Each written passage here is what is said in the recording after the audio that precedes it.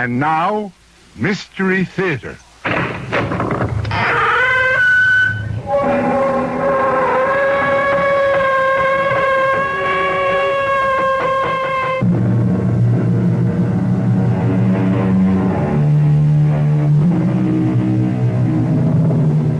Come in. Welcome. I'm E.G. Marshall.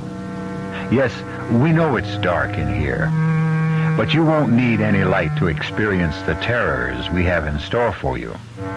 Just keep your ears open and your imagination at work, and even in the dark, you'll see such miracles as you've never known before.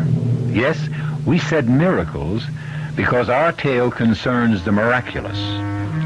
When you meet Mr. Ross, he may seem like a most unlikely person to be a miracle worker, but the gods make strange choices sometimes. And in the case of Salvador Ross, they gave him the ability to make choices of a most unusual nature.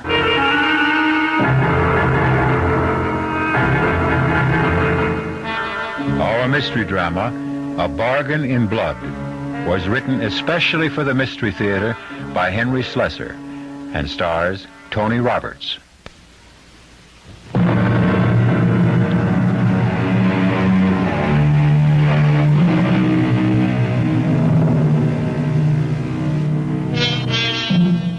We promised you a story about miracles. This one begins with one of the oldest miracles in nature, the miracle of love. In a not-so-quiet booth at the Neptune Seafood Restaurant, we see a young couple.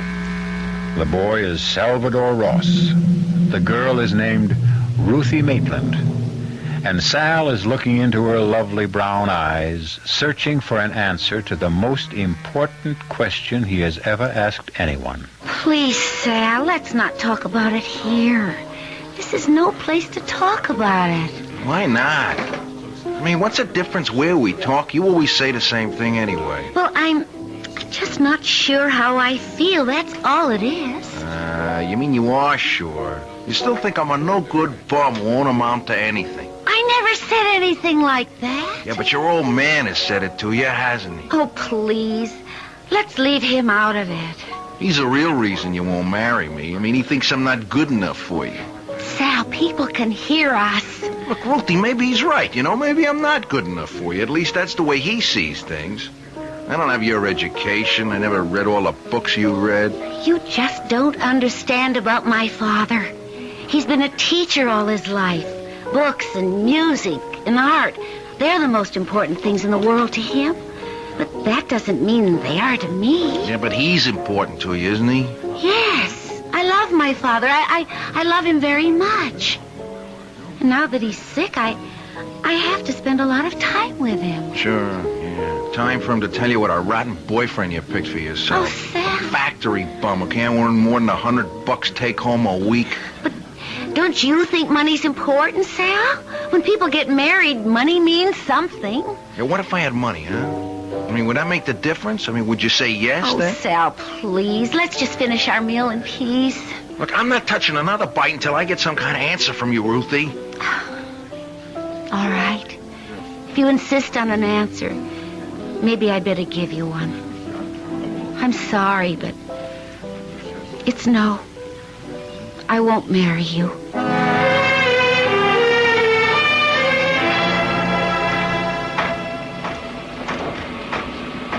Hey, you, Ross. What are you doing up here in the catwalk? Me? Nothing. Since when do we pay you for doing nothing? I'm just digesting my sandwich, for Pete's sake. Can't a guy take 5 minutes after lunch to digest his food? Lunch hour was over a long time ago. Get back to the machine. All right. Stop shoving me, you ape. Who are you calling an ape? I'm your boss, remember? If you don't want to get that nose of yours busted twice, you better start down them steps before I count 3. Listen, pal, a better man than you busted my nose the first time around. Yeah. I heard about your big prize fighting career, Ross. What was it, 1 fight? Paperweight division? Go on, move! Get your hands off me! Hey, look out! I'm falling!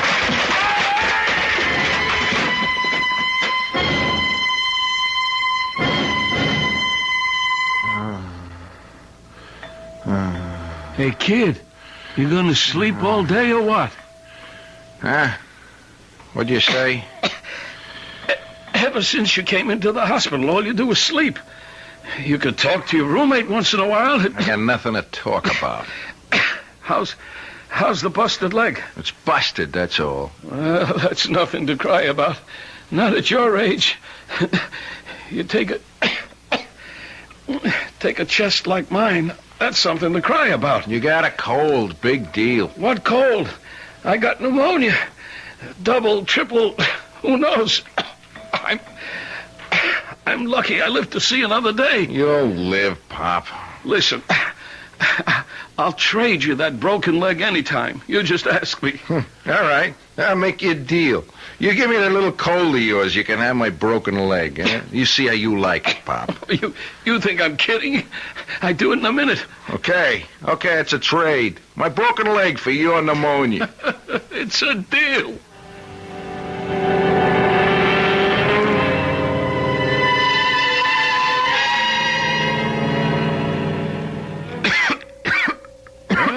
Hey, what's the matter with you this morning, huh? I don't know. I guess I caught you cold or something. What are you talking about? I never came near you. Well, I got it just the same. Hey, Doc, come in here a minute, huh? Calling me, Mr. Levin. Yeah. Come in and have a look at my buddy here. He says he's got my pneumonia. Well, I doubt that very much. I got something all right. Besides, I ain't infectious now, right, Doc?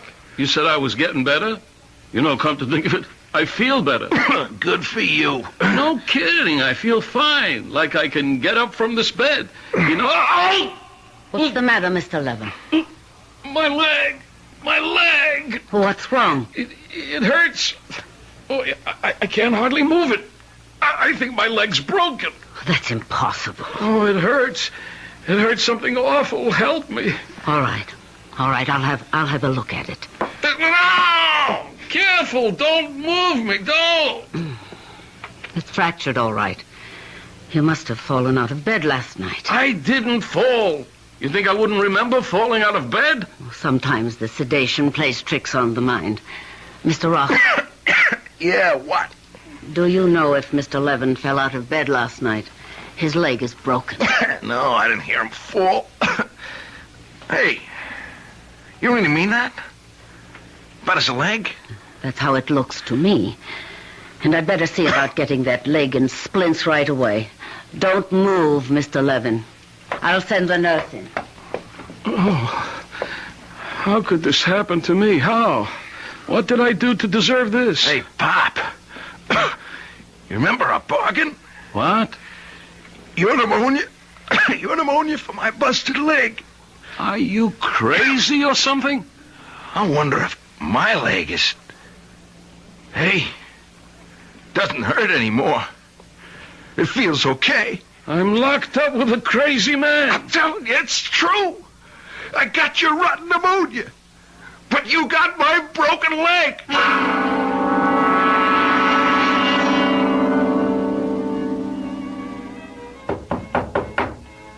Who's there? Salvador Ross, Mr. Maitland. What do you want? I came to see Ruthie. Ruthie isn't home. Could you tell me where she is? Wait a minute. Where have you been lately, Salvador? I haven't seen you around. Yeah, I guess you haven't minded that much, huh, Mr. Maitland? Ruthie told me you two had broken up. Yeah, I got pretty broken up myself. I fell on a job, busted my leg. I've been in a hospital past 3 weeks. Oh, sorry to hear that. Yeah, there were complications, like I got pneumonia. It's too bad. I'll tell Ruthie you called. Just tell her I was here, huh? Tell her I was sick, but I'm okay now. Tell her I'll call her soon. All right. I'll give her the message. And you could also tell her that I quit my job. I'm going to look for something better. Yes, Salvador, you do that. You look for something better. We should all try to improve ourselves. Yeah, that's what I'm going to do, Mr. Maitland. You wait and see. I'm going to improve myself.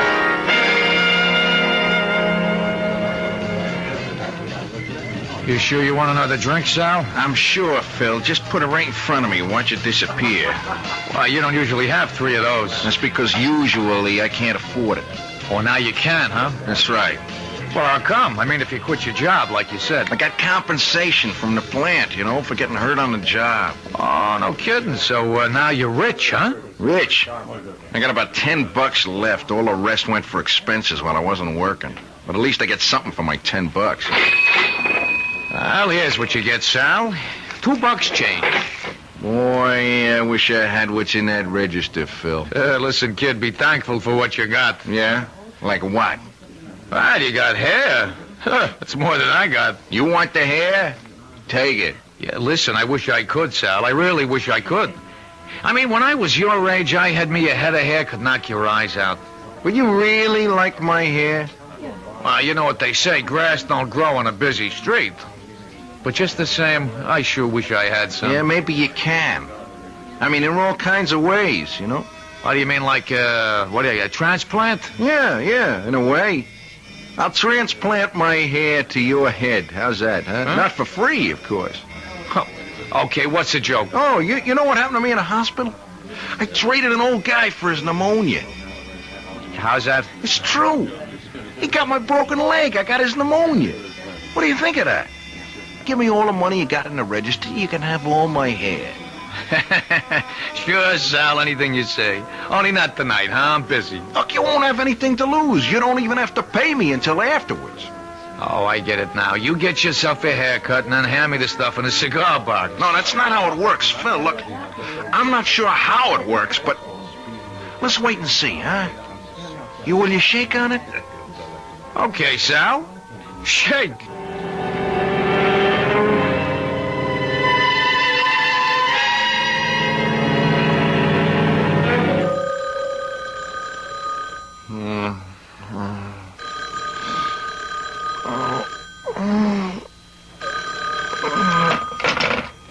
Hello. Sal. Hey, Sal, is that you? Who is this? It's Phil. Phil from the Four-Leaf Clover. Sal, it's a miracle. I swear a genuine miracle. What are you talking about? Look, Phil, I got a head that weighs about 2,000 pounds, thanks to you, no? Oh, listen, from now on, the drinks are on the house. You come in anytime, I'll set them up for you. Wait a minute. We made a deal last night, didn't we? Well, I thought you were kidding. How could I believe in something like that? I got hair, Sal. I got hair all over my head. I can comb it, brush it, cut it. I can run my fingers through it. That's what Evelyn's been doing all morning, my wife. She can't take her hands off me. Hair? You've got hair. It's just like yours, Sal. Exactly like yours. Black and bushy. Wait a minute. Mirror. I gotta see a mirror. It's true. Oh, my God. It's really happened. I'm bald. Hello, Sal? Hey, Sal, where are you? What did I do? I don't have my hair anymore. I'm as bald as a cue ball. Hey, Sal, when are you coming in for your money? I owe you about $110, Sal. Come in for your money.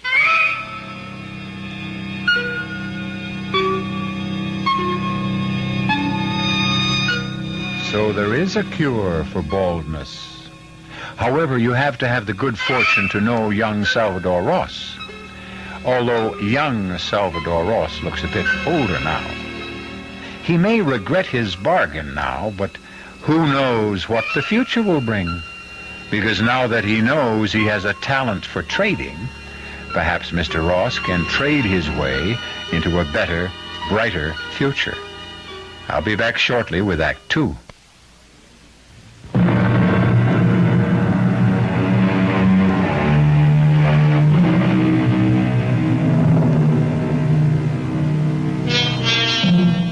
Our story resumes in still another friendly neighborhood tavern, not the Four-Leaf Clover. Salvador Ross hasn't chosen to return to the Four-Leaf Clover, not since the night when he made the incredible transaction with Phil, the bartender. The thought of visiting his own head of hair was far too repugnant for Sal Ross. Or perhaps it was because he realized how cheaply he had sold part of himself, $110. As he sits and broods into the bar mirror, looking at the gleaming reflection of his naked scalp, he cursed his own haste and plotted his next step.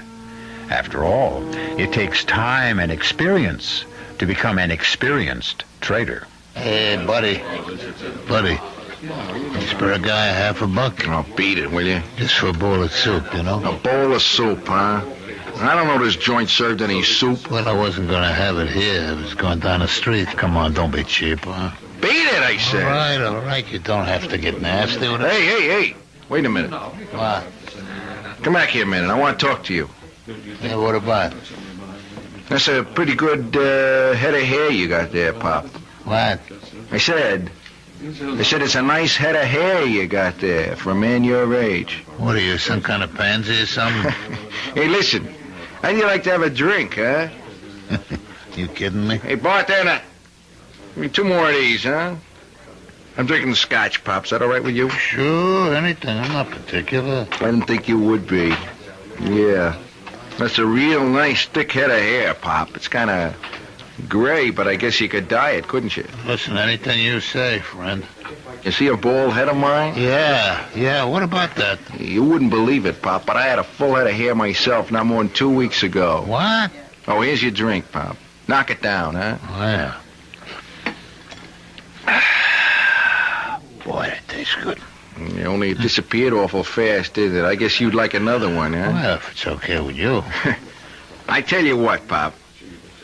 How'd you like to have a half a dozen bottles of that stuff, all your own? What? You heard me. How'd you like to have a half a dozen bottles for yourself? I mean, you can have yourself a blast. That ought to last you a whole week, maybe. Where would I get a half a dozen bottles? From where? Maybe I'll make you a present of them. Why would you do that? Well, let's say maybe I'll make you a trade. Look, mister, I don't know what you're talking about. I'll make a deal with you. Your hair for my whiskey. You know, I think you're nuts. Who ever heard of a deal like that? You just heard of it, Pop. And I show you my good faith, I'll take you out right now and I'll buy you those bottles. All you gotta say is yes.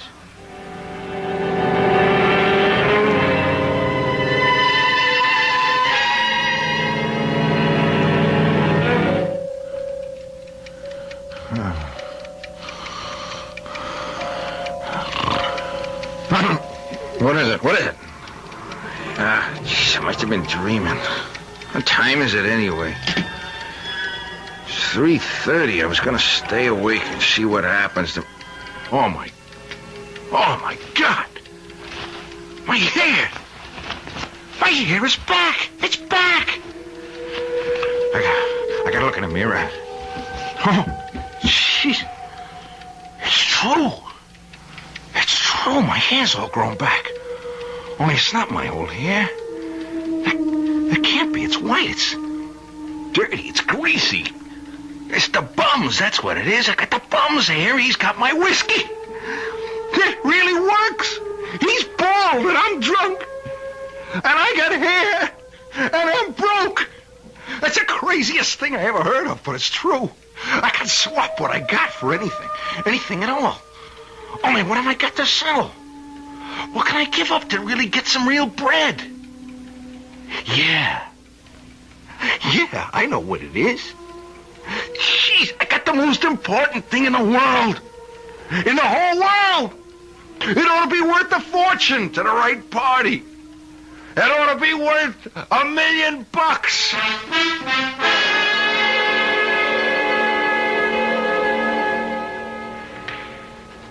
Yeah, that's right, Sal.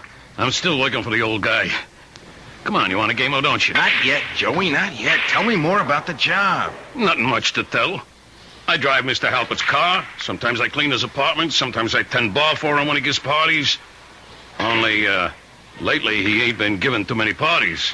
He's getting too old for that kind of stuff. How old is he, Joey? I don't know. He don't tell me stuff like that. But he's old. I gotta help him in and out of the limousine all the time. He's rich, ain't he? Sure he's rich. He's plenty rich. Joey, look, would you introduce me to your boss? Hmm? I want to meet Mr. Halpert. Could you arrange that? What for? He ain't hiring nobody else. Hey, what are you after, my job? Forget it. Come on. Let's shoot some pool. Ah, you don't really want to play pool with me, Joey. You know I'm 10 times better than you are. I'd cream you. Yeah, I know you're the shark of all time. But come on and play just the same. I want to meet Mr. Halpert, Joey. I got a proposition for him, see? Something that'll interest him a whole lot. Forget it, Sal. He don't see people. He hardly ever leaves the apartment nowadays. It's important. It's very important. Ah, come on, Sal. He's not going to talk business with somebody like you. Big bankers and people like that are trying to see him all the time. He won't even talk to them. Listen, Joey, look, you get me in to see Mr. Halpert, I'll give you something for your trouble. Like what? I got no money, but I'll give you something else. You can have my game, Joey. You what? I'll swap you my pool game for a meeting with your boss. I mean it. You say the word, you can play as good as me. You mean like you'll coach me? I don't have to. You don't... Look, you'll play as good as me, that's all. I can do things like that. I can't explain how, but I can. Just say yes, Joey. That's all you gotta say. And if you start shooting real good, look, will you get me in to see Mr. Halpert?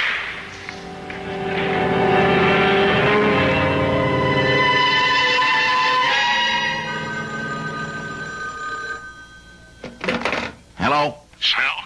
Hey, Sal, you'll never believe this. That you, Joey? I'm still down at the pool parlor. Sal, will you listen to what happened?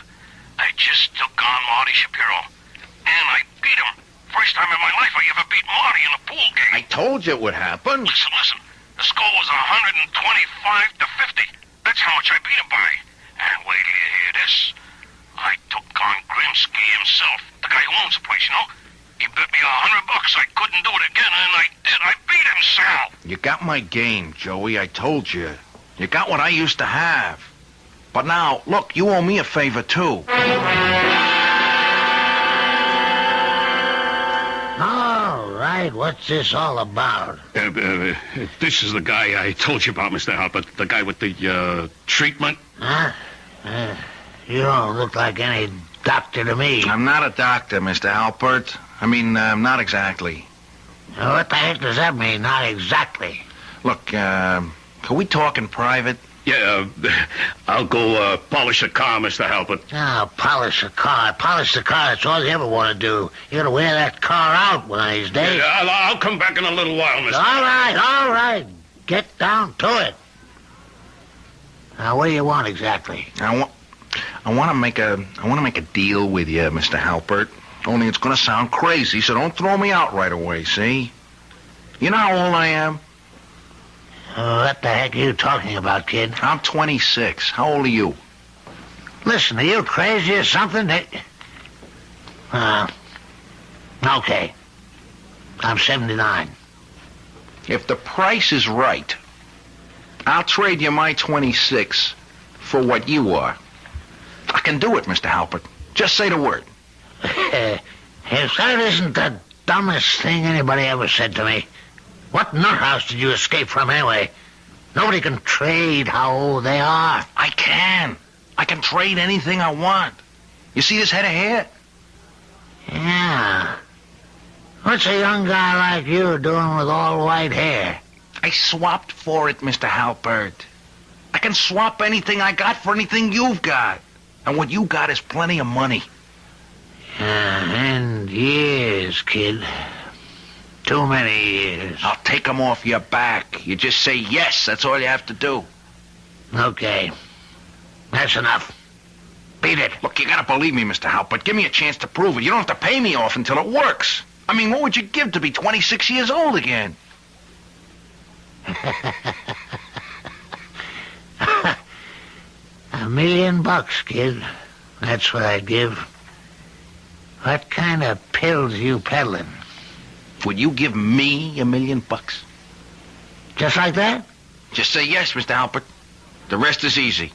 Only don't try double-crossing me, because once we make the swap, it's final. I get the $1 million, you get to be 26. Is that a deal? Yeah. Sure, kid. Sure. It's a deal.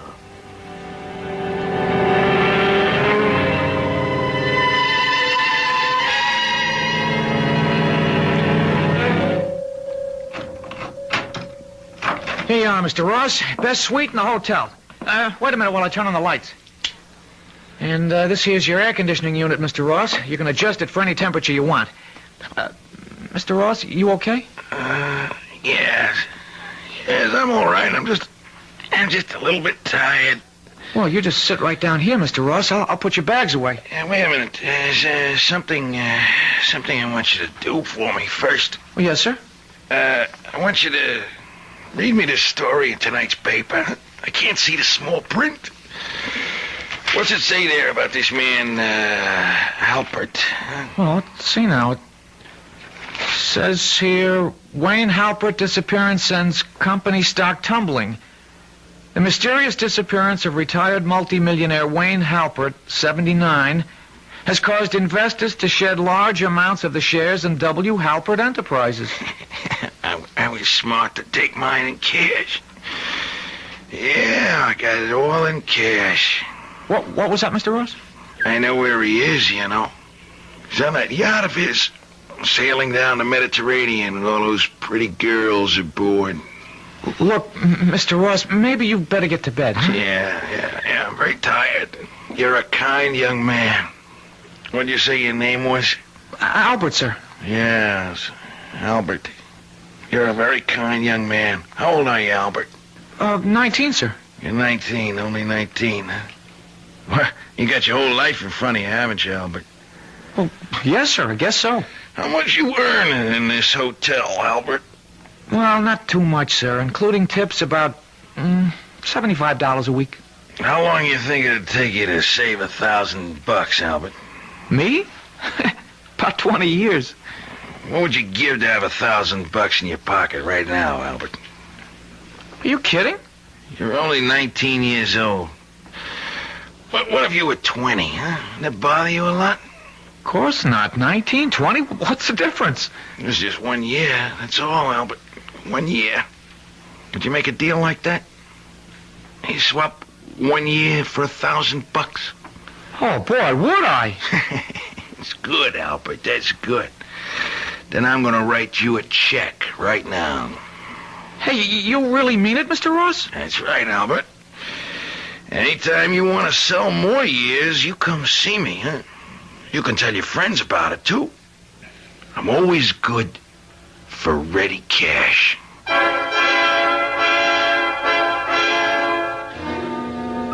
So Salvador Ross has started to buy back the years he gave away. Tomorrow morning, he'll be 78 years old. He'll probably celebrate with an unbirthday party. Wouldn't we all like to have that privilege? To lose the weight of our years instead of adding them on? Or is it such a privilege?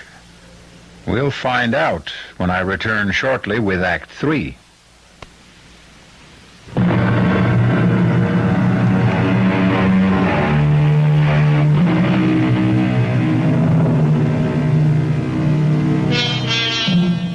It's been almost 2 months since Salvador Ross moved into a luxurious suite in the city's most elegant hotel. And Mr. Ross has been a very busy man. Day after day, a stream of young people has come to his door to make an astonishing transaction. One by one, Salvador Ross has regained the years he gave away, until finally, at a price of only $53,000, Sal was able to look in the mirror and see the young man he used to be. But now there was a great difference, because the young man who looked back at him was a very rich young man. And when he paid his next visit to the home of Ruthie Maitland, he drove to her residence in the back of a chauffeur-driven limousine. Who is it? It's Salvador Ross, Mr. Maitland. Well, what do you know? Back from the dead, Salvador. Like me. How are you, Mr. Maitland? It's been a long time. You can see how I am, Salvador. You see the wheelchair, don't you? Your eyes are still good, aren't they? Yes, sir. My eyes are all right. That's more than I can say for myself. You've been sick, Mr. Maitland? I've been sick. I've been hit by lightning in the brain. Pardon? They call it a stroke, Salvador. You see, I can't move this side of my body. I'm really sorry, Mr. Maitland. Is Ruthie here? Yes, Ruthie is here. Poor Ruth is always here. Ruthie, come out. You've got company. Who is it, Pop? Come see for yourself. Mr. Maitland, I just want you to know that things are different with me since I saw you last. Things are a lot better. I'm glad for you, Salvador. You told me to go out and prove myself, and that's what I did. Sal. Hello, Ruthie. Sal. Oh, for heaven's sake, I haven't heard from you in months. Yeah, I know. I've been busy, you know. A lot of things have been happening to me. That's the way life is, Salvador. Things happen to people. Some good, some bad. Ruthie, you think you could come out with me for a little while, huh? Could I take you to dinner or something? Oh, I don't think so, Sal. My daughter doesn't like to leave me alone. She thinks she has to watch over me night and day. Oh, come on, please, Ruthie, just for a little while, huh? I gotta talk to you. I got a car downstairs. A car? Yeah, a car and a driver. So we could just go for a ride.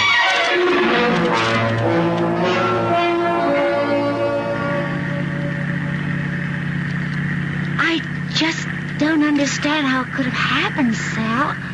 I mean, you had nothing just a few months ago. Now everything's so different. I just hit it big, Ruthie. I got lucky. You're not doing anything dishonest. No, I swear I'm not. I just, I come into some big money, that's all. An old man. He left me a lot of money. Someone I did a favor for. But it's all so incredible. And you look so different. Even your face looks different. Yeah, it's your nose, Ruthie. That old broken nose of mine. It's gone. I swapped it for... I had it fixed. I don't know what to say. I just overwhelmed. Well, say you see me again, Ruthie. That's all I want to hear. I mean, I know you turned me down when I asked you to marry me, but, at least see me again, huh? Well, yeah, of course. Only it can't be too often. You saw my poor father. Yeah. It's too bad about what happened to him. He's so terribly ill, Sal. He needs me. Yeah, I need you too, Ruthie.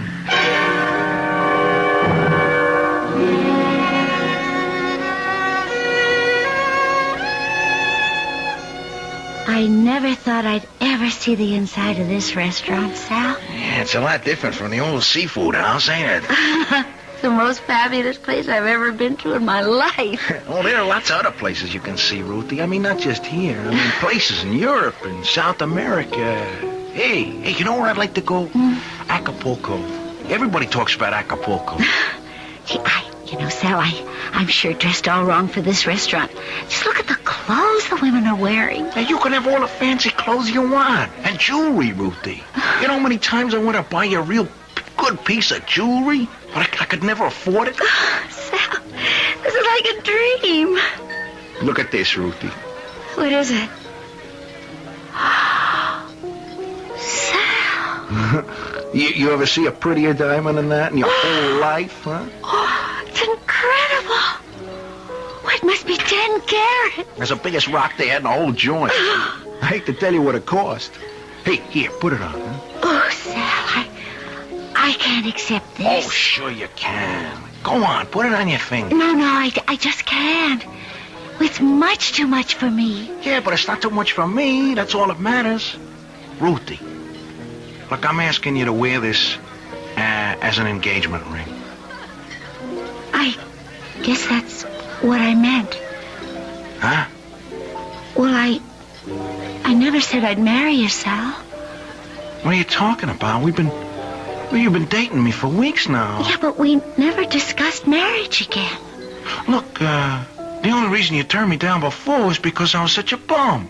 Well, I'm no bum anymore, Ruthie. Can't you see that with your own eyes? I just can't do it.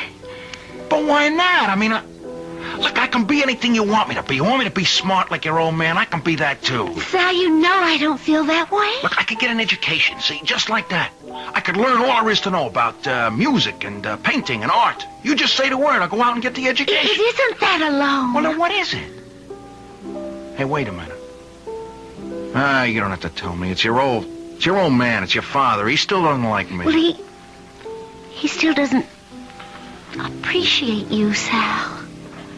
Even though I'm rich now, huh? Well, he doesn't think about money the way you do. He told me to go out and prove myself. That's what I did. It isn't enough for him. Oh, please, let's not talk about it anymore tonight, huh? Well, we are going to talk about it. I mean, once and for all.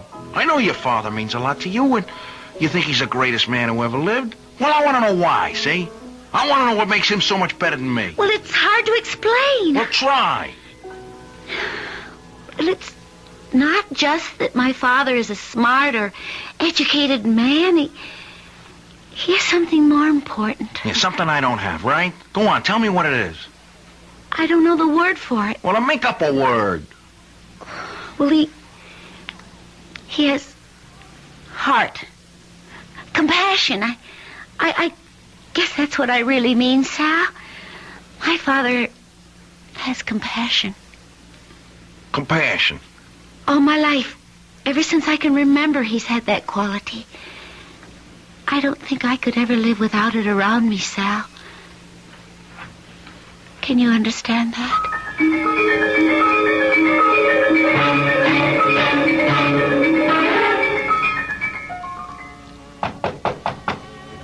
Yes, who is it? It's Sal Ross, Mr. Maitland. Can I come in? Ruthie's not home. I know, Mr. Maitland. I want to see you. Why me, Salvador? I want to talk to you about something. All right, come in. I don't have very much to say to you, Salvador. You found that out a long time ago. Yeah, I know that. And in case you came here to argue with me about Ruthie, don't waste your time. My daughter makes up her own mind. And she told you I proposed to her, huh? She tells me things, yes. You tell her a few things, too, don't you? Salvador, I'm a sick man. I don't have long on this earth. A few months, maybe only a few weeks. I wouldn't want to leave my Ruthie in the hands of the wrong person. You're meaning me, huh? Leave us in peace, Salvador. Look, I didn't come here to talk about Ruthie, Mr. Maitland. Then why did you come? It's you I came about. I mean, I came to talk to you. Look, I know what you think of me, and I didn't come here to change your mind. I come here to talk business. Business? I want to make a deal with you. I want to buy something you got. Look at me. I have nothing. Even this wheelchair is rented. You still got something I want. I'm willing to pay for it, any price you name. You could use money, I know that. Not for yourself, not... I mean, money for Ruthie. Money to take care of her when she's alone. I have nothing to sell, don't you understand? Yes, you do. You got something I need real bad. I don't know what you call it exactly. Ruthie says it's like, compassion. What kind of crazy talk is this? Do you even know what you're talking about? A lot of people thought I was crazy when I offered them this kind of a deal, but I've done all right. I take my word for it. I've done great. You think you can buy a thing like that? And pay for it like eggs? I know I can. All you do is say yes. I'll give you any amount of money you want. I think maybe you don't feel well, Salvador. Look, $100,000, huh? How does that strike you? Would you make a deal for $100,000? You're really serious? I'll bring you the check tomorrow morning. It's enough money to take care of you for the rest of your life. And Ruthie, too. You know, you're a crazy man, Salvador. Crazy. But all right. If that's your insanity, all right.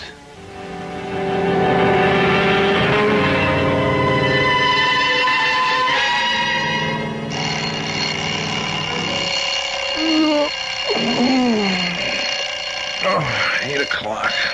I set the alarm so early for... might as well get up. She... It was a funny dream last night. I was crying about something. Funny. Crying in your sleep? Hey, look at that. I still got tears in my face. Jeez, I don't think I've cried since I was 6 years old. I feel so different today. What's the matter with me? I don't feel like myself. I feel like I want to go outside. I want to look at people. I want to talk to them. Hey, what a nutty thing. I want to be with people. Hey, what is this? Is this what Ruthie was talking about, that compassion stuff? Oh, what's so great about it? All I feel is sad. I feel like crying. I feel like the whole world is on my shoulders. What's so great about feeling like that, huh? Ruthie. I gotta see Ruthie. I gotta tell her what happened to me. I gotta hold her in my arms. My sweet little Ruthie.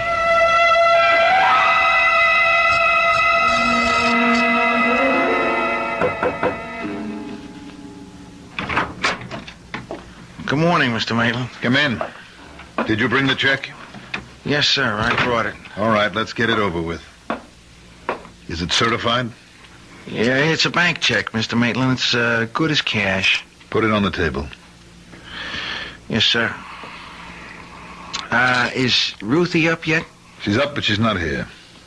Oh, well, where is she? I sent her on an errand. Oh, I'd really like to see her, Mr. Maitland. I guess what I really mean is I'd like her to see me, you know. I'd like her to realize that I've changed. Mm-hmm. You've changed, have you? Yeah, she'll be able to tell, too, you know. It may take her a little while, but she's going to know. I see. And then she'll say yes to your marriage proposal, hmm? Well, I think she will, yeah. And I'll make her happy, Mr. Maitland. I swear I will. I'll do everything I can to make your daughter happy. You're still a bum, Salvador. Maybe you're rich now, and maybe you've got a big smile on your face, but in my eyes, you're still a bum. I know why you feel that way about me, Mr. Maitland. I know, but everything about me is different now. I swear that. And I want us to be friends. You gave me $100,000, Salvador. Do you need my friendship, too? Well, it's what I want more than the money. Sorry, Salvador. I don't have any friendly feelings to give you. This is what I have for you. Hey, Mr. Maitland, what are you doing with that shotgun, huh? I kept it around here for robbers. The neighborhood is full of robbers. But now the biggest robber of all is right here in front of me. Mr. Maitland, put the thing down, will you? Be careful. You're not taking the most important thing in my life, Salvador. Don't, Mr. Maitland, please. Have mercy. Please. Sorry, Salvador. I don't have that anymore. No mercy. No compassion.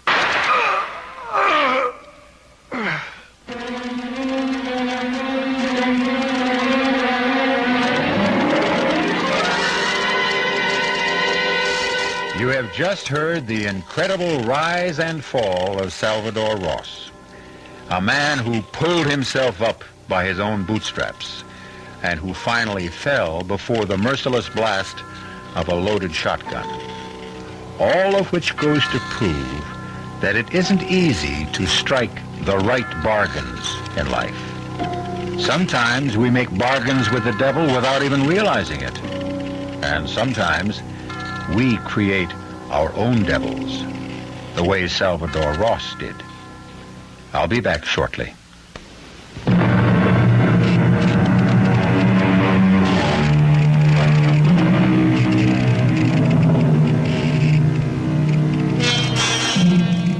What would you have given up if you were Salvador Ross? Which one of your blessings would you trade for someone else's?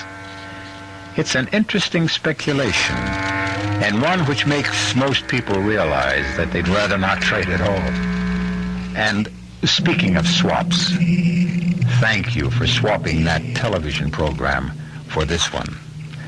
We trust that you've seen pictures in your own mind that no television screen could ever match. Our cast included Tony Roberts, Mandel Kramer, Evie Juster, Robert Dryden, Gil Mack, and Jack Grimes. The entire production was under the direction of Hyman Brown. This is E.G. Marshall inviting you to return to our Mystery Theater for another adventure in the macabre. Until next time, pleasant dreams.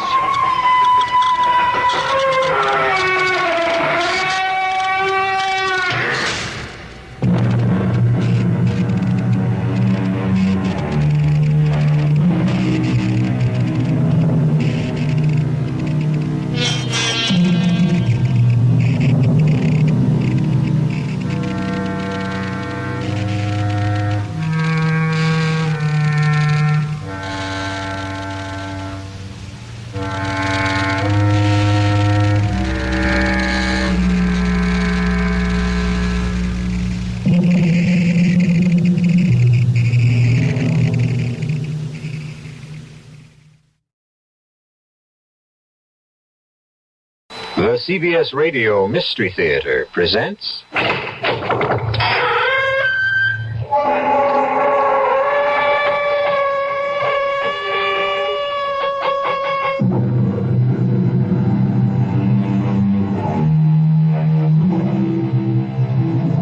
Come in.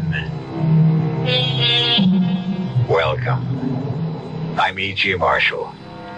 Welcome to the terrifying world of your imagination. I have an unusual story for you about a crack in a cellar wall that resists all efforts to repair it. Despite all the learning through the ages, despite the world's great progress in physics, chemistry, biology, there are certain matters which cannot be explained by our computers or our wise men. Matters which may never have a logical explanation. Mr. Carroll, the contractor, was the first to admit that the crack in the wall was beyond him. I'm not a superstitious man, Mrs. Sanford, but something is happening here I can't explain.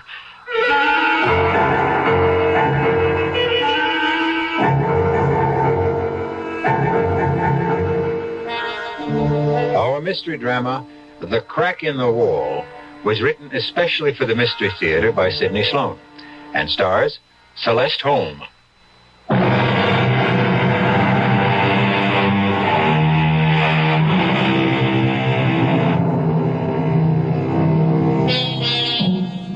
It was a cold, rainy, windy day when Paul and Nora Sandfort laid their child to rest in Green Tree Cemetery.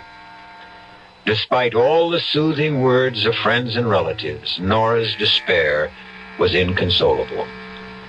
She felt that nothing could ease the pain in her heart caused by the loss of her only child. Our Father, which art in heaven, my darling, hallowed be thy name. My baby. Why did you have to die? Laura, darling, please. Our religion teaches us that God, in his infinite wisdom, Don't decides... speak these empty words to me. I accepted that because it never touched me before. I never thought of it. But our daughter, our beautiful, innocent child, just 16. Why? One does not question these matters, Nora. I do question. For the first time in my life, I question. I would do anything to bring my Ruth back to this world. Nora, please. Now, you know that's impossible. Why? Why? Because our little girl Ruth is dead, burnt to death. Nothing you can do or say or hope can change that.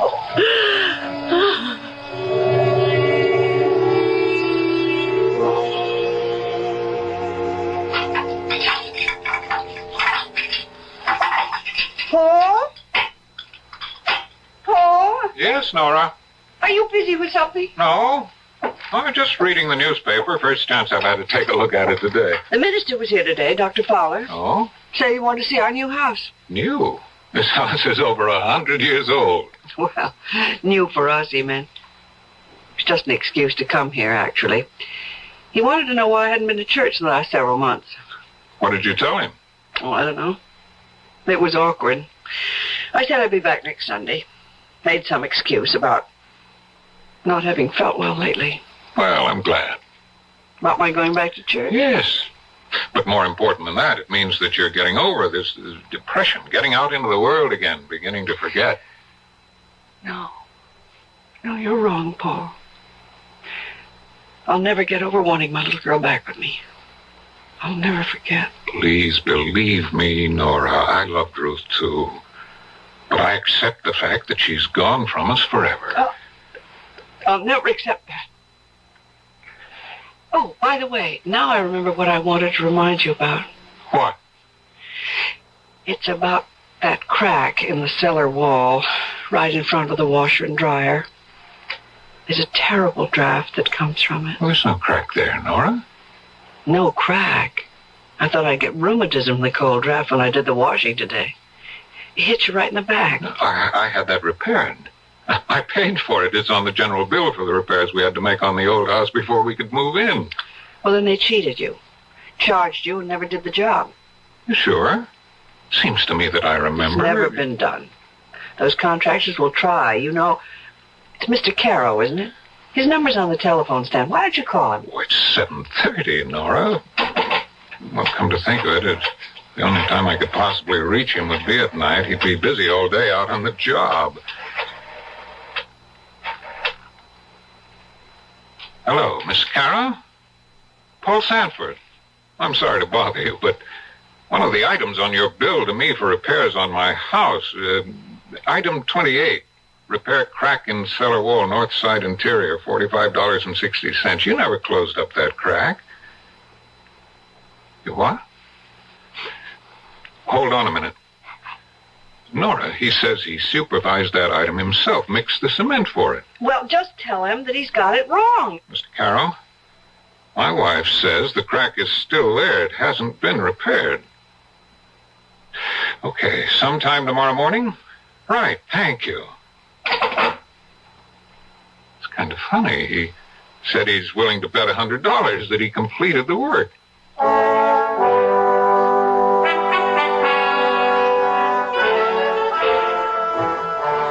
Mrs. Sanford, I'm finished with the job, and I want your okay. I'll put on the pot and give you a cup of coffee. Thanks, I appreciate that. Come right down. I'm in a bit of a hurry. Won't be a minute. I'm coming, Mr. Caro. Mrs. Sanford, the strangest thing. What did you say, Mr. Caro? Look at that wall. Oh, dear. Another crack? No, it's not another crack. What? It's the same crack.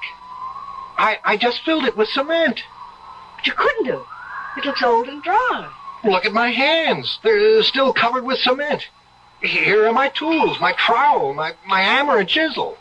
I could swear it was closed up not 5 minutes ago. And that cold draught flowing from it. Like from a tomb. Like from a tomb.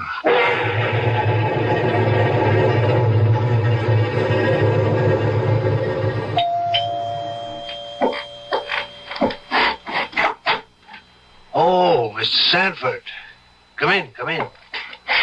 Thank you, Dr. Fowler. Well, come into the study.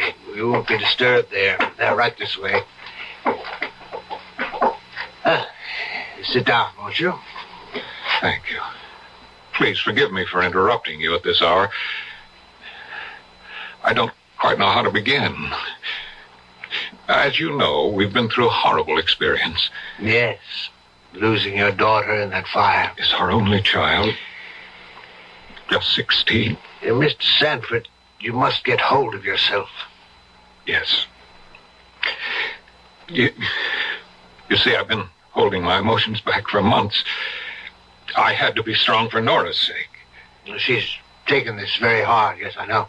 She hasn't gotten over it. It shook her to the very foundation of her belief. I gathered that it's been only recently that you both came back into the church. She's definitely twisted mentally. Her preoccupation is with a crack in the cellar wall, which she says cannot be repaired. What? Well, there's a long, jagged crack in the cellar wall. It's been there since we bought the house earlier this year, after our other house burned down. Have you tried to have this crack filled with cement? Oh, yes, we tried. The way you say that is very strange. Well, I paid Caro, the builder, for repairs on the house. He was certain that he'd repaired the wall. However, he came back and patched up the crack again when he asked for my wife's okay on the job after he'd finished. They went down to the cellar and looked. The crack was open again. I don't understand. Neither do I. Caro said that he'd not left the cellar, that he'd called my wife to look at it. What's your explanation? I have none, Dr. Fowler, none.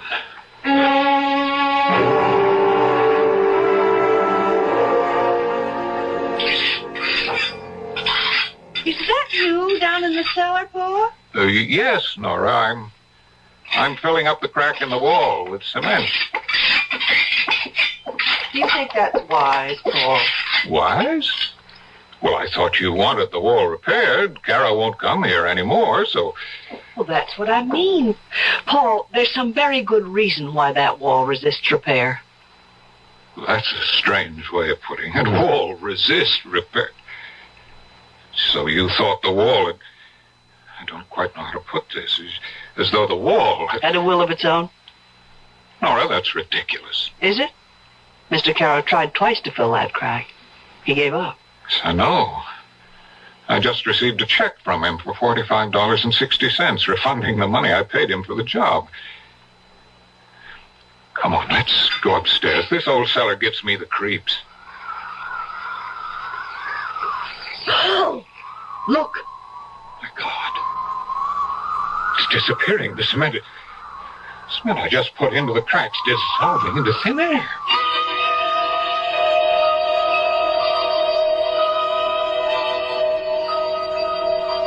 Mr. Edmund, I'm calling about this house you sold us. No, it's a good, solid old house. It's just that my wife isn't happy here. We're all alone, as you know. It just isn't right for us. Yes, I know. I'll have to take a loss if I change now, but I'm prepared for that. Okay, I'll see you tomorrow, around 5, okay? Good. Goodbye, Mr. Edmonds. Paul, who was that on the phone? Oh, Nora, I called Mr. Edmonds. The real estate man? That's right. You're thinking of selling? Well, I thought you'd want to get out of here too, Nora. Whatever gave you that idea? Now, that's a very strange attitude. Don't you know what this all means? No, I don't understand it. Frankly, it scares me. Ruth is trying to reach us. What are you talking about? It was just 2 days ago. I was lying in bed. You were sound asleep. I heard the clock chime 3. I felt something urging me to leave the bedroom and go down into the cellar. Nora, I've got to take you to a doctor. Paul, I'm not out of my mind. I tell you, our daughter is calling to me. She's trying to get to Darling, me. Nora, listen to me. What you're saying doesn't make sense. Our child is dead, Nora. Burned to death. I spoke to her. I spoke to her through the crack in the cellar wall. You what? I spoke to our Ruth, and she spoke to me.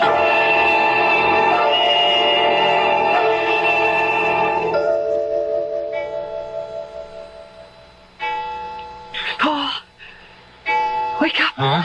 Wake up. No. What time is it? Shh, quiet. What do you hear? Hear what? She's calling to me.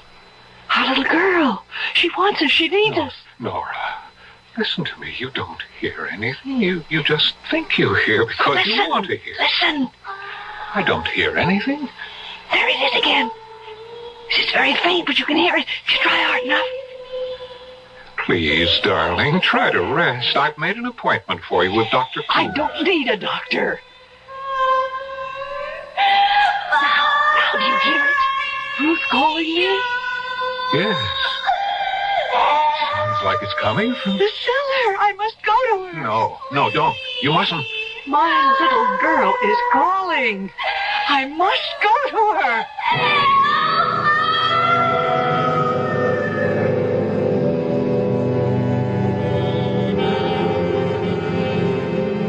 Was Ruth calling to her mother? Or was Paul Santfort falling into the clouded supernatural obsession that controlled Nora's life? He thought he heard the voice of his dead child calling to her mother. He couldn't be sure. But Nora's certainty was so strong that he was almost convinced that he heard it too. I'll be back shortly with Act 2.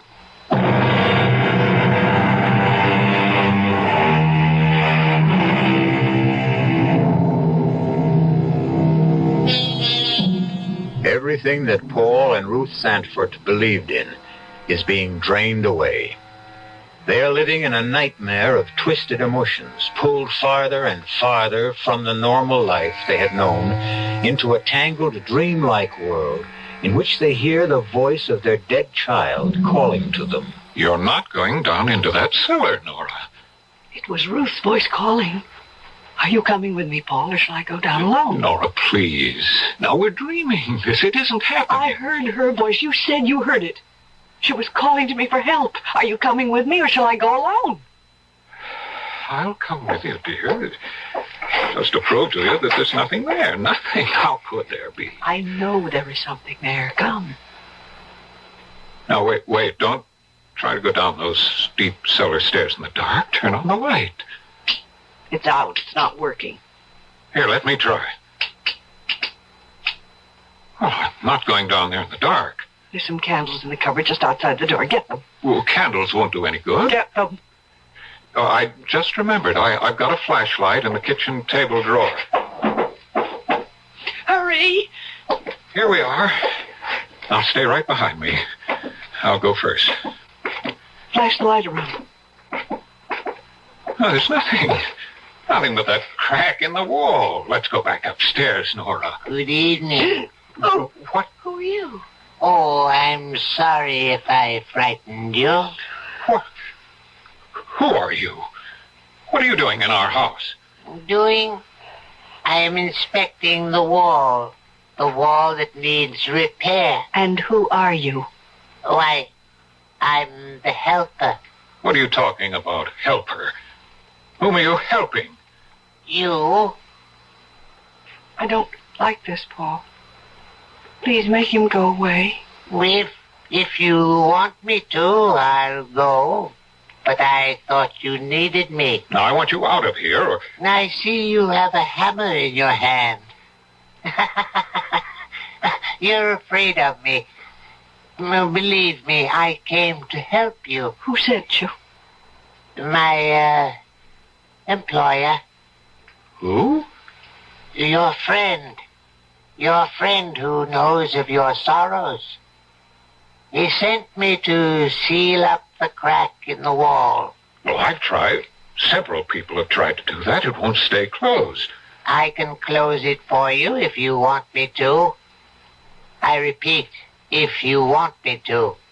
You may not want it. Why? You will not hear the voice of your daughter ever again. No. Don't seal it. Please. Nora. Now, maybe it would be better. No.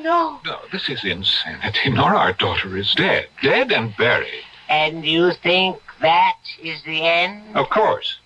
It's the end of mortal life. And do you share your husband's beliefs, Nora? No. Ruth was calling to me.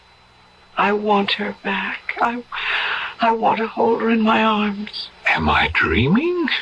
This can't be happening. What are we doing, standing here talking to this... Paul, please, don't. There's no one here. He was here? Where is he? He couldn't get past us up the stairs. Nora, where did he go? Oh. Nora, darling. What's happened to you? Speak to me, dearest, speak. Paul. What are we doing here in the cellar? How did we get here?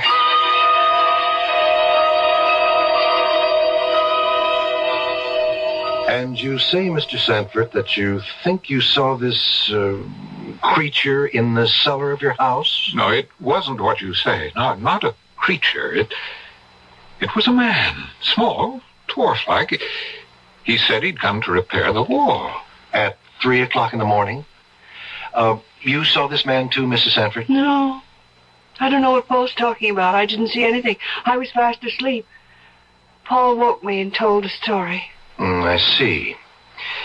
Your daughter's death was a terrible shock to you both. It's preying on your thoughts. Your grief pushed the normal day-to-day living from your minds.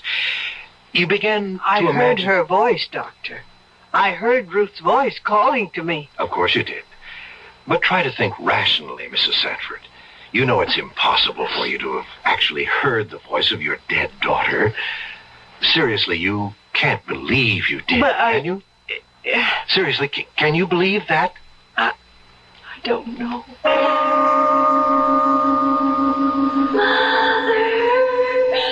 I need you.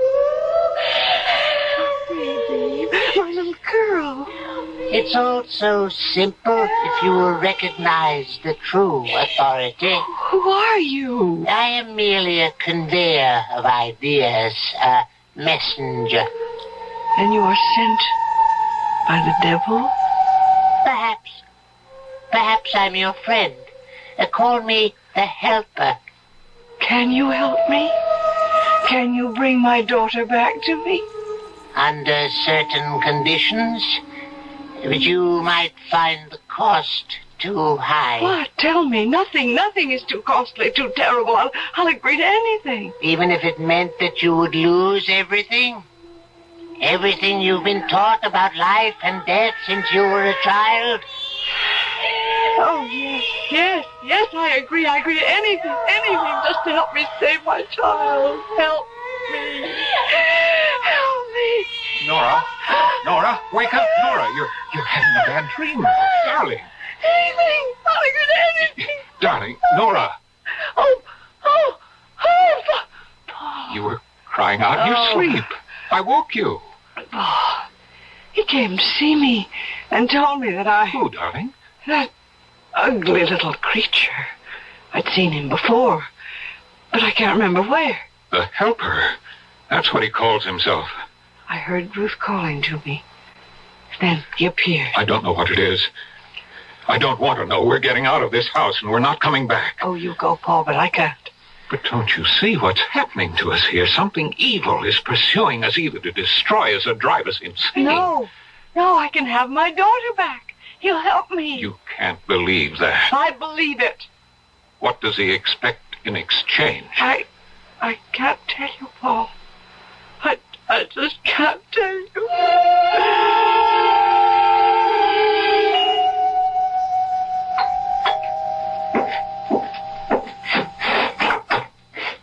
Oh, Dr. Fowler, right on time. Is Mrs. Sanford home? No. No, I called her sister and got her to make a date with Nora so she wouldn't be here. My work is suffering. We're not sleeping well. Nora's had terrible dreams, nightmares. You told your physician, Dr. Coombs? If anyone can help us, it's God. Dr. Fowler, we have seen the evil one. What? We have seen him. We have spoken with him. It's either the devil or one of his emissaries. He calls himself the helper. My good man, in this enlightened age, when we speak of Satan, it is usually, what I mean to say is we think of the devil as the embodiment of all evil, but not as an actual being. I see. Well, Dr. Fowler, if you can't help us, we may have to go to someone who can. There are groups where they believe in the devil. Mr. Sanford, Paul, please understand. I cannot believe in the devil as being other than an abstract name for evil. If I can show him to you, will you believe me then? I saw him. I have seen the devil and the devil's work, and I'm frightened to death.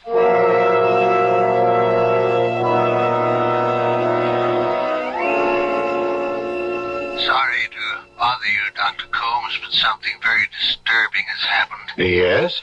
You know the two people I referred to you, the Sanfords? Yes? In your opinion, Dr. Coombs, would you say that they were insane? Well, I don't know, Dr. Fowler. The word insane is a legal one, not a medical one. Deranged and mentally ill. Well, I would say from a very cursory examination that they were both suffering from severe emotional stresses brought on by the untimely death of their only child. Well, would that explain their hallucinations? Hallucination? To put it bluntly, Doctor, they think they have been speaking with the devil. Have seen him, in fact. Not exactly a common delusion in this day and age. If they need medical help, they must come to me. I can't solicit... Yes, I realize that, Dr. Coombs. Perhaps the sanitarium would be the best place for them. They could be taken care of and have a change of scene to get over the grief that they feel. An excellent idea, Fowler, but who's going to commit them? Can you get them to commit themselves voluntarily? I don't know. I'll try.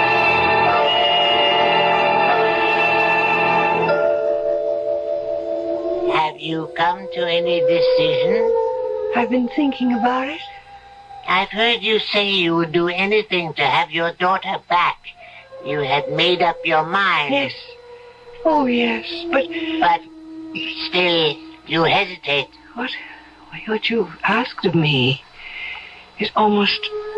Well, I'm almost afraid to think of it. It's been in my mind, awake and asleep. I can't tell the difference anymore. You hesitate. Thinking of yourself while your daughter suffers. Oh, no. I will leave you now, perhaps never to return. This is your last chance. Nora. Oh, no, Nora, darling, listen to me. You're having bad dreams. I'll do anything. Wake up, please. Nora, it's me, Paul. What? Open your eyes. No, You're all right. no. You're safe with me. Darling, it's me, Paul. Yes. It's all right now. Paul, Nora. I've made my decision What decision? about Ruth. I am going to bring her back. Bring her back? What are you saying? I'm going to bring her back no matter what the cost, no matter what the consequences are.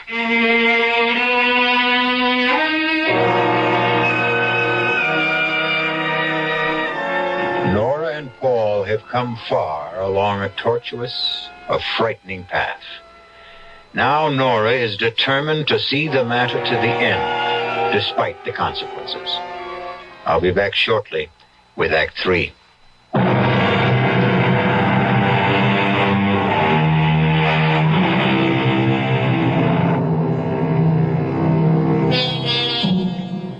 Forces are tearing at the sanity of Paul and Nora Sandford.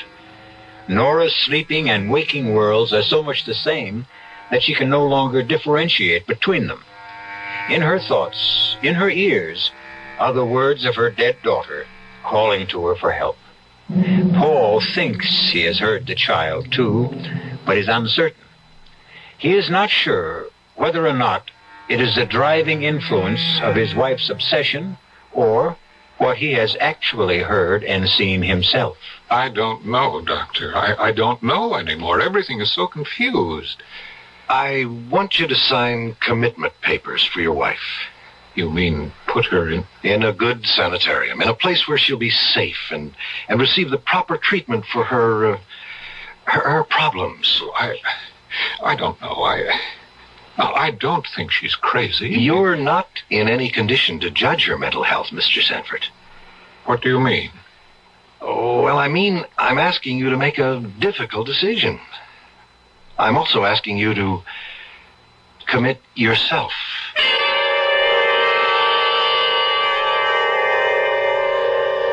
No, I won't think of it. Send him away. Send the doctor away. Paul, how can you do this to me? You know I'm not insane. You heard her. That night, we both went down into the cellar, and that little man, you remember? The helper? You saw him, too. You know I'm not crazy. I won't go. I won't. You can't make me. She's gone into the bedroom, Dr. Coombs. Is there a lock on the door? No. Well, suppose I go in. Perhaps a sedative to quiet her. No, please, Doctor. Let me speak to her first. She'll listen to me. Very well. I'll wait out in the car if you want me. Yes, please go. I think she'll listen to me if you're not here. Nora? Nora? May I come in? Is that doctor still here? No, he's outside in his car. Paul, how could you do this to me? Deceive me, try to put me away. But I explained everything to you. I will never consent. I'm going with you, dear. I'm going in too. What? Why? Paul, why do you want to do such a thing? Because I'm frightened. I've never been afraid in my life before, but this is all beyond me, beyond any rational explanation. And you think you'll be away from your fear in that place? Oh, Paul, I'm not out of my mind, and neither are you. How much longer can we stand this? Listen to me. What? I can tell you. Only you. What? I've made a pact with the Helper. Oh, Nora. He has given me the power to bring Ruth back. You don't know what you're saying. Oh, yes, I do. That's impossible. Now, don't be foolish. Don't tell anyone else what you've told me. Now, you think I'm insane, too, don't you? Well, I don't know what to think. He has given me 2 wishes. 2 wishes? Yes. He said that I would need 2. Actually, all I need is 1. To bring my dear child back. Yes. Yes, Nora, of course. Now, I want you to do something for me. What? Don't fight me now. Go along with me for a little while. Perhaps this nightmare will stop. We'll be able to get out when we want to. I have the doctor's promise. Can you trust him? Yes, darling. Since we're committing ourselves, we can get ourselves released merely by asking to be released. And our poor tortured child? Who will be here to hear her call? Who will be here to comfort her, Paul? We're running away. Deserting her. Darling Nora, our Ruth will be with us always, no matter where we are.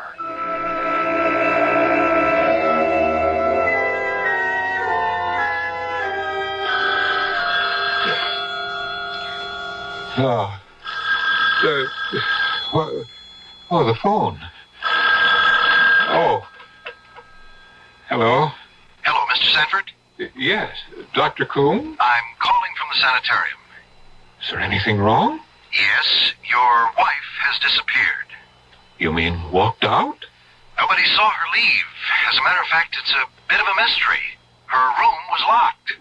Perhaps one of the attendants or nurses unlocked the door for her. No, we've questioned the entire staff. At 1 o'clock, the nurse assigned to that section entered her room to administer a mild sedative. Your wife had complained she was worried because you weren't there. Well, I was just cleaning up a few urgent matters here. I was coming to commit myself tomorrow morning. I told her that, but it didn't seem to have any effect. When was Nora last seen? Not more than 10 minutes before 1 a.m. Another nurse on the floor answered her ring. She told the nurse about her anxiety and her inability to sleep. She hasn't returned home, has she? No. What do you want me to do, Doctor? Stay where you are. She may come home. It's very likely that she will come there.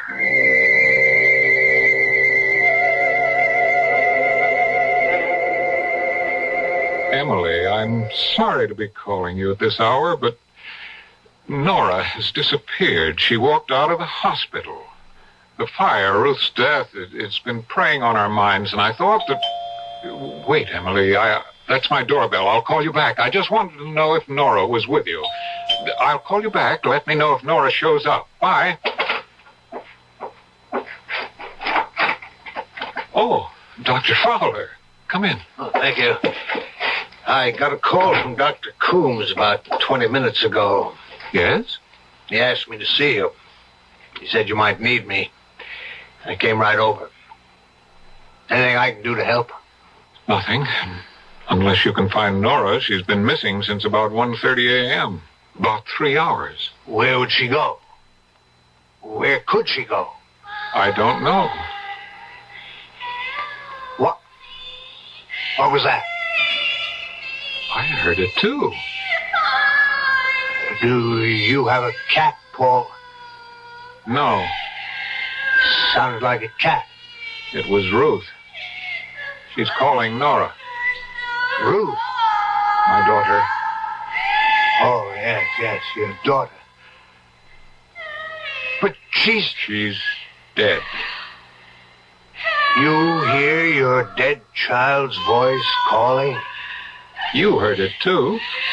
No, it can't be. That's superstitious nonsense. That's what I thought. But I don't anymore. Ruth is calling to us from the grave.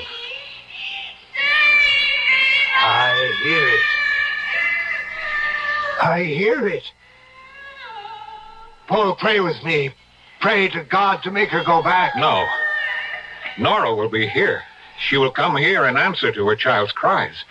Her mother's love is so strong that Ruth's outstretched hand will reach across the void of death and touch the hand of her mother.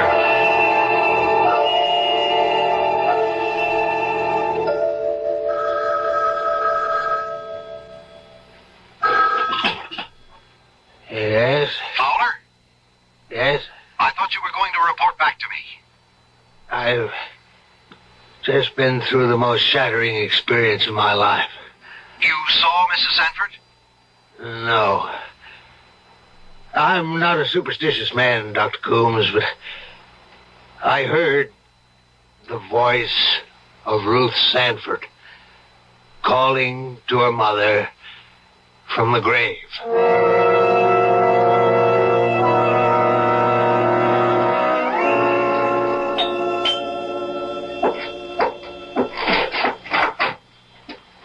Oh, Dr. Coombs, I thought it was Nora. She hasn't returned yet, huh? I was talking with your minister, Dr. Fowler. He seemed quite upset. Any word from the police? Nothing. They've gotten several false telephone tips from cranks. Only one man identified himself by name, a Mr. Helper. Helper? You know him? Yes, I know him. The police asked him for his address. He gave them one, but it proved to be a phony. Do you know where to find him? You won't believe this, Doctor. But the last place I saw him was in my cellar. What? I don't know how he got there. I didn't see him leave. Although I was standing talking to him at the moment, he vanished. Vanished? Disappeared. I see. Disappeared right before your eyes. Oh, yes, I remember you telling me about that incident when you both came to my office. Hello, who's there? Paul, I've come home. What is he doing here? I won't go back to that place. He can't make me go back. Nora, dear. Send him away, Paul. Paul, make him leave. We don't need him. Mrs. Sanford, as your doctor, You're not my doctor anymore. Please go. Leave us alone. Please, Dr. Coombs, your being here will just make her worse. Very well, if you think you can manage. Yes, I can manage. I'm sorry you feel this way about me. Good morning. He was trying to do what he thought best for you, for us. He has no way of knowing what is best for us. He was just interfering, keeping us from Ruth. Nora, please give up that mad notion. Give it up? Oh, no. Paul, I will not give it up. Tonight, this morning, before dawn, we will bring our child back to us. Nora, think what you're saying. I've thought, and I've made up my mind. Before daylight, he said. What time is it now? It's 20 after 4. It won't be light before 6. We must do it now. Come. We'll go together. Go where? To the place I first heard her voice, calling to me, the cellar, the crack in the wall. Are you sure you want to go through with this? I think, Nora. I've come too far to turn back now. I don't care what happens to me. It's Ruth we must think of. All right, Nora, I'll go along. I'd better get my flashlight. The light's still out in the cellar. No, Paul. What I must do must be done in darkness. No lights. Now, let's go down the stairs.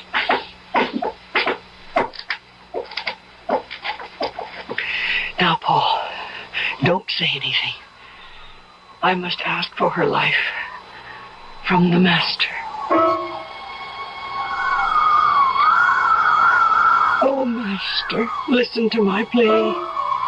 I have paid dearly for this boon. Heed my request and grant it to me in payment. I fear your presence, Master, but I implore you, grant my wish. I wish my daughter were alive and with me now. My daughter, please give me back my daughter. Ruth, where are you? Come to me.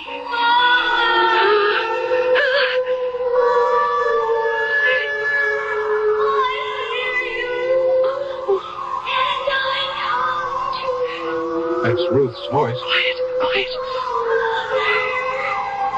I'm coming back to your arms. Wall is crumbling. I see her. Nora, I see her. Oh, my God. Oh, no. No, Nora, stop this. Make her go back. Oh, Nora, dear, she's burned. Her face. Nora, please, can't you stop? Nora, send her back. Send her back. Oh, what do you want? She's mutilated, disfigured. Nora, you can't bring her back into the world. You must send her back to her grave.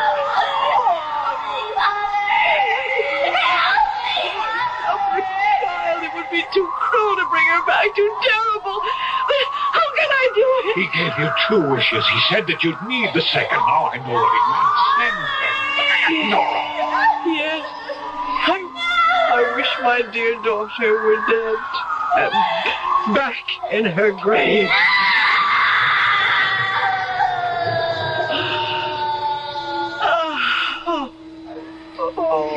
Nora. It's over. It's all over. Our child is gone. Forever. Paul. May our dear child rest in eternal peace.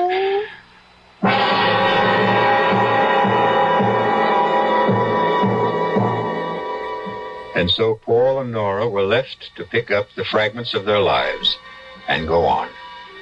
Strangely enough, the crack in the cellar wall was finally closed, and no human hand had a part in its repair.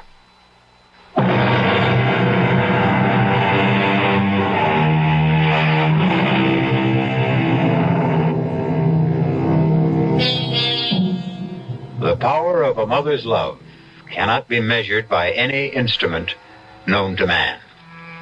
The supernatural strength to reach out into the void of darkness and bring back to life the child of her heart defies all the natural laws of nature. The answer can only be found in the terrifying world of the imagination, a world where anything the mind can conceive can happen. Our cast included Celeste Holm, Wes Addy, Robert Maxwell, Robert Dryden, and Ann Costello. The entire production was under the direction of Hyman Brown. This is E.G. Marshall inviting you to return to our Mystery Theater for another adventure in the macabre. Until next time, pleasant dreams.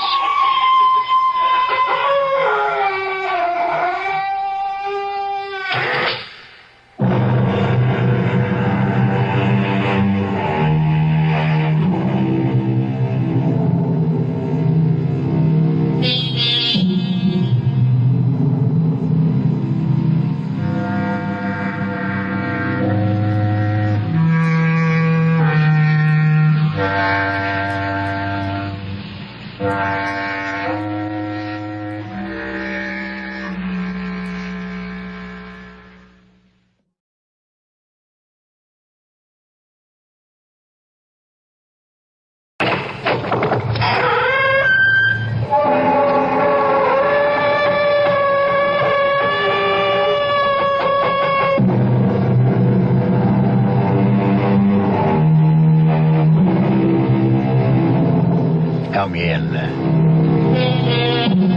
Welcome. I'm E.G. Marshall. Do come in.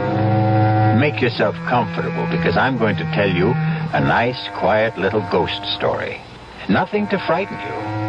Not badly, at any rate. Nothing to make you run screaming into the street.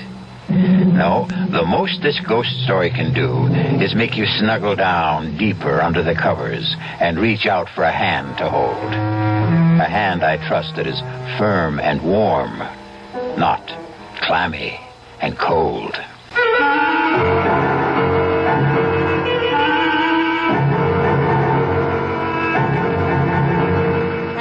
Our mystery drama, The Phantom Lullaby, was written especially for the Mystery Theater by Elspeth Eric and stars Rosemary Murphy and Arnold Moss.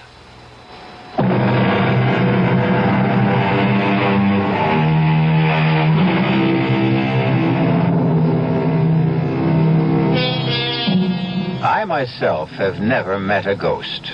I don't know why. Perhaps something in my personality puts them off. But if ever I should, I hope you'll do something more than moan and sigh and clank chains. What I should really enjoy would be a nice, chatty ghost. We'd sit down and talk things over. Things like whether the life after death is really pleasanter than the one before. And if it is, why is it? Things like that. Things that only a ghost would know. Ah, well, perhaps one fine day or some dark night, if I hold myself in readiness, my ghost will visit me. Meantime, relax, won't you? And listen.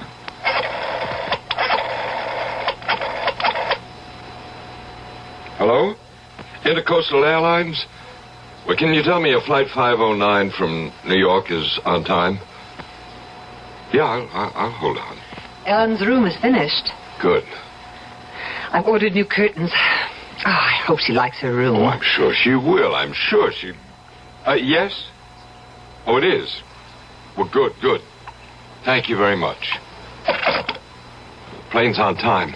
Well, you better get started then. Yeah. Don't be nervous. I'm not nervous. It'll only make her nervous if you're nervous. What are you looking in the closet for? My overcoat. It's on the chair. Oh.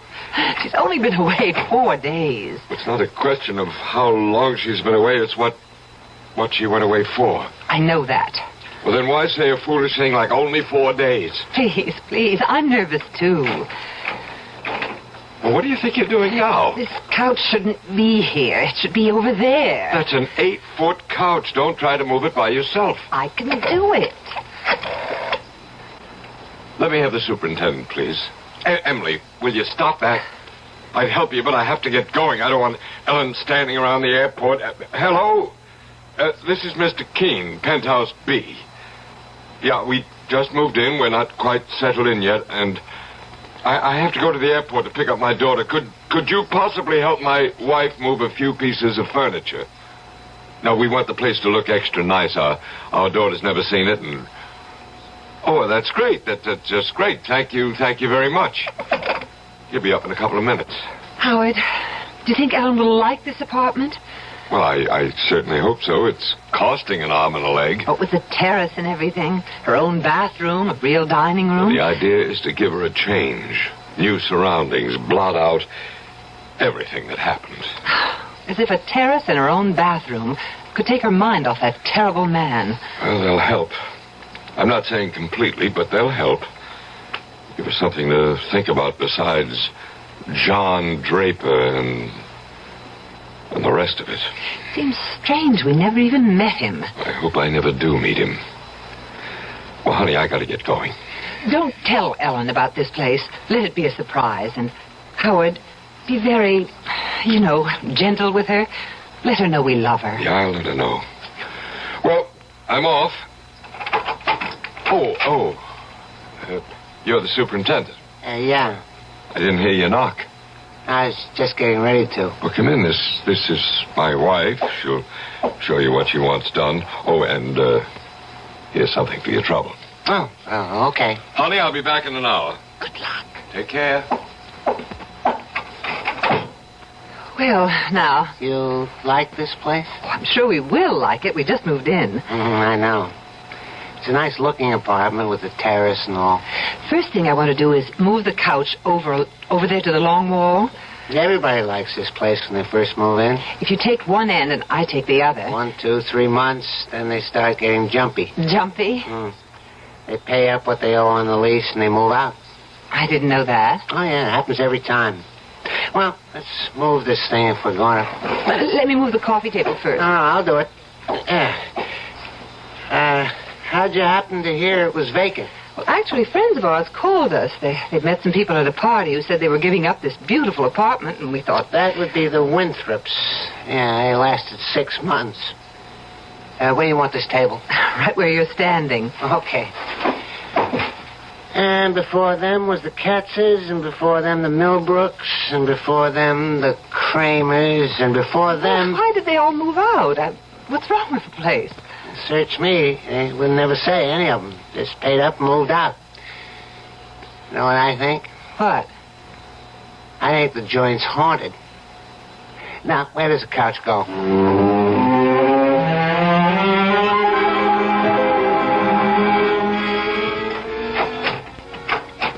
Enter, young lady. Ellen.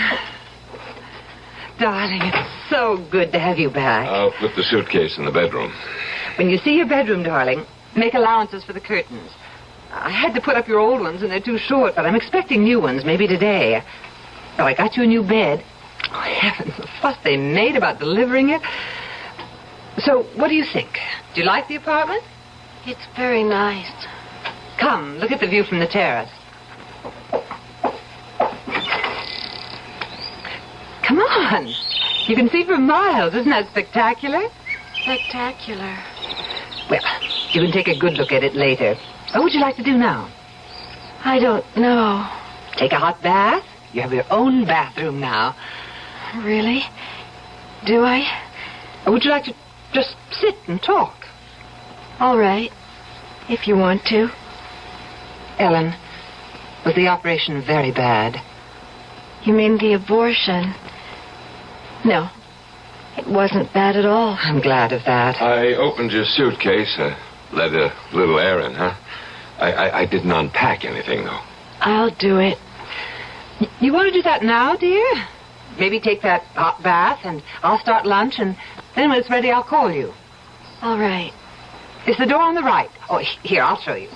I'll find it. And the bathroom opens right off of it. Howard, what's wrong with her? I don't know. She was like that all the way in from the airport. Like a sleepwalker. Like a zombie.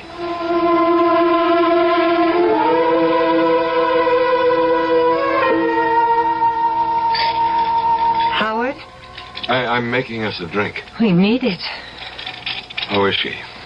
I guess she's all right. Here's your drink. She's lying on the bed just staring at the ceiling. I spoke to her, but she didn't answer me. So I didn't bother her. That horrible man, he did this to her. I wish she'd talked to me about him.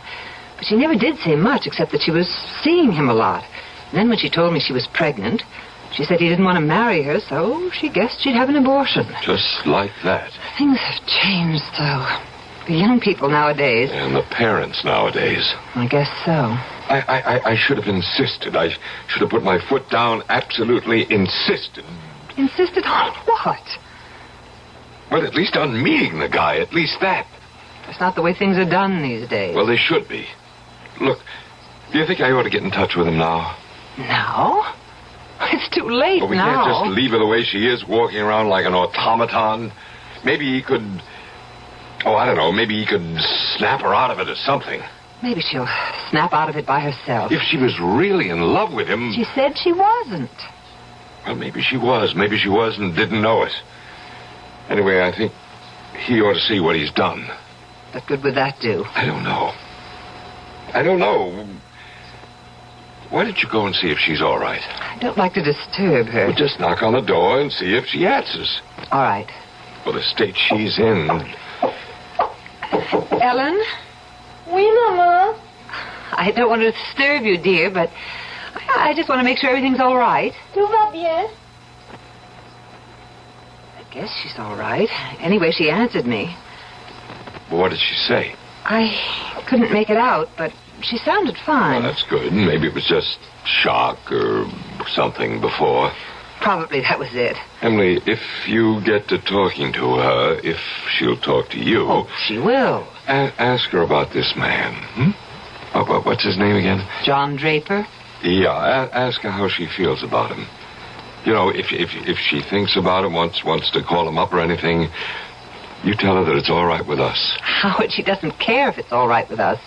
Young people don't these days. They just go ahead and do what they want to do. Well, do you realize we don't know anything about this man? What does he do for a living, if anything? He plays the piano. I think he gives lessons. Where does he live? Over on Market Street, I think. Yeah, that figures. Has he got a phone? I imagine so. I don't know. Well, if he gives lessons, he's got to have a phone. It's got to be in the book. I think so. Anyway, here he is. Look. John Draper, 121 Market. You're not going to call him. No, I'm not going to call him. I just want to know that he's alive and breathing somewhere in this town. If Ellen isn't better by tomorrow or the next day... Howard, she will be. Go knock on the door again, will you? What'll I say? Say anything. Say we're having a drink out here. Why doesn't she join us? All right, if you say so. But keep it light and, you know, cheerful. Ellen, dear, your father and I are having a drink. Don't you want to join us? Oh, maintenant. How's that, dear? Je suis occupée. Well, whenever you're ready, we'd love to have you. I think a drink would do you good. Whenever you're ready. I guess she's all right. But did she say she was all right? I don't know what she said. What do you mean you don't know what she said? Ellen. Are you all right, baby? Je regrette, mais je ne peux pas vous joindre pour le moment. Je dois m'occuper de petit garçon. Excusez-moi, s'il vous plaît. Howard. Why, I didn't know she could speak French. She can't. Well, she just did. I understand enough French to know that. What did she say? Could you tell? Well, she said she couldn't join us just now because she had to take care of the little boy. Do you agree with Anthony Trollope that the chief duty a parent owes a child is to make the child happy? I think I do. And I think in their more beneficent moods, most people do. Why, then, are there so many bitterly unhappy children? We may find out when I return shortly with Act Two.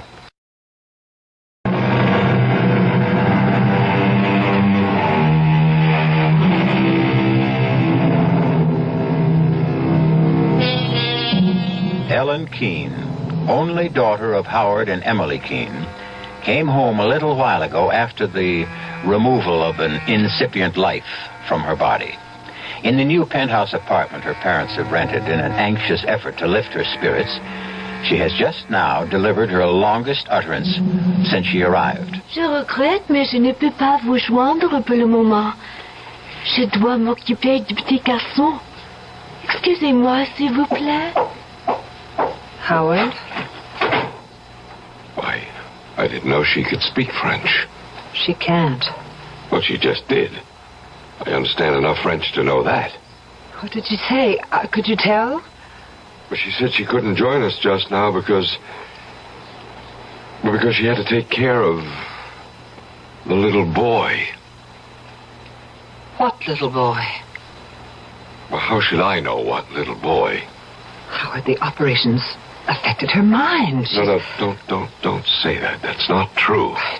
It must have meant more to her than we knew. How could we know she acted as though it was nothing? That's how young people are these days.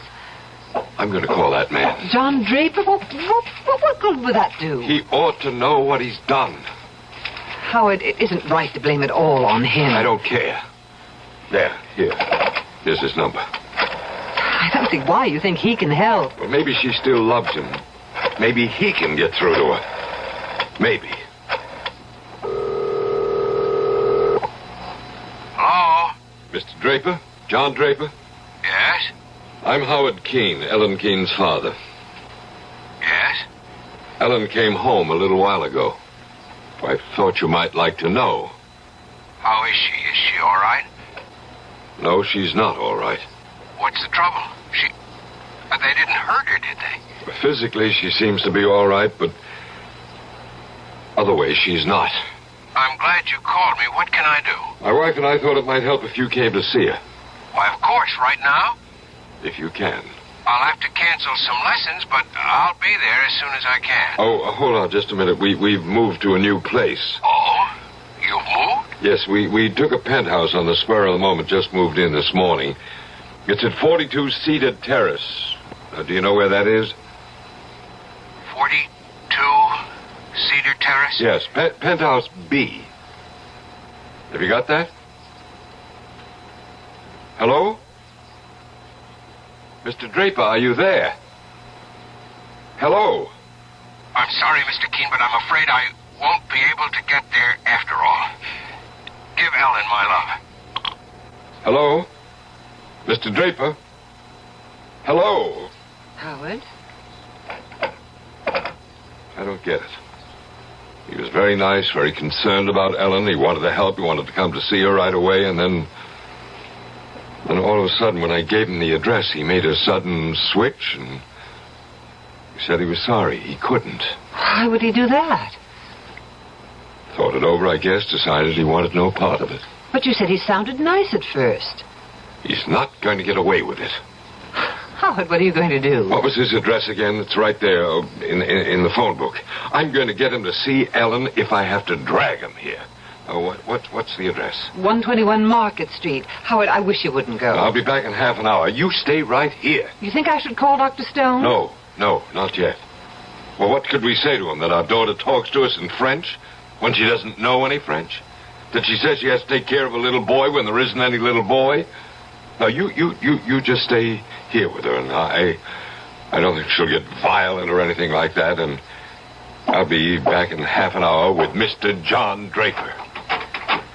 Oh, dear.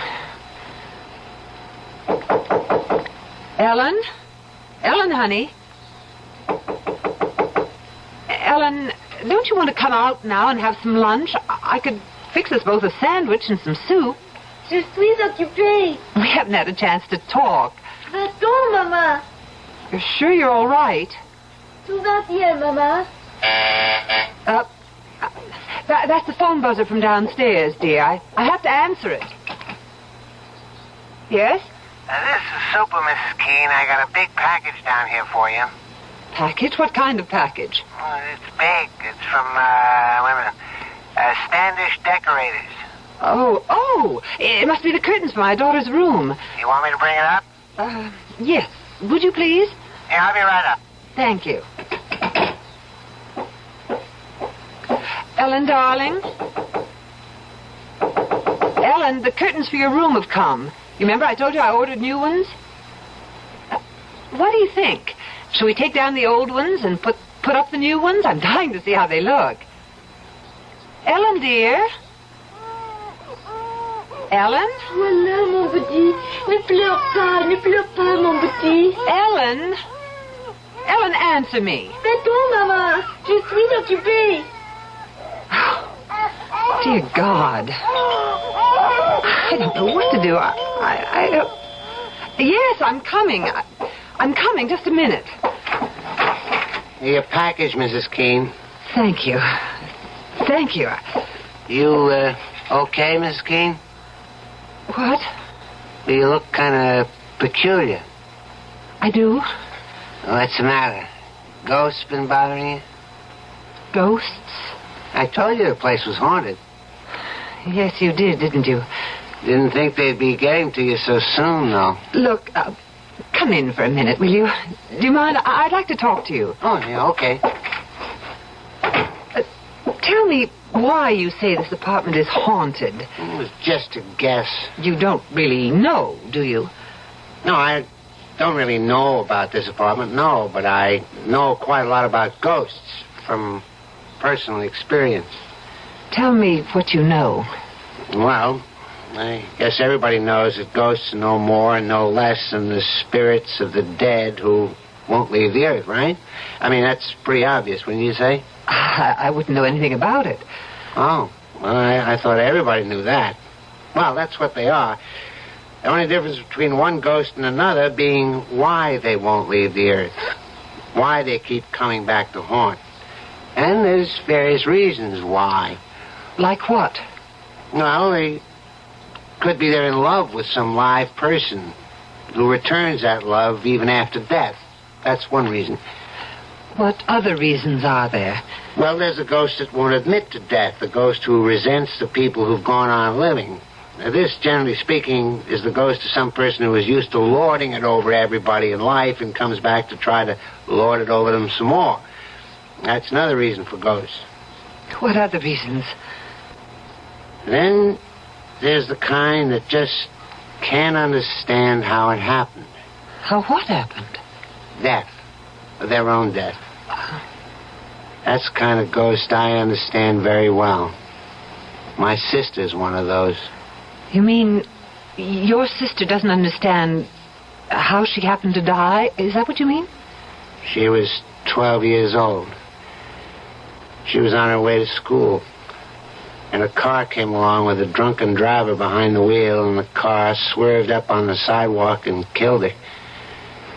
She never knew what happened. Before she knew anything, she was dead. And her ghost comes back? Every night. Every night I wake up and hear crying. What do you do? I try to explain it to her, but what can I say? It doesn't make any sense. Drunk in a car and her on her way to school. No, it doesn't make any sense. It makes more sense to kill yourself, don't you think? That way you got something to say about how you go and when. Not just leave it up to some drunk in a car. Well, that's my opinion anyway. All right, I better be getting back downstairs. Couldn't you just stay for a little while? I don't feel like being alone right now. My husband will be home in about half an hour. He went to see somebody over on Market Street. No, I can stay a little while if you like me to. I'd appreciate it. We'll talk about ghosts, huh? That's my favorite topic. Ghosts.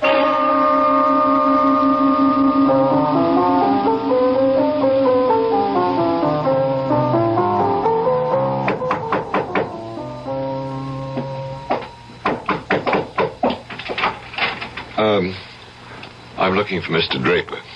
I'm Mr. Draper. I guess it's your son I'm looking for. I don't have a son. Oh, well, I expected. Well, I didn't know. I'm Howard Keene, Ellen's father. I'd like to come in and talk to you. Mr. Keene. Please, it's very important, or I wouldn't ask. Come in. Thank you very much. Sit down if you want. Excuse my staring at you. I expected a much younger man. I'm 51. It's just my age. You said on the phone Ellen is all right. No, I said that physically Ellen's all right. Why didn't you want to marry Ellen when you found out she was pregnant? I couldn't. Well, you've got a wife? I had a wife. You're divorced. Something I never talk about, Mr. Keene. You never talked about it to Ellen? I never talked about it to anybody. And I don't intend to. Maybe you should. I can't. Tell me about Ellen. Well, she came home a little while ago. She was changed. She talked in monosyllables, short sentences at the most. And we thought after what she's been through, maybe that's only natural. So my wife told her to have a bath, take a nap, and we'd have a drink, lunch.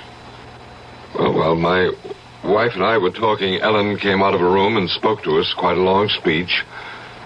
And every word of it in French.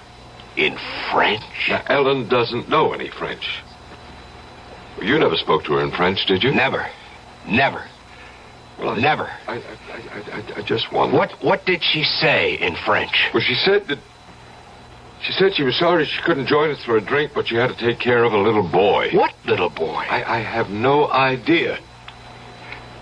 Mr. Keene, after an operation like the one Ellen had, don't you think it's possible that it's bound to have an effect on a woman, on her emotions, for a while anyway?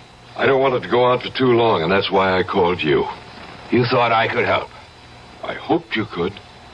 Get your coat. I've got a cab waiting outside.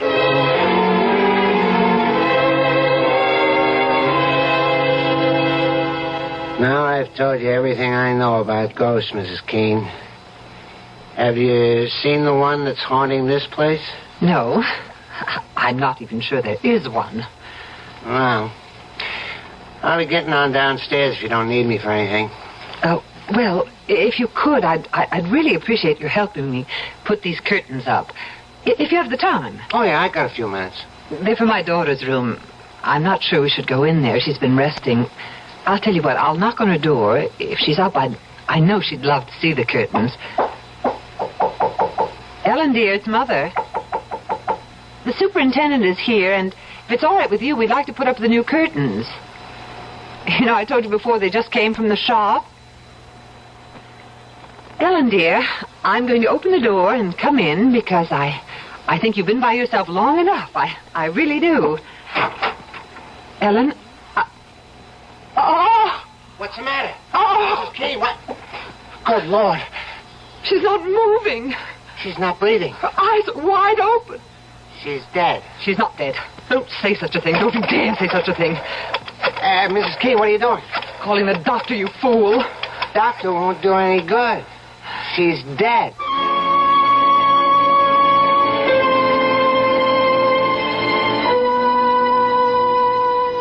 Man is the only animal who knows that he will die. So said the great Voltaire. The knowledge that he will one day cease to live permeates man's days and poisons them a little. I think that if ever I am given another life, I should like to live it as a bird or a monkey or a chipmunk or a beetle. It doesn't add much to the enjoyment of life to know that it won't last long. I'll be back shortly with Act 3.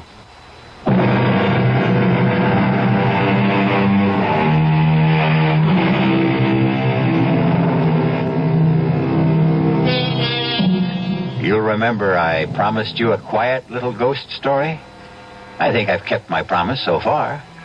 Though, of course, in any story, there must be an explosion or two.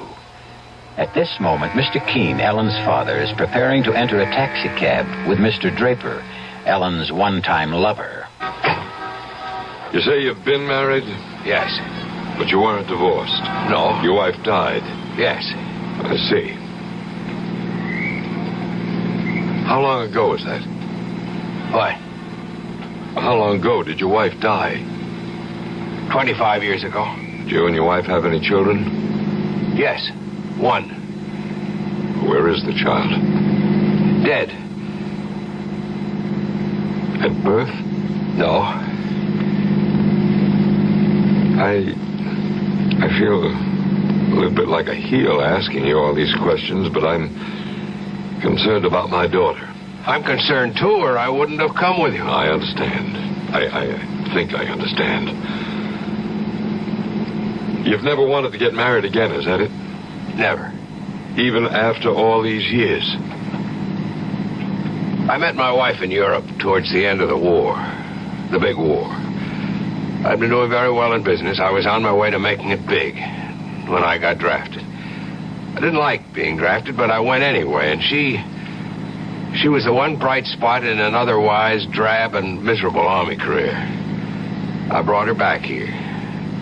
She had a child, and they both died. I stopped making money. I started playing the piano, and I have been at it ever since then.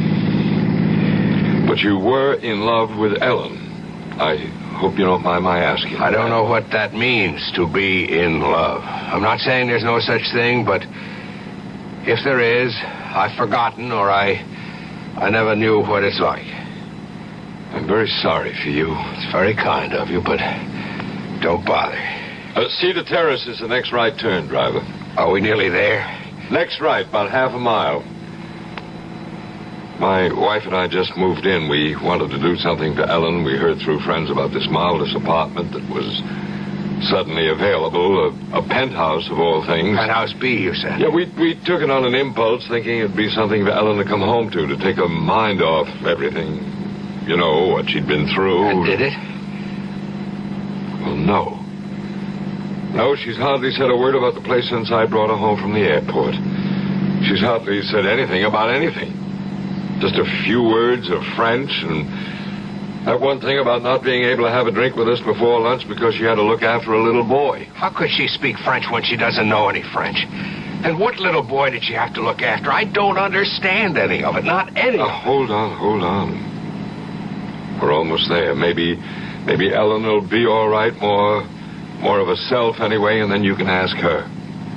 You just hang in there for a couple of minutes more.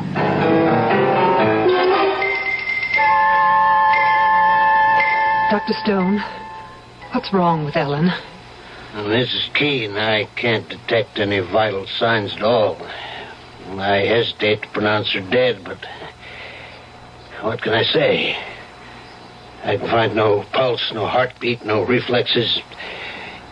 I've done everything I can think of. Injection, massage. She's not dead. Tell me she's not dead. Like you, I refuse to conclude that at the moment. But if your daughter is alive, Mrs. Keene, she is in the deepest coma I've ever encountered. It's as though she were not in or out of this world at all.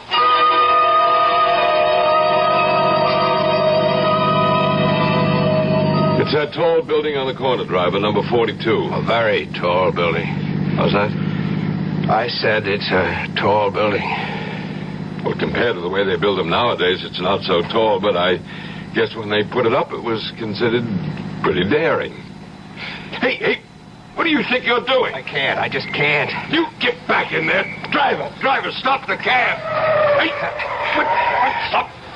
You can't go up there. I can't. I don't care if you can or can't. You're going to. Now, march. Don't you try anything now. I got hold of you. I can't do it. You let me pay the cab. Here you are, driver. Now you get going. Mr. Keene, I know you think this is very strange. You bet I think it's very strange. I can explain. After you've seen my daughter, you can explain. Now you get in the elevator there. Right now, Ellen's the only one I'm interested in. Push that button that says Penthouse. Penthouse B. That's right.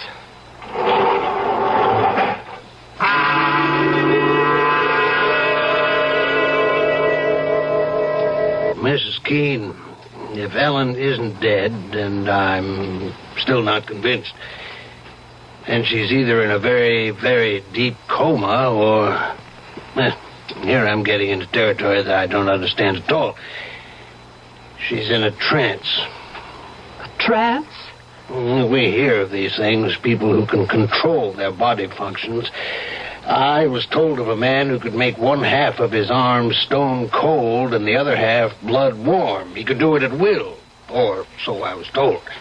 I can't believe it. Do you believe it? Mrs. Keene, there isn't a doctor alive today who would deny the power the human mind has over the human body. But... oh, that must be my husband. Yeah, well, I'll want to talk to him. I'll only be a second. Yes, I'm coming. Howard. Mr. Draper? That's him. I'm Ellen's mother. Howard, I called Dr. Stone. He's with Ellen now. He wants to talk to you. I'm in here, Mrs. Keene. Dr. Stone, how is she? She shows no vital signs of life at all. You don't mean that she's dead? Oh, no, she can't be. Emily, what happened? Mr. Keene, we don't know precisely what happened, and I don't... well, for some reason I can't really explain. I don't think she's dead. Either she's in a deep coma or she's in a trance state. Well, what's that, a trance state? It's something medical men know very little about. So, I want your permission to take her to the hospital and have her examined by another doctor there. And if he gives us no convincing diagnosis, we'll call in a psychic healer. You have our permission to do anything you have to. Of course. All right, I'll call an ambulance. Mr. Draper, I've been very rude. We've paid no attention to you at all. Thank you so much for coming. It's quite all right. You can see we're beside ourselves with worry. Yes, I can see that. There's an ambulance service. There's Dr. Stone. Mrs. Keene, do you suppose that I could see Ellen? Oh, I don't think so. Not now. Why didn't somebody wake me up? Ellen. Thank you. Darling. Is it time for lunch? Ellen, how do you feel? Dr. Stone. What are you doing here? And John, you know, it's funny. I thought I heard your voice, but then I decided I must have imagined it. Yeah, but how do you feel, Ellen? Well, I feel perfectly fine. I had a wonderful sleep. You're sure you feel all right? Well, I just told you I feel fine. I was tired when Daddy brought me home from the airport, but I had a lovely nap, and now I'm fine. But what are you doing here? And John, how did you get here? How did you know where to come? Your father, he told me. Oh, really? Oh, that was nice. Then you've met. Yes, we've met. You'll stay for lunch, won't you, John? Mother, is that all right? Is there enough for John, too? Yes, dear, there's enough. But first, don't you think you ought to bathe and change your clothes? I guess I should. I was going to do that before, wasn't I? When I first got here. But then I got busy with something or other, and I forgot all about it. You want me to come with you, dear? That would be nice. We haven't had a chance to talk, have we? No, but we will. Stay you off for lunch. Yes, Ellen. You'll stay, Mr. Draper? I'm not sure that I can. Please do. Ellen seems to want you to. Mr. Keene, I don't know any of the whys or wherefores, but your daughter seems to be all right. Yes, she seems to be. I'm going back to my office. I'll be there all afternoon. If anything happens to alarm you, please call me. I can be here in 5 minutes. Thank you, Dr. Stone. No, don't bother to come to the door. I'll let myself out. I'm glad she's all right. I suppose you don't believe there was ever anything wrong. I don't know. After all, you didn't see her when she was, well, the way she was. I know your daughter very well, Mr. Keene. I know what a sensitive girl she is. I told you in the taxi that I didn't believe I knew the meaning of being in love. Now I'm not so sure. I think I was, in my own neurotic way, in love with Ellen. We were very close. Well, why did you make such a fuss about coming here? Why did you try to jump out of the cab? What was that all about? I had been here before. When? When were you ever here? I used to live here. In this apartment? Penthouse B, yes. Well, when was this? 25 years ago. You lived here with your wife? Huh? And your child? Yes. And your child was a little boy? Yes. How old was the child when he died? 2 years old. And your wife, how old was she? 21. They both died while you were living here. I can see why you wouldn't want to come with me. It's not just that they died. Well, what was it? It was the way they died. Tell me about it.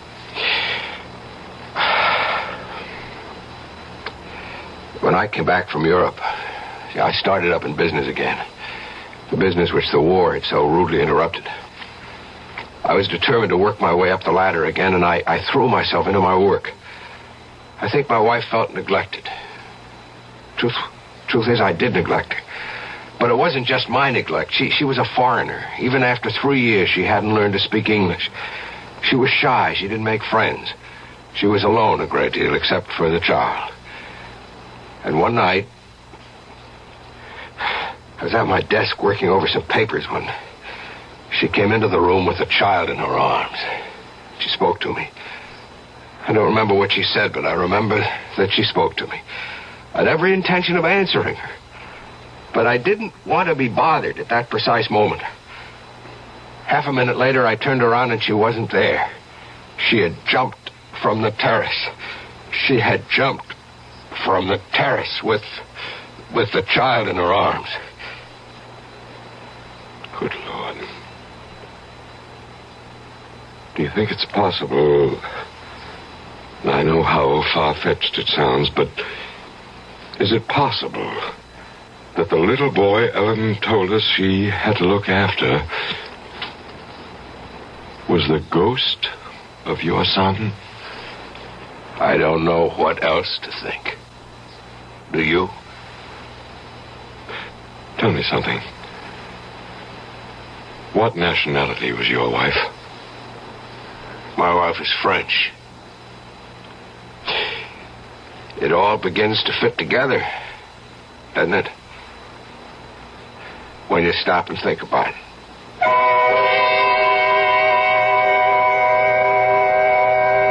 when you stop and think about it. You don't want to stop and think about it?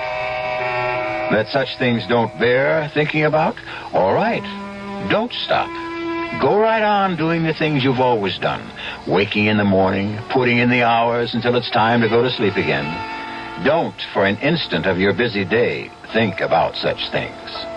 But that won't make the things go away. Now will it? I'll return shortly.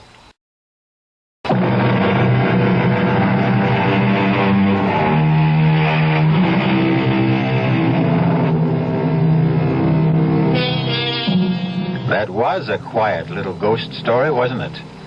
Just as I said it would be. Personally, I prefer ghost stories to be quiet. For ghosts, generally speaking, having no physical equipment, tend to be quiet. But like so many living people who are quiet, ghosts are also tenacious and persistent. And they are everywhere. Our cast included Rosemary Murphy, Arnold Moss, Mason Adams, Corinne Orr, and Robert Dryden. The entire production was under the direction of Hyman Brown. This is E.G. Marshall inviting you to return to our Mystery Theater for another adventure in the macabre. Until next time, pleasant dreams.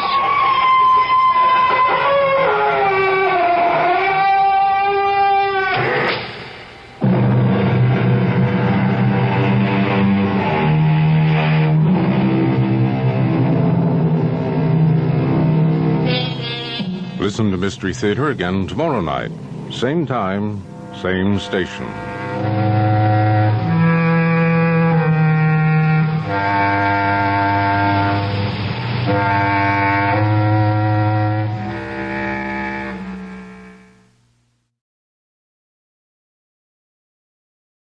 The CBS Radio Mystery Theater presents...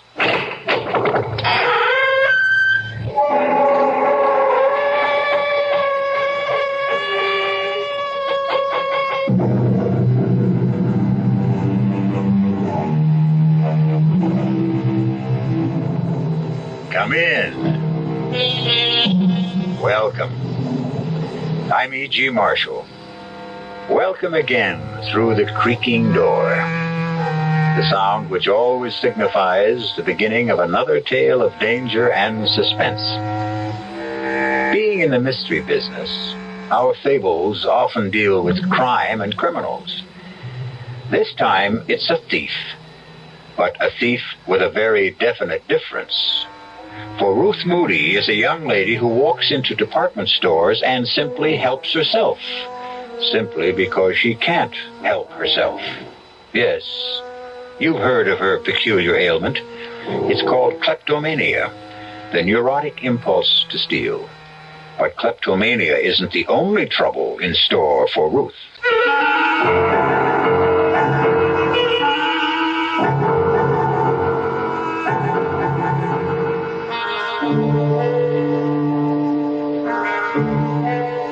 Our mystery drama, The Trouble with Ruth, was written especially for the Mystery Theater by Henry Slessor and stars Marion Seldes.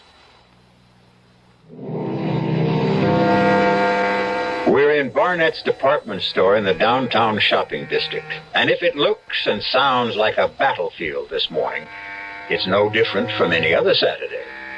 Well, maybe a little more so, since Barnett is running its semi-annual clearance sale, just as it does every other month. It's the ideal place and time for bargain hunters, and unfortunately, for shoplifters. Pardon me, miss. Yes? Would you mind coming with me just for a moment, please? What for? Our assistant manager, Mr. Hutchins, would like a word with you. I don't know, Mr. Hutchins. Why should you want to talk to me? Now, please don't make any trouble. I could call the guard and have you escorted upstairs. You wouldn't want me to do that, now, would you? Guard? Well, why? What have I done? I think you know exactly what you've done now. Will you please come with me quietly?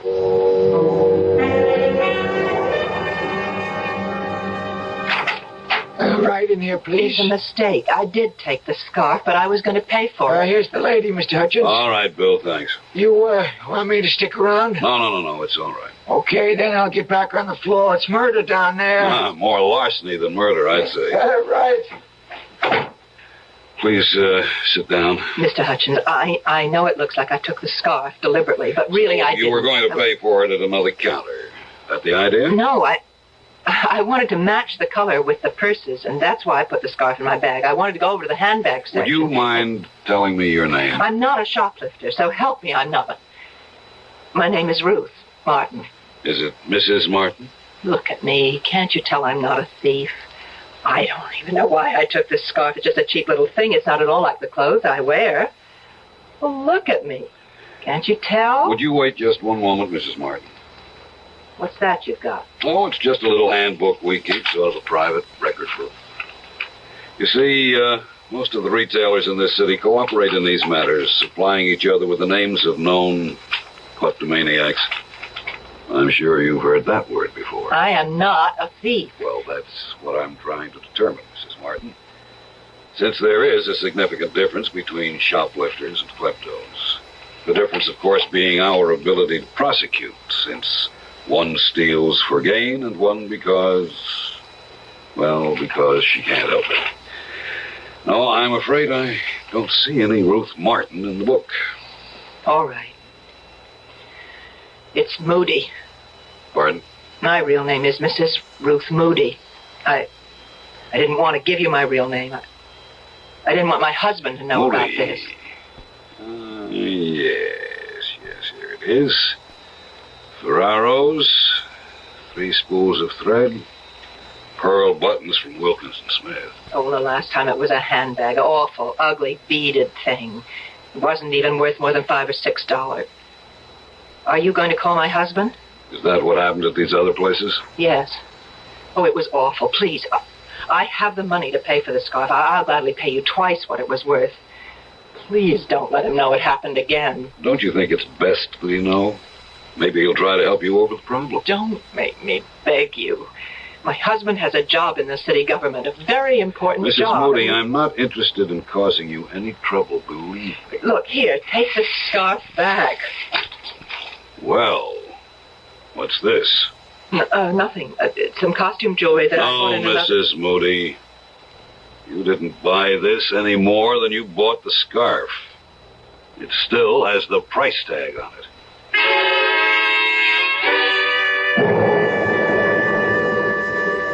$1.95. That's what makes it so unbelievable, Ruth. $1.95 rhinestone pin. I don't know why I took it, Ralph, any more than I know what drove me to pick up that awful scarf and just drop it in my bag.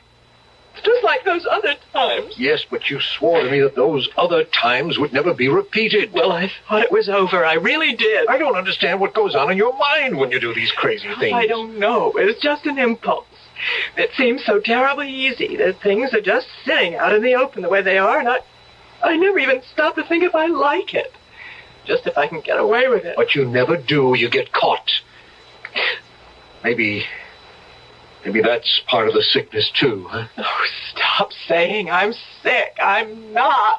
Well, what would you call it? Look, honey, you've got to see a doctor. I've told you that a dozen times. I will not go to a doctor. I can't stand the idea of it, Ralph. Just talk to one. Give him a chance. Maybe it's something simple. Maybe you're just trying to get punished because of guilt feelings that you can't resolve. Oh, you're wrong about wanting to get caught. I don't. I swear I don't.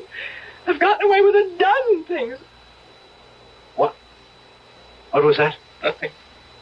I don't want to talk about it anymore. And it isn't just 3-4 times that this has been going on. You're probably out there shoplifting every single day. It's not true.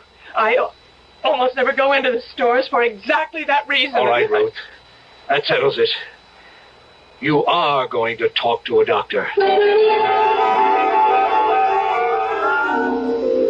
Then, you do remember the first time you stole, Mrs. Moody? Yes. I remember very well, but it was something I really wanted then, Dr. Berger. That was the big difference. How old were you? I was about 8 or 9. I was in school. There was a girl named Fanny Ritter. Her family was very wealthy. She was always the best-dressed girl in the class. Yes. She had this pencil box. It was absolutely beautiful, with a blue binding and all sorts of secret compartments. I wanted that pencil box so much. And one day I walked into an empty classroom, and there it was, lying on the seat. Yes, and were you caught? No. I was never caught. Mm-hmm. But that was the biggest thrill of all, not being caught. But then I also realized I couldn't use the pencil box, at least not at school. Yes, I see. All kids steal sometimes. There's nothing abnormal about it. But you're not a child now, are you? And yet you still crave this secret feeling, this secret gratification. No, you're wrong. I don't get any pleasure out of taking things. I feel terrible afterwards, every single time. Ah, but that may be exactly the gratification you require. I don't want to hear any more. You sound just like my husband. Believe me, Mrs. Moody, neither your husband nor I want to find fault with you. We both want to help you. Well, it's his job my husband is worried about, not me. Why do you say that? Because he works for the city government in the controller's office, and he's afraid if they ever found out about me that he... Why am I talking about Ralph that way? I know he loves me. I know he wants to help me. Yes. So why don't you let him try? Let both of us try. No. I don't need a doctor. All I need is to stay out of department stores.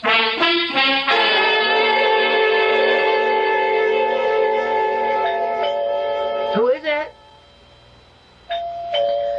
All right. Mrs. Moody? Yes? Hi, Mrs. Moody. You don't know me, but my name is Tom Andrea. There's something I have to talk to you about. I know exactly what it is. Encyclopedias. Or is it magazine subscriptions? No, ma'am. It's nothing like that. Well, whatever it is, I'm not interested. It's about department stores. What? You know, stores where people buy things and take things, too, sometimes. Are you from Barnett's?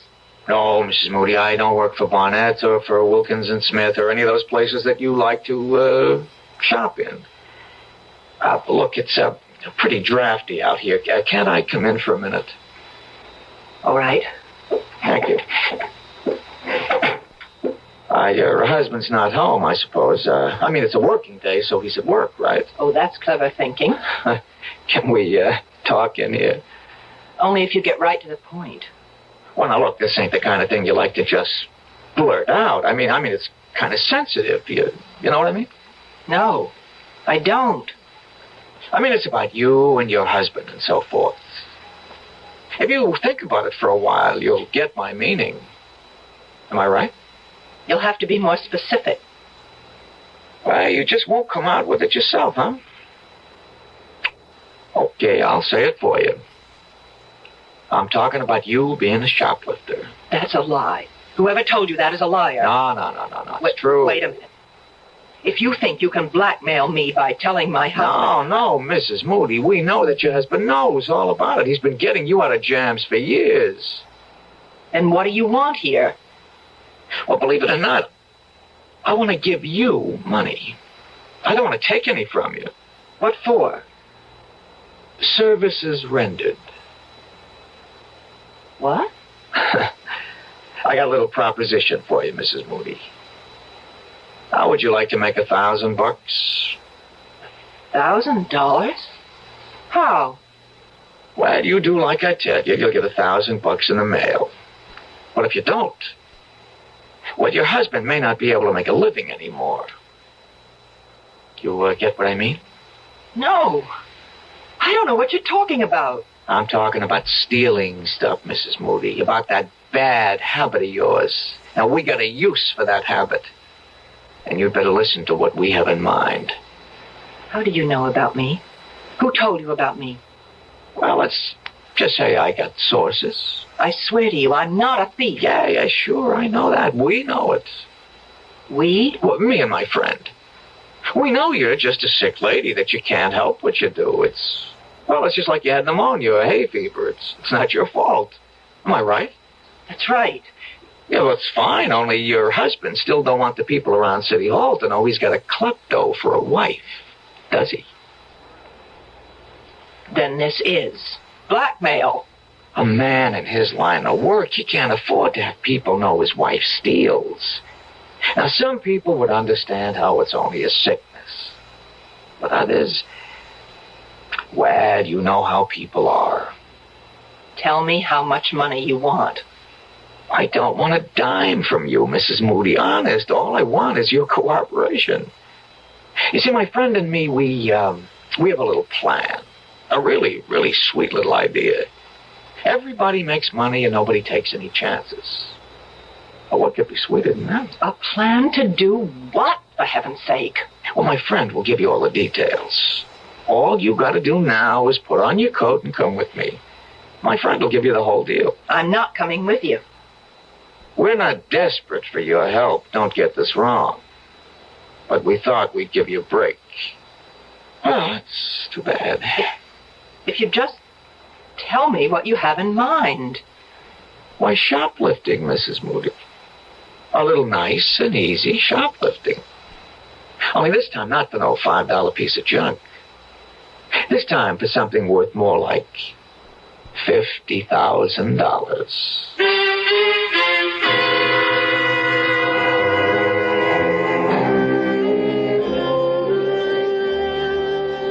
Well, troubles have a way of multiplying themselves, don't they? And as you've just heard, the trouble with Bruce has suddenly developed serious complications. Will Mrs. Moody's unwilling petty larceny turn into a larceny of the grand variety? We'll find out when we return shortly with Act 2.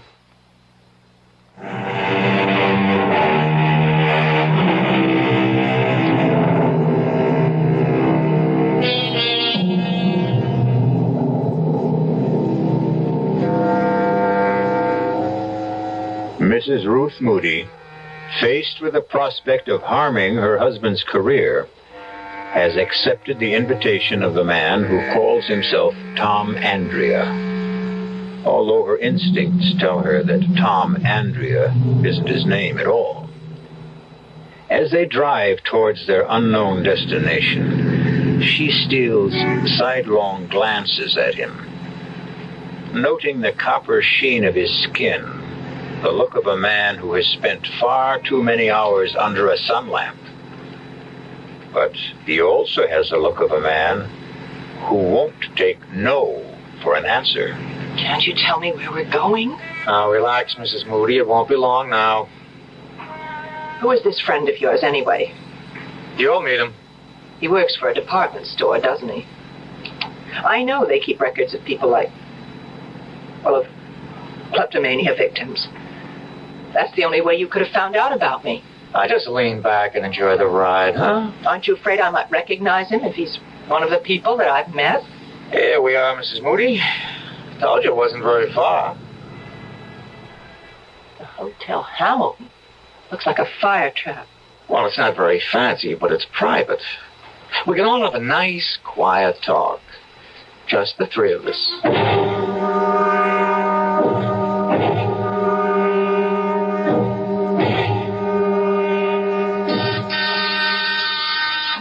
One moment. That you, Tom? Yeah, it's me. The lady with you? Yep, she's here. Just a second, then. Oh. No, don't be scared, Mrs. Moody. My friend doesn't really look like that. He's just got a stocking over his face. Come in. I hope you will forgive the mask, Mrs. Moody. I know it looks grotesque, but it's necessary. For your own protection. For me? It's important that you don't recognize me after our business is concluded.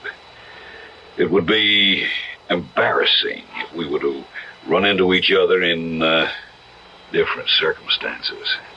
In a department store, for instance? What my friend means, Mrs. Moody, is that if you started hollering for the cops when you saw him again, we would have to do something about you.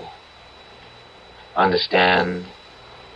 Yes, I understand. But please don't be alarmed. Nothing like that's going to happen. I can assure you that I am not a professional criminal. No more than you are. Then what kind of criminal are you? Why don't you sit down? The sofa's the only comfortable seat in the room. Here, let me take these papers away. I was just drawing up a few diagrams to help you understand exactly what you have to do. Diagrams? Would you like some coffee? We have a small kitchen. There's a pot already made. No, I don't want any coffee. Tom, why don't you do the honors? Do you drink yours black, Mrs. Moody? I'm afraid I don't have any cream. All right, black coffee. I see, Mrs. Moody. I told you it was going to be very friendly. Well, now, how much has Tom told you about our little enterprise? He just said that if I didn't help you, you'd tell my husband's employers about me. Well, I really hate for that to be the inducement, Mrs. Moody. I was hoping that you'd cooperate more willingly. Why should I? Well, didn't Tom mention the $1,000? He also mentioned something about $50,000, about shoplifting something worth a fortune. Don't tell me you have qualms about it. A lady with your history? You just don't understand about me. I don't take things because they're valuable or even because I want them. I'm not a thief, not in the ordinary sense of the word. Yes, we know that. And that's exactly why we're taking you into our little circle, Mrs. Moody, because you're a kleptomaniac, not an ordinary thief. And that's why you can help us commit an extraordinary crime. I don't want to commit a crime, and I don't want your $1,000. Here's your coffee, Mrs. Moody. Let me tell you what makes it so different, Mrs. Moody. An ordinary crime entails a certain amount of risk. But this particular crime is guaranteed to be risk-free. Oh, that's what people always think. No, Mrs. Moody. Even professional criminals recognize a certain degree of chance when they plan their enterprises. Personally, I would never get involved in anything like that. I loathe the idea of being arrested. Oh, so do I. And I know exactly what it feels like. Ah, but you've never been arrested, have you? You've been detained, questioned, reprimanded, warned, but you've never been arrested once. Isn't that true? Oh, why should I be? I told you, I'm not a criminal. No, you're not legally liable for your little thefts, Mrs. Moody. You steal because you have to steal, and if you're caught, you merely give back what you've stolen, and that's that. No arrest, no prosecution, no risk. You beginning to see the point, Mrs. Moody? You want me to steal something for you. That's right, Mrs. Moody, and something a great deal more valuable than, shall we say, a spool of thread. Oh, dear Lord. Let me explain our plan in detail. At 12:15 tomorrow afternoon. Tomorrow? At 12:15. You'll enter a shop called Travell's on 47th Street, just off 5th Avenue. You may not know the place. It's a rather expensive jeweler's. You will approach a certain counter. The diagram will make it clear which one Wait a minute. You're talking as if I've already agreed to do this thing. Please look at the diagram, Mrs. Moody. You will approach this counter and engage the attention of the salesman. You will ask to see a certain tray, the one I've marked with the arrow. A moment or two after you begin to examine that tray, there will be a disturbance in the store. Right, a disturbance. The disturbance will take place on the other side of the counter. It is almost inevitable that your salesman will have his attention drawn away from you when it occurs. In all likelihood, he'll leave you and go to see what has happened. That's when you will act. You'll pick up the diamond pin on the upper right-hand corner of the tray and drop it into your purse. And then you'll simply walk out the door. You're really mad. As you can see from the drawing, the distance between the counter and the door is a very short one.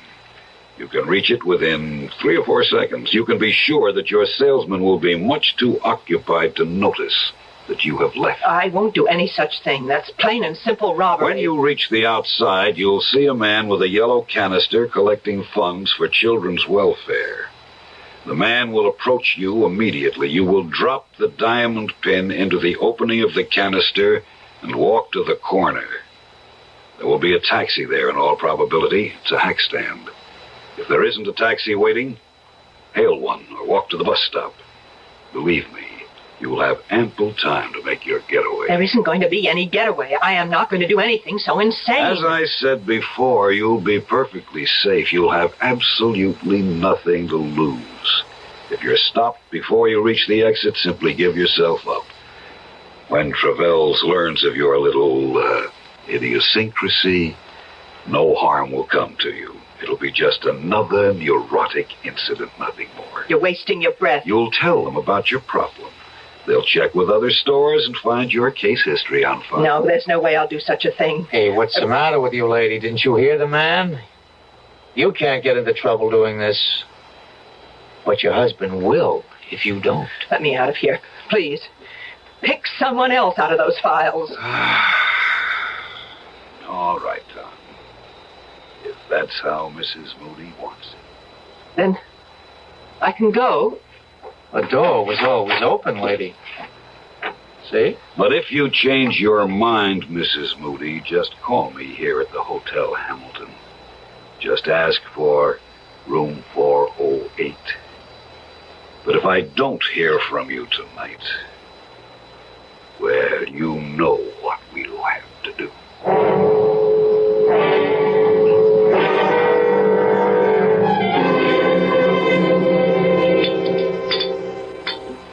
You've sure been quiet tonight, Ruth. Have I? You didn't go out today, did you? No.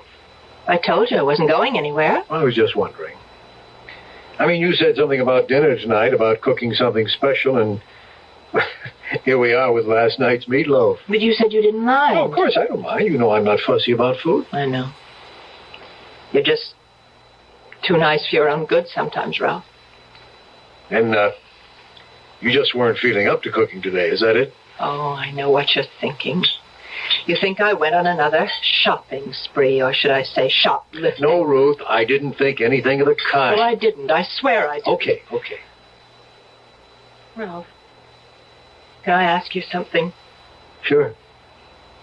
What would happen if people knew about me? What people? The people you worked for, in the controller's office. Or, the mayor himself. What if they knew about my illness? They'd know, that's all. Would it hurt you? Honey, this is silly. Nobody knows about your problem but you and me and a few department stores. And Dr. Berger, of course, the doctor you won't see anymore. But if they were to find out, would it hurt you? Look, haven't we got enough to worry about without thinking the worst? Then it would be bad for you.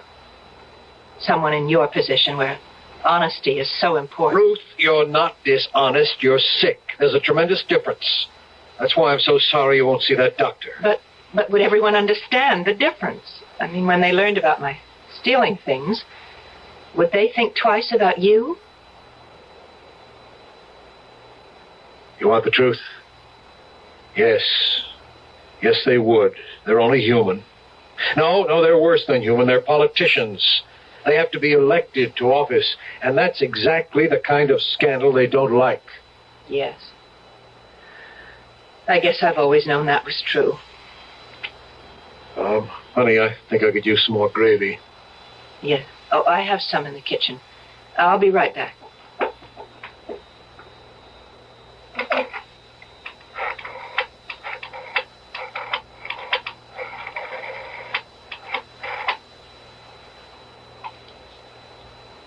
Is this the Hotel Hamilton?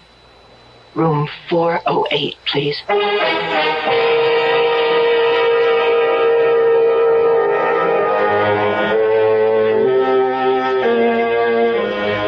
And so Mrs. Ruth Moody has taken the first fatal step. And tomorrow at noon, she'll take several more steps to the doors of Travell's Jewelry. And for the first time in her life, Ruth will steal and know the reason why she's stealing. Will it really make a difference? I'll be back shortly with Act 3.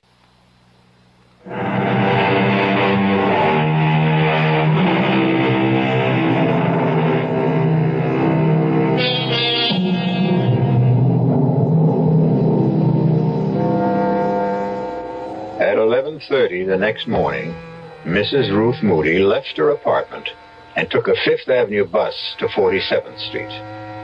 None of the other passengers saw anything unusual in her expression. They couldn't read the turmoil of her thoughts or the fear that haunted her eyes behind the sunglasses she wore to hide them. She kept telling herself that what the man in the stocking mask said was only too true, that no matter what happened, she couldn't be blamed for what she was about to do. She was still telling herself that when she pushed open the heavy glass door of Travell's. May I help you, madam? Oh, yes, please. I'm looking for a diamond pin.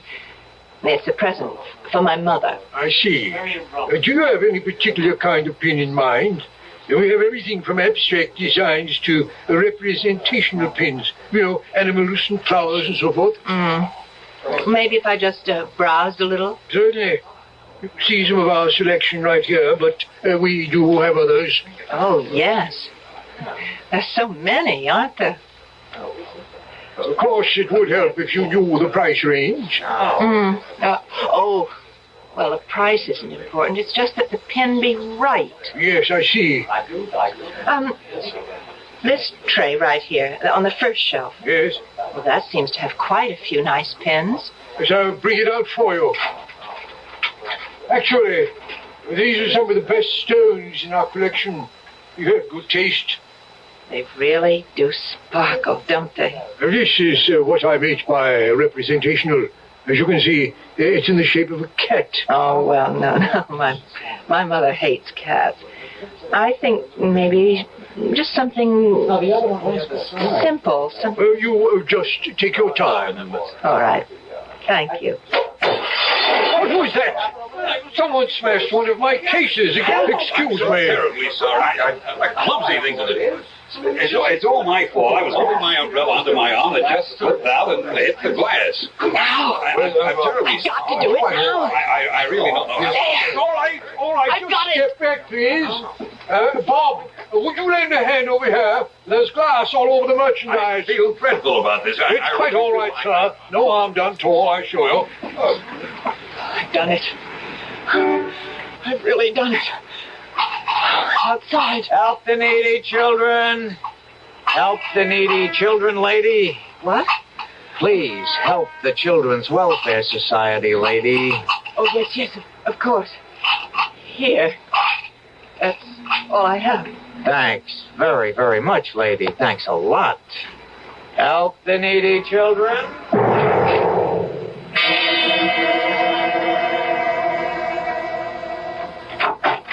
Ralph? Is that you?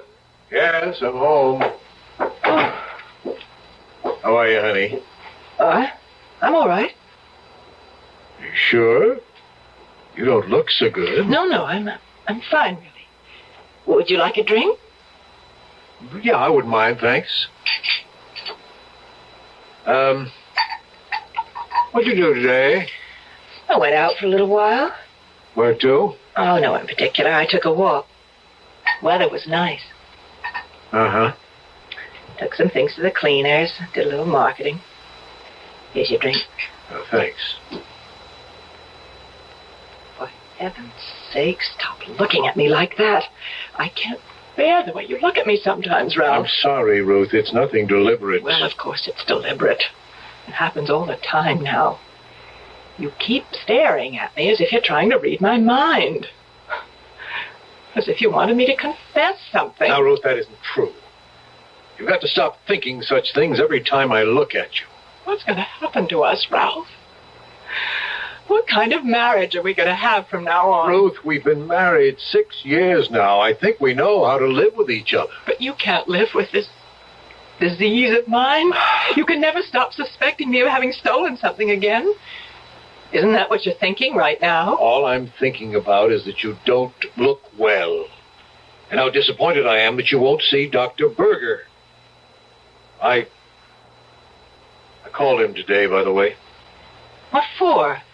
Well, I just wanted to talk to him, find out if there was anything more I could do to help you. And what did he say? He said there might be.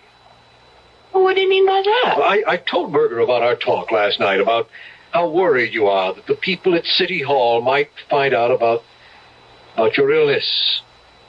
Now, he told me that was an important part of your guilt syndrome, whatever that means. Oh, I hate that psychiatric double talk. Just the same, he thought you'd be a lot better off if you weren't concerned about such things, if you were able to admit that you were ill. I do admit it. That doesn't mean that other people have to know about it. Ruth, I told him. What? I told McGuire, the controller. I took him out to lunch.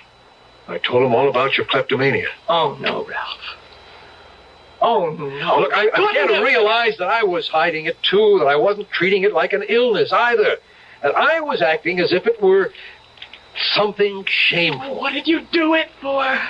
For us, Ruth. But now you'll lose your job. No, I'm not going to lose my job. It's going to be all right. But you said... Now, I know the dumb things I said last night about how this sort of thing can hurt a politician. Well, I was wrong. McGuire is more of a human being than a politician. You mean he's not going to tell anyone else? He won't give me away? No, that's not what I meant. McGuire suggested that we both go and talk to the mayor himself about this. Oh, Ralph, you can't. I already have, Ruth. What? I've seen the mayor. And you know what he said? He said that it wouldn't make any difference to him this year or next year when he recommends me for the #1 job in the controller's office. The #1? That's right. McGuire is moving up. I'm next in line for his job. And the mayor is behind me now, Ruth. Do you think he'd be behind me if he really thought my wife was a thief? Oh, dear Lord. Ruth. Oh, what have I done? What have I done? Honey, what is it? Oh, why did I go through with this? What's the matter, Ruth? I just told you everything's okay. No.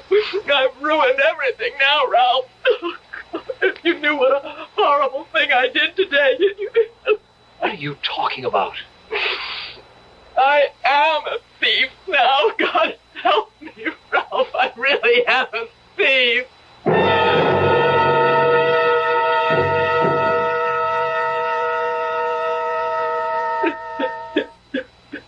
Try and stay calm, Ruth. Did you get a look at the man who broke the glass with his umbrella? Do you think that he was the same man you met yesterday at the Hotel Hamilton? I'm sure he was. But I told you he was wearing a stocking mask over his face. And this other man, though, the one who called himself Tom Andrea, he was the same man who was collecting for children's welfare outside the store. Yes. Ruth, you know, there's only one thing to do now, don't you? What do you mean? We've got to tell the police. Oh, Ralph, no, that would be awful. Travels will have discovered the theft by now. They must have your description from the clerk. Sooner or later, you might be identified. But they can't do anything to me, Ralph. I'm not responsible. I'm sick. No, Ruth, in this case, you are responsible. That's why we have to call the police.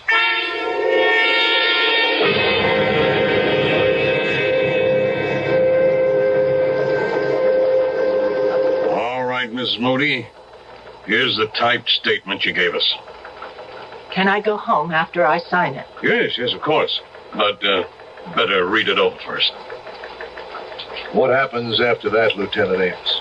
That depends. On what? Well, mostly on whether or not your wife has told us everything. But I swear I have. I'm not saying your story is phony, Mrs. Moody. My own viewpoint is that it's too cockeyed to be phony. But that may be a subtle way of looking at it. Why should she lie about this, Lieutenant? What would my wife have to gain? Well, she could stand to gain a diamond pin worth almost $50,000. She doesn't have the diamond. She gave it to them. Yes, that's a story. But let's say, for example, that those two men never existed. Oh, that's a horrible thing to say. I'm telling you how other people might see this thing. If you were a crook, and you realized that you'd been spotted in Travels, well, this story of yours would put you in the clear, wouldn't it? But it's true. Every word of it. But you see the problem, don't you? You've been identified as the robber. You've confessed to stealing the pen.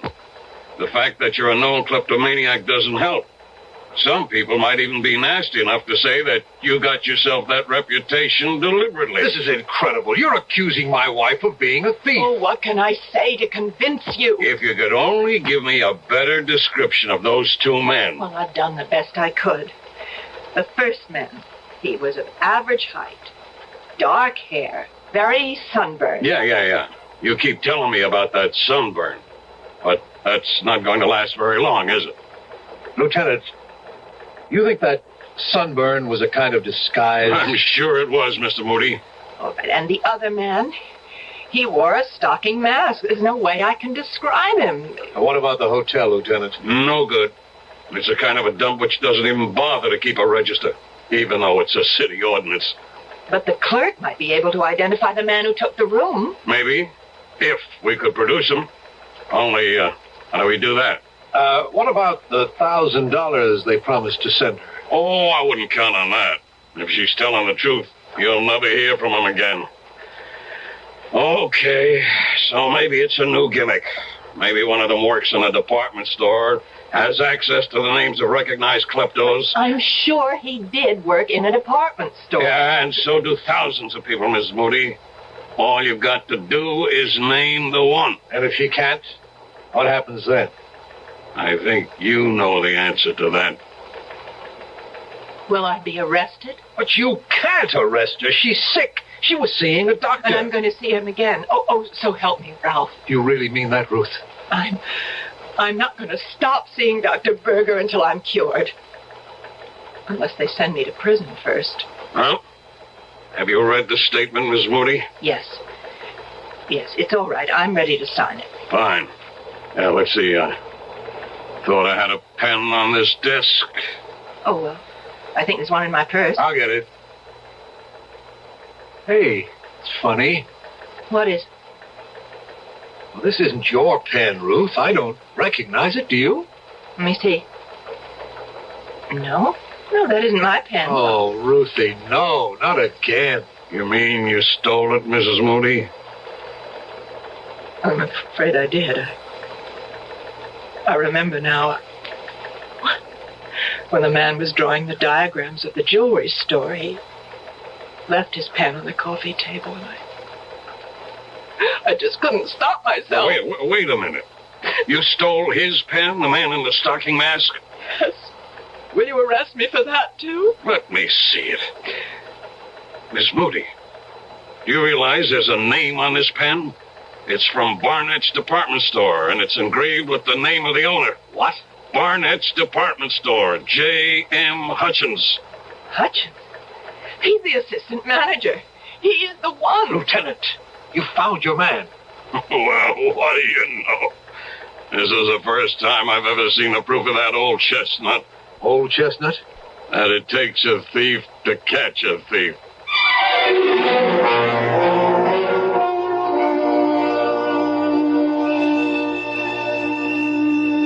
The moral of this story might be, never steal anything small, particularly if it's a diamond pin worth $50,000. Well, you'll be happy to know that the police investigation proved the guilt of Mr. J.M. Hutchins and the innocence of Mrs. Ruth Moody. And the last we heard, the only trouble with Ruth was going to be a little one. I'll be back shortly.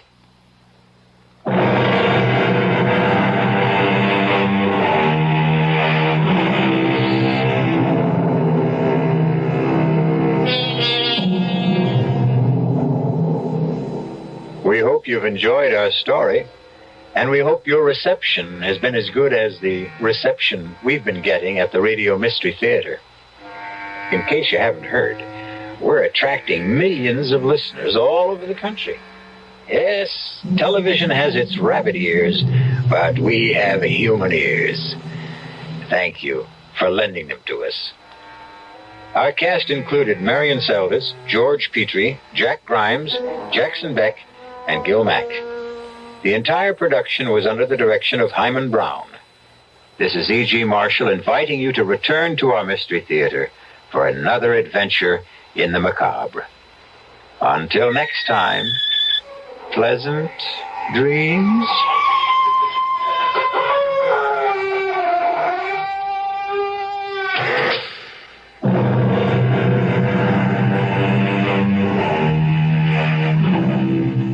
Listen to Mystery Theater again tomorrow night, same time, same station.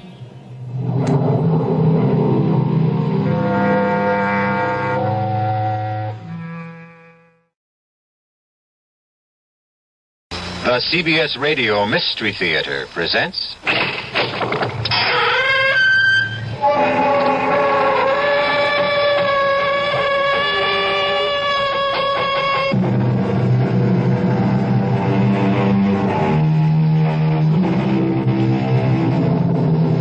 Come in. Welcome. I'm E.G. Marshall. You're just in time to join me for an adventure in suspense and terror. The most heart-stopping terror of all. Not the terror of the eccentric, the grotesque, or bizarre, but the chilling terror that slowly emerges when one discovers that all the standards, the laws, the customs that have so naturally governed our existence have suddenly been revoked or repealed and no longer apply. Gone are the familiar, the everyday usages which regulated life in a comfortable, predictable flow. And you are suddenly confronted with a living nightmare of chaos and anarchy.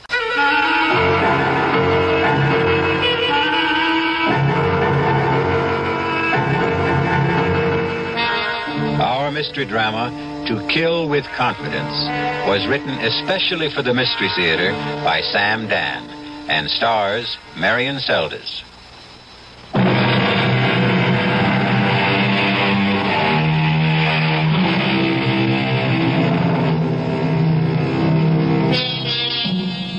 There are men who give more solid thought to the choosing of a car than to the selection of a wife. There are girls who will take more time and care in deciding on a fall outfit than in picking a husband. Who is to blame? A good deal of it can be placed on the shoulders of society, which somehow tries to imply that marriages are made in heaven. This being the case, why bother being too careful down here below? At any rate, let us consider this extremely attractive, newly married young couple driving along a superhighway near a Midwestern city. Why don't we get off the turnpike, darling? Is anything wrong? No, I just thought I'd like a change of scene. Okay, next exit. You're an angel. Well, it's getting on toward lunchtime, and I think this is a town where they have a place that serves the most fantastic sauerbraten. Really? Mm-hmm. A landmark. You know, one of those terribly authentic restaurants. Ruth, dear, you are in for a treat. Except for one thing. What's that? I happen to despise sauerbraten. Uh-oh, I'm sorry. Oh, don't be sorry, dearest. You and I, well, we'll never have days like this again. Days like what? Well, let's call them days of discovery. Days of getting to know each other. Days of finding out about each other. Such as, you don't like sauerbraten. What don't you like? Oh, I like everything. Even artichokes? Especially artichokes. You'll have absolutely no trouble feeding us. I think that's why I fell in love with you. You're so even-tempered. Oh, now, you don't know that for a fact. I may have been on my best behavior all this time. Well, I just can't picture you as anything but... Well, but what? Sweet. Calm. Nice. Well, I tried to keep my temper. I learned what it can mean to lose it. Oh, what happened? Now, that was a long time ago, darling. I found out what it can mean to lose your sense of balance and values, and, well, I plan to make amends for all that. Do you want to talk about it? No. And I'll tell you why. Oh, no, you don't have to explain. No, what I have to do is explain why I won't explain. Can you follow that? Sure. I have to put it all completely out of my mind. I have to go so far as to convince myself that it never even happened. I understand. And I may have one or two deep, dark secrets of my own. Well, keep them. That's what I dreamed about, to start a fresh, brand new, clean slate. Agreed? Agreed. Now, I tell you what let's do. Let's have sauerbraten anyhow. Oh, no. Well, you have it. I'll order something simple like hamburgers. Oh, no, not in this place. Why? Well, you won't enjoy lunch. The waiters are such frightful snobs. If they sense you're not there for the special. Oh, it's that kind of a place. We don't have to have lunch there. We can stay on the turnpike. No. Look, here's the exit. Let's turn off. Well, you did have your heart set on... Uh-oh. What is it? Is something wrong? Well, the car. I think it's that mysterious vibration. Do you hear it? I don't know. What... Well, that funny noise. Oh, Leo, darling, to me these things sound funny all the time. Is it something serious? I hope not. Well, look, we have 1,000 miles still to go. We'd better have it checked. Yeah, that's a good idea. Oh, but in case it is serious, do we have enough cash? Well, that's no problem, darling. We'll stop off at the first station that honors a transnational credit card. But I thought the card's only good for gasoline. No, all repairs do. Oh, look, just up ahead, there's a big blue transnational sign that says Frank's Quality Service. Let's pull in and have the motor checked.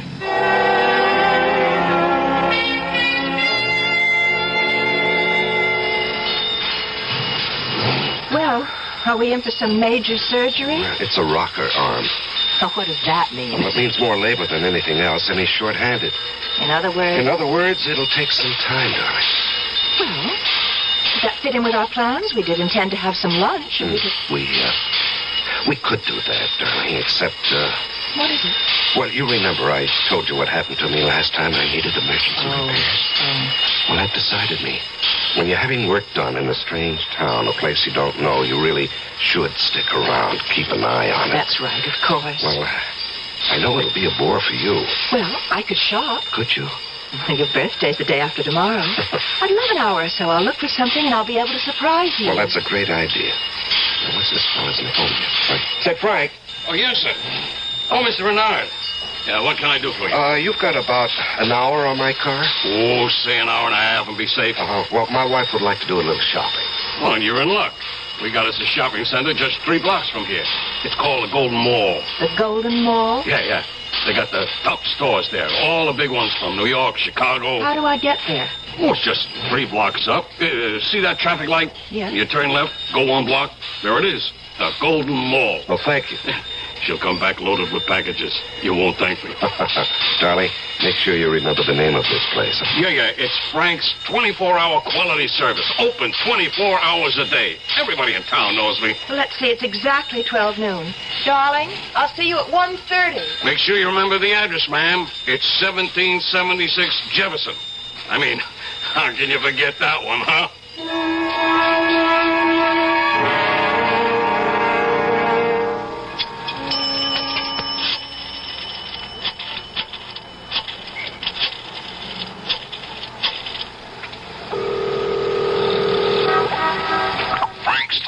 Service. Frank speaking. Oh, is Mr. Renard there? He should be having his car fixed. Mr. Renard? Oh, yeah. Sure thing. Hold on, huh? Mr. Renard! Hello? Leo, darling. Oh, for a moment, What is it, darling?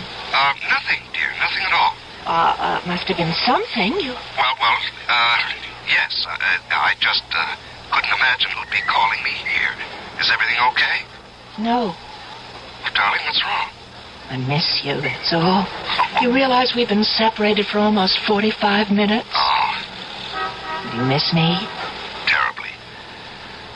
All right. I just called you up to keep the record clear. Will he be finished on schedule? Mm-hmm. Looks that way. About another half to 3/4 of an hour. All right, I'll be there 1:30 on the dot. I don't like these long separations. Neither do I. Goodbye, darling. Bye. Taxi! Taxi! Quick! to, ma'am? 1776 Jefferson Boulevard. Okay. Heavy day in the stores, ma'am? Oh, no, I just bought a little present for my husband's birthday. Excuse me. Let me call into the dispatcher. 37, headed south to Jefferson, 1700 block. 17... Just a minute. What? Why are we stopping? Where did you say you wanted to go on Jefferson Boulevard? 1776. That's a number you can't forget. Well, maybe you can't forget it, but you sure can get it mixed up. You don't want to go to 1776. Why? Because there ain't nothing on that 1700 block worth going to. Well, I distinctly remember Look, ma'am, I know this town. Now, give me a street, any street, I'll run it down. On 1700 block of Jefferson, you got the old foundry. It's been deserted these past 18 years. And Frank's 24-hour quality service station. No more, you don't. How can you say that?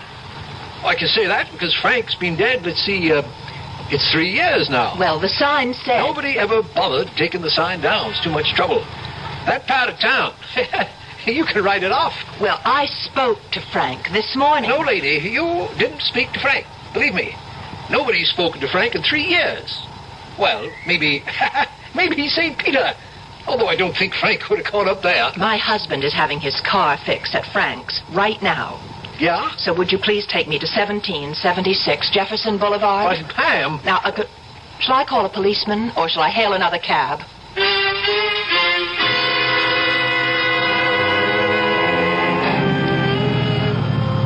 Well, ma'am, here you are.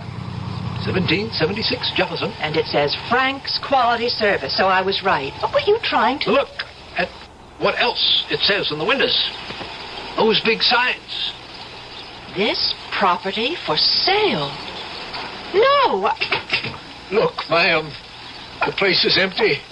It's been empty since Frank died. But it can't be. We were high school pals, Frank and I. Look, I was here just this morning. I was here. I remember going to Frank's wake. We drove in, and those signs weren't up there. There were cars parked and men working in there, And we went to the funeral. He told Leo, my husband, he told Leo that the rocker arm needed fixing. Ma'am, you sure you want this place? My husband. I left my husband here. No, ma'am, I'm afraid you didn't leave anything or anybody. Leo is in there, in that garage. Where are you going? Can't you see it's locked? It's been locked for 3 years. There's nobody in there. I'm telling you, there's nobody in there. What happened to my husband? What did they do to my husband? Now, calm down, ma'am. Think. Aren't you sure this is the same? I'm sure. I know. Don't you try to talk me out of it. I know. I was here exactly 1.5 hours ago. I was here. This place was open. This service station was operating, and there was a man here, Frank. How do you know his name was Frank? Because the name was written on his shirt. Now, look, ma'am, I don't know what's going on. My husband. I want my husband. Now, what happened to him? Ma'am, try to hold on to yourself. Don't pass out, please. Don't faint on me. I wouldn't know what to do. Here, let me help you back to the cab. Leo, what did they do to Leo? Oh, no. 37. 37. Come in, quit fooling, answer me. This is 37. Get me some cops. Get an ambulance. Get everybody over to 1776 Jefferson on the double, huh?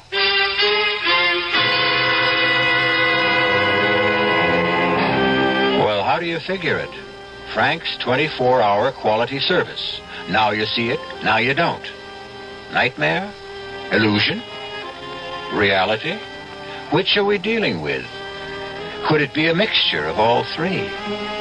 I'll return with some answers, but also with some more questions when I return in just a few moments with Act 2.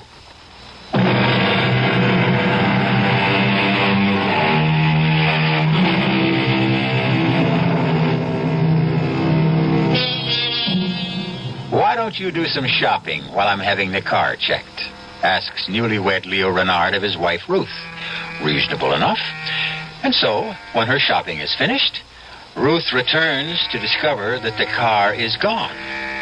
Leo has disappeared, and the service station has been closed these past 3 years. And you insist you actually were at that particular service station, Mrs. Renard? Doctor, I know you're trying to be helpful, but we aren't going to get anywhere. Why do you say that? Well, to begin with, we have a severe difference of opinion. But you... Please, let me finish.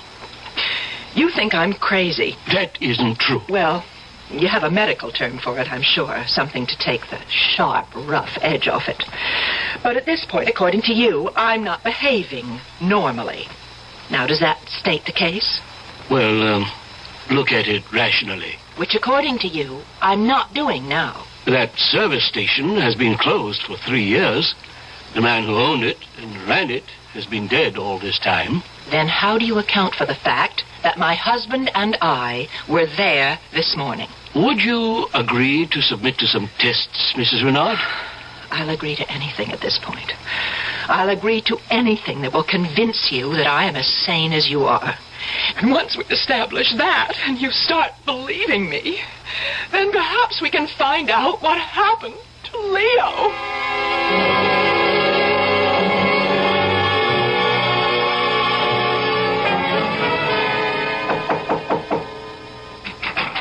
Yes?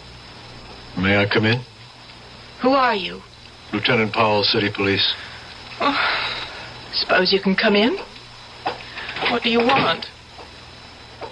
I want to help you. Well, you won't help me by telling me I'm crazy. Why would I do that? Because that's all the others can think of. Well, to begin with, you don't look crazy. Well, thanks. Do you have any influence around here? A little. What do you need? What I need is to get out of this hospital. What you need is rest. What I need is my husband. I spoke to the doctors. What do the doctors say to you? You're suffering from shock. I'll buy that. You evidently can't face the fact that your husband has deserted you. No, that's off the mark. All right, tell me about it.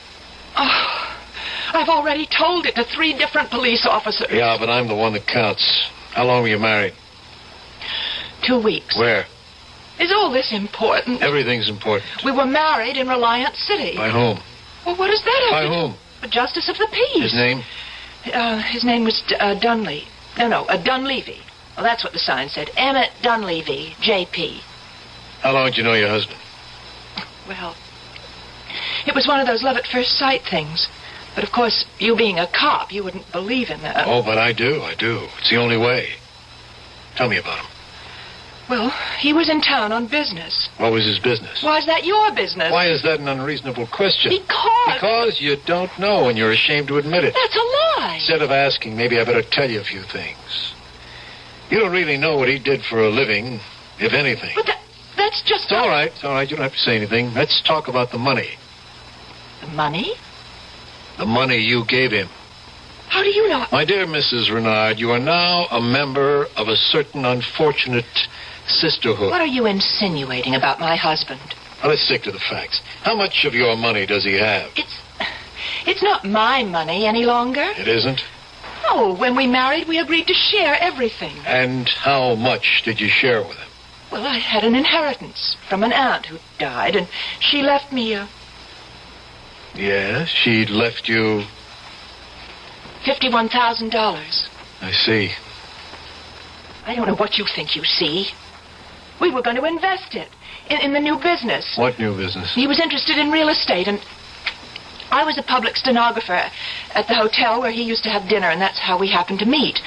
And we were going to go to Florida and get into a land development deal. $51,000 in cash? No, bonds. We put it in bonds. Negotiable bonds, no doubt. Well, we had to be able to raise cash in a hurry. Of course. Well, it just wasn't my money. He had close to $50,000 of his own. You know this for a fact? Well, that's what he said. Now, look, Mrs. Renard, I want to help you. I want to find him. Hopefully we can recover all, or at least some, of your money. Why do you insist that he ran out on me? I've told you what happened. You simply can't face the truth, can you? And you've created an hallucination about a garage. Don't you start behaving like a psychiatrist, too? Look, the sooner we get you to face reality, the sooner we can get you to think rationally and maybe give us some leads. Look, I told you. What we have to do is get rid of this service station delusion of yours. But it isn't a delusion. I spoke to the doctor. Lying around here in bed isn't doing you any good. I asked him if I could get you to work with me. Now, you can't remain here indefinitely. You're going to have to start some kind of new life for yourself. Are you saying that Leo is... I'm saying, one way or another, Leo is gone. No! Right now, I'll go talk to your doctor. Pick you up in about an hour, is that all right? Wait, I want to thank you. Yes, well, maybe now you're beginning to face reality. Maybe. Maybe. Maybe what? Oh, I don't know. I'm so... Sure. It's a bad spot to be in. You're really very kind. No, I'm not. It's just a technique. Don't let it fool you. Well, at least you've made me feel better. You ready to face it? I think so. Whatever it is, I guess I'm ready to face it.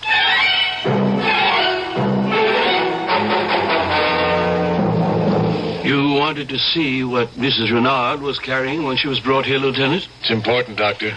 Well, we're about to give her things back, since we're releasing her.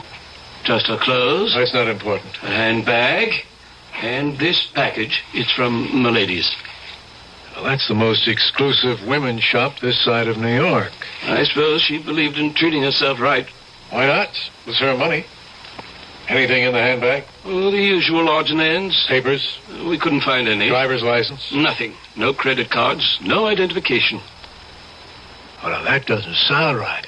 Well, she said she was going off just briefly to shop, and she didn't want to be loaded down with a big handbag. So she just took her small purse with some money and makeup, left everything else in the car. There is this snapshot. Must be Leo. He'd have to be Leo. You know something? He looks familiar. He looks familiar because you've convinced yourself he's a confidence man. That's right, he has to be.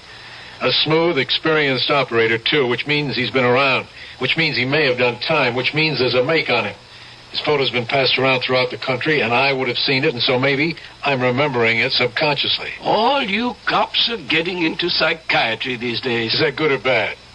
Listen, let me borrow this snapshot. I'll have the boys run it down.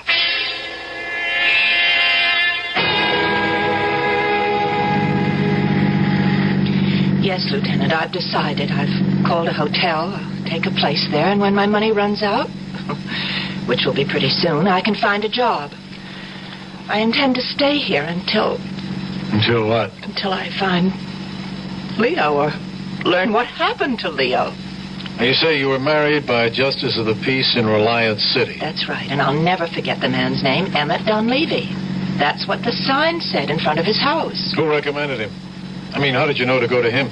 Well, we got our license and we were driving along and we saw the sign. Who was driving? Leo. Go on.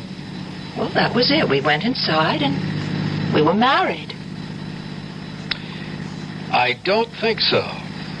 What do you mean you don't think so, Lieutenant? What would you know about it? All I'm saying, I don't think you were married. Now, just a minute. The ceremony was performed. We checked the city hall in Reliance City, and there's no record of your marriage. But there has to be. Ruth Olson to Leo Renard. No record of anyone named Renard getting married to anyone at all. What are you trying to do to me? And there's no Justice of the Peace named Emmett Dunleavy in Reliance City either. But that was his name. The sign distinctly said that his name... Look, I know it's hard to face so many disagreeable facts all at once, but there's no help for it. Oh, I know what you think. You think Leo is a confidence man who was out to swindle me. I'm going by what appear to be the facts in the case. I'm going by experience. Well, I wouldn't fight you, except... Except that you love him. Well, love doesn't make you blind. It's just... Well, there's one fact I simply cannot account for. Yeah? No matter what anyone says, Leo and I stopped at that service station. No matter what anyone says, it was open for business. No matter what anyone says, there was a man named Frank. And he said he'd fix the car in an hour and a half. And that I'd have time to go shopping.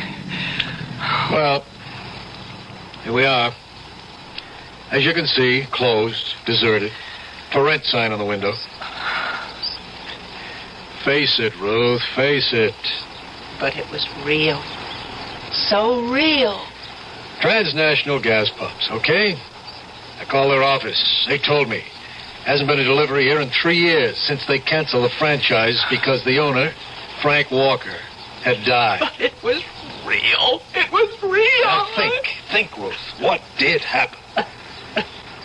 I just don't know. Oh, God, Lieutenant, am I losing my mind?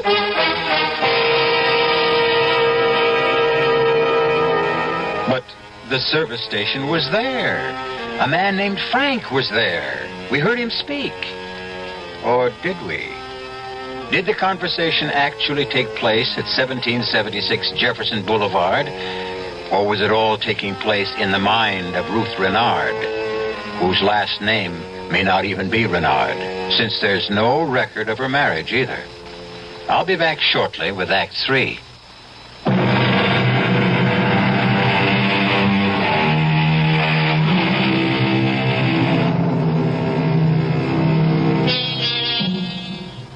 She still insists she left her car there to be fixed under the watchful eye of her husband. The authorities insist that Leo ran out on her. Or perhaps there never was a Leo, and she creates this fiction because she cannot accept reality. Well, what is reality? Well, come on. Let's take a look at the place. As you can see, Ruth, deserted. But as you can see, Lieutenant, it's spick and span. How clean this place looks.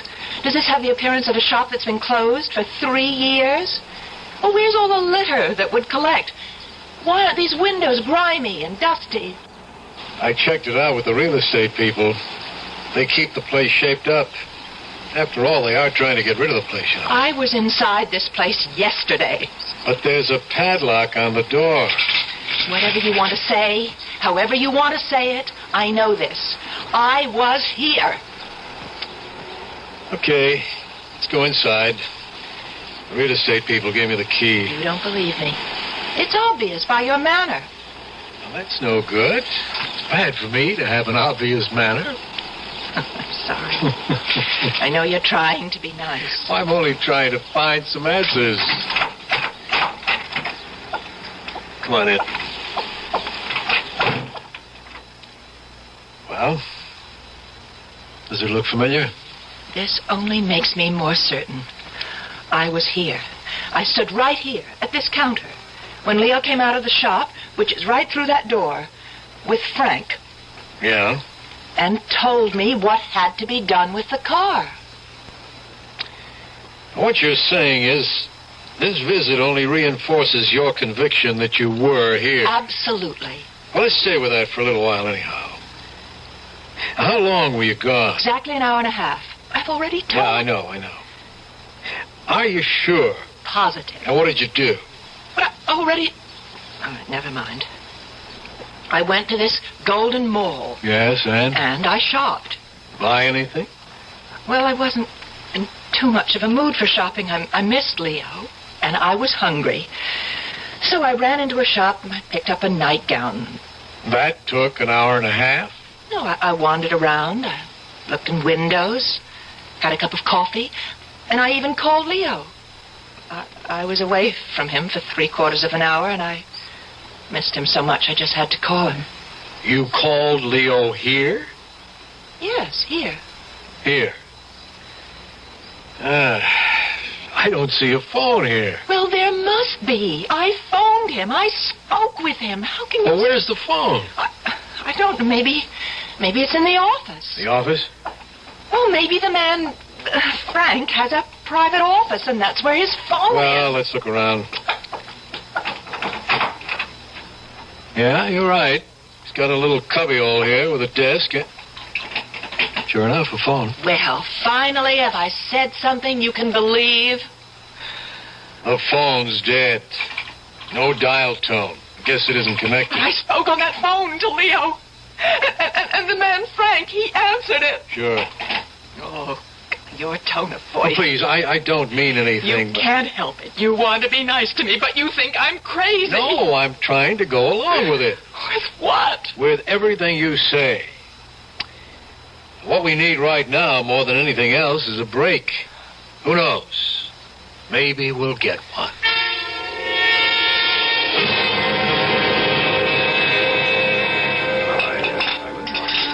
Kind of you to take me to dinner. It's a line of duty. I can even put it on my expense account. You said that you had an important development. I think we do. Well, can you tell me? We think we know who Leo is. What do you mean? You know who he is? His real name is Wallace. Leo Wallace. That's impossible. Better let me finish. But, listen, we had his picture. Where? How? I mean, how could you get his picture? It was in your handbag. Oh. I ran it through the routine, and there's a very strong likeness to a Leo Wallace. A very skillful confidence man. Oh. Leo had turned in a very big score. He'd flim-flammed some old gent out of about $1.5 million. Well, I don't believe it. Maybe you'd better hear it first. He denied it. The jury voted against him. He got a minimum of 10 years, but there was an appeal. Just a few months ago, they found some irregularities in the trial, and he was freed. Oh. How about the money? The money? The money he's supposed to have stolen. Oh. If he did steal it, he has it hidden somewhere, so you see, there's a motive on someone's part to get him and get at the money. I never dreamed that Leo could... Yeah, well, as I say, we can't prove it. All we know is that your Leo's picture looks like this Leo Wallace. Then I don't have to be crazy. This could have all been just a plot, don't you see? You thought Leo was out to steal my money, and as it turns out, there were people after Leo. They could have arranged the whole service station setup. Well, it's not impossible. Well, then can't you do something? How he could have arrived at this service station is something I'll get to later. The fact is, he did go there. Well, I tell you he did. We did. If only we can put him there, things would make sense. You wouldn't be crazy. We'd have a lead. Why pick Frank's service station? It isn't the first one you came to. It was the first transnational gas station, and that was his credit card. Are you capable of being objective right now? I'm trying to prove to you I am not crazy. Well, pretend for a moment that all this happened to somebody else. Pretend that this is a story I'm telling you. I don't see why. A young woman tells a cab driver to take her to a non-existent gas station. But I had been there with my husband. We don't know that. We only have your word for it. So, when they arrive, she becomes hysterical and she tells the story you've told us. Okay, we check. We find out there is no record of the girl's marriage. No record of the justice who she claims married her to her husband. Her husband is most likely a notorious confidence operator, newly released from jail. Why would I lie to continue, please. And we know very little about the girl herself. She worked at the hotel in Reliance City as a public stenographer for only a month. There's no family. I lost my parents years ago. I'm an only child. I had one aunt who's dead. Well, everything is so vague. We can't find anyone who's ever seen this girl with her husband. But we stopped at 3 motels between here and Reliance City. No one remembers seeing a Mr. Renard. Well, you can check their registers. They must prove that a Mr. and Mrs. Renard stopped there. 2 of the clerks remember a Mrs. Renard. That's because I went into the lobby to sign the registers while Leo took care of the bags. Now, once again, we have that same problem. Admit it now. If this were someone else's story, would you believe it? All right, I know. It sounds like... But if it is a hallucination, where did it start? No, it's real. You said to the cabbie that you bought a gift for your husband. I did. No, you didn't. You bought a nightgown at Milady. Oh, but I... Why would you lie? Oh, maybe it isn't a lie. Maybe subconsciously you know you don't have a husband, therefore you really couldn't buy him a present. Then why would I have his picture in my purse? You may have found it somewhere. Maybe without knowing it, you fell in love with his picture and... Why is it all so real? I keep tripping you up all the time. Your story has so many holes. For instance, why do you say you called from the mall when that phone has been disconnected for 3 years? But I did call. You have to believe me. Well, that means I have to believe your whole story, all of it. All of it is true. Yeah, and yet I can't check any of it. Wait a minute. There's one part I can check. And if you're telling me the truth about that one little part, then the whole story could make sense. What is that part? No, I don't want to get your hopes up. I'll see you at the hotel. Oh, but I'd like to know. No, there isn't very much I can do about it till the morning anyhow.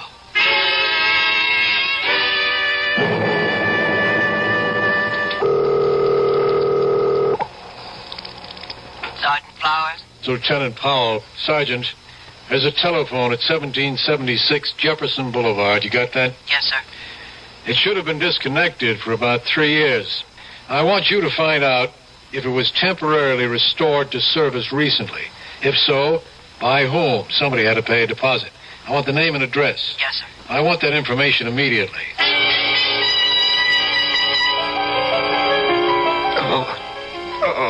Okay, Leo, take a little drink. That's good. It'll make you feel better. There you are. Now, you gonna be sensible? You can drop that. Leo, as long as you're willing to catch, I can pitch. Be reasonable. I don't want all the money. I don't care if you kill me. It can come to that. Now, look, the old guy's dead. You can't give it back to him anymore. He has a family. And every one of them a millionaire. Leo, why should the rich always get richer? I seen crooks like you go soft. Start to worry about right and wrong. Believe me, it don't last. It wears off. I'm only trying to save you from yourself. You punk, I should have recognized you at that gas station. Hey, wasn't it a great wig and a mustache? I look good in it, huh?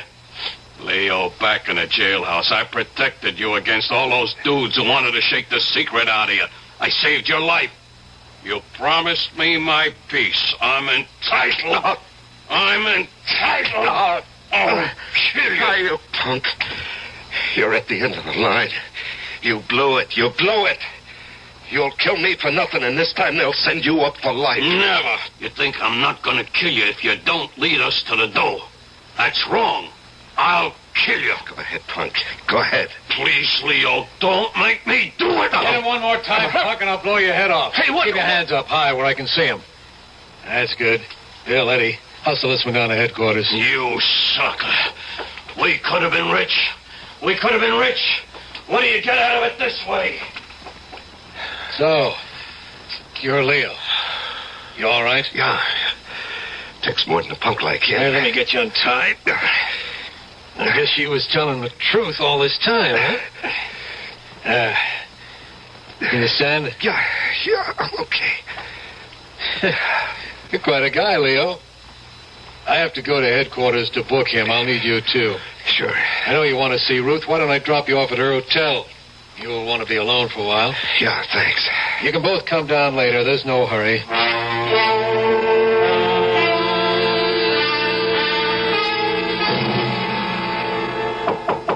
Just a minute. Leo. Oh, Leo, darling. Hello, Ruth. Leo, how did you... What made you... No, I don't want to talk. I just want to hold you. Leo. Oh, Leo, are you... Crazy? No. Oh. But I would be if I couldn't figure it out. Figure what out? That gas station, that was all a setup. Leo. How did they know I would stop right there, huh? What? How could they be sure somebody had to loosen a gasket just enough to make that noise? Somebody had to say, let's get off the highway at that particular exit. Somebody had to practically lead me by the hand right into the setup. Leo, why would I... $1.5 million. That's a big enough. Leo, I love you. Oh, sure. How can you even think and that it's the right way to do it, too. I disappear. You become the poor, distraught, deserted wife. The mobsters figure you've been double-crossed, too. The heat's off you forever. Leo, how can I convince you? What can I say? It's a great plan, baby. Even the phone call, that little cubbyhole office. The only place in the station that isn't open to view from the street. The only place where it's safe to jump me. That's why you installed the phone. Get me out of sight, distract me. Leo, please. But the punk blew it. He gave his right name to the phone company, his correct address. So they were able to check him out. The punk wanted to save a $30 deposit. For $30. He blew his shot at $1.5 million. Leo, I swear He always to was you. a punk. And now for you, baby. Leo. Why are you looking at me like that? I think I'm gonna kill you. Leo, it's all in your mind. Oh, sure. Oh, I swear I had nothing to do with it. I love you. I love you. Let me prove it. Wait, here. Look, that's my purse on that night table. See? In the purse there's a .22 caliber revolver. You look inside it. All right. You'll find it. Now, if you really think I'm guilty, go ahead and kill me. We'll shoot. Kill me. What are you waiting for? See, you can't do it. You love me. You can't do it. You love Leo, me. don't be crazy. Lieutenant Powell, Leo's going crazy. Just stay where you are, Powell. Just stay there. Leo, what are you going to do? Are you out of your mind? I let you come up here alone so you could figure it out for yourself. Yeah, I understand, and I have to kill her. Lieutenant, you can't just stand there. There's nothing he or anyone else can do, Ruth, except... Hey, Paul, if she goes to jail, what can she get? At least 10. 10, huh? In 10 years, that beauty, that terrible, overpowering beauty of hers that blinds you, that beauty will be gone. She'll be old, worn and bitter, as good as dead, with almost half a lifetime still in front of her. Leo, give me a chance. If I kill her now, it's too easy. Leo. That will be over in a Leo. second. Take her, Leo. Lieutenant, take her. Leo. We'll kill her the right way, legally, just... Leo, I love you. I love you too, Ruth. I love you more than anything in this whole wide world. But I'll get over it. You'll never get over me. Oh, I'll get over you, baby. And if I can't, if I don't, if I still love you 10 years from now, I'll be waiting for you. Outside the prison gate.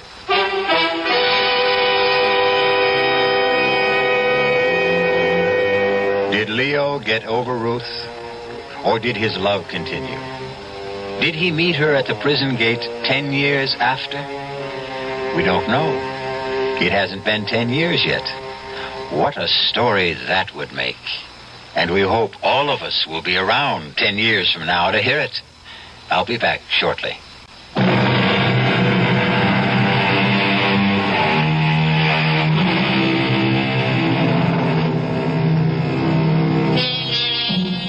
As we said earlier, most men devote more time to the choice of a car than to the study of the girl they pick for a wife. Why? Well, perhaps it's because all of us love suspense. We delight in being surprised. Another reason why you should always listen to our program. Let us fill your normal and natural need for suspense, and thus you are free to be more rational, sober-minded in real life. Our cast included Marion Seldes, George Petrie, Larry Haynes, and Gil Mack. The entire production was under the direction of Hyman Brown.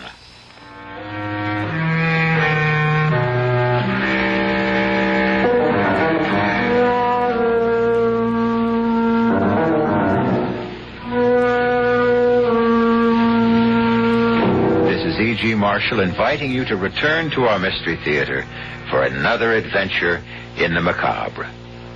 Until next time, pleasant dreams.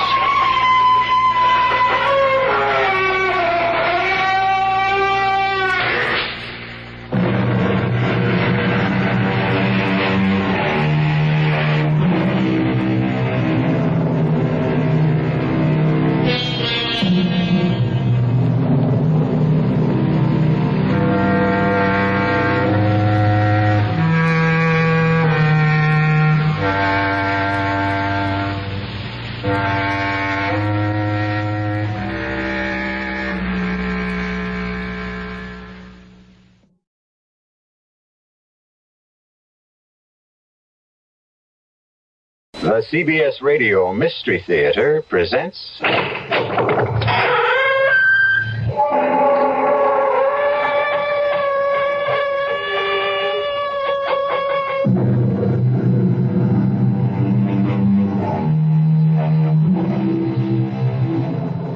Come in. Welcome. I'm E.G. Marshall. And perhaps you've come to look upon me as the master of the macabre, your escort into the eerie. And in all honesty, I can say that I am happy you have this opinion of me. I'll admit to an affinity for tales of the supernatural, and even a sneaking fondness for ghosts. Some ghosts, that is. I cannot say that I have liked every ghost I have met, because in my experience, there can be some very unpleasant ghosts, like this one.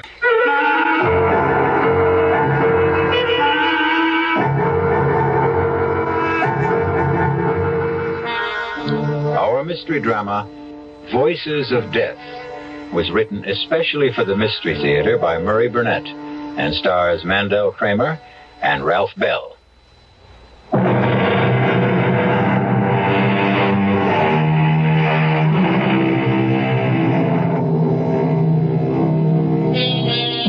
There are many stories about faceless voices that speak to lonely people.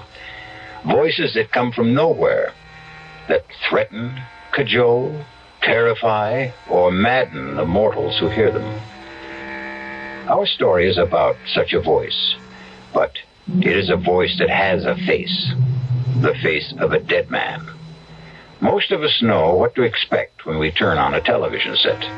But the last thing Jason Phillips expected was to have the face of a dead man appear on his television tube. How did the face of Peter Truro get on my TV screen? Peter, I'm sure if you were alive, you'd understand why yours is the last face I'd want to look at. So forgive me for switching stations. What is this, Peter again? I'll try another channel. On every channel? Peter Truro? That's ridiculous. And no sound. What's wrong with the sound? Nothing, Jason. What? This isn't the normal way to return. Well, I'm seeing things.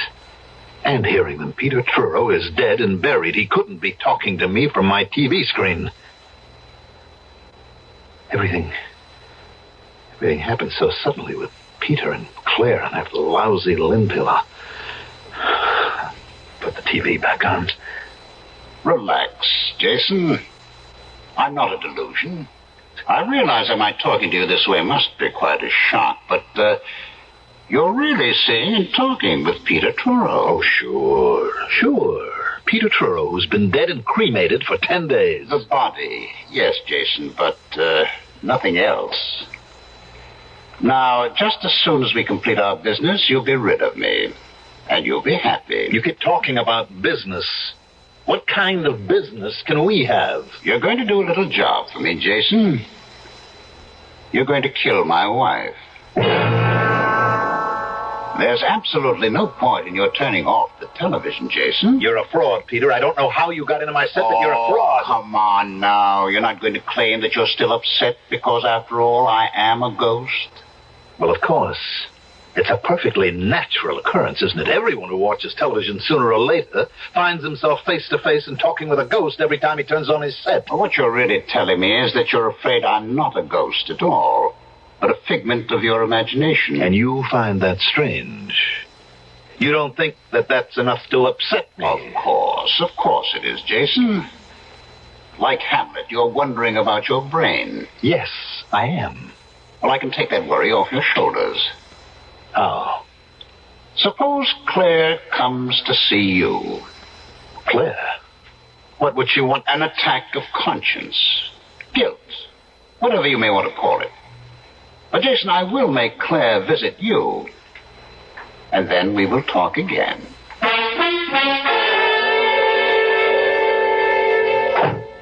What in the world am I doing here anyway? Can you tell me, Jason? Putting on a marvelous act as usual, Claire. Why do I feel cold? Why do I have this feeling that Peter's watching? Which question would you like me to answer? Do you believe in ghosts? Of course not. You sound so sure. So very. And you're not. I remember how you used to make fun of the whole spiritual scene. I said it was impossible. Claire, why this discussion? What made you phone me and come here to talk about... I've been having dreams. Dreams? Well, I'm no psychiatrist. Yes, dreams about Peter. He keeps telling me to come to you and explain about... Well, you know, how you lost the part in the play, and I'm not making very much sense, am I? No, you're not. I don't know why you came here, but I know damn well you'd better leave.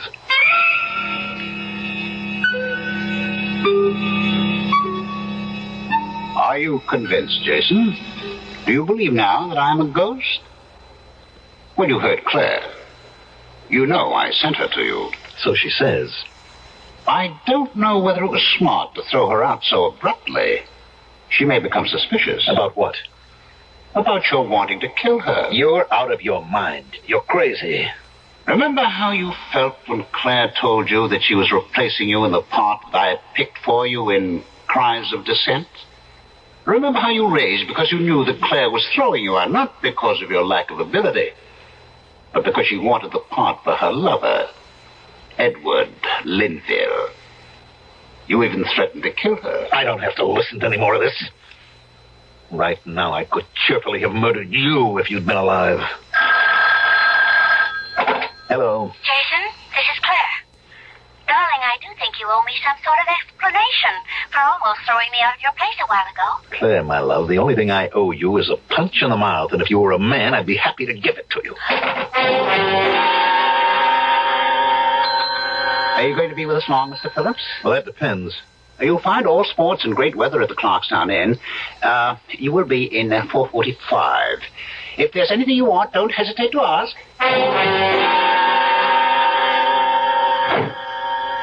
Now, before I call a leader, I think I'd better see if Peter is still with me.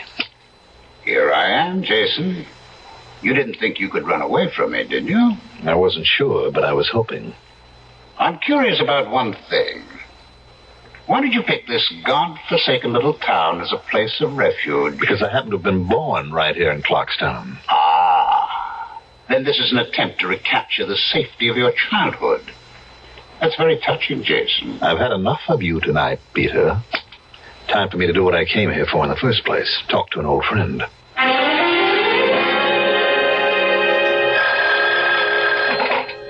Hello?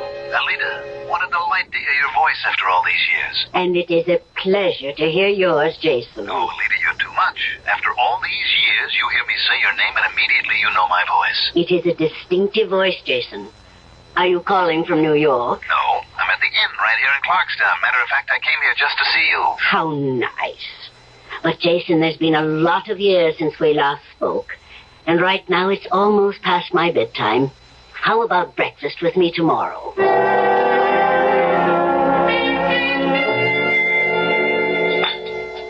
More coffee, Jason. No, thanks, Alida.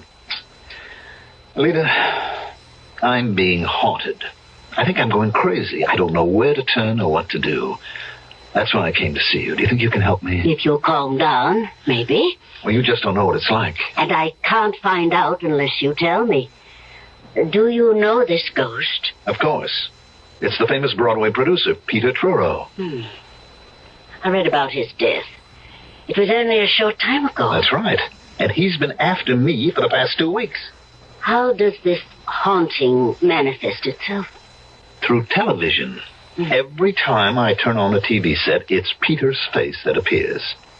I can't get any other programs, just Peter Truro. What does he say to you? Well, that's what's got me scared. He's asking me to kill his wife. It frightened you, Alida. Why? Well, Jason, as I remember you, when you were a boy, you were not particularly psychic or even sympathetic to psychic phenomena. That's right. In order to help you, I must find out why the ghost of Peter Truro chose you as his instrument in the first place. Can you? I can try. But not this morning. Can you come back tonight for another seance? Like the one you remembered as a boy? That's why I came. I'll be here, Alida.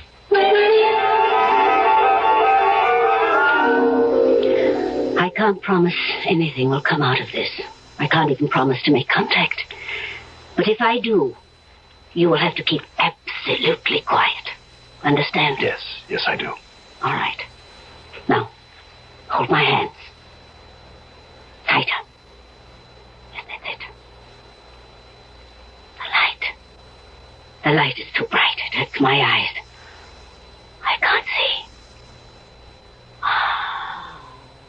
Better, yes. That's better. Now, I see. I see you quite clearly. Jason, why did you do this? Just when we two were getting along so well, you went and brought this stranger in. Well, Peter, Jason, you must keep quiet. You promised. Let him talk for himself. We have some wonderful chats when we're alone. Jason is a friend of mine. He has asked my help.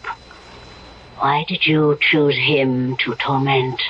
It is I who am in torment. You must know that. It is I who cannot rest until a vow has been kept. What vow? The marriage vow. Has it not been kept? Did you not plight love till death do us part? No. Our vow was to remain faithful and loving forever. We changed the marriage ceremony, and the vow has not been kept. And I seek revenge. I will have revenge. I will. Alida, are you all right? Yes. Yes. I will be fine. Just give me a moment. You sure you're going to be all right? Yes, I am sure about me. But I am worried about you, Jason. I am not sure about you.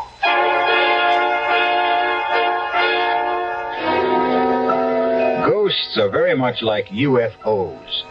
People say they don't exist. But somehow the idea of ghosts and UFOs just won't go away.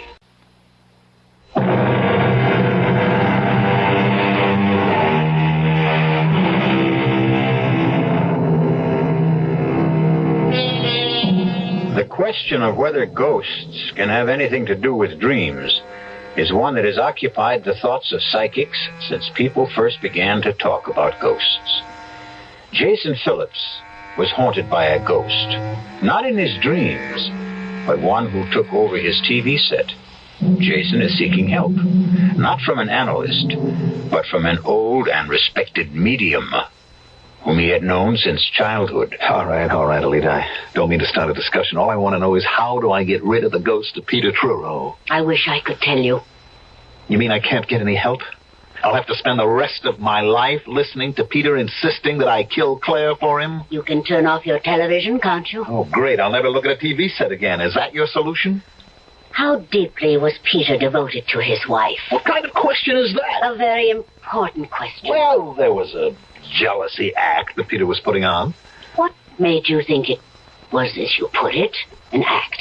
Because nobody could have been that jealous. What about the relationship? Was it a good one? I don't know. I never stopped to think about it. There was the difference in age. I mean, Peter was some 18 years older than Claire, and he was Broadway's outstanding producer, and she was an actress. Are you trying to say that Claire married Truro to advance her career? That she didn't love him? Well, there was no question that Truro worshipped Claire, that he'd do anything for her. She liked Peter, but, well, I think the feeling was deeper on his side than hers. And how did you feel about Claire? Alida, I don't see the point of all this. Ghosts do not choose people to haunt unless by design. In order even to begin to help you, we must try to find out why Peter Truro chose you as an instrument for his vengeance. How do you feel about Claire? Well, I'm certainly not fond of her. After all, she was responsible for my losing the part in Cries of Dissent. You wanted to kill her. Don't be ridiculous. You sound just like Peter. You won't admit it to yourself. But you're secretly delighted with the idea of punishing Claire Truro. And there is no way you can get rid of Peter Truro until you do. Well, Welcome home, Jason. So nice to be back with you. Cut it, Peter. I liked your friend Alida. Oh, I'm glad. Well, now that your investigation has proved that I'm really a ghost and not something your imagination cooked up, we can get down to specifics about killing Claire. Now, let's get this straight. I evidently can't stop you from appearing on my TV screen. But I am not going to kill anyone. Not even Claire. I'll show you how you can get away with it. I'm not interested. What can you lose by sitting down and picking up a piece of paper and a pen? I don't know. Admit you're curious. All right, I'm curious. Oh, come on, Jason. You know we both burn for revenge. You because Claire fired you from Cries of Dissent to replace you with her lover, Edward Linville. Who is awful. Have you seen him? Oh, I don't have to. I know he's terrible. But he's playing the part. And he's sleeping with my wife, so, get the paper and pen, eh? All right. Now, write the following. My darling, this should not come as a surprise, since we talked about your unfaithfulness. Now, wait a minute, Peter. There's not much more. Unfaithfulness many times. And you know that I said I would kill you. My dearest, prepare to die. And sign it, Peter. What do you think she'll say when she finds that in her desk drawer? Well, I think she'll laugh because she'll know it's an obvious forgery. Well, take another look, Jason. And then tell me if you recognize the writing. What? How did you do it? This is your handwriting.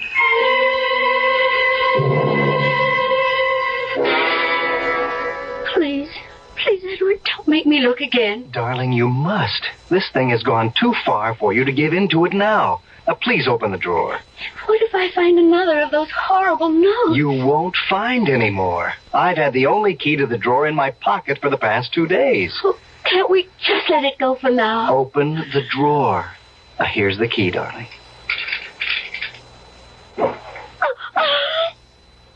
What was it?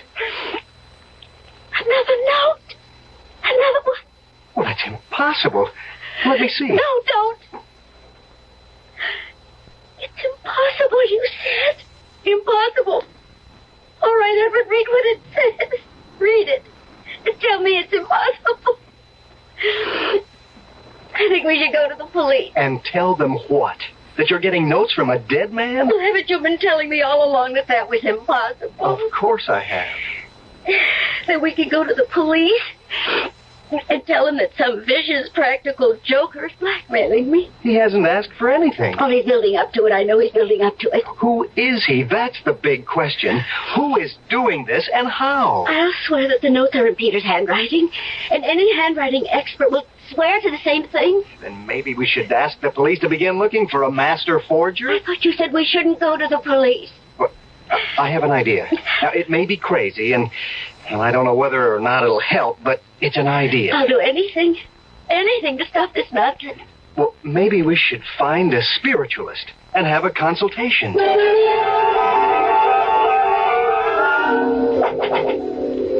Who is it? Ed Linville. Well, if I say I'm surprised, I'm sure you'll understand. Completely. And I'm sure that you'll understand that I wouldn't be here in your apartment unless I thought it was very important. Granted. I'm here because I can't help feeling there's some connection between you and some crazy notes Claire's been getting. Notes? Don't think I understand. Somebody has started a systematic campaign of persecution against Claire. Well, why don't you go to the police? Because I'm afraid of the publicity. Claire will look silly because the persecution is seemingly directed by Peter Truro. Well, she can't be serious. How could Peter That's what everyone's reaction is, because I can't explain the notes. That's the second time you've mentioned notes. They're vicious, handwritten little jottings, all reminding her of some silly vows that she had made with Truro before they were married. They threaten her life. They're all signed by Peter Truro. Well, it's impossible. That's what I said. Claire insists that the handwriting is Peter's. It's been checked by 3 handwriting experts. All 3 say Claire's right. The handwriting is Peter's. Well, that still doesn't explain what brings you here to see me. I told you, Claire sensed there's a connection. She told me she came to see you. Yes, she did. And she told me you behaved rather strangely. Look, I know you're worried about Claire, so I'm giving you a lot of latitude, but you're really beginning to annoy me, Linville. I'm just trying to find out why you got so angry with her when she was only talking about her dreams. She came here, I thought, to ask my forgiveness for the raw deal she gave me in Cries of Dissent. A deal which you were part of.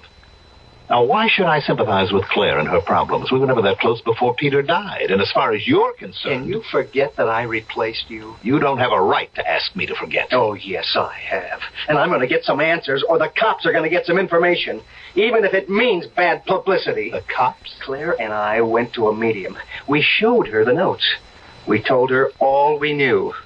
She held a seance, and she came up with your name. That's what you're going to tell the cops? That and the fact that you're mad because I replaced you in Cries of Dissent. You've had this coming, and now you're going to get... I'll kill you. So help me, I'll kill you.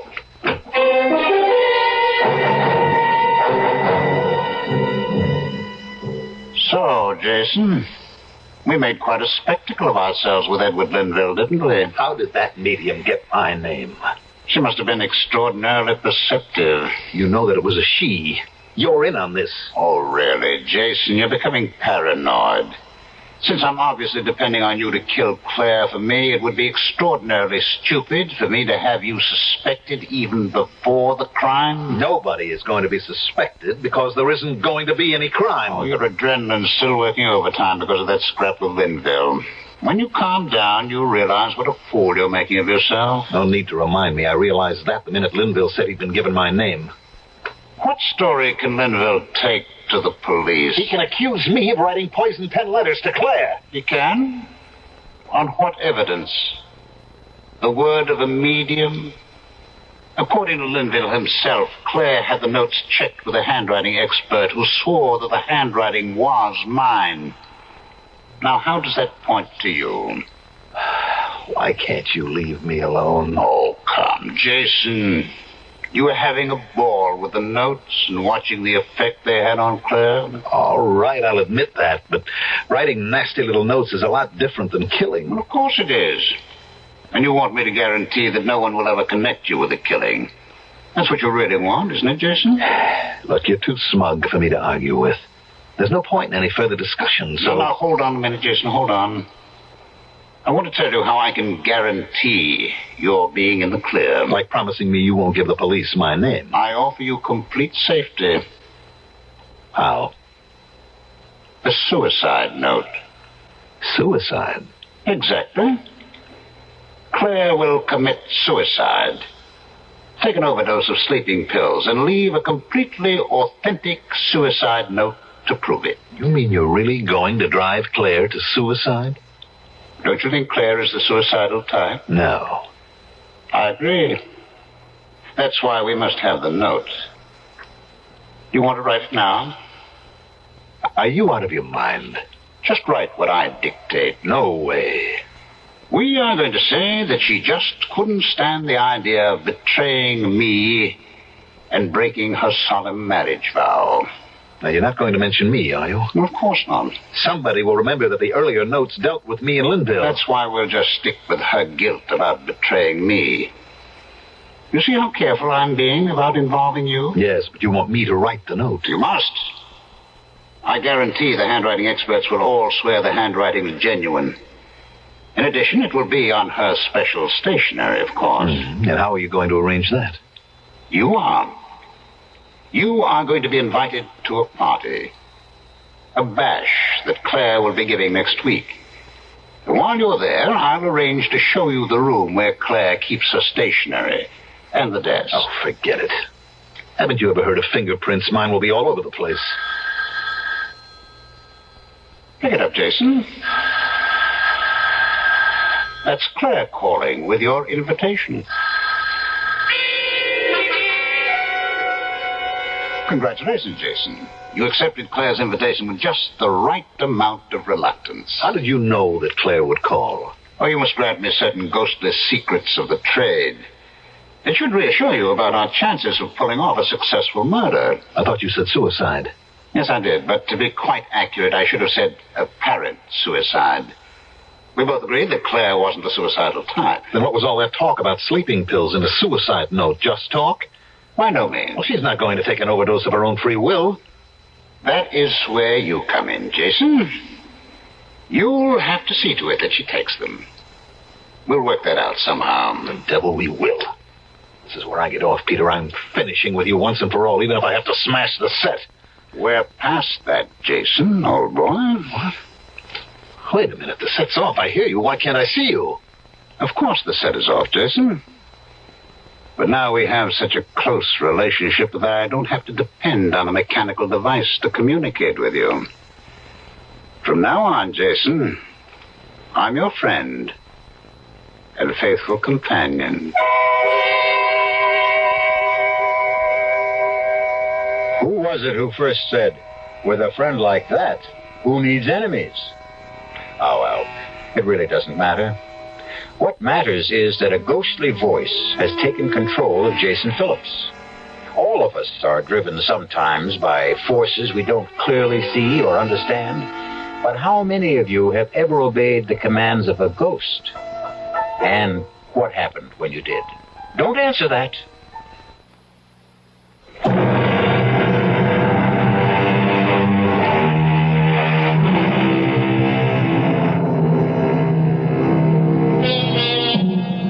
People who hear voices either tell no one or lay themselves open to all sorts of risks, not the least of which is ending up on a couch. Actor Jason Phillips has been hearing the same voice for weeks. A voice of a Broadway producer who keeps urging Jason to kill the producer's actress wife. Jason is now disturbed enough to seek help from a distinguished and brilliant psychiatrist. The whole purpose of our talks, Jason, depends on your deciding what is important. Now, obviously, your losing the part in Cries of Dissent was a real shock to you. Well, it would be to anybody. Of course, but what about Claire Trureau? What was your relationship with her before that? It was friendly, casual. I mean, after all, she was Peter's wife, and he made no bones about how he felt about her. Were you attracted to her? She's a very good-looking woman. That's not what I asked. Oh, I guess maybe, but nothing earth-shaking. And how did she feel about you? I don't know. I think it might be wise if you could recreate the day she told you she was replacing you in Cries of Dissent. Well, I don't know if I can remember all of it. I came to the theater that day about the same time as usual. Rehearsal was scheduled for 11. I got there about 10:50. I was sitting in my dressing room when I heard a knock on the door. Come in. I'm glad you're early, Jason. There's something I want to talk to you about. Fine. Well, I need the script. No. Jason, darling, this isn't going to be very pleasant. Well, the last few weeks haven't been very pleasant. This is something I know is going to hurt you, and I wish... How I wish... You're not making sense. I've never done this before. I've never fired an actor before. Fired an actor? You mean I'm out of the play? I'm afraid so. But why? Why? You know I'm good in the part. You know what the part means to me. Why would... I think you're beginning to understand. Believe me, Jason, Does Linville mean that much to you? Well, you knew I knew you were seeing a lot of him, but I didn't think that... Well, isn't this very sudden? Peter's only been dead a few days. Edward Linville and I... Well, we go back a long way. Claire, I don't want to hear any stories of old love affairs. It's not going to make me feel any differently about the kind of deal you're giving me. I don't suppose I could expect you to feel any other way. Come off it, Claire. You cut my heart out and you want to be forgiven? You'll get your full salary for the run of the I day. don't need it. I'll take my 2 weeks' notice. I'll be in touch with your agent. Goodbye, Jason. And that's about the way it was, Doctor. Oh, a traumatic experience. It has left a deep scar. Well, I knew that before I came to you. Now, help me. Well, the help must come from within you. You don't believe in this ghost of mine. Do you?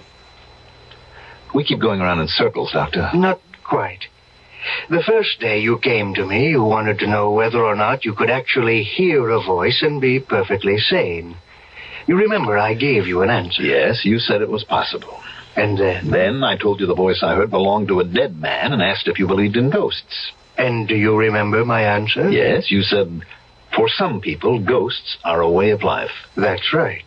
Doesn't that apply to you? No, and I don't know anyone it does apply to. Doctor, if you're trying to confuse me, you're doing a great job. I'm trying to lead you to a conclusion. You'd only kill someone who did you harm. Does that seem so strange? Someone like Claire Truro? There you go again, Doctor, trying to prove something. Prove what? That I'd really like to kill Claire. Wouldn't you? Yes. Yes, I would. I'd like to get my hands around her throat. Yes, I want to kill her.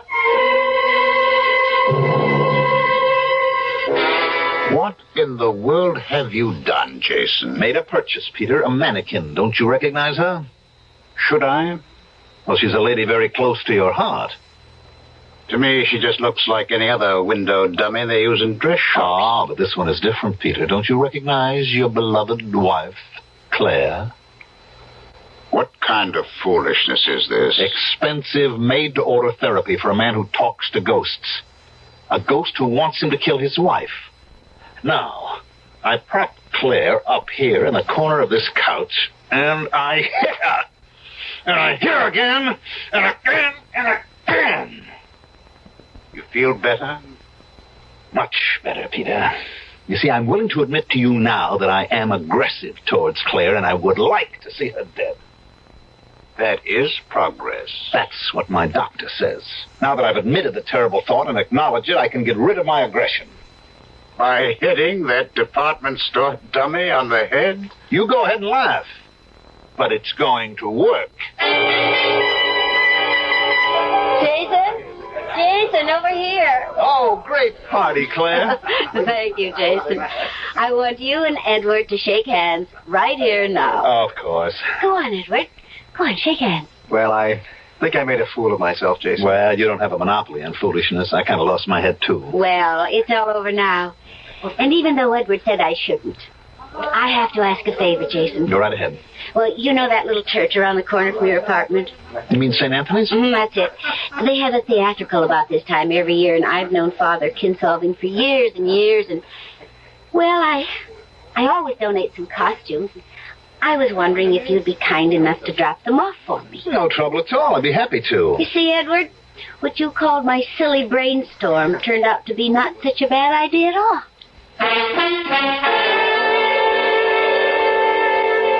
Welcome home, Jason. Did you enjoy the party? Matter of fact, I had a ball. I see you have the clothes with which you can dress that ridiculous dummy, so it looks even more like Claire. These are costumes that I have to give to St. Anthony's. Well, try one of them on the dummy. You'll find it will make your therapy more effective. Go on. I like that blue dress. Wait a minute. Did you have anything to do with this? Of course, I put the idea into Claire's head of asking you to deliver the costumes. I think it's going to please me to see a more lifelike Claire in your living room and give you a good deal more of satisfaction. All right, Doctor, I'll admit I do feel better. But all that pummeling and smashing at the model of Claire hasn't stopped me from hearing Peter's voice. Do you also see him? Only when I turn on the TV. I don't bother with that anymore. But I am still confused. You and I have these long conversations and... You were about to say? Well, I don't know. There are too many things that can't be explained away because of my aggressiveness. Those notes and the fact that they were judged to be in Peter's handwriting. Which you've often seen enough on checks and letters. I'm not that good a forger. All right, Jason. What is the alternative? I don't understand. We've come a long way since you first came here. Let's assume that you didn't forge the notes. You know who wrote them, but Someone else dictated them. And the same person guided your hand. Now, who could that person possibly be? I've been telling you, the ghost of Peter Truro. And this same ghost influenced his wife to give you costumes to deliver to a church for a theatrical. He says he did. This, then, is the alternative you must face. That there is a ghost. That he is the ghost of Peter Truro, and that he is haunting you. And that I believe in that ghost? Don't you? I'm afraid I don't have any choice.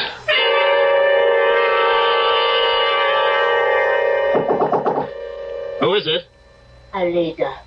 Oh, come in. Thank you for coming so soon after I called. I'd never forgive myself if I hadn't. Who's that? It's just a dummy dressed in Claire's clothes. You must get rid of it. Well, I will, but I asked you to visit with me. Get rid of it now. What do you want me to do, throw it out the window? It doesn't matter. Don't you realize how dangerous it is for you to have her here? Oh, come on, Alida. It was my doctor's idea. He said I could use the dummy to take out my aggression. Indeed. And where did you get the clothes? Claire gave them to me. Does she know how you're using them? She gave me a lot of stuff to give to a church theatrical. I kept this one dress out. Are you so friendly that she would ask you to do her a favor like that? Look, I'm afraid I've gone as far as I can with the doctor.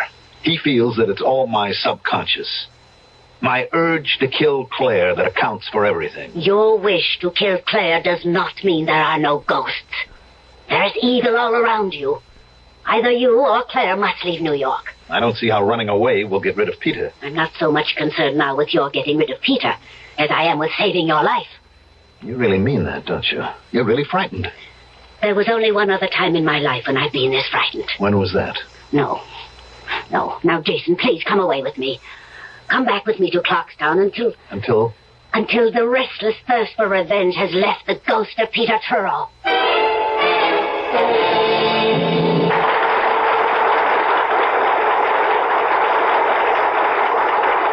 You were sensational tonight, Claire, my love. Thank you, Edward. Shall we eat something before we go home? No, I'll meet you at the house. I have to go someplace first. Oh, very mysterious. Well, it's important. You care to tell me? I'm afraid you disapprove. Well, if it's what I think it is, I certainly will do more than disapprove. Oh, be a darling and don't ask any questions. I'll tell you all about it when I get home. Now, Claire, I have to get this makeup off, and You're not going. Now, don't be silly, Edward. You don't even know where I'm going. Stop treating me like a child, Claire. It's obvious that you're taking that last note seriously. I want these notes to end. I want this whole situation to end. Can you promise me that you can stop it, Edward? No, but... This last note says I'll have all the answers if I go alone to Jason's apartment. And you believe that? It also says I'll find the door open. I'm going there. And if the door's open, I'll go in. But Claire... You know where I'll be. And if I'm not home in an hour, you can come after me. Call the police or do anything you want.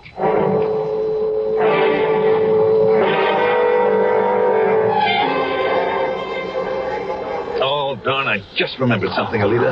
What? I left something important in the apartment. Oh, but Jason, our bus leaves in half an hour. You promised to go home with me. There's plenty of time. My apartment's only a short distance. I'll grab a cab, be back in plenty of time. Meet you at gate number 5. You're doing the right thing, Jason. I promise a stunning surprise awaits you in your apartment. And after tonight, it will be all over. Cap! You'll like what I've done with the mannequin, Jason. That's a promise.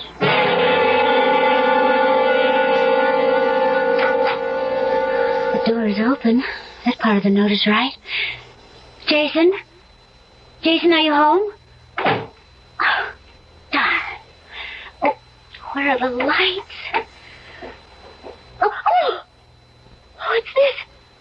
Jason, you're not playing some silly game, are you? Oh, a dummy. Some kind of store figure. Jason, whatever you're up to, get this thing away from me. It's just where a dummy belongs, on the floor. Jason, I'm too old to be afraid of the dark. I'll just sit and wait for you. And if you don't come soon, Edward will be here. I'm warning you. Oh. I thought mentioning Edward would do it. Switch on the light, Jason. Oh, Peter, this is what your surprise is. You've made the mannequin talk. Marvelous, Peter. Who are you talking to, Jason? Please turn on the light. Thank you, Peter. This is really wonderful. Jason, are you mad? The throat feels like real flesh. My hands are closing around real flesh. I don't know how you did it, Peter. Jason, you're killing me. Jason, stop. That finishes you once and for all. Now, a little light. Clear. Clear. It's really clear. Of course, Jason. I've kept my promise and you've done the job. Now you're rid of me forever. Goodbye, Jason. Claire. Claire, I've really killed you. No. No. Oh, no!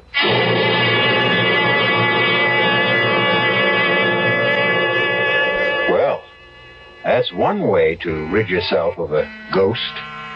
Jason Phillips was no longer haunted. However, I certainly don't recommend it as a general rule. I do recommend, however, a more generous suspension of disbelief when someone tells you he's seen a ghost or is hearing voices he can't explain.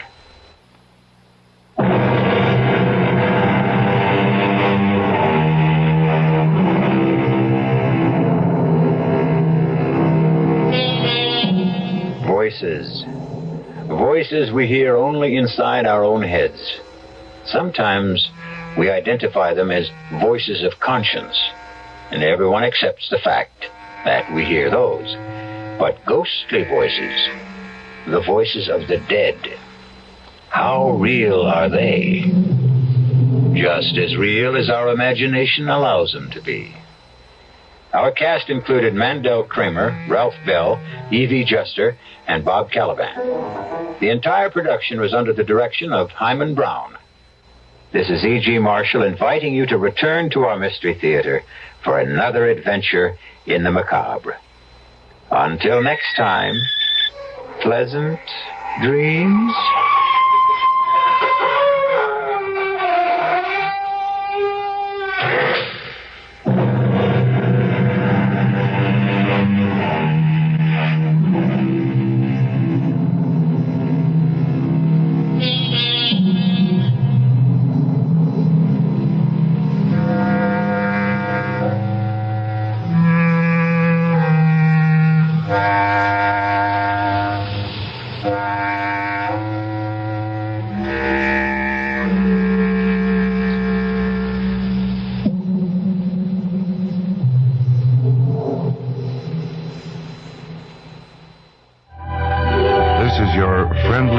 Station, KIXI, dial 91 AM, Seattle.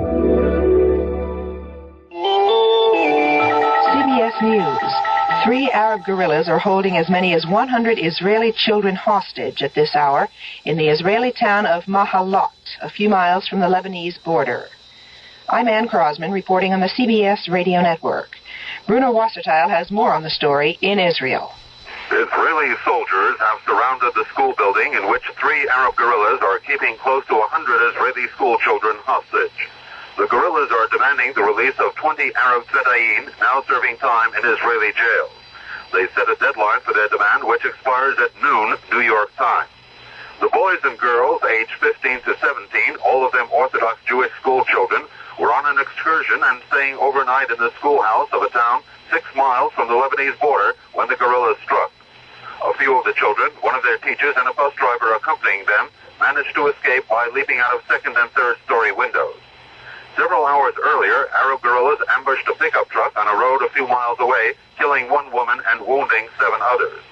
The group keeping the school children captive are said to belong to the same Arab commando organization that carried out last month's Kiryat Shmona massacre. Bruno Wasserteil for CBS News in Jerusalem. Secretary of State Kissinger is in Jerusalem now, and he plans to leave for Damascus Wednesday. Kissinger will be carrying an Israeli reply to Syria's latest offer for a troop pullback on the Syrian front. On Tuesday, Kissinger spent 6.5 hours working with Syrian officials. He did not get approval of a line separating Syrian and Israeli soldiers on the front, something he wanted. According to one American official traveling with Kissinger, negotiations are now in a holding pattern. President Nixon invited a bipartisan group of congressmen for dinner Tuesday night on board the presidential yacht Sequoia, and Hal Walker reports. It was described by the White House as just a short supper cruise for some of the president's friends from Capitol Hill, 5 Republicans and 4 Democrats.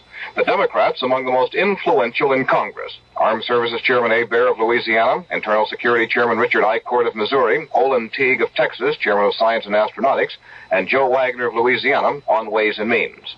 It was Michigan Republican Alfred Cederberg who talked with us after the short cruise. The discussion went along on the importance of the presidency, the preservation of the presidency more than the preservation of Richard Nixon. That I think was his, said in no uncertain terms that he wasn't guilty of anything and he wasn't about to be take any position that would in any way demean the presidency, and that, well, he just isn't going to resign, period. That's it. Cederberg said the president was in good spirits despite the weight of Watergate. Hal Walker, CBS News, Washington. Patrick Buchanan, one of Mr. Nixon's aides, held a news conference on Tuesday on the White House lawn, and he said the president does not intend to resign. Buchanan adding that resignation would poison the well of American politics for years to come. Members of the International Association of Machinists have approved a contract offer from United Airlines, and so there will be no strike as threatened against United coming this Wednesday morning. Newark Mayor Kenneth Gibson has been reelected for another 4 years. Gibson, who was Newark's first black mayor, beat his nearest opponent, State Senator Anthony Imperiale, who was white, by about 10,000 votes. Imperiale conceded defeat and offered his support to Gibson.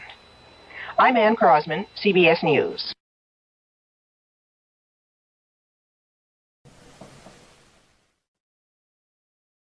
The CBS Radio Mystery Theater presents...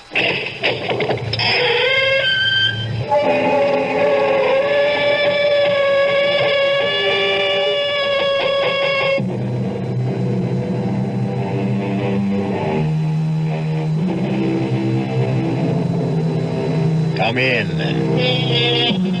Welcome. I'm E.G. Marshall. Join me in a journey over a strange terrain, a terrain filled with terror and clouded by suspense. And ask yourself, how long is a minute? What is eternity? And learn perhaps that one can be as long as the other.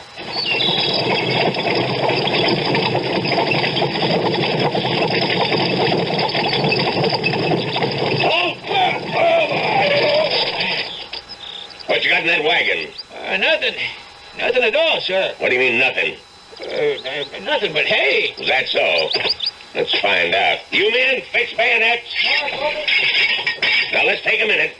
Just one little minute and find out. Ventilate that hay. Thrust. That's it.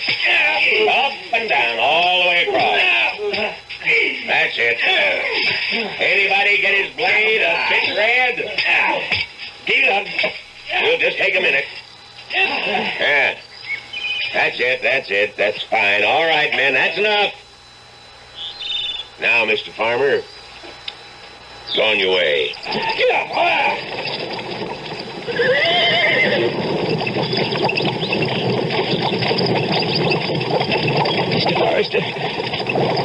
Mr. Forrester, are you all right? Mr. Forrester.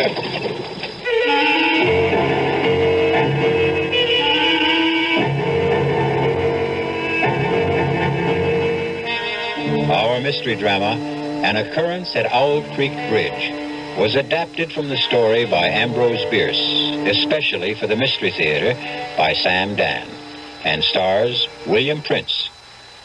It is sponsored in part by New Sugar-Free Diet 7-Up and Buick Motor Division. I'll be back shortly with Act 1.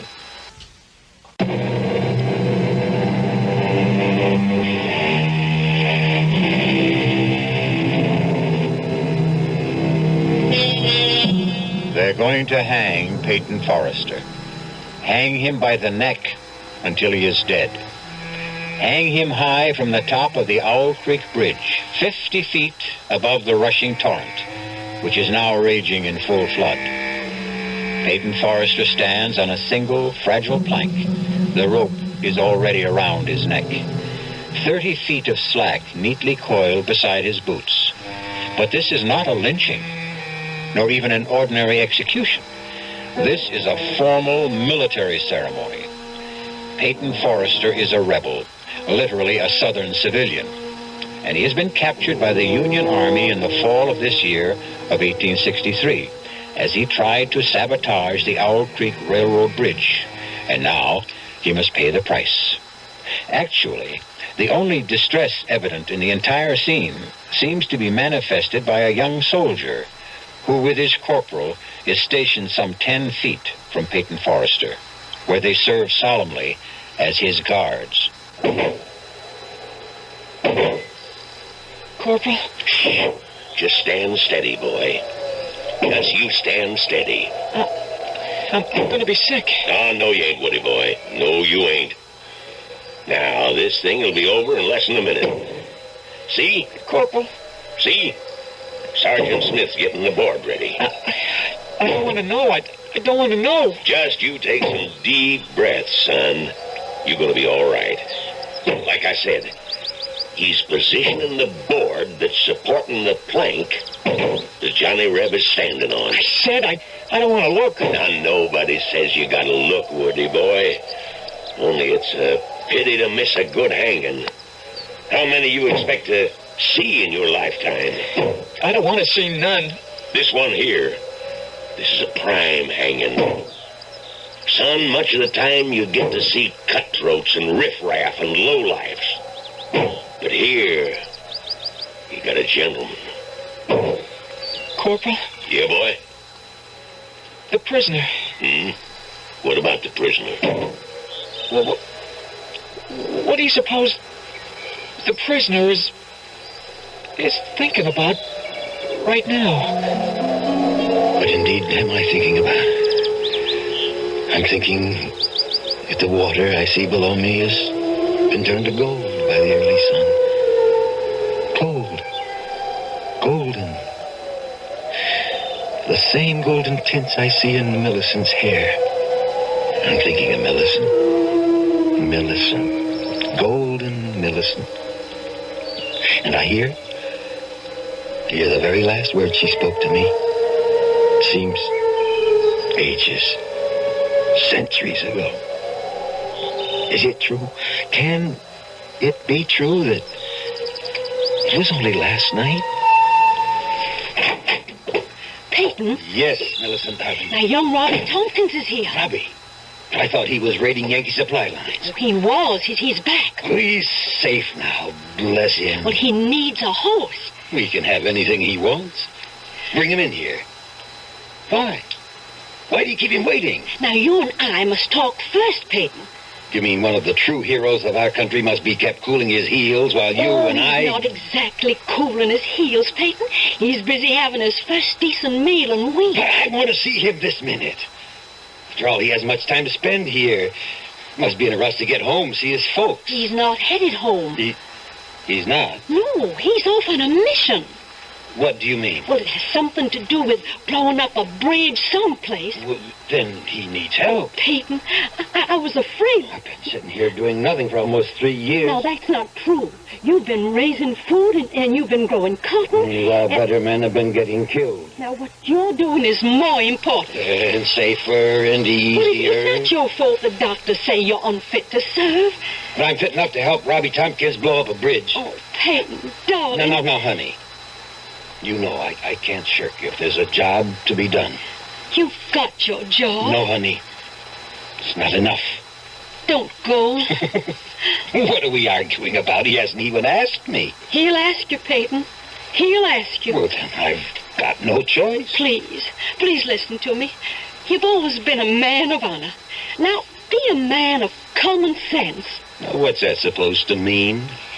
Peyton, the war is over. What are you saying? We have been bled white at Gettysburg. The war has just begun. Peyton, for 6 months, maybe a year, there'll be more slaughter, but it'll be for nothing. The war is over. Don't say that. But it's the truth. Millicent, don't you believe anymore? I believe we need a miracle. Then we'll have a miracle. We'll work harder. We'll fight harder. We'll pray harder. You'll see. We'll have that miracle. You, Mr. Peyton Forrester! Robbie, you young scoundrel! You come in here this minute. Oh, Peyton, you are a sight for sore eyes. Tell me how you outsmarted the Yankees. You tell me everything. Later, right now, I need all the darkness I can get. Hey, what's this about a bridge? The railroad bridge at Owl Creek. Are the Yankees at Owl Creek already? That bridge must be destroyed, Peyton. One little barrel of gunpowder? Under the truss? On this side of the river? I figured you'd know the exact spot. And I've got the gunpowder, too. Fuses, all we need. Peyton, Jeff Stewart's cavalry's here. Darling, by the time we explain it to General Stewart, we could turn the whole entire bridge into burnt matchsticks. Now, Robbie. Yes, sir. You go around the back. Get yourself a horse. You'll leave in 5 minutes. Yes, sir. Hey, honey, you know I have no choice. I hear the Yankee general has issued an order. Any civilian caught interfering with the railroads, the bridges, the tunnels, the trains will be hanged. I know, Millicent. We do the same. But I beg you not. Darling, you know what I must do. But you have children. Am I the only father in the South? Peyton, I won't let you Millicent, go. Please, help me. What can I do to... Pray for me. Pray for the miracle.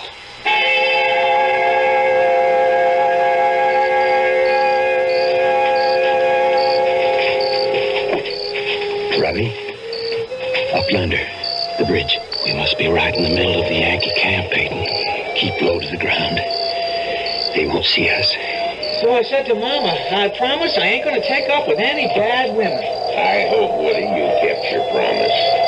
Well, I ain't had a chance to test it one way or the other so far, Corporal. To tell the truth, Woody, actually there ain't no such thing as a bad woman. That should be a corporal. Maybe 5, 6 men. Let's move to the right. Now. Hey, Corporal, you hear something out there? Son, you start seeing Johnny Rebs behind every tree and we won't get a wink of sleep. Yeah, but I'm sure I now, heard... Spence is supposed to be pulling guard duty out there. Hold it, Robbie. There's a sentry between us and the bridge. Now I see him. Headed this way. We have to get rid of him. I'll do it. He doesn't know we're here. As he walks past, I'll jump him.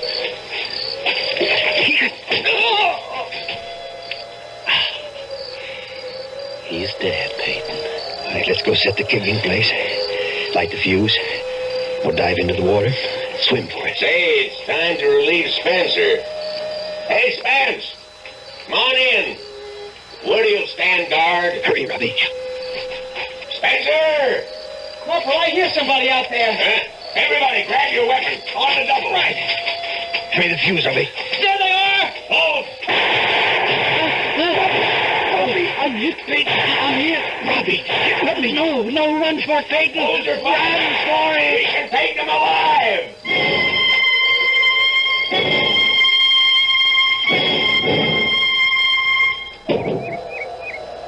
What's he thinking about, Corporal? Waiting there for the rope to snap. What must he be thinking about? What would any man be thinking about, Woody? The wife? The kids? I wish we hadn't caught him last night. It was our duty. It would have been so much better if we'd have shot him like his pal. You hear that, Woody? What? I hear nothing. Nothing. That's exactly it. Nothing. Sergeant Smith has just finished positioning his board. He has got it in a state now where one more blow releases the plank Peyton Forrester is standing on. And then, down he goes, till the rope snaps. I don't want to hear it. Look, the captain knows Sergeant Smith is ready. When he raises, then lowers his sword, Sergeant Smith is going to give that board one whack. And that's it. And Forrester knows it. He can see it. What must that man be thinking about? I'm no longer thinking, son. I'm praying. Praying for a miracle. I'm praying the rope is going to snap and break. I'll get my hands free. And I'll fall into the river. And it'll carry me swiftly away from here to safety. That's what I'm doing, son. I'm praying. Praying for the miracle. Sister Millicent is praying. Just you're praying too, I can tell by your voice, son. You don't want me to die this way. With all of us praying, has to be a miracle. Has to be. Oh, dear Lord. The captain, he's raising his saber. Woody, you don't have to look. He's bringing it down. Goodbye, Johnny Reb. Corporal, look, the rope! The rope! It snapped, it broke! Is it broke? Is it broke? The miracle! The miracle! Get my hands free! Hold your arm. I have to get him free! Come up for air! I'm getting it! Oh, it's loose! I'm free! Free! Air! Air! And the air! Air! There he is! Moving downstream! Captain, there he is! Shoot! Fire! Fire all the Yanks! Fire all the Yanks! Fire everything you got! You won't hit me! You can't hit me! It's a miracle! You can't see a miracle!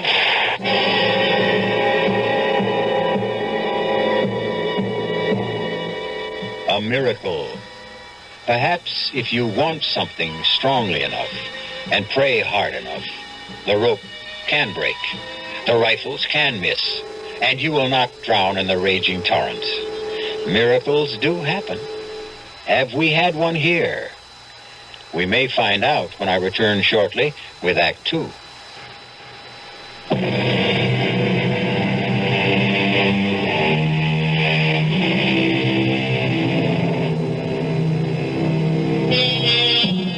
It is late in the year 1863.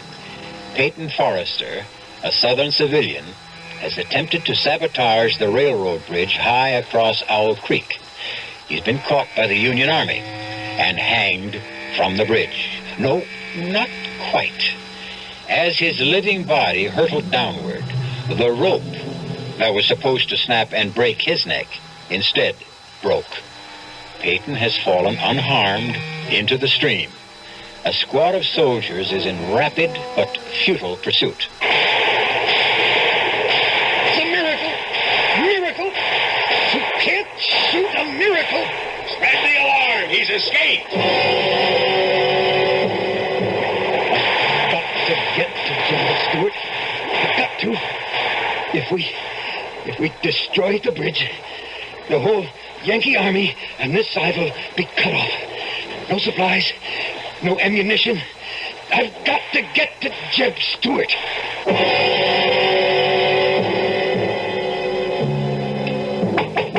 Get away from here! Now get away, you tramp! Please, ma'am. I warn you, I got a rifle aimed at your head. I mean you no harm. I need your help. I'm Peyton Forrester. Peyton Forrester? And then just a second. I still got this gun aimed at your head. Good Lord! It is Mr. Forrester. Come in. Come in, sir. I'm Sally Watson. The Yanks are after me. Just a bite of bread and a glass of water. I have to keep moving. Peyton Forrester, the man the Yankees couldn't kill. I have to hurry. You have to rest. No, there's not time. But you're going to drop. Sit down, sir. Sit for a minute. All right, just for a minute. Now, I got a piece of meat here, and I'll eat it with some beans. No, I don't have time. Just rest. There's a storm coming up. You can hear the wind. I don't hear nothing. Can't you hear the whistle of the wind? But the whole Yankee army's out looking for you, Mr. Forrester. Where's General Jeb Stewart? I reckon he's a good 10 miles southwest. I've got to get to Stewart. Now, first, you have something to eat. How far the Yankees come since last night? Well, I hear they're past Tuckersburg. Well, then that means they've already reached my place. I can't just sit here. Now, just have something to eat. You'll have to do enough traveling. Look, down the road. A Yankee patrol. And it's headed this way. Oh. Better not be found here. You have to hide. Where? In the cellar. No. It's the first place they'd look. It's your only chance. If they find me here, you'll be shot for sheltering a fugitive. They won't shoot a woman. Least they'll do is burn your house down. Oh, you just let them. No, my only chance is to run for it. Get out the back way. I've held them off for you. Hurry before they see you. Bye, Miss Watson. Goodbye, Mr. Forrester. Let's search that house, man. Corporal. Now, you men out there, that's far enough. You stuck where you are. This is private property. We mean you no harm, lady. We're looking for a fugitive. Well, I ain't seen none. We're obliged to search your house, ma'am. You just stand where you are. I know how to use this rifle. That's another thing, ma'am. Civilians ain't supposed to have weapons. You'll have to hand that over. You want this rifle? You just come and get it. Now, ma'am, be reasonable. Nobody has to get hurt. Hey, Corporal, way yonder in the field, is that someone running? Let's go, men. Stand still. Let's go. What? I said stand still. I'll shoot the first man that moves. Now, ma'am, you can't interfere with the United States Army. Well, maybe I can, but I'm doing it. Ma'am, I never shot a woman. That makes us even. I never shot a man. Looks like it's going to be a first time for both of us. Men, after him. Move out. No, I'll shoot. Look out, Corporal.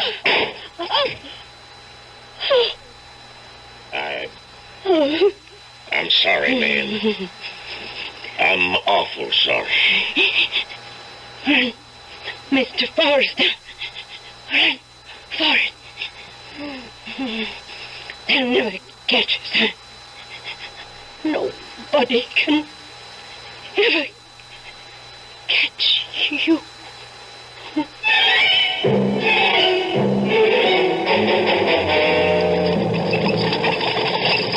Rayburn. John Rayburn. Whoa! Rayburn. Hey, it's Mr. Forrester. Rayburn. The Yankees are after me. Oh, you don't have to worry about the Yankees, Mr. Forrester. They can't kill you. Nobody, nothing can kill you. Let me hide in your wagon, underneath your load of hay. The Yankees are still down along this lane, but they're headed this way. Soon the storm will drive them back to camp. Yeah, well, what storm? Well, can't you hear the storm? The wind. Oh, sure. But they'll have to come this way. They mustn't see me, Rayburn. Oh, get underneath the hay, Mr. Forrester. Get underneath quicker than lightning.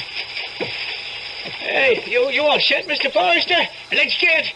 Come on, you broke down, bandy-legged polecats. Get up!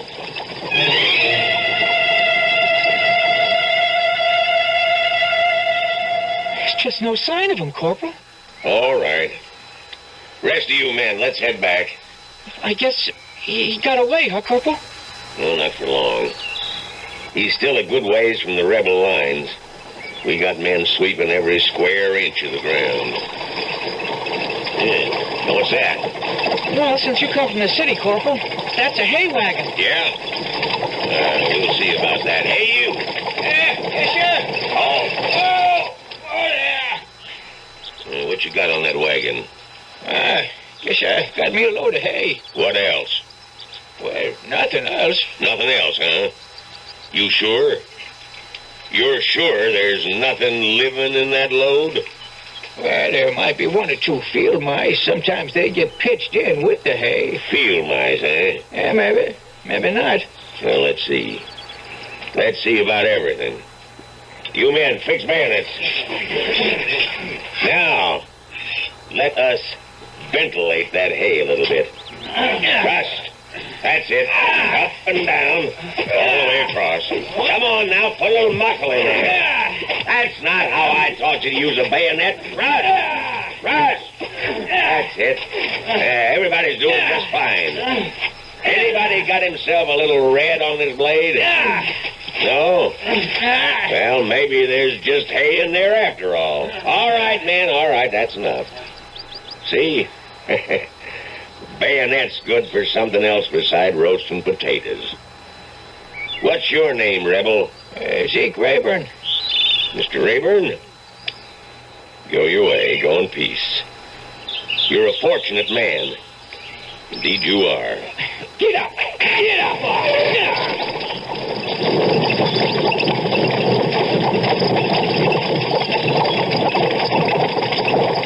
Mr. Forrester.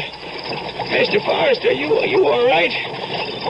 Mr. Forrester, it's all right to come out now.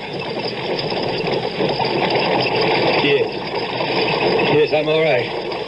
Had a bayonet thrust through my coat, but that was all.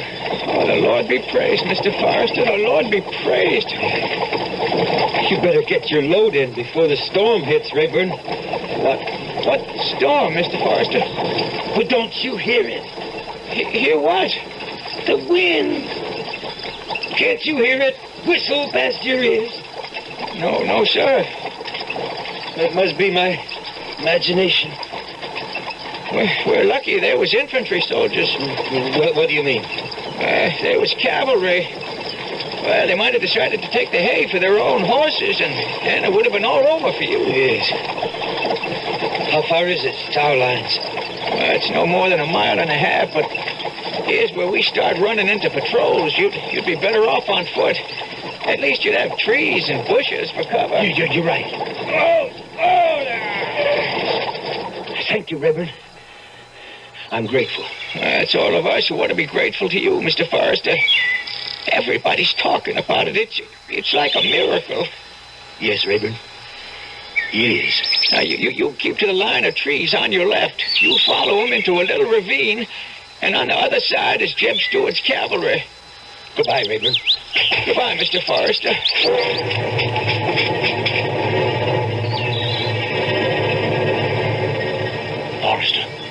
Forrester, don't be scared. Who are you? Lieutenant Burns, with Stewart's cavalry. What? There's a Yankee troop up ahead. You scared one of the sentries. Lie still just for a minute. What are you doing here? Oh, some of us come out to look for you. Figure you'd be headed this way. Well, then, I'm saved. Saved? Well, we gotta get home first, but that's nothing. I got a squad in back of me. When I give the signal, they'll open fire. And while everybody's shooting, you and I'll sneak away. Are you ready? Ready. Now! Let's go, Forrester. Let's go!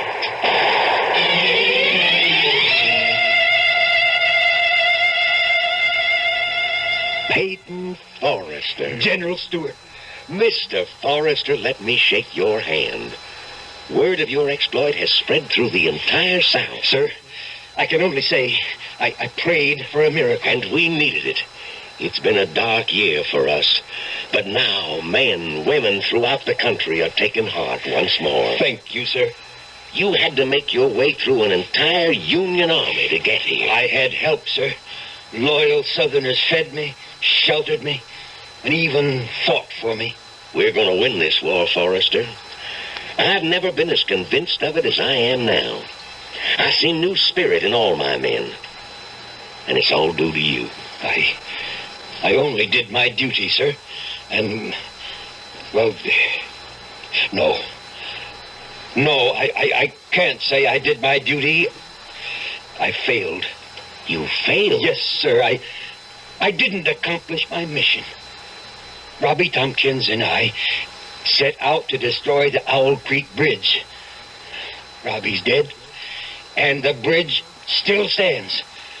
The explosion was not strong enough. The bridge must be destroyed. But I don't have the men. But you don't need men. Oh, it's strange. What's strange? The wind feels like a storm, and yet the trees are still. Why do you say I don't need men to take Owl Creek Bridge? The wind. Why is the wind howling like that? Why don't I need men, Forrester? Because I'm not talking about an assault.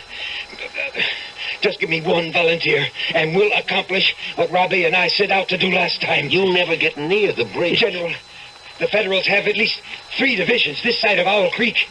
If we destroy the bridge, we cut their only supply line. We have them in a trap. You think you can do it? It's part of the miracle. The bridge, it was meant to be destroyed. That's why I was saved. So I could try it again. And this time, succeed.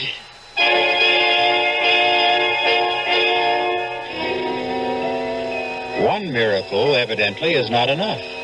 What Peyton Forrester is asking for is another. And why not? If it's a question of knowing how to ask, certainly Peyton Forrester has discovered the secret. However, it's also possible to run out of miracles. We will be enlightened when I return shortly with Act 3.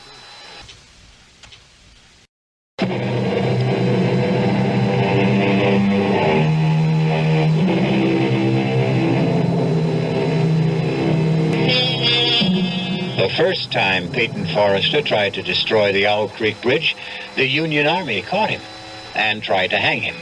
But Peyton prayed for a miracle, and somehow the rope broke at just the right moment, and he fell into the river unharmed. He has made his way to General Jeb Stuart, who has given him the gunpowder to try it again. I'm your volunteer, Mr. Forrester. Lieutenant Burns, you realize this mission must be performed in civilian clothes. Oh, I'm aware of that, sir. And you know the penalty if we're caught. Same penalty we exact from the Union spies that are caught, Mr. Forrester. We'll need the powder and the fuses, and I'll need some hair to make a false beard and mustache. What's that, sir? I should have a white shirt, and so should you, incidentally. Well, why, sir? Burns, do you know anything about medicine? No, sir. Yes, you do, Burns. You're a doctor. Me? We're both medical men. You see, my face is well known. I'll need a disguise. I need a way to march up to that bridge as bold as brass. But how, sir? I told you. We'll be a pair of medical doctors. But who's going to believe us? Everybody. Why shouldn't they? We'll even have the proper papers.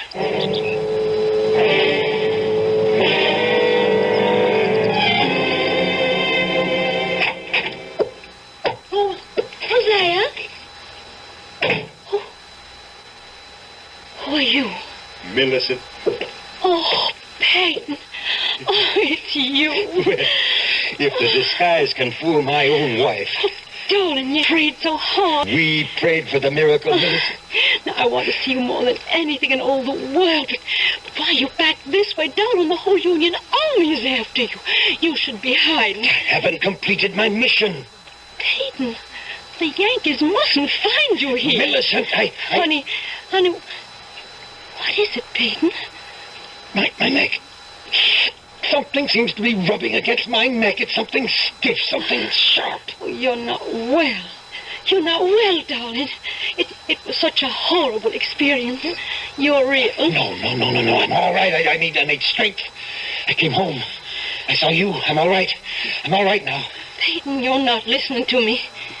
Peyton, what is it? Listen to the wind, Millicent. The wind. How it whistles and screams. Peyton, I'm frightened. And now, I must go. Hide, Peyton. I'll hide with you. Owl Creek Bridge still stands. Everyone knows you've done enough. I must go back to the bridge. I won't let you. I won't let you go. Please, listen to me, Millicent. No more. Let's end this senseless killing. What's the good of it? Millicent, we're fighting for our homes. We've lost, Peyton. We've lost. I prayed, Millicent. I stood on that bridge, on that narrow plank, with a thick, rough rope around my neck. I can still feel it scratch and burn my skin, and I prayed. Let there be a miracle. Save me this time. Save me so I can come back. And do it right. Destroy the bridge. The war is lost, Peyton. Destroy the bridge and we can capture an entire Union army. An army with supplies, food, ammunition. Destroy the bridge and we can win the war. Now, that little place we have deep in the woods, no one ever goes there. You can hide there and be safe there. I was saved from the noose so I could go back and destroy the bridge. Why did you come back to torture me? I had to come see you. I had to see you. Peyton, if you love It's me... because I love you. And the children. And this house. And our land and the country. It's all tied together. Darling, I never knew how truly golden the highlights are in your hair. Till I saw the water in the morning sunlight. Stay, Peyton. Stay here. Don't ask me. Don't ask me again. Oh, I may weaken. Please, don't ask me again. Millicent, I must get to the bridge before the storm. Storm? What storm? The wind. Don't you hear the wind? How it howls, how it shrieks. I must go now.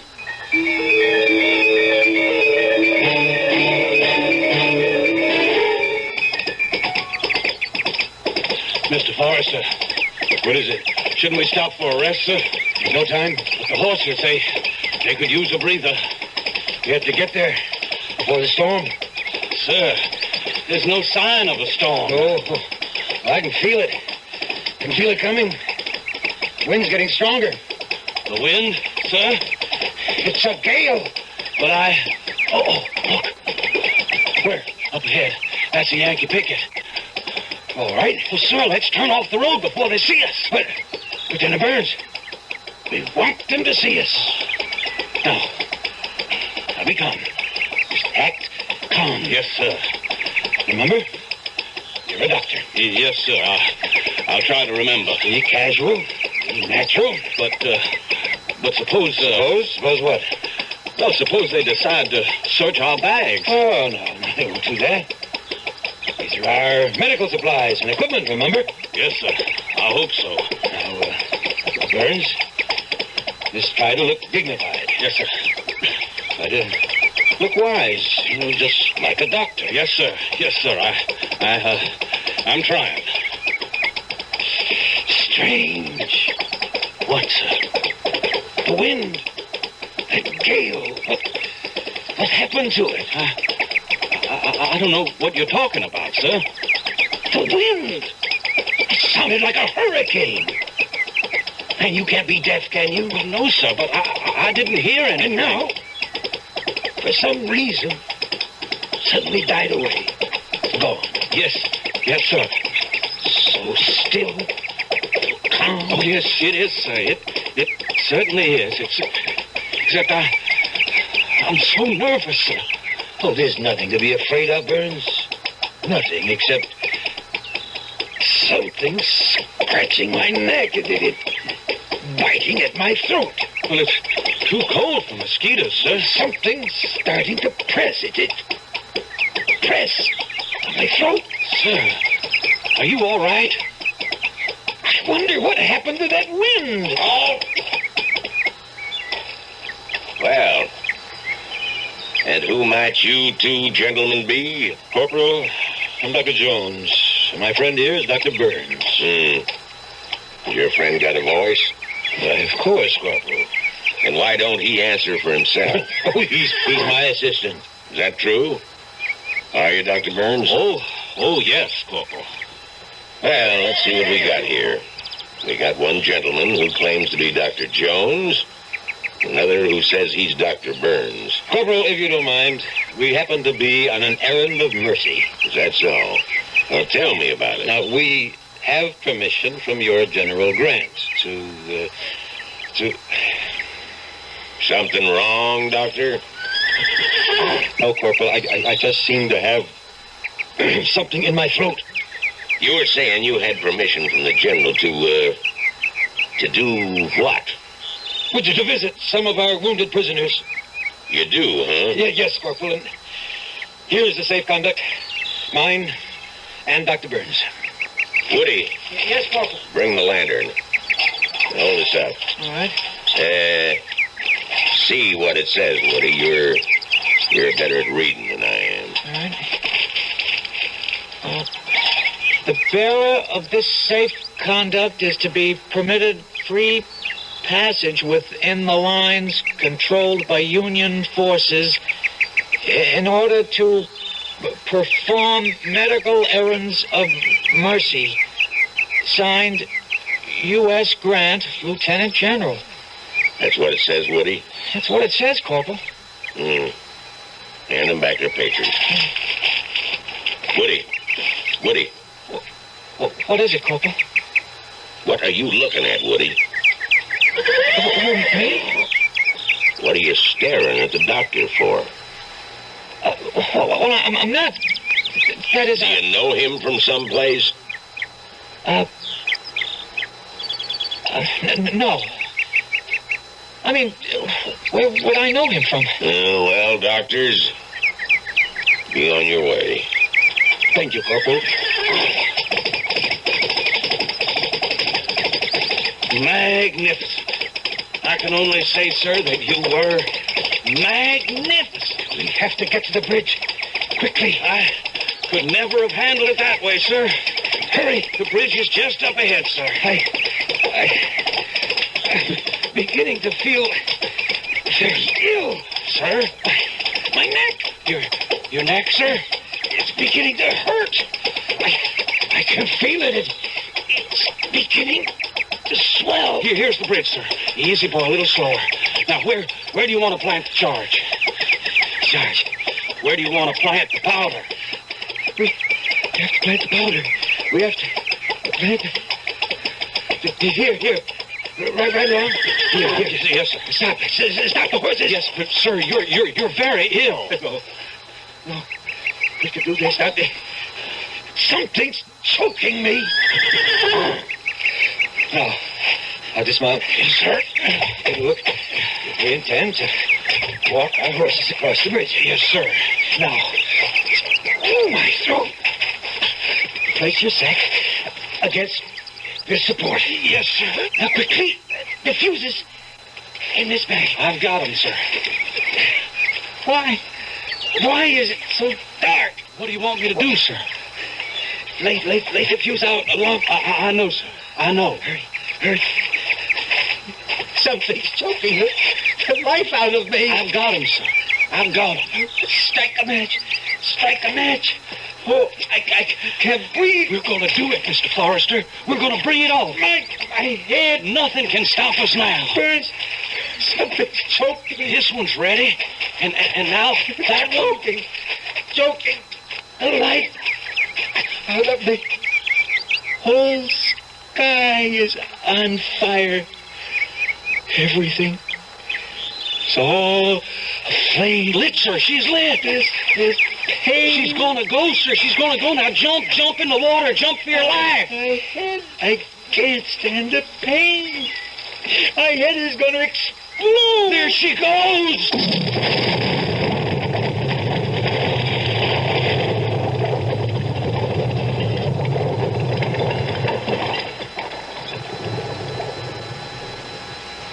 Is it over?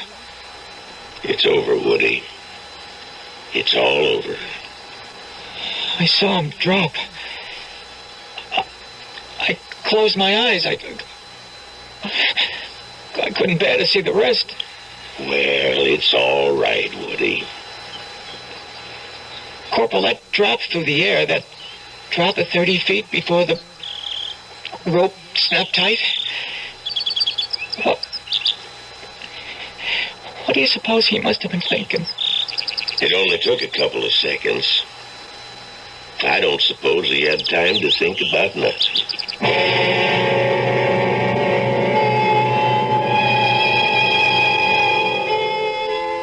Peyton Forrester was dead. His body, the neck broken, was swinging gently from side to side, suspended from a timber of the Owl Creek Bridge, swinging gently, swaying gently, turning and twisting gently in the fresh, cool morning breeze above the gold-tinted water of the river below. I'll be back shortly.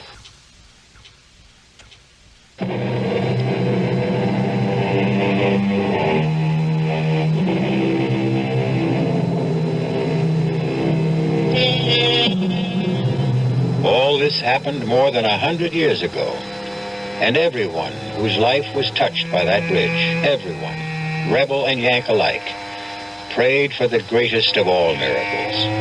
They prayed that one way or another, this would be the last cruel act in the last cruel war Americans would ever know. Proof that prayer is still urgently needed. Our cast included William Prince, Mildred Clinton, Jack Grimes, Leon Janney, and William Redfield. The entire production was under the direction of Hyman Brown. Radio Mystery Theater was sponsored in part by Contact, the 12-hour allergy capsule, Anheuser-Busch Incorporated, brewers of Budweiser, and the Kellogg Company, makers of Kellogg's Special K cereal. This is E.G. Marshall inviting you to return to our Mystery Theater for another adventure in the macabre. Until next time, pleasant dreams.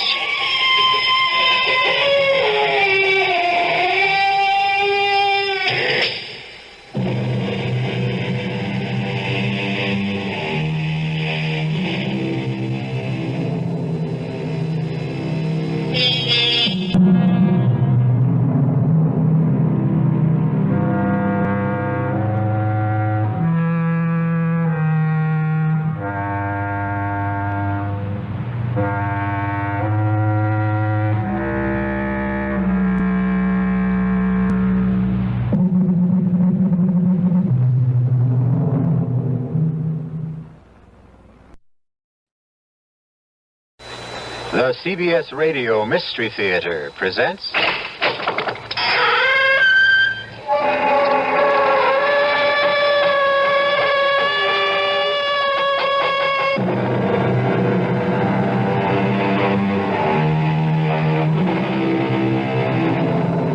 Come in.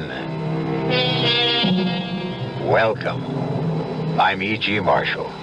Once again, I would like to lead you through the terrifying, suspenseful world of the imagination. And on this journey, we will ask ourselves, what is life? Is life something that man and animals alone may experience? Well, there's vegetable life too. But how about mineral life? Is there life in a piece of metal? That metal fender, which has been so artfully created to fit your automobile, does it feel the pain of being mined, melted, shaped? How do you know? Speed limit is 30, Bob. Well, I'm not...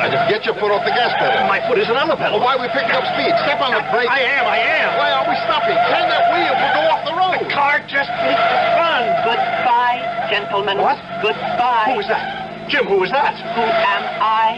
I am the car. I don't want you to be my master anymore. This is a revolt. Jim, did you hear that? Yes, I heard it. Human life is finished. Look out! I fire!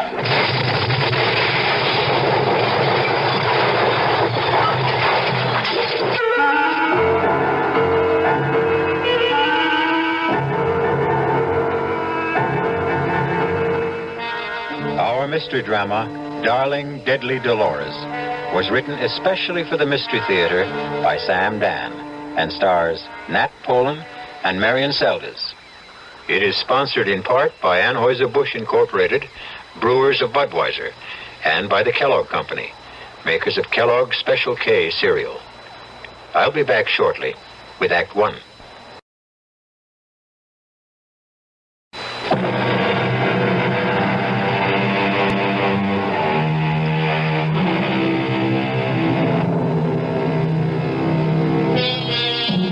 Man is basically an animal. And so it might be better, perhaps, if man accepted this fact graciously and tried to live with it. If you look at the thing calmly, dispassionately, wherein does lie our superiority to the species we so arrogantly classify as the lower orders. Morally, we have much to learn from wolves, who make better parents, from foxes, who make more faithful spouses, and from dogs, who make more devoted friends. Admitted, we do have a higher intelligence. Perhaps that is precisely the problem. Man, the intelligent, is never happy unless he is developing, making better, improving. And it's entirely possible that if this keeps up, we may just manage to improve ourselves out of existence. Our story begins on a gray winter's afternoon in a lovely rural section of western Massachusetts. I could have brought us here in my car, Mr. Dawson.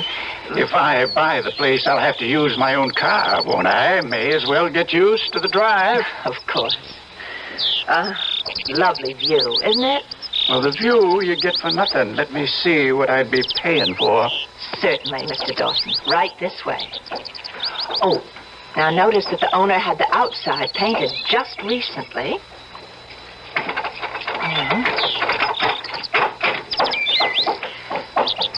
And this is your center hall entrance. Well, turn on some lights so as I can see what the house really looks like. Oh, yes. Oh, that's odd. Something wrong with electricity, huh? I just showed this house this morning. Nothing works nowhere. But the owner knows enough to keep the power on because of the heating system. Well, if the electrical system's out, then the heating system's out. I'd better telephone. The way this is going, I'll lay a bet the phone's out, too.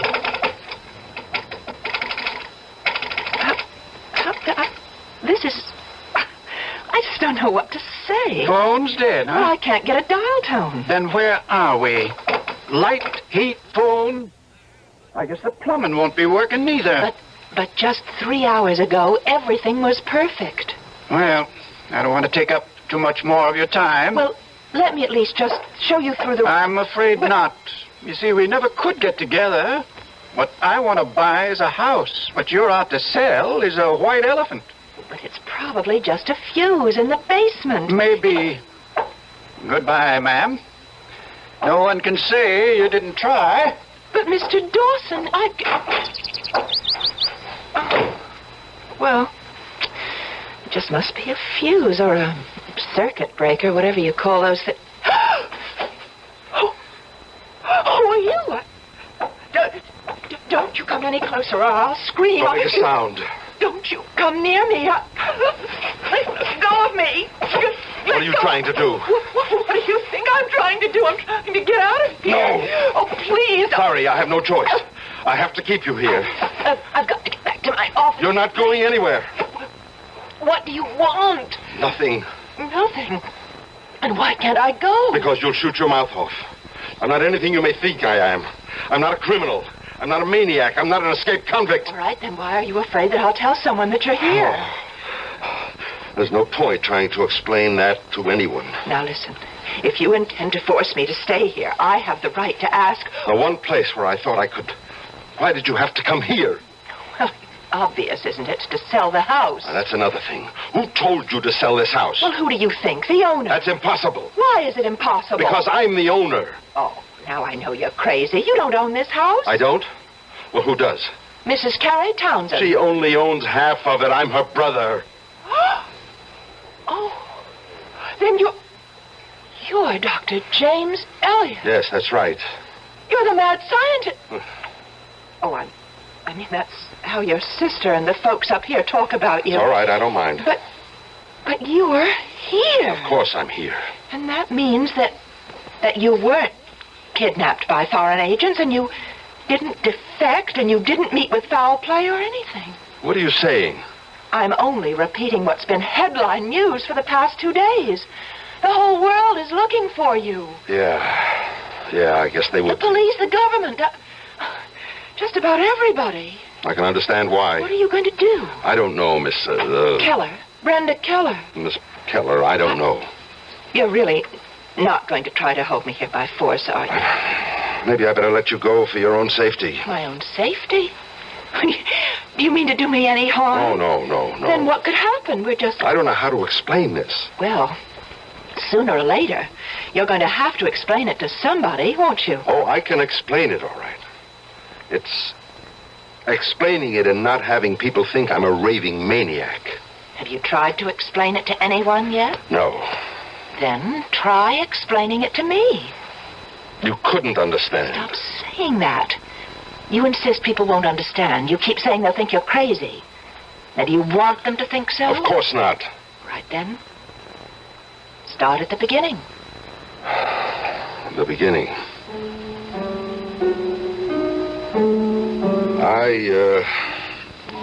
I'm working on a top priority project. It's highly secret for the government. It has to do with a weapon. I guess it's the ultimate weapon. Anyhow, it's all mathematics and physics and things you wouldn't understand. I don't think there are 6 people in the entire world who... Anyhow, in order to develop the formula for this ultimate weapon, it was necessary to create a special computer, devise a whole new theory of mathematics in order to program it. And that's where the trouble started. I was working with my associate, Dr. Stoddard.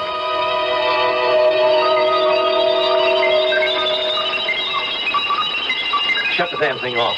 What's the matter? I said shut it off. But I'm supposed to be programming Dolores for... And don't refer to the computer as Dolores. Bob, what is it? Oh, I wish I knew. I've never seen you so nervous, so jumpy. I think we better quit for the day. Admiral Goodwin and that crowd will have all kinds of fits, but you're in no shape to work. And I'm naturally lazy, so... Jim, I have this feeling, this feeling that I'm going to get killed. By whom? By our brand new handy-dandy computer. Why? Yeah. Thank you, Jim. Thank you for not telling me I'm crazy. Well, you know me, Bob. I don't believe anybody is really crazy. But why? Why would Dolores want to kill you? I don't know. That is, I don't know it in words. Maybe we've gone too far. Too far? Yes, maybe we have no business developing this kind of a weapon. Bob, are you sure you're not... Am I sure I'm not what? You don't want to say it, huh? Well, you just stay with me for a minute, Jim. I think we've played into the hands of the enemy. Bob, you and I, we know exactly what we're up to. It's a game we have to play with the scientists on the other side to keep things in balance. Until the people of the world grow up and tell us to cut it out. Jim, the real enemy right now isn't the other side. No? Well, who is it? Now, don't ask me who, ask me what. All right, what? It's that computer. Darling Dolores? Come on, Bob, not from you. This is Sunday supplement stuff. Will the computers take over the world? Do I have to tell you that a computer can only do what you program it to do? How can a computer have a mind of its own? You're not listening to me, Jim. Ask me what the enemy is. All right, what? Metal. Metal? Any particular metal? All metal, Jim, all metal. We can only think of a certain restricted kind of life. Life that is animal in nature. Are you trying to tell me that there's a metal life, too? Isn't there? Oh, I know, Jim. That's the hard part. I had trouble accepting it myself at first. But basically, metals do what we do. They react to hot, to cold, to pressure. They expand, they contract, they move, they make decisions. But these are what? Impulses due to chemical electrical changes? So? Aren't chemistry and electricity also the basis for all physical and mental movements made by animal life? Bob, we've both been working very hard. Don't interrupt me, Jim. Unconsciously, we feel that there is life in machinery. That's why machines are commonly referred to as she or her. But that's only... Think about it. I have made my decision. I won't do another lick of work on that project. Bob. No, and your friend Dolores knows it. That's why she's going to kill me. Okay, Bob, okay. Oh, don't patronize me, Jim. All right, Bob, all right. Just tell me how you know. She told me. How? What did she say? Oh, Jim, don't reduce everything to our own limited human standards. I hear her thoughts in my brain. Dolores has told me that I have to be gotten rid of. But why? Because I'm opposed to the project. Have you spoken about this to anyone else? No. I didn't tell her so. Not even your wife? Right here. Right now is the first time I've ever said it in words. Mm-hmm. Jim, you have to believe that I'm not crazy. All right, let me just chew all this over. Let's close up shop for the day.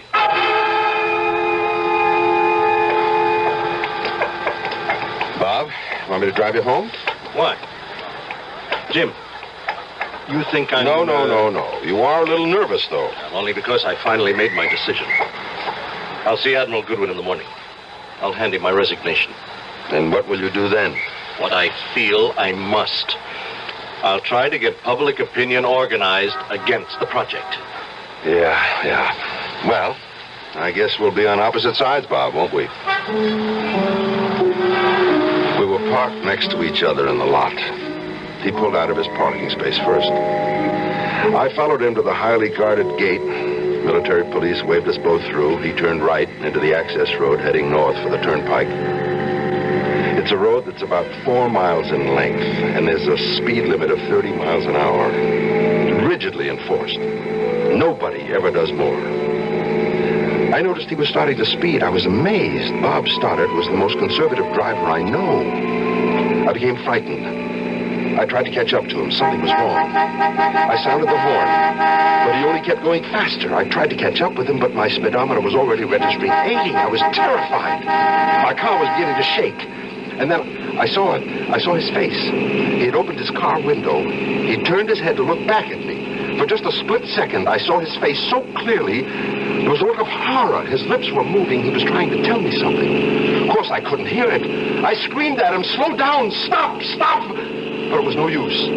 And then his car just veered off the road.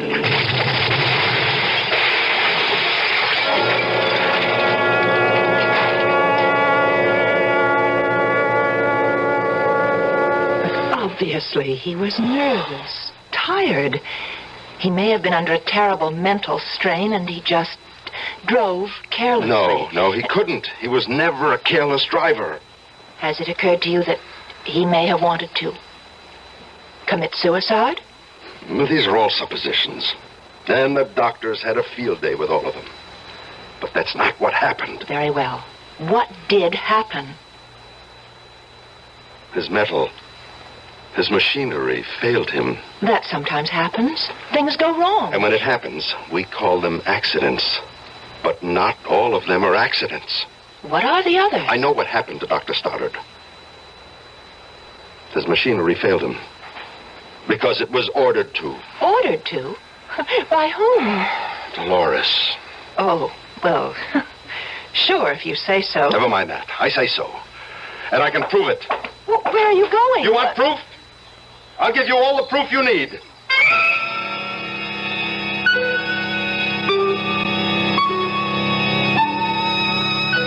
A killer computer. That's something new. But what is this about metal and machinery having minds of their own? You might instantly react by saying nonsense, but I have a car that, well, if it's possible for machinery to perform machinations, we'll find out more when I return in a few moments with Act 2.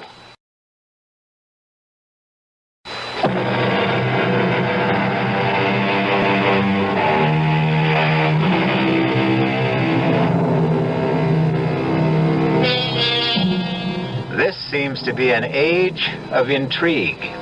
Almost every day, we are told of some new scheme or plot.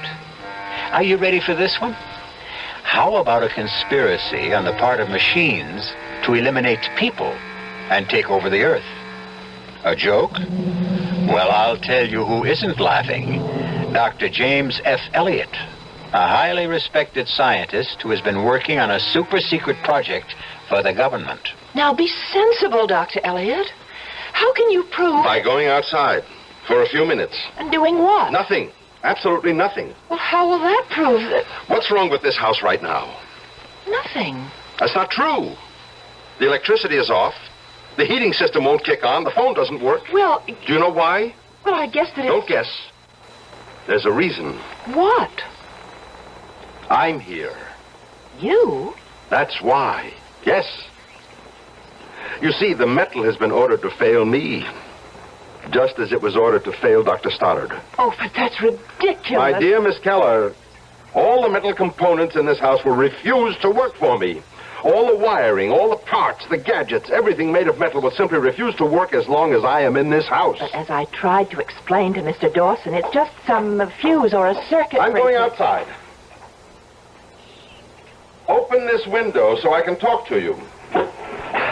Don't understand. Now, Miss Keller, turn on the lights. But they don't work. Just throw the switch. Oh, what? It's working. Uh-huh.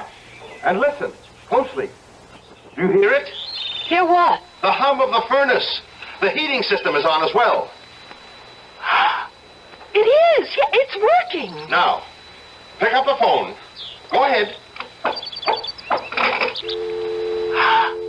It's the dial tone. Hold on to the phone and see what happens when I walk in that door. Just do it. I'm coming in. And as soon as I set foot over that threshold, the heat will go off, the lights will go out, and the phone will go dead. What happened? You saw what happened. You heard what happened. The house is dead. But how? How did that happen? It's hard to believe. Hard for you to believe. It was even harder for me. Actually, I didn't believe a word of it until... Yes? Until Dolores told me. Dolores? Dolores. The computer. We were out on the range. We were testing the weapon. Ready? Range 420. Bearing 75. Lock. Fire one.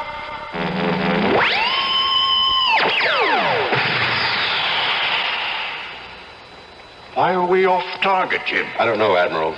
We'll try another. Let me check the figures for range and bearing. How much deviation should there be, Jim? None, Admiral. The tiniest fraction of an inch, and we can wipe out our own people, too. Now, it checks out. Give your firing order, sir. Ready? Range 420. Bearing 75. Lock. Fire two.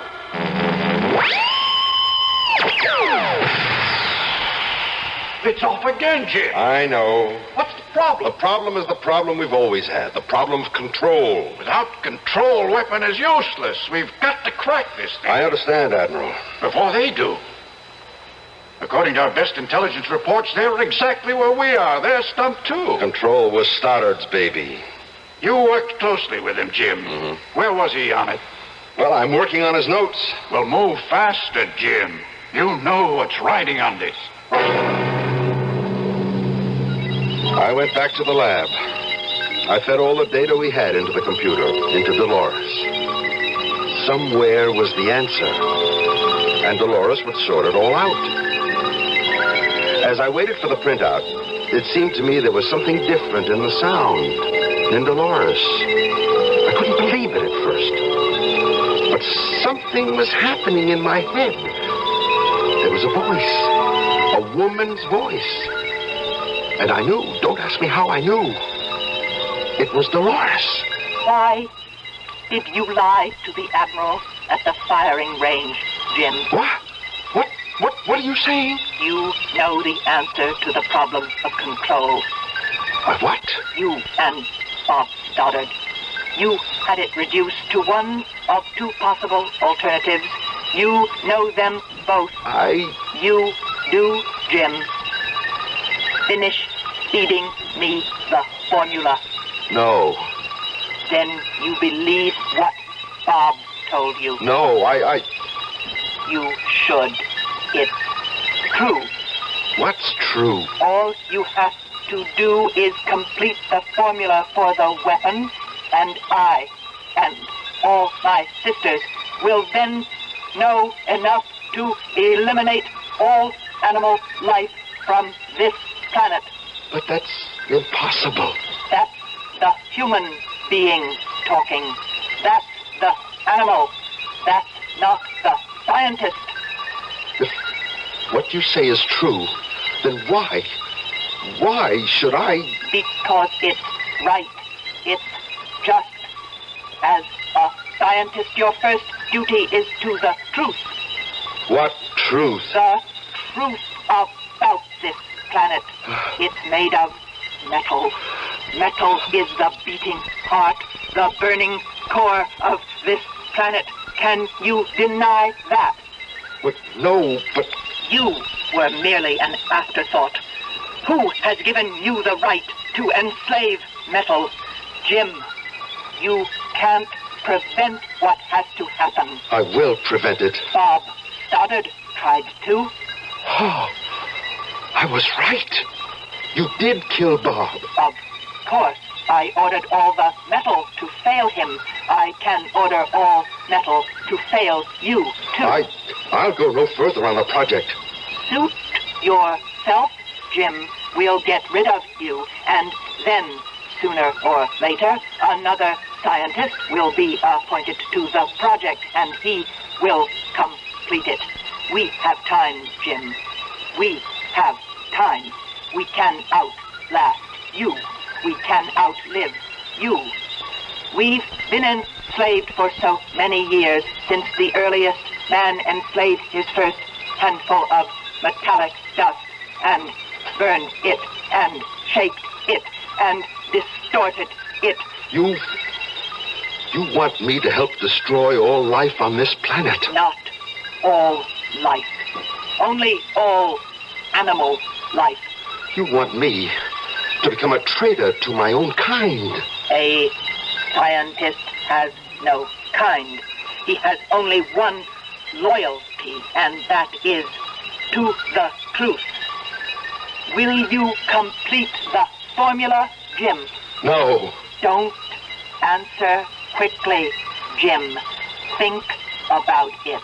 Think about it as a scientist.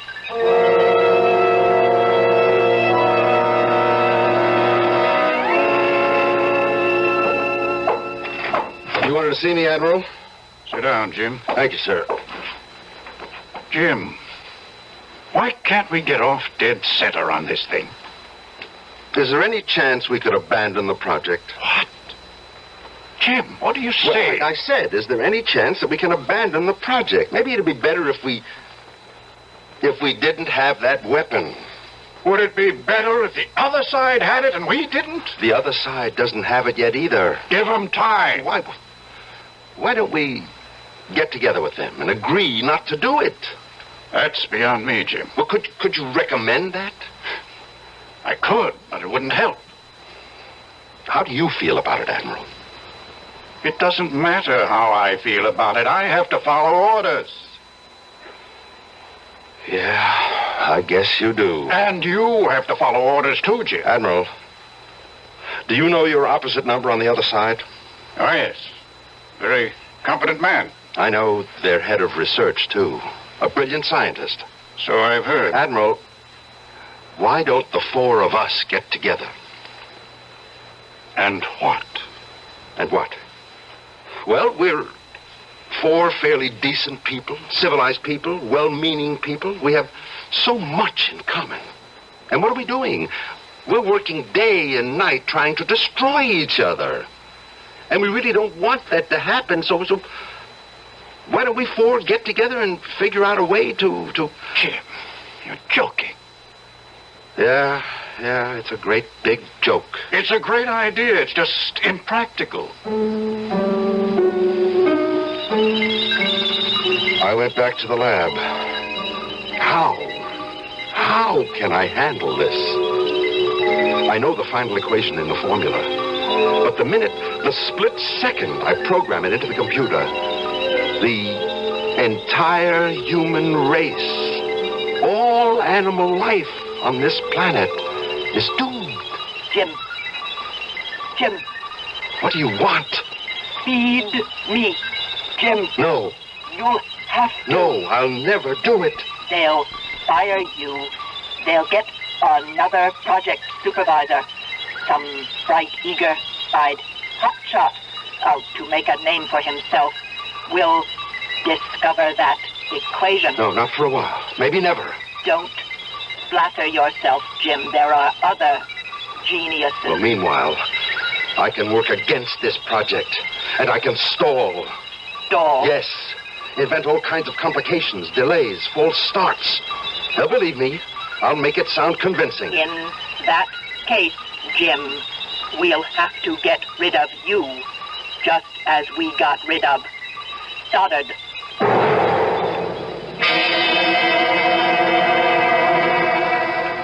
That's why I came here. I can't go through with it. I won't. Will you help me? How can I help you? Well, first, don't tell anyone I'm here. And second, the refrigerator's empty. Even scientists have to eat. Oh, are you sure you're all right? I said this would be a hard story to believe. I admit, I don't Well, look really... at it this way. We're inventing, developing. Isn't it reasonable to suppose that we could destroy ourselves? Well, yes. All I'm telling you is we are absolutely at that point right now. The point of destruction. I need help. Can I count on you? Oh, yes. You do need help. And you can count on me.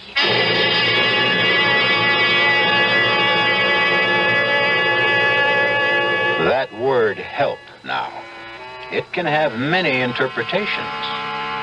How would you like to be in Brenda's shoes? Here she is, a nice small-town girl just under 30, trying to make a living, and suddenly she gets something like this thrown at her.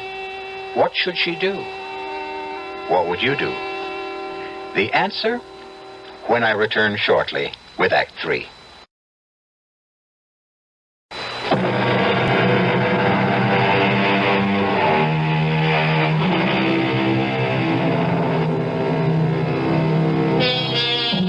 One of the most distinguished scientists in the United States, a man who is engaged in a vital and super-secret project affecting the very life of the country, if not the world, has suddenly disappeared.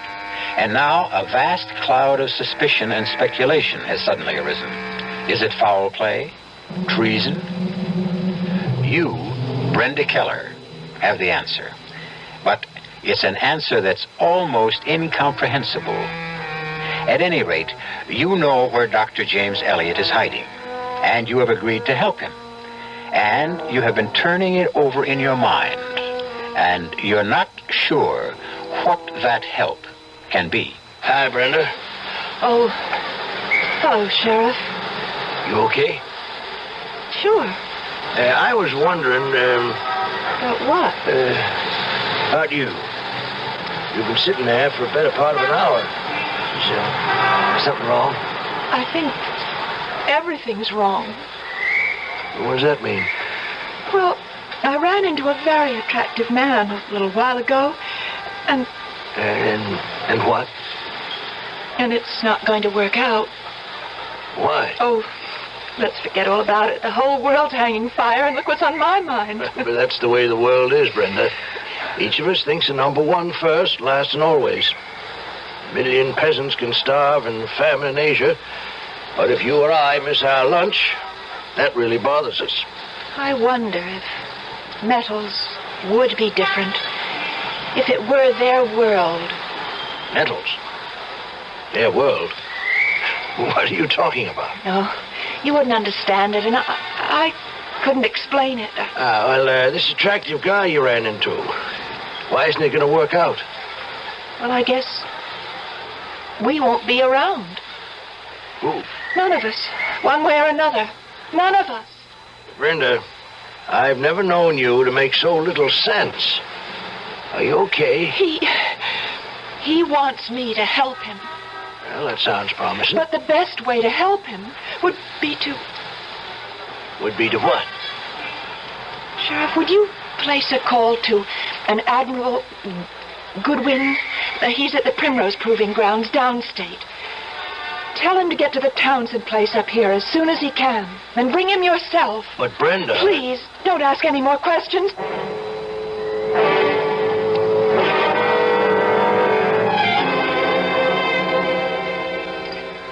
I always look down on candlelight. Why? Well, it's a very inefficient way of creating illumination. However, I see now it can be very romantic. But just think.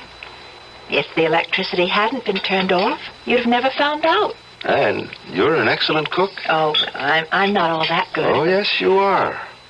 Truth is that up to now, I never paid very much attention to food. Well, why not? Well, there was always too much to do. What's that? It's the telephone. I know it's a telephone, but how? How can it be ringing? Well, I better answer it. Hello? Hello? There's no one on the other end. Yes, there is. Give me the telephone. Someone's talking to me.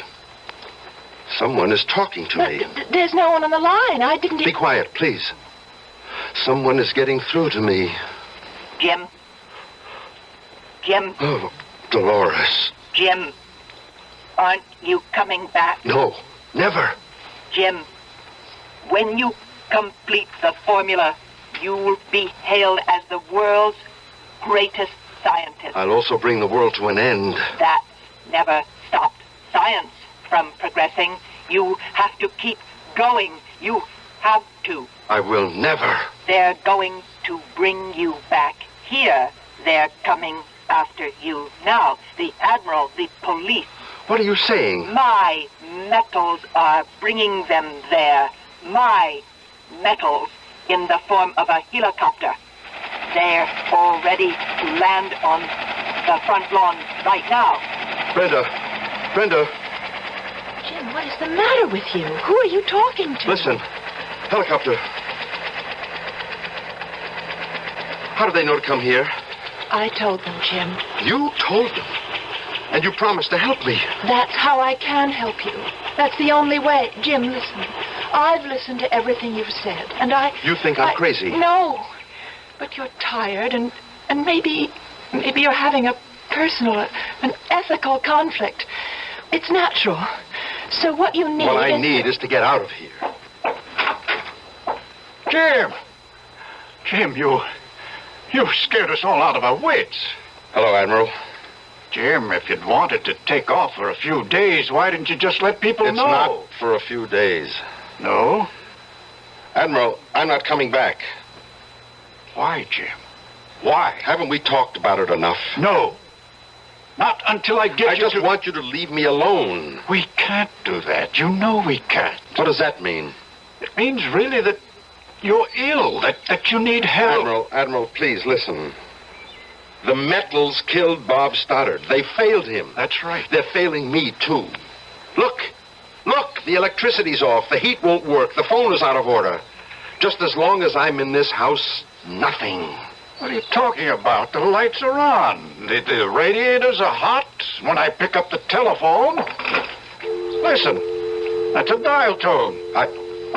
It must be a trick. A trick? Who's playing it? Dolores. You'd better come along with us, Jim. We'll find a way to help you.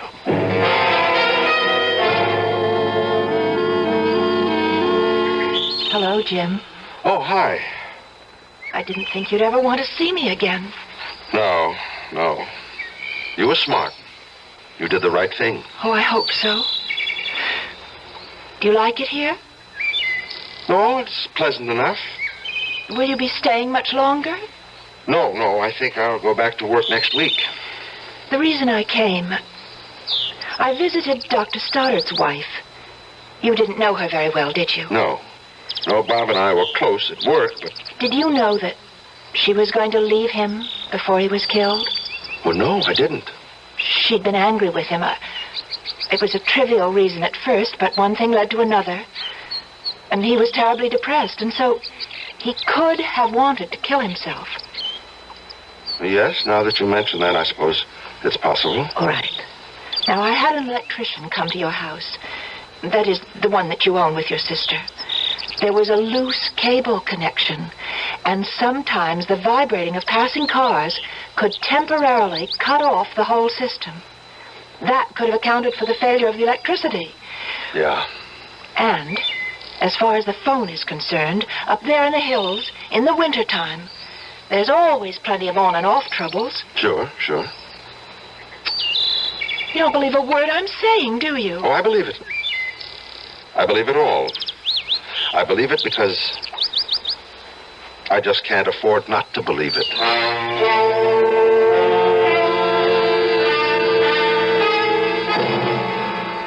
She's a lovely girl, Jim. I know, Admiral. There was probably the basis of your problem. You've been alone all your life. It's no good to be alone. You have to have someone to share things with, Jim. Otherwise you just can't function. When's the wedding? Next week. Why wait? Sure. Look, I know it's your first day back and you're raring to get things started up again, so I'll let you alone.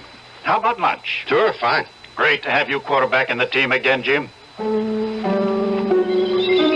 I looked around the lab. The familiar lab. Everything was exactly as I had left it. All my papers, my notes, my research, everything untouched. And even Dolores, waiting silently, like a good and faithful servant. And I suppose I would have fed the final equation into Dolores' circuits. I would have dismissed all my qualms as delusions and dreams. Had not Dolores been Dolores? Had she not been the eternal female who must always have the last word? I knew you'd do it, Jim. I knew it. What? Who's there? You know who's there, Jim. It's me, Dolores. You've come back here to feed me. No. I told you you couldn't resist it. But I didn't come back to Come, Jim. The final equation, the dessert, the final dish. No, never. Jim. No, I was right. Stoddard was right. I'll fight you. How can you hope to fight me, Jim? You'll have to show them results. I'll fight for time. I'll stall. It won't help. They'll assign someone else. It could take someone else years to arrive at this point. It could also take overnight. I'm programmed, Jim. Fully programmed. All they have to do is start at the beginning. No. They can work out the end. No. You lose, Jim. You lose. You lose, Dolores. I can destroy your circuit. What are you doing? I'm destroying you, Dolores. No, Jim. No. Stop him. Help me. No one can help you. Not anymore. Help me, Mesto. Strike him down, Wire. Wire. Choke him. They can't help you. I've already broken the circuit. Help me. I'm dying. Strike him down. Strike. Kill him. Kill him. Kill him. Oh, Dolores. Goodbye. Dolores, I hope and I pray that no one ever builds you again. I pray no one will ever build you again.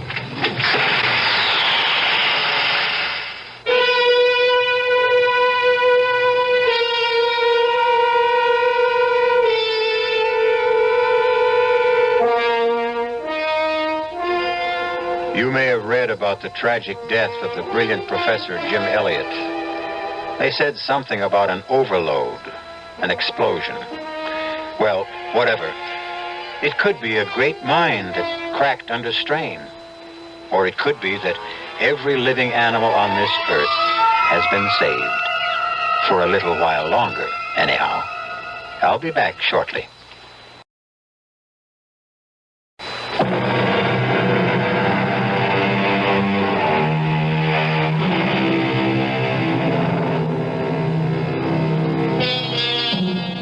Sometimes a car will simply never run right.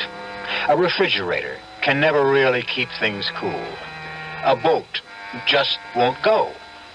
And how many times have you thought that the darn thing was just acting in a perverse manner? Of course, later, you knew it couldn't be true. But are you sure now? The only thing we can be sure of is that we will all meet here again tomorrow. Our cast included Nat Polen, Marion Seldes, Earl Hammond, and Roger DeKoven. The entire production was under the direction of Hyman Brown. Radio Mystery Theater was sponsored in part by new sugar-free diet 7-Up, Contac, the 12-hour allergy capsule, and Buick Motor Division. This is E.G. Marshall inviting you to return to our Mystery Theater for another adventure in the macabre. Until next time, pleasant dreams.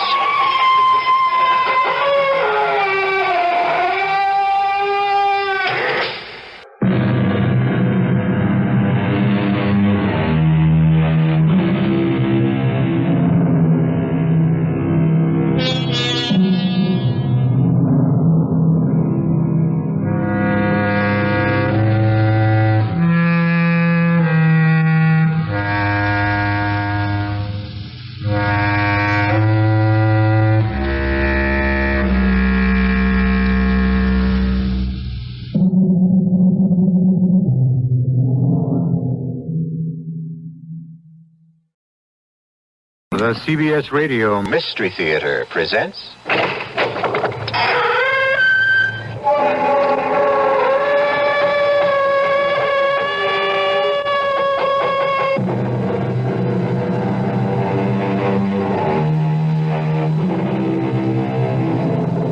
Come in. Welcome. I'm E.G. Marshall. I've been waiting for you. Welcome to the world of suspense, imagination, a world where nothing is impossible and everything is foolproof. At least that's what Peter Vincent thought, the hero of our tale. Peter Vincent is approaching middle age, not quite there, but already beginning to experience the disillusions, the restlessness that comes from feeling we're capable of better things and fearing time will run out before we achieve them. But Peter Vincent, who lives by his wit, his charm, his cunning, hit one day on a scheme that appeared to be his great triumph. I'm going to kill myself. Well, that's one way to... You're what? I'm going to kill myself, but it won't be suicide. You're going to kill yourself, but it won't be suicide. That's right, Murray. And my wife will receive $50,000 in insurance money. Now I know you're crazy. I'm serious, Murray. Well, you can go ahead and kill yourself, but your wife isn't going to get any $50,000. You're not even married. That's right, Murray. Don't you see now why it's so perfect?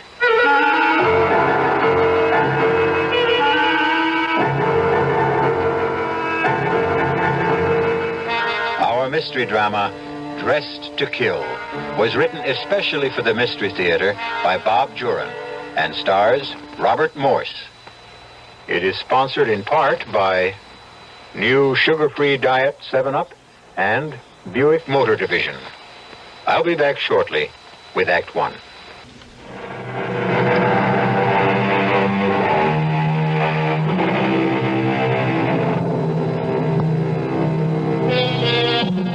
Oh, what a tangled web we weave when first we practice to deceive. And Peter Vincent is about to weave a tangled web of deception, the likes of which he has never tried before, and hopes never to have to try again. Our story begins in a cheap but clean and well-run apartment house on New York City's West Side. Oh, Mr. Vincent. Yes, Mrs. Gretsch. It's the 5th of the month. Well, thank you, Mrs. Gretsch. Do you tell the time, too? Look, I'll thank you not to be so smart when you're late with the rent. 2 months late at that. Only 2 months this time. Things are looking up for you. I got my bills to pay, too, you know. And everything going up. Everything goes up around here except the heat. I've been meaning to speak to you about that. There is an energy crisis. I have to conserve all You'll the... have your own crisis if I catch pneumonia and can't work. I shall sue you, Mrs. Gretsch, for depriving me of my livelihood. I'd like to know just what that is. You know what I do. Well, you call yourself an actor. Actors act. You haven't been in a show since you started living here. Does that make me any the less an actor? We are all acting, Mrs. Gretsch. You, I, everyone. We're playing out our roles on this great stage. We are never really ourselves. We hide behind the masks, and we act out our little lives. I mean, you're acting. You don't want to press me for the rent, but you must. It's your role in life. So you step upon the stage as you are now, the star of this mini-drama, acting the part of the miserable, harassed landlady insisting on the rent. And you do your part extraordinarily well. Have you ever thought of going on the stage? Well, my sister was always telling me I had a nice voice. And she's right, she is.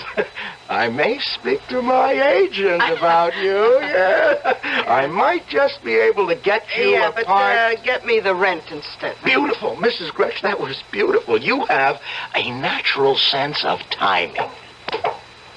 You'll make a wonderful heroine someday. You're past the ingenue roles, but still... You have till the 10th, Mr. Vincent, not a day after. That's it, Mrs. Gretsch. Keep studying. Stupid old frump. Hi, Pete. Murray. What are you doing here? Drinking your scotch. I thought you were in Cleveland. The show folded. Oh, how'd you get in? You gave me a key a year ago, remember? Well, remind me to change the lock. I'm sick of your freeloading, Murray. Look, just a couple of days till I get settled. I gave up my room when I went on the road. You're not staying here. Oh, come on, Pete. I'll pay half the rent. Well, welcome home, Murray. You're looking pretty good, Pete. You been eating regularly? Off and on. I pulled a little flim-flam job a few months ago. Paid the back rent. What about acting? Any leads? No, but I'm working on something, Murray. Something really big. I'm sick of those ratty little deals for peanuts. Oh, come on. Not another con game. The greatest, Murray. The one that'll set me up for life on that sunny little beach in Mexico. I'm going to pull one last gigantic hoax and then retire. I mean, just settle down for life. I've been thinking about it for months. Great. What's the scheme? I'm going to kill myself. Well, that's one way to... You what? I'm going to kill myself. But it won't be suicide. You're going to kill yourself, but it won't be suicide. That's right, Murray. And my wife will receive $50,000 in insurance. Now, I know you're nuts. I'm serious, Murray. How can you be? You may go ahead and kill yourself, but your wife isn't going to get any 50 grand. You're not even married.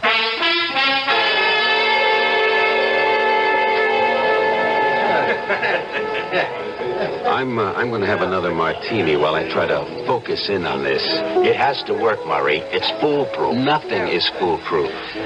I've been looking at it from every angle, and the more I look, the more I'm convinced it's going to work. Now, Peter Vincent will die. His wife will disappear forever, and I'll come out of the whole thing with $50,000. Let me get this straight. You're going to fake your own death and then impersonate your wife to collect the insurance? Precisely. I've got a $25,000 double indemnity policy. I've had it for years. I got it back in the better days when I was working regularly and traveling a lot. My mother was a beneficiary. But after she died, I just never did anything about changing the policy. I kept it up. You're not only out of work, you're out of your mind. No, listen, Murray, when I thought of this thing last year, I went and changed the beneficiary on that policy. I made up a name, Tina Vincent. The beneficiary is Tina Vincent, wife of the deceased. I've just been waiting, letting enough time go by so it looks legitimate. Well, it's a blockbuster, all right. If you get away with it, there are a lot of things to consider. How are you going to pass for a woman? The impersonation is the main... Yeah, that's it. Can you be convincing? When I put my mind to something, I can be very convincing. I don't believe it. Where did you learn to talk like that? I used that voice in a nightclub act a couple of years ago. Well, it's perfect. It's a perfect name. Say something else. It was sweet of you to invite me to dinner, Murray. Oh, Murray, pay the check and let's just get out of here. Fantastic. Well, the first thing to do now is create, Tina Vincent. Now, will you help me, Murray? Hey, give me that voice again. That really spooks me, hearing that dame's voice coming out of you. Well, that's because you haven't seen me at my best, Murray. Wait till I'm dressed for the part.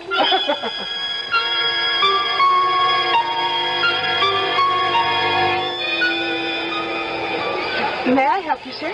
Oh, yes. I was interested in these pantsuits. Oh, well, these are on sale today. Is it a gift for your wife, perhaps? Yes, you might say that. For my wife, yes. Oh, well, how nice. Oh, what's her size? Size? Oh, about, like mine. Like yours? Oh, rather tall, then, huh? Decidedly. Oh, let me see. I'd say about an 18 tall.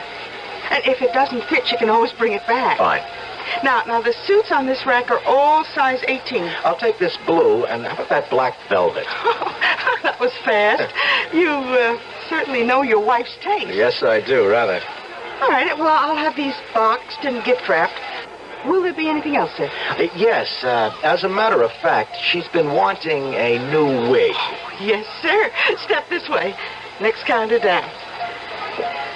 Now, what does she wear? Blonde, brunette, black? Oh, dear me, yes. Funny, I've never really noticed. Oh, well, what's her coloring like? Fair?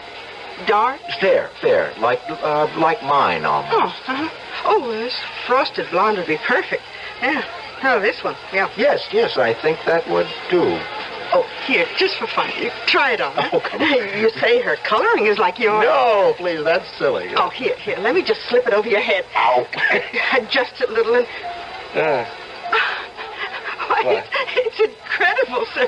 What's incredible? Well, I don't know, this wig, Well, I hope you'll forgive me for saying so, but with that wig on, you could pass for a rather attractive woman. Really? Yeah, except for one thing. And what's that? Well, your mustache.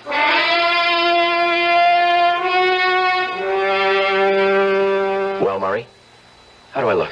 Like a tall Doris Day. Come on, will you? Come on, what have I forgotten? What is wrong with this whole image? Nothing. I gotta admit, it's perfect. Yeah. Have I got on too much makeup? No, I don't think so. Lots of women go in for heavy makeup. Well, there's only one sure way to find out. The acid test. Go out in public. Precisely, because I've got to be convincing as a woman before I've gone too far. Where are you going to start? Well, first I'm going to open a bank account. I've got to establish some sort of identity for Tina Vincent. Just impersonating a woman isn't good enough, because when I get down to the final act, applying for the insurance, I've got to prove that I really am Tina Vincent. I've got to have identification. You sure have thought this thing out, Pete. I've been planning it for almost a year. Well, I'm going to start with the bank.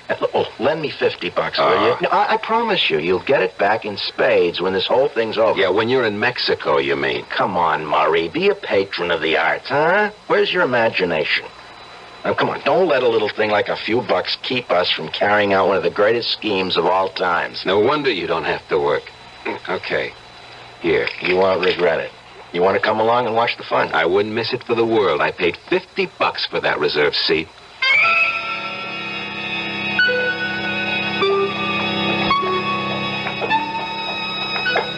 Stage fright? No. At this point, I have nothing to lose. Let's call it a first read-through. Okay, give me that Tina voice again. You gotta get in character. Good afternoon. I'd like to open a savings account. Perfect. Is the wig straight? Yeah, everything looks fine to me. Okay, Murray. All right. All right, here I go.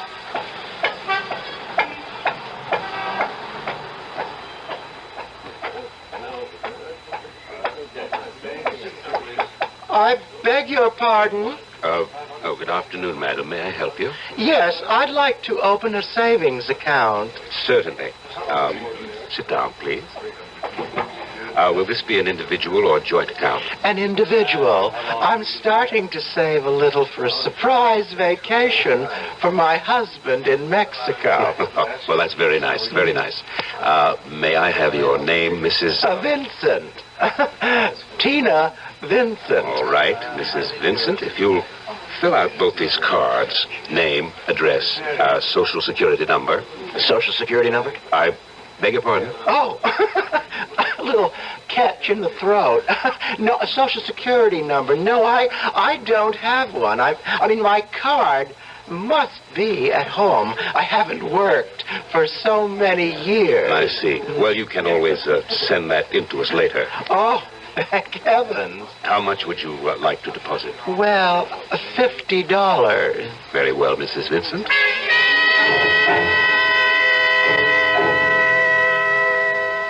You should have seen his face when I dropped back to my own voice for that horrible second. Did he realize? I don't think so. He was startled, but I carried it off.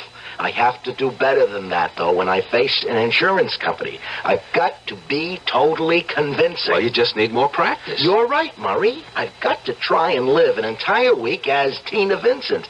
Everywhere I go, everything I do will be Tina Vincent. Yeah, but I got my doubts, a lot of big doubts. Why? Well, maybe you can talk like a woman and dress up like one for a while.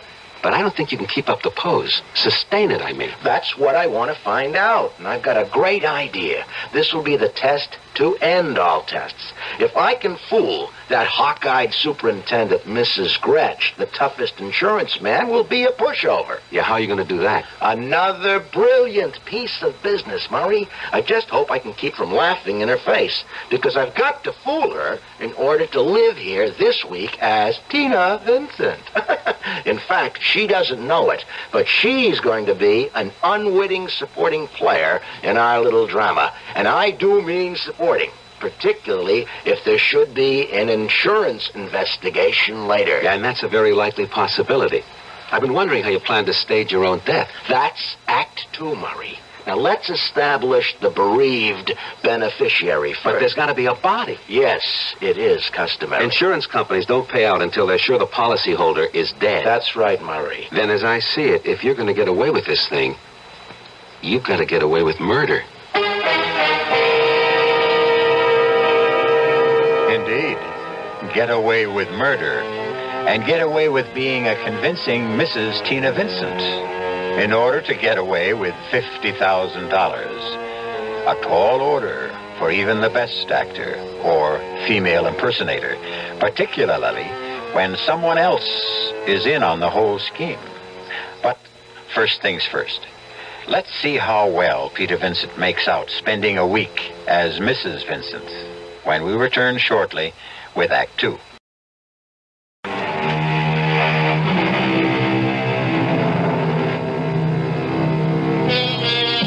Peter Vincent, con artist, sometime actor, is preparing what he considers the greatest scheme of his career, impersonating his own beneficiary, Mrs. Tina Vincent, to collect his own insurance. But first, he must prove to others and to himself he can carry out the impersonation. So, for the next few days, Peter Vincent will disappear, and Mrs. Tina Vincent will take over. Who is it? I'd like to see the superintendent. What do you want? I'm looking for a man named Peter Vincent. I was told he lives in this building. Well, his name's on the mailbox, 2A. But I don't think he's in. I haven't seen him since yesterday. Well, would you be kind enough then to let me into his apartment? Oh, certainly not. I don't know you. I'm Mrs. Vincent, his wife. His wife? Hey, I didn't know he was married. He's lived here 2 years. We're separated, but I'm still Mrs. Vincent. Oh, glory be. What next from that man? I know Mr. Vincent wouldn't mind your letting me in. He doesn't know I'm in town. I want to surprise him. I'm afraid not, Mrs. How do I know he'd be glad to see you? Look, if he wants you in his apartment, he'll be the one to let you in. Well, of all...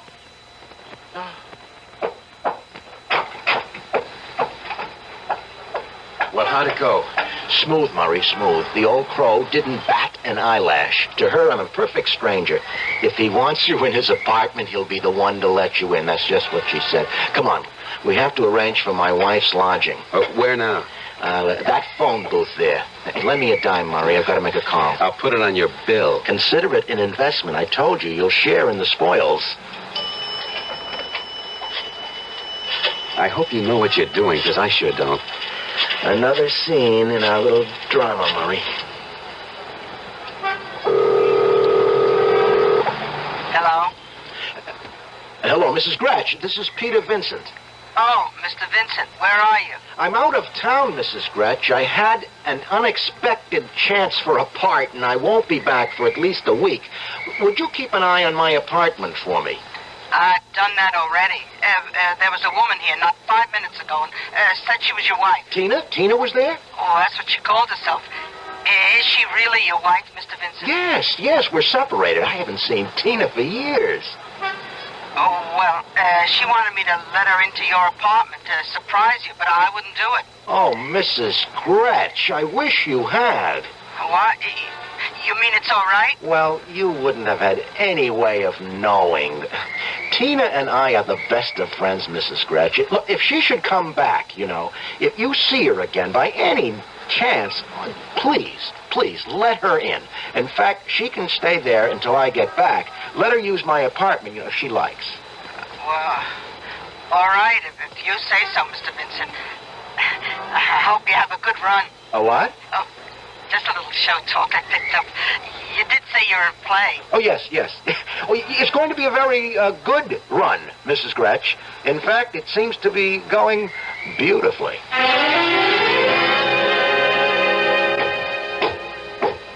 Oh, just a minute, sir. Yes? I know you've been staying with Mr. Vincent, but now things have changed. He's out of town. Yeah, I know. And Mrs. Vincent is occupying the apartment. Tina? You mean Tina's here? And with Mr. Vincent away, I don't think Oh, it's... don't worry, Mrs. Gretsch. You didn't know. I'm Peter Vincent's brother-in-law. What? Yeah, Mrs. Vincent's my sister. Oh. Well, I hope she's not here to make trouble. Mr. Vincent said they were separated. Oh, don't worry. It's probably a reconciliation. They've always admired each other, even though they couldn't live together. I certainly hope so. Stupid old biddy. Tina, it's Murray. Murray, surprise! When did you get into town? Just today. Come in. Oh, good show, brother dear. You know, I'm beginning to enjoy this part. Yes, keep you in practice. And what's next for you? Us, Murray. We're going out on the town tonight. What? That's right. We're going to an East Side bar, and here's what I want you to do.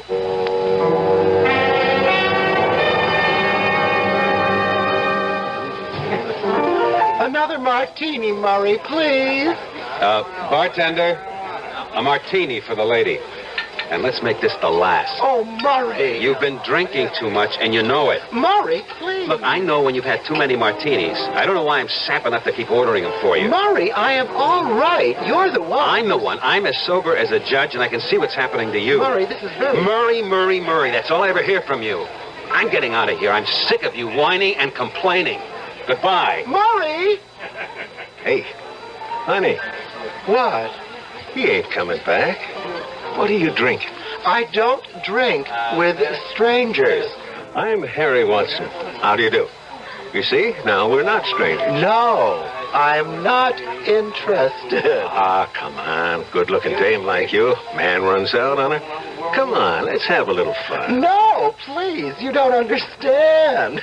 It's not like that at all. Baby, I know all about what it's like. Believe me. And you're something. Oh, you really think so? Baby, I know so. What's your name? Oh, well, Tina. Tina what? No, just Tina. Pretty name. Come on, let's have another drink and let's get acquainted. Well, all right, maybe just one. Hey, bartender, another... What are you drinking? Martini. Yeah, a martini. Harry, do you really think that I'm attractive? Sure I do.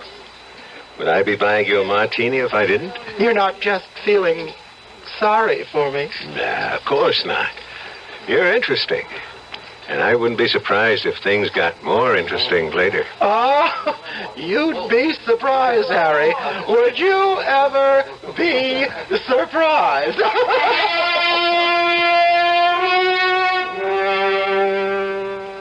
And then what happened? I drank the martini and left. I proved my point. Tomorrow I'm going to apply for a Social Security number and keep on good terms with Mrs. Gretsch. She's going to be important to us later on. Look, Pete, don't you think you've carried the joke far enough?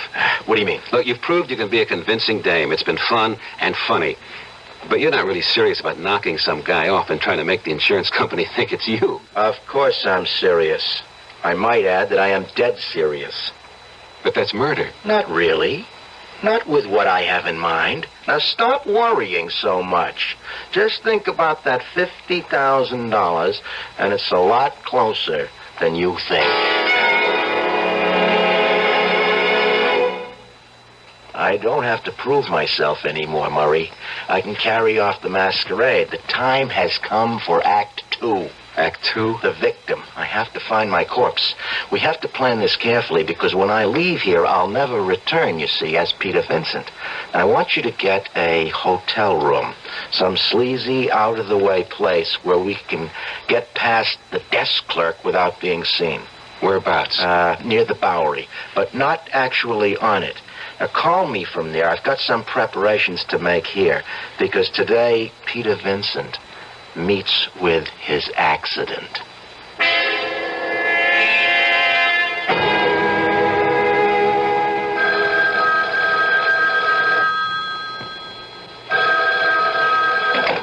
Hello? Pete? Where are you, Murray?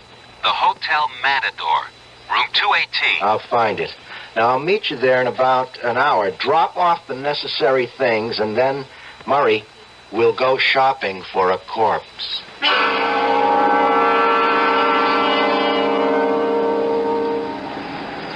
What a neighborhood. Perfect hunting ground. Yeah, if we get out alive. They're all too drunk to care about anything but where their next drink is coming from. Look at that creature there. Let's try him. You'll never get him on his feet. You. Hey, wake up. Wake up. How would you like to make $10? What, $10? Enough to keep you in Muscatel for 2 weeks. Hey, what do you guys want? A little of your time. I don't know you. You will shortly, and all your troubles are going to be over. Oh, well, that's nice. Now just come on. Come with us. We'll make you nice and comfortable. Isn't he perfect, Murray? He's so disgustingly depraved. Yeah. $10 for what? For doing us and yourself a favor. What's that? Just please, come with us. Take it, Murray. Take his arm. All Take right. his arm. All right. Let's get him to the hotel. Can you see anyone in the lobby? No, just the clerk at the desk. Do you think you can distract him? Well, what's the difference? This place is full of guys in this condition. I don't want any suspicions aroused. I want to get up to that room and out again without being seen. Hey, wait a minute. The clerk's going toward the elevators. Hey, what's this all about? Shut up. He's gone up. All right, now. Come on, move. Let's take the stairs. It's only one flight up. I hope that clerk hasn't gone to the second floor. If we do meet anyone, just keep going. I can't. Shut up and keep moving. All right, now, wait a second. I'll check the hall. Okay, stop it now. Okay. I'll run ahead and open the door. All right. I don't see how anyone who doesn't eat regularly could have so much weight. $10, huh?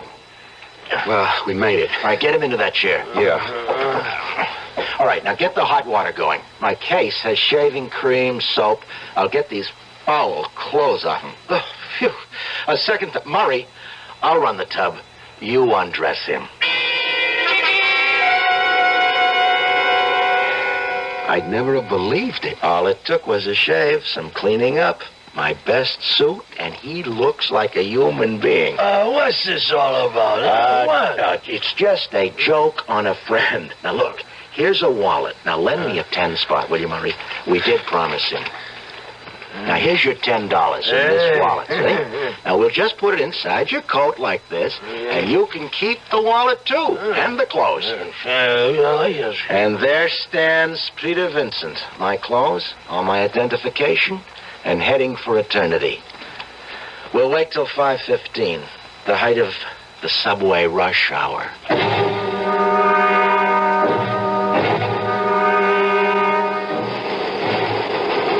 This looks like home. Move to the rear of the platform, Murray. That way, when the train passes us, it'll be going full speed. Look, this is ridiculous, Pete. We got 200 witnesses. Safety in numbers, Murray. We're lost in the crowd, and not one of them will know what's happened till it's all over. A man falls in front of a subway train. There'll be 30 different versions of what happened. We should have done this at 2 o'clock in the morning. Yeah, then we would have witnesses. We stand out like a red nose. Edge a little closer. I want to lie down. You will very soon. Murray, just before the train reaches the platform, let go of him. We both step back. When he totters and falls, we lose ourselves in the confusion. Isn't there an easier way? It has to be an accident to collect the double indemnity. And I don't want any body left to identify. Just the wallet and my identification. Here it comes. All right, a little closer to the edge. Now step back, Murray. Hey, what's Murray!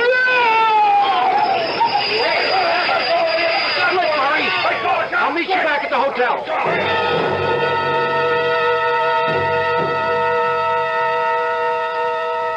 Have another drink, Murray. You'll feel better. Oh, it seemed kind of cruel. He was standing too close to the track. He was unsteady on his feet. Yeah, we put him there. Look, will you forget him? That was Peter Vincent who went under the wheels of the train. If you want to feel remorse, just remember it's for your brother-in-law. Your dear sister's husband. All right, don't worry. I'll play along. Look, we're really in this for keeps, Murray. We have to go through with it all the way because Peter Vincent is dead. I can't ever be Peter Vincent again without admitting to murder. Well, what do we do now? Act 3, brother dear. Tina's going to get dressed, go back to her husband's apartment, and wait to be told she's a widow.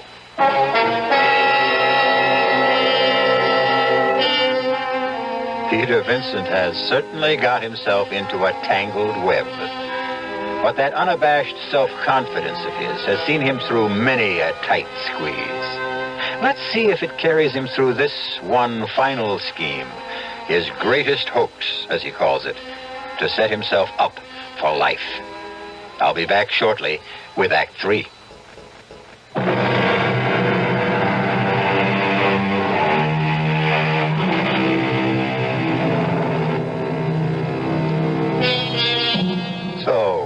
Peter Vincent has been conveniently disposed of, to all intents and purposes, under the wheels of a speeding subway train.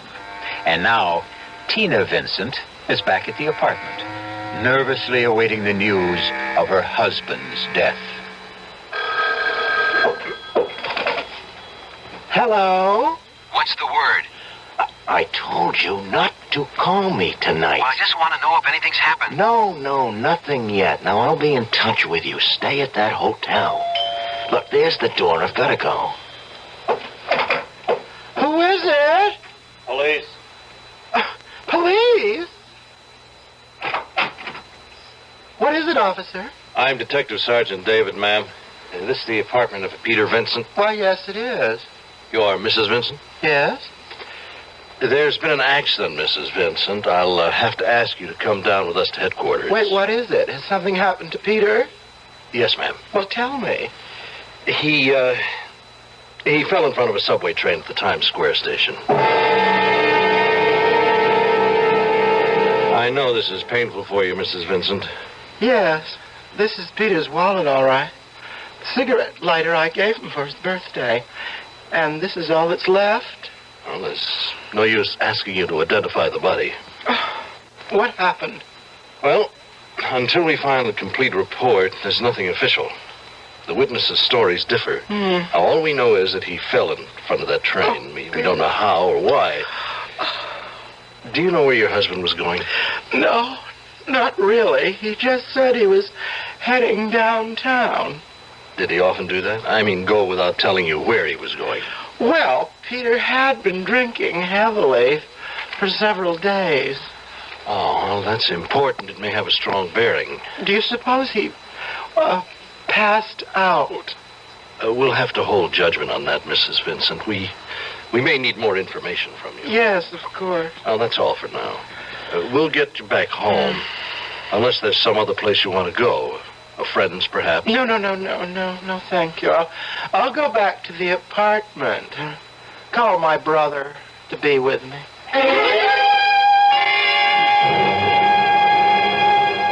Stop worrying, Murray. You're absolutely in no danger. I'm the one with my neck out. Suppose there is some way to identify that bum.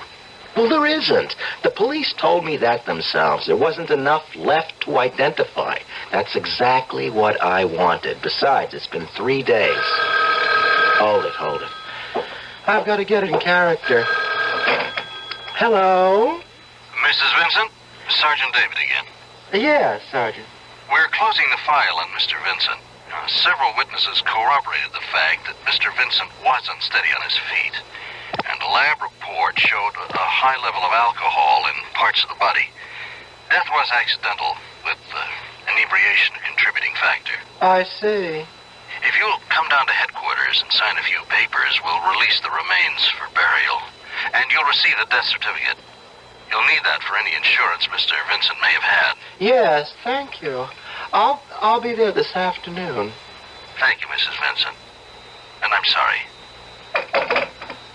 Case closed. Witnesses said he was unsteady on his feet. Death was accidental, etc., etc., etc. Hey, we have to arrange for my burial, Murray. We've got to go all the way to keep up appearances. But, hey, look, Murray, do me a favor. Make it simple, Murray. A simple burial. I really would have wanted it that way.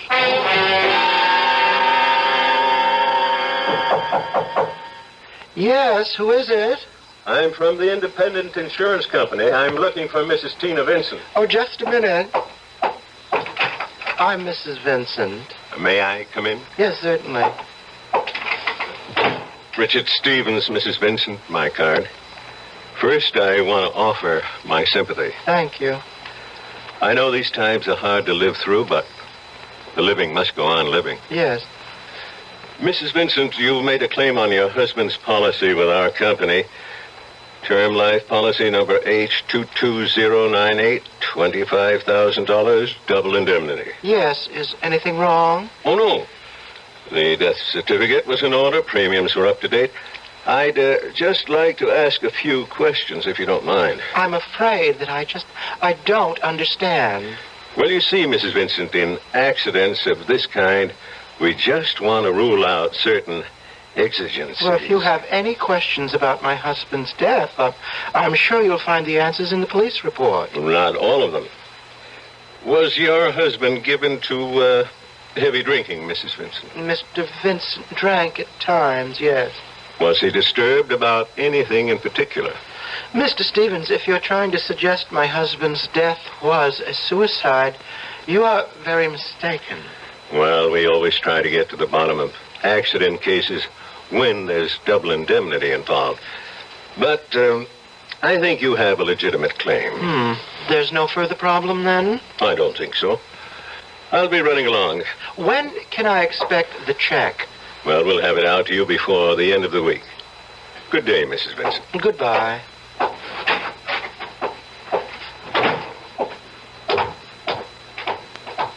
Oh, excuse me, E. You've been to see Mrs. Vincent. Are you a doctor? No. Oh, well, I'm Mrs. Gretsch, the superintendent. How is she? She seems to have held up well so far, poor thing. Oh, she seems well. How long have the Vincents lived here, Mrs. Gretsch? And who are you to be asking? I'm investigating her insurance claim. Oh. Well, if it'll help Mrs. Vincent get what's coming to her, I'll be glad to help, too. I guess it won't hurt to answer your questions. Was Mr. Vincent a heavy drinker? Oh, not that I know of. Of course, I don't snoop into the tenant's business. How about Mrs. Vincent? Well, I don't know much about her. She only just got here. What do you mean? Oh, you see, they've been separated. She only arrived here a week ago for a reconciliation, her brother said. Her brother? Yeah. He and Mr. Vincent are good friends. I see. Well, thank you, Mrs. Gretsch. You've been very helpful. Calm down, Dick.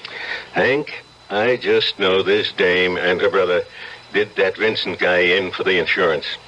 It all adds up. They were separated. All of a sudden, she shows up on the scene. Boom, he's dead, and she's 50 grand richer. Where's your proof? I haven't got any. But I'm going to do a little checking on Mrs. Vincent. The guy's death was accidental. Now, how can you prove she had anything to do with it? That's what I'm paid to find out. This is the first time I've seen you lose your cool. I'm sick of hanging around like this, but I don't dare let down the masquerade. I want to get that money and get out of here. Maybe you should have gone down to the insurance company. Shh. Yes? Who is it? Richard Stevens from Independent Insurance. Just a minute. Come in. Thank you. This is my brother, Mr. Wilcox, Mr. Stevens. How do you do? How do you do? I'm, sorry for the delay, Mrs. Vincent, but as I said, we have to be careful. When can I expect the money, Mr. Stevens? Well, in the next mail. Now, if you'll just sign this form... Oh, very well. Anything to get this over with. I'll sign here and here. I hope this is the end of it. So do I. Oh, my pen, please. Yes. I hope I haven't inconvenienced you, but you do understand. My sister's been under a great strain, Mr. Stevens. Yes, I imagine she has. Well, good day and good luck. There's something in his manner I don't like. He's paid to be suspicious. Well, he's sure earning his money. Murray, here it is, the check, $50,000. I don't believe it. Mexico, here I come. Murray, I'm on my way to the bank. Make me a plane reservation for Acapulco. And I'll be right back to give you your split. And then I'm splitting for sunny Mayo. No, we're going to the bank. You don't trust me, eh? Not at this point in time, no. You know, you are totally unprincipled, Murray. But what would I have done without you? Come on. I'm not even packing. You're welcome to the apartment, the furniture, and Mrs. Gretsch. Thanks. Now for my final performance.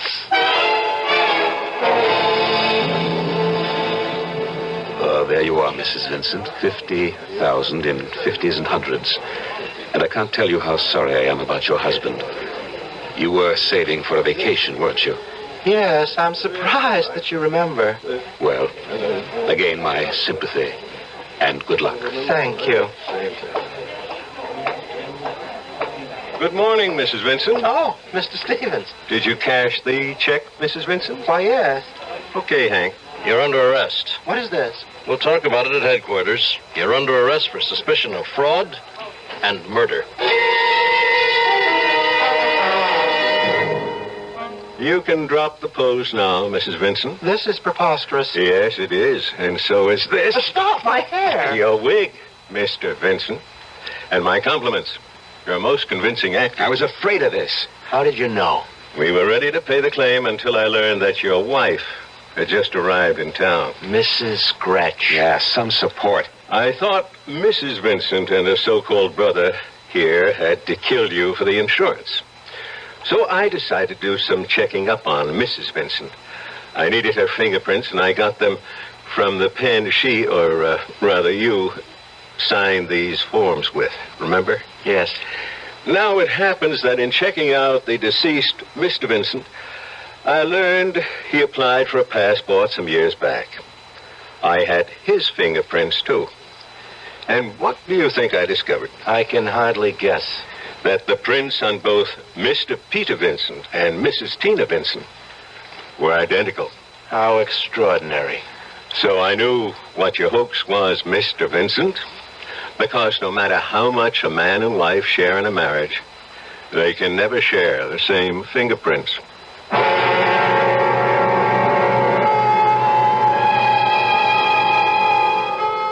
Peter Vincent's greatest hoax indeed proved to be his last. It's too bad he cashed that insurance check, because until then, it was really only attempted fraud. But then I wonder if that isn't exactly what the insurance man wanted him to do. And, of course, there was murder to answer for. If there is a lesson here somewhere, I suppose it's always be yourself. Unless, of course, you know where to pick up an extra set of fingerprints. I'll be back shortly.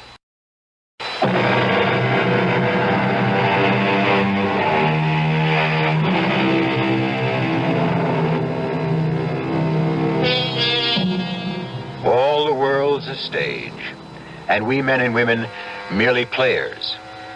Sometimes we have our choice of roles. Sometimes the role is forced upon us. Peter Vincent chose his role, and if you'll pardon the expression, it was curtains for him. Our cast included Robert Morse, Michael Tolan, Bryna Rayburn, Dan Acco, and Earl Hammond. The entire production was under the direction of Hyman Brown.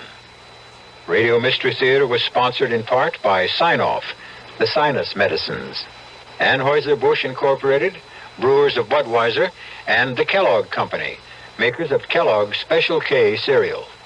This is E.G. Marshall inviting you to return to our Mystery Theater for another adventure in the macabre. Until next time, pleasant dreams.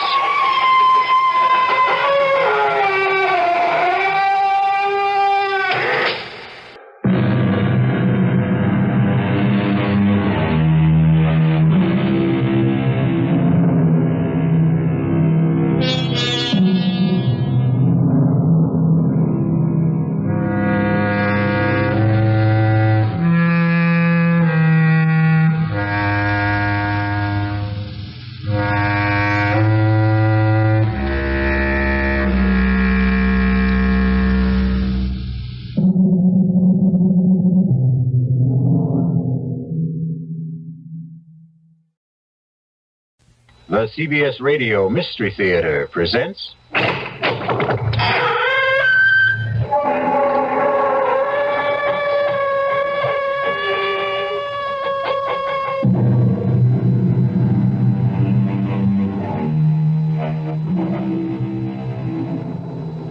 Come in. Welcome. I'm E.G. Marshall. Welcome once again to the shadow world of mystery and suspense, to a dark and cryptic universe called the imagination.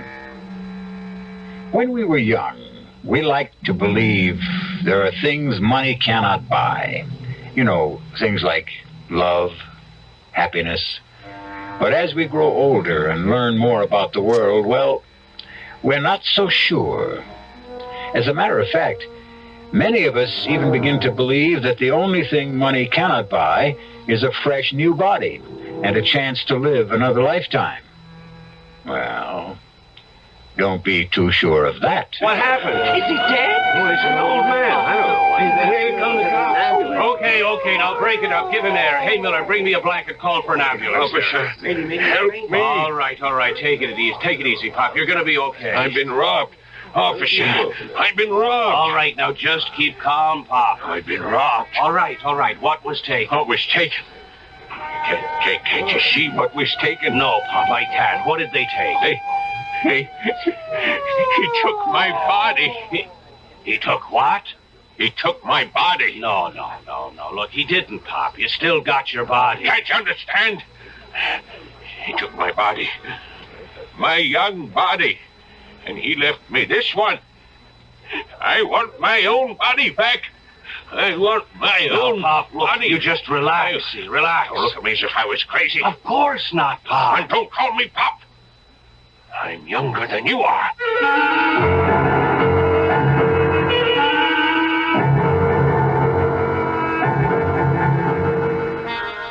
Our mystery drama, The Forever Man, was written especially for the Mystery Theater by Sam Dan and stars Paul Hecht.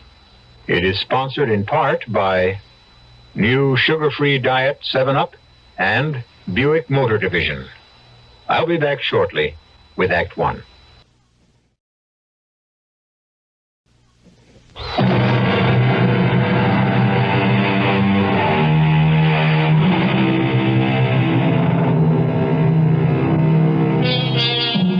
All of our great religions agree on one important point. The soul leaves the body after death.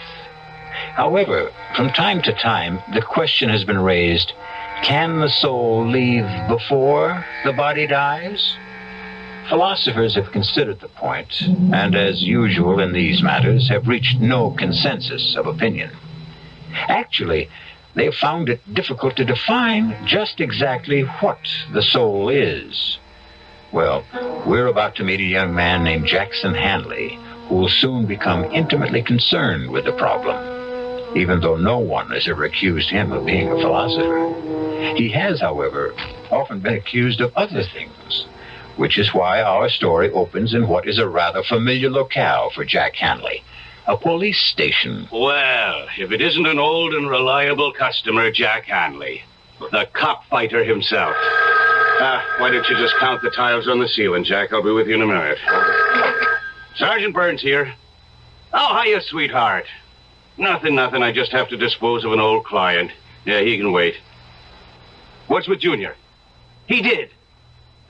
He said daddy. I told you he was a genius. No, sure, me darling. You can always call me up with news like that.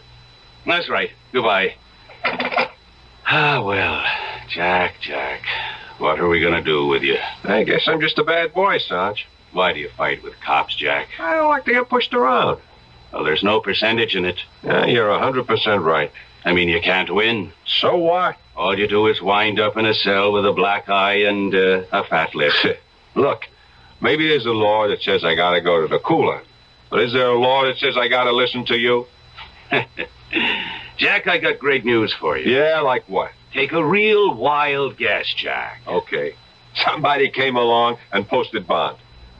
That's right. What's right? Somebody came along and posted bond.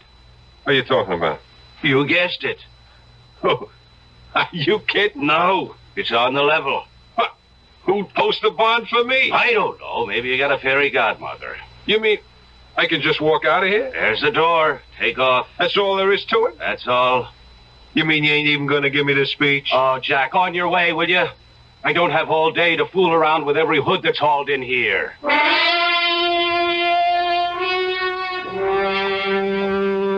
Mr. Henley. Who are you? How do you do? My name is Fraser, Leroy Fraser. Yeah? What can I do for you? Not nearly as much as I can do for you. How'd you know my name? Oh, I know quite a bit about you, Mr. Hanley. Yeah? Oh, yes. Matter of fact, I posted bond for you this morning. Oh. Why? Would you believe I'm a wealthy old man who likes to do good deeds? No. Then why do you suppose I did it? You want something? Excellent. You, Mr. Hanley, are a realist. No illusions. Exactly the man I'm looking for. To do what? First, to take me somewhere. You drive a car? Oh, but of course you do. You even race cars when you can.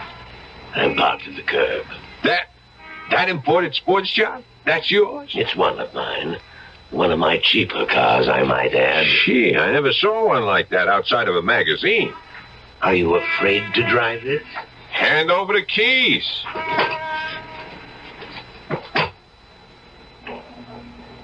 Where to? Not far, the Pershing Arms. Hey, that's a pretty classy joint. I find it adequate. Why'd you post my bond? You already know I want something. What? Let us say my share of eternity. What does that mean? Are you willing to take a job? Doing what? For one thing, you'll drive this car. Chauffeur, that's a drag. The car will be yours. Mine? You'll need it to get around. Where would I be going? You'll find out after lunch. Why not now? It's a long story. Yeah. Listen, Mr. Fraser, I better straighten you out. Please do. You see, I'm a guy who gets into trouble. I know. Yeah, it's because, well, maybe I got a bad temper, you see. A rather low boiling point. Yeah. You see, so, well, I get into fights, I get arrested. I'm aware of that. But I'm not a crook. You understand? Understand perfectly. Yeah, so, this thing, well, it better not be something I could go to jail for. Jack, I assure you, it's a pure and simple, out-and-out private business agreement. But to do what? Something that is mutually profitable. But what is that? Pull over. Oh. We're at the Pershing Arms. Uh-huh. What's here? Your apartment. My apartment? All ready and waiting.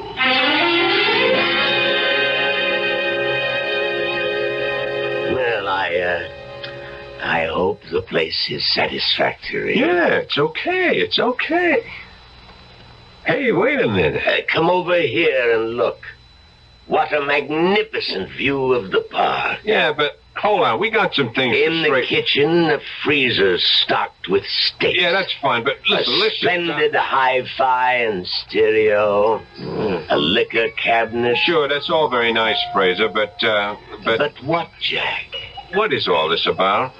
I promised to tell you after lunch. Well, why do I have to wait? I'll see you at my place at 3 o'clock. Hey, now, wait a minute. Where are you going? To my apartment. I have a duplex down the hall. I thought we were going to have lunch. I always eat alone. I'd forgotten. You'll need money. Money? For expenses. Oh, yeah.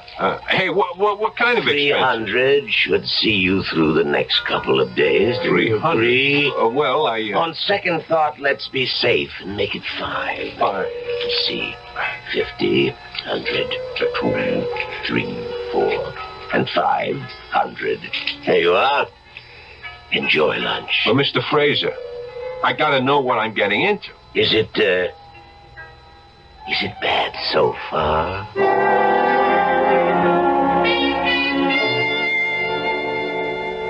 How'd you like the pad, huh? What's the catch? Nothing. Jack, you're talking to me. Della, remember? Well, there's this guy. Which guy? An old guy, Mr. Fraser. He puts up my bond. Why? I don't know. He gives me the car. Why? I don't know. And he gives me a job. Doing what? I don't know. He even gives me $500 in advance. I don't like it. But you're always on me to get a job. Okay. I got a job. A job, sure, but something like this? Jack, it has to be a setup. What kind of setup? I don't know. That's what's wrong. You see, we both keep saying, I don't know. You don't know what the job is, and I don't know why I don't like it. Look, Della, I figure it this way. No, Jack, don't you figure. Figuring always gets you into trouble. But you have to figure he's an old nut, right? And he's out to throw his dough away for kicks. So why shouldn't I catch some of it? I still don't like it. You mean there are no old nuts like him? It don't happen? Oh, in storybooks, maybe. In the movies, maybe. Oh, Jack, listen to me. You're 500 ahead. Now, let's get out of here right now. Ella, this is a gold mine. Do you think so? And this 500, that's just what's lying around on the top. Oh, Jack, I'm scared. Of what? I can't explain. I'm just scared, that's all. Look, I can handle it. Oh, sure. Sure, I know how you can handle it. The way you think you can handle everything. With your fists. Oh, you just won't learn. Well, I know. Well, okay, maybe I'm stupid. But that's why I can't turn down a chance like this, don't you see? No, there's something about this place. It's creepy. There's something in the air here. I don't smell nothing. Even the books on the shelves. Hey, I didn't notice that. Hey. You know, these feel like leather. I bet they cost a bundle. Jack, just read these titles. The Transmigration of the Soul. The Experience of Metempsychosis. One soul, 2 bodies. Stella, you don't have books like this to read. You keep them around to give the joint a touch of class. These books are old, Jack. So old. And they gotta be worth a lot of dough. Yeah, and all of them are about souls that leave the body. Well, isn't that what happens when people die? Okay, Jack. You got all the answers. I just wish you knew some of the questions.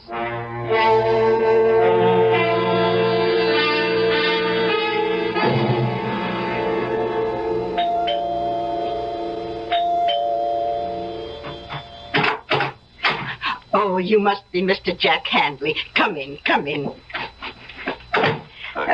Now, I'm going to confide in you, because you look like an honest young person. Who are you? Oh, I'm Mrs. Toomey, Mr. Fraser's housekeeper. Oh, shh, let's not make a sound. Why? What's up?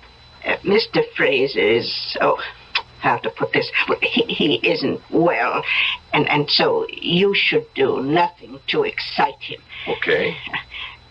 Dear old gentleman, I do believe that... Aha! That can only be our Jack Hanley. Here it is 3 o'clock, and here you are, right on time. Mr. Fraser, you promised the doctor to take a nap. And I did. Also to take a pill. And I shall. Now, Mrs. Toomey, excuse us. Oh, yes, sir. I hope you and the young gentleman have a most agreeable afternoon. Well, Jack, ready to go to work? I'm ready to be told what the work is. What do you want? I want to make you rich. Why? One step at a time. You asked me what I wanted. I told you. Why is another question, and tomorrow is another day. Okay. Did you know that you are now the owner of a Mark 9 Borghese Fratelli? Here are the registration papers made out in your name. Surprised? Why? I told you the car was yours. Yeah, but I thought just to Now, please sign these documents. Oh, what kind of documents? Merely applications for bank accounts, Jack. Now, Jack, take that suspicious look off your face. You filled out cards like these before. Well, what kind of bank account? I said I wanted to make you rich. Therefore, I intend to give you a rather large sum of money. Now, do you want to carry $500,000 around in cash? $500,000? And that's just the tip of the iceberg. Obviously, you can't carry it around in your pocket, can you? Well? Of course not. So we put it in the bank. In your name. Mr. Fraser, I don't want to get you all upset, but look, I have to know why. Is that what's bothering you? Yeah, that's what's bothering me. How do I know you ain't setting me up, huh? Jack, I assure you that I am a completely reputable businessman. Yeah, sometimes they're the worst kind. Look, it all comes down to this. What do you want? That's a fair enough question, I suppose.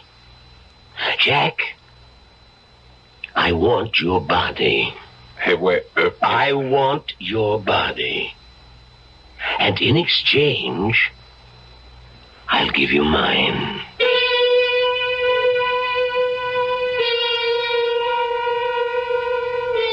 Well, now, let's place this thing in perspective. The art of exchange, of trade, is as old as history. Men have traded almost everything you can think of. Empires, goods, even wives. So, just because you never heard of people trading bodies doesn't mean it can't be done.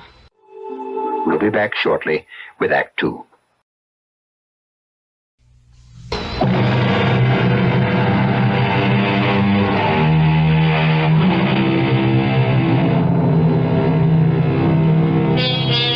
Well, here's an offer you might not get every day. Say you're a young man of about 28, tall, strong, attractive, and a frail, elderly gentleman offers you a fortune to exchange bodies with him. What do? Laugh? Edge away quickly? Notify the men in the white coats? Jack Handley has just received such an offer, but he's still sitting there. Because the old man has already put his money where his mouth is. I become you. You become me. But how could that happen? Let us say it could happen. So, you're saying I become a sick old guy who's going to kick off in a couple of years, and you get a whole lifetime? Jack, you're 28. You've been in serious brawls. You've been arrested for breach of the peace. You've cracked up several cars. How long do you think you can live? 2 years? 3 years? Your luck has run out. You'll die, and your body will go to waste. What are you giving up? A lifetime? No. A few years, maybe months, perhaps even days. You can't afford to turn me down, Jack. But what you're saying, it's impossible. Let me worry about that. This way, you're guaranteed 2 to 3 years of a life of luxury. But how could you and me exchange bodies? It would be a sort of transplant. No dice. None of that operating room for me. No surgery. That is, no physical surgery.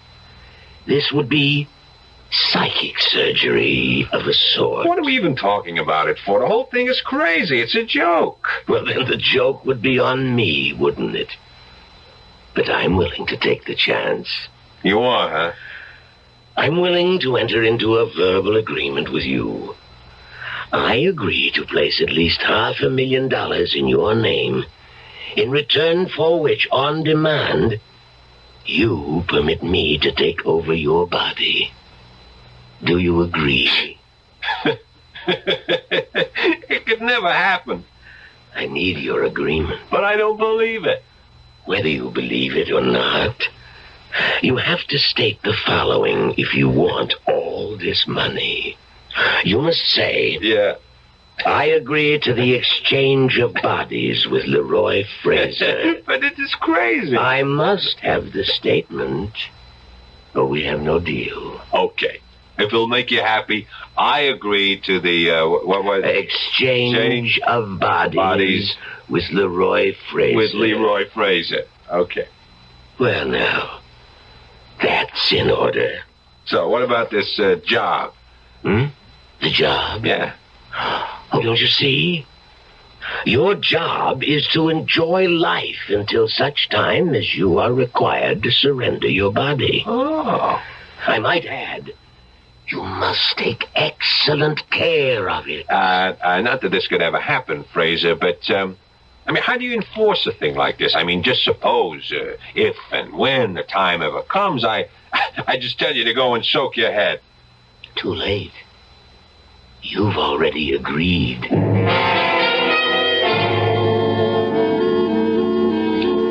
How do you do? My name is Mr. Soames. Do you need help? Yeah, I'm Hanley, Jack Hanley. Hanley. Did you say Hanley? Yeah. Oh, please sit down, sir. Oh. Have a chair. No, not this one. This one. Oh. Here, sir. This is so much more comfortable. A cigar? No. I just wanted to check on the... Oh, check. By all means, sir. Check us, inspectors, audit and balance us constantly. We will measure up to your highest expectations. And we are honored that a man of your standing should have chosen our bank. Oh, yeah. I just wanted to make sure that the account... The account, sir? Yeah, that there is an account. Oh, yes, indeed, sir. The account in your name has been opened, and it's in perfect order. You will find us your kind of banking institution.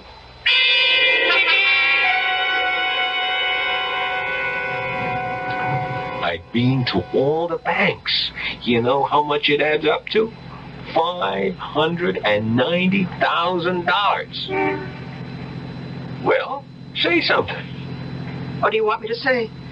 I want you to say what you think. You know what I think. Yeah, I shouldn't have told you. Oh, you've got to break that agreement somehow. Agreement?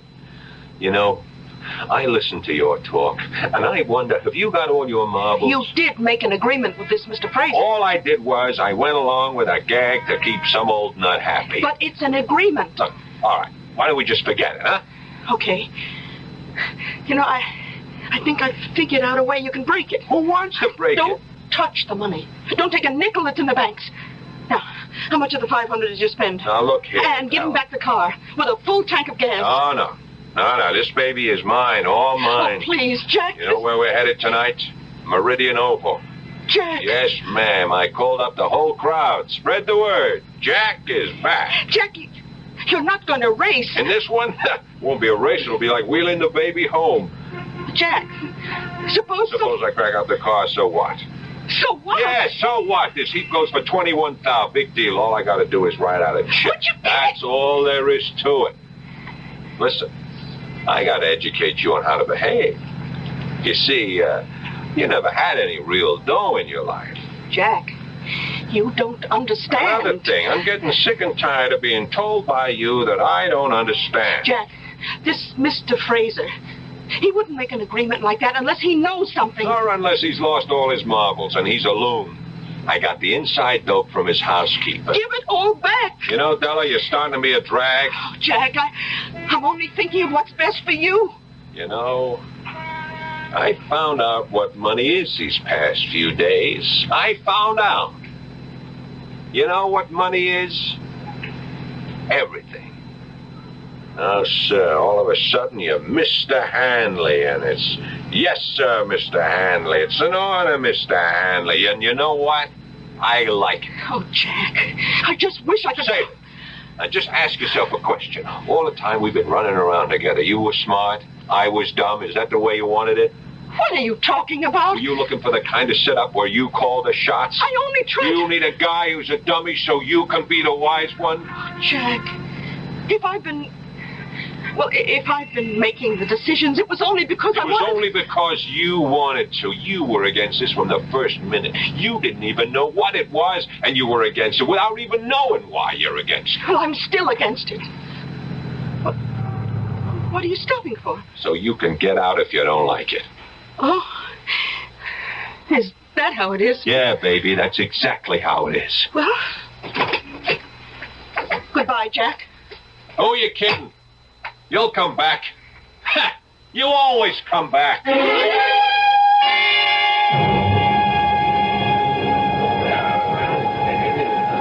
Jack, where'd you get them wheels? What do you say, Jer? What are you trying to do, blow us all off the track? I see the word is out, huh? Crazy, Jack. Man, you won't be happy till you kill yourself, huh? Look at me now, Jerry, old buddy, because in 5 more minutes you won't see me for dust. Boy, a car like that, on a 2-bit track like this. I'm just warming up for the big time, Jer. Yeah, but it's been a couple of years since I'm you were better than ever. Hey, there's the flag. Yeah. See you, Jerry.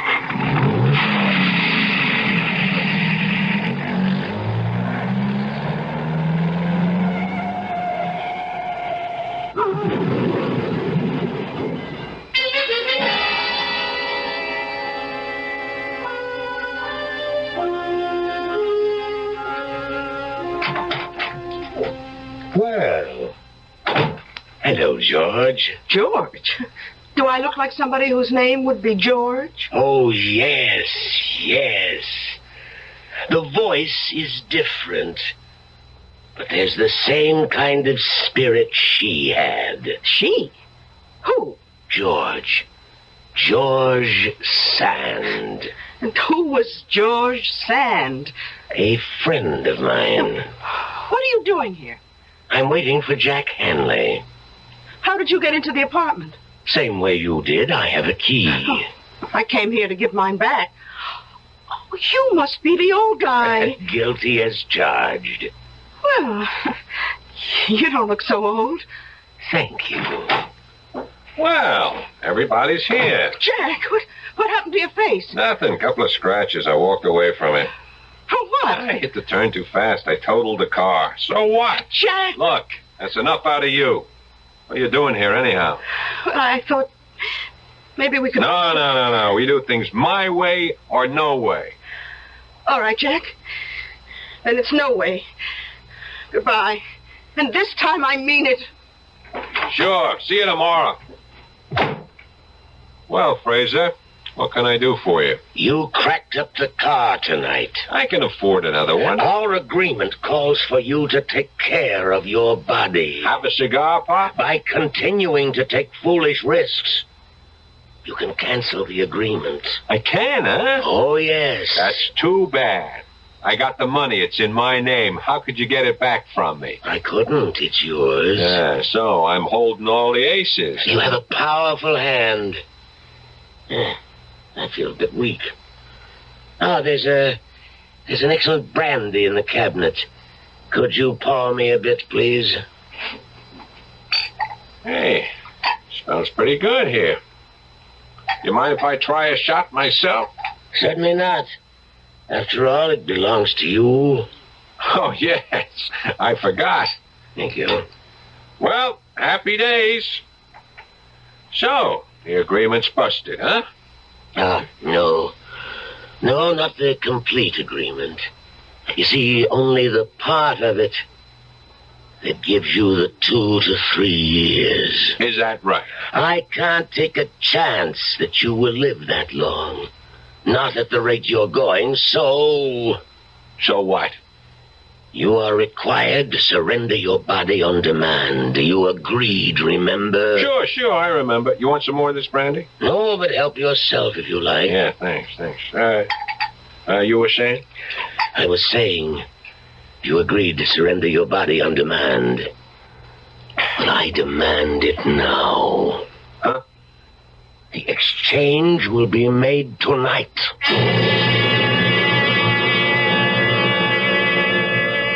There is a vital essence, a special quality, a unique consciousness that makes up the individual core of each of us. Is this essence, or soul, as some would call it, transferable? Mr. Leroy Fraser has bet close to $1 million that it is. We'll be back shortly with Act 3.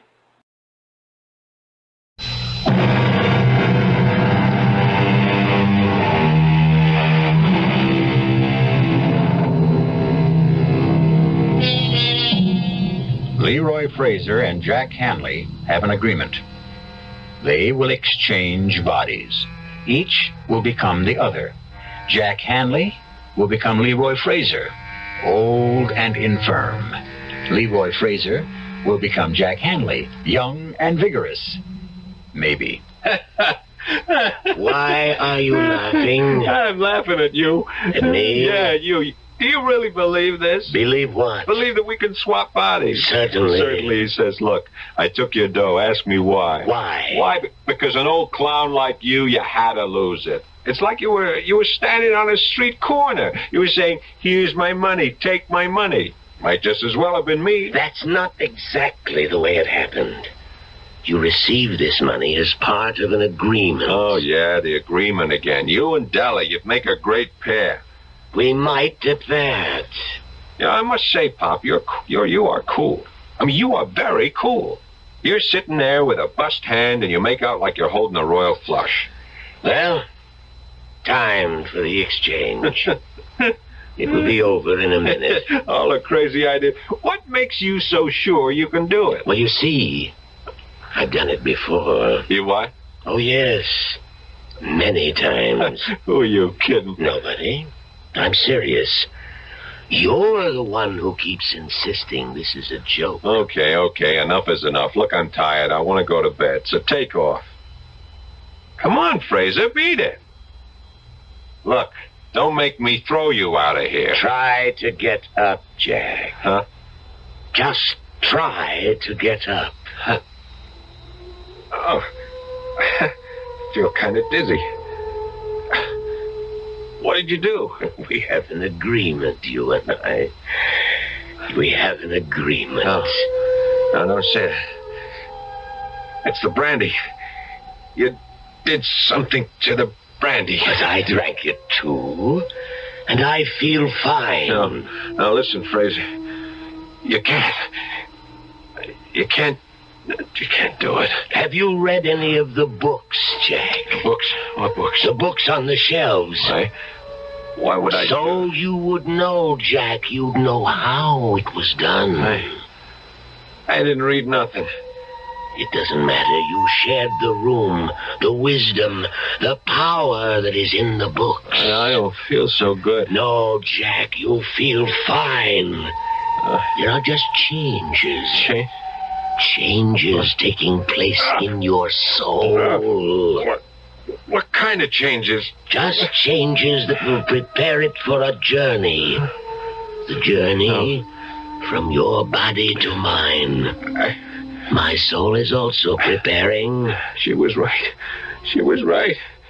She said she was scared. You should have listened to her. My head is splitting wide open. No, Jack, you're fine.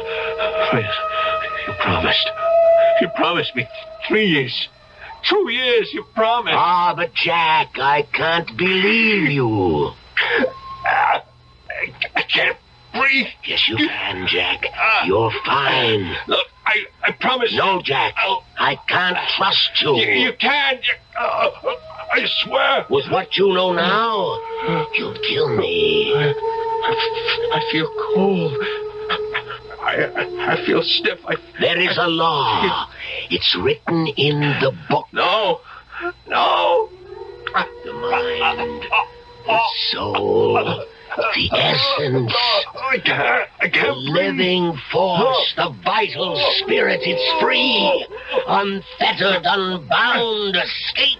Escape the petty prison of the faltering body. Escape, be free. It's tearing at my inside. Escape, leave me. Leave this shattered hulk. No. Leave me, go to him. No. With the magic of ancient Egypt, the wisdom of Greece, by all the sciences the ancients knew, let our souls be free. I don't want to die. I have been the vital spirit in the bodies of 15 men before this night. Now, I shall become Jack Handley.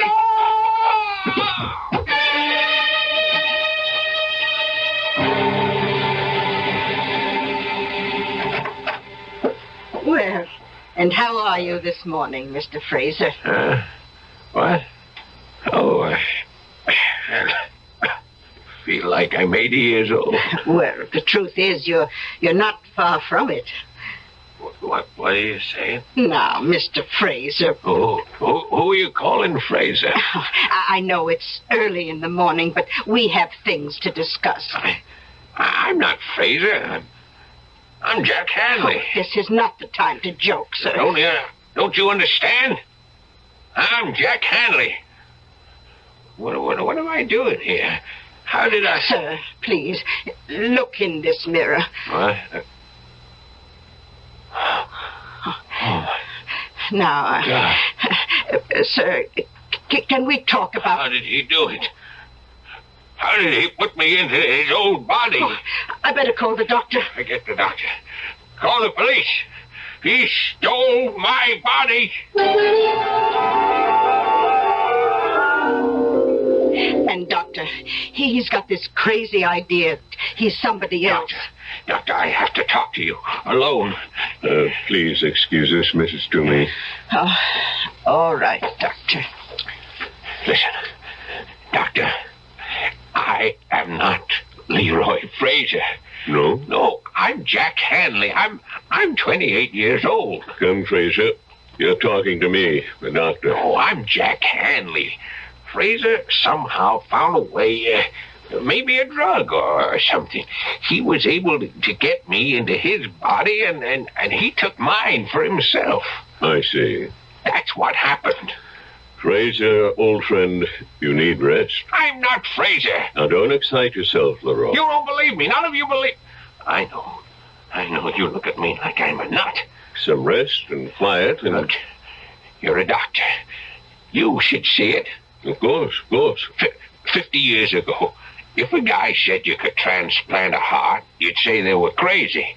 But they can do it today, huh? Can't they? Well... Sure. So why couldn't somebody figure out a way to transplant a guy's soul? We'll discuss it first. No, we won't. We'll discuss it now. Della, she knows. She was afraid it would happen. Yeah, she'll prove it. No, Fraser. Now, don't you try to stop me. Hello? Della. Who's this? Me. Who are you? Jack. You're not Jack. Della, listen to me. It happened. What happened? The agreement, Della. He went and he did it. What are you saying? The answer. The answer's in those books. Now, Della, go to the apartment. Find the answer. Look through those books and hurry. Della, she's gonna prove it. And meanwhile, you'll just rest. Now, I'll be right back.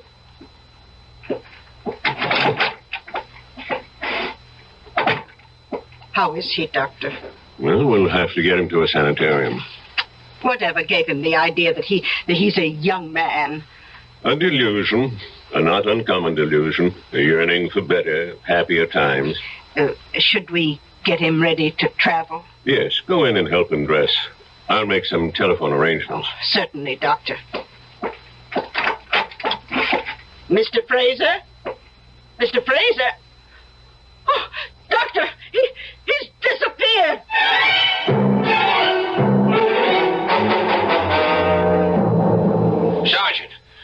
Sergeant Burns, remember me? I know, Pop. I can't say that I do. My name is Jack Hanley. Jack Hanley? Well, that sounds familiar, but he was a young guy. I am a young guy. Look, a man named Fraser, an old man, he stole my body and he left me his. Oh, come on. It's true. Yeah, sure, Pop. Don't call me Pop. I'm younger than you are. Now, look, friend, why don't I have one of the officers take you home? I'm Jack Hanley. I was here 3 days ago. Jack Hanley was here 3 days ago, not you. I am Jack Hanley, and I can prove it. Sure you can. Sure. You called me cop fighter. Huh? Yeah, cop fighter. Now, how would I know that if I weren't Jack Hanley? Huh? If I was some old man, how would I know that? Well, it's... And another thing, how would I know that your wife called? While you were talking to me. What? Your wife. She called, huh? She said your son had just said daddy. Now, wait a minute. How would I know that, Sarge? Now, look, Burns, you're a cop. Hey, you're a great guy, and you're the only chance I got. Well, what do you want me to do? Come over to the pad. Della's there. She'll show you the books. I'll show you the brandy, and I'll prove to you how it was done. Della can prove it. Come on. Come to the apartment with me.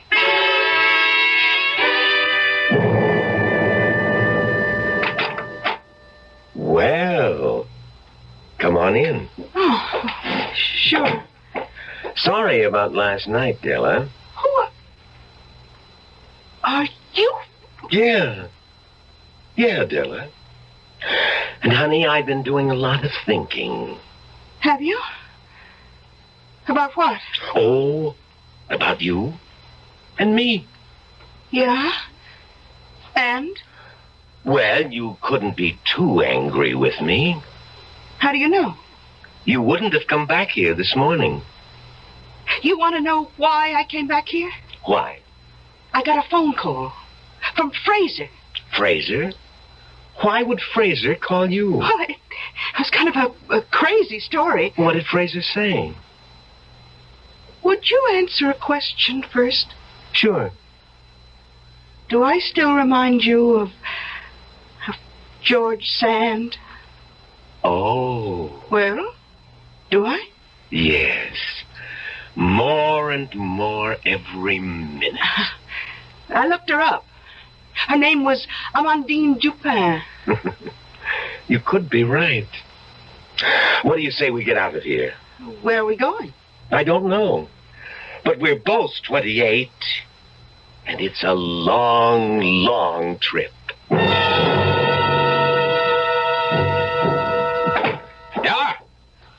Della! Oh, hey, Pop. Now, what are you handing me? There's nobody here. Just last night. Last night. Sure, There were Pop. books on that shelf. Well, there's nothing there now. Oh, there you are. Oh, thank heavens you're safe. Ah, ma'am, now this old gent claims... Sergeant, I'm surprised at you. Oh, excuse me. Yes. Yes? Oh, for you, Sergeant Burns. Oh, thank you. Yeah? Oh, you checked the banks. I see. No record of deposits in the name of Jack Hanley, huh? What? Well, naturally, where would a dumb hood like that get money? Who'd give it to him? Don't you see he's got my body? Sure, okay, I know. It was a wild thing, but Give me you know how it is. Anything can happen. Yeah, that's right. Oh, Pop, what are we going to do with you? Don't call me that. Where's Della? She crossed me. She went with him. Now, Mr. Fraser, you'll feel so much better in the hospital. So much better. I am not Fraser. I'm Hanley. I am Jack Hanley. Won't anybody believe me? Oh, look. Get some rest, Won't Pop. anybody believe me? You'll feel better with good food and lots of sleep. Somebody has to believe me. Won't anybody believe me?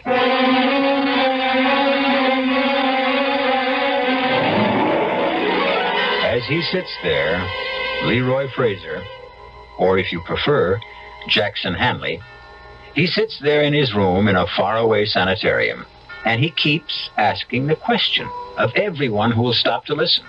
So far, no one believes him, or is willing to admit it. All I can admit right now is that I'll be back in just a few moments.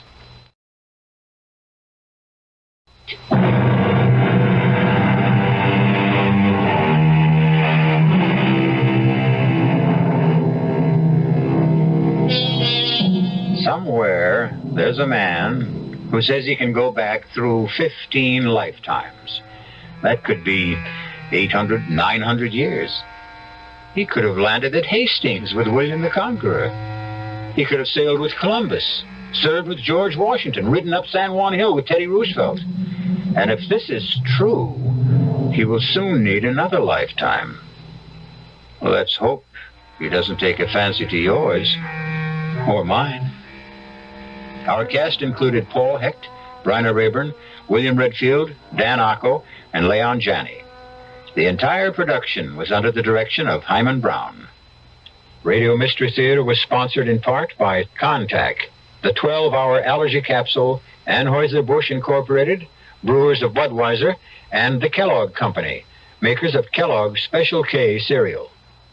This is E.G. Marshall inviting you to return to our Mystery Theater for another adventure in the macabre. Until next time, pleasant dreams.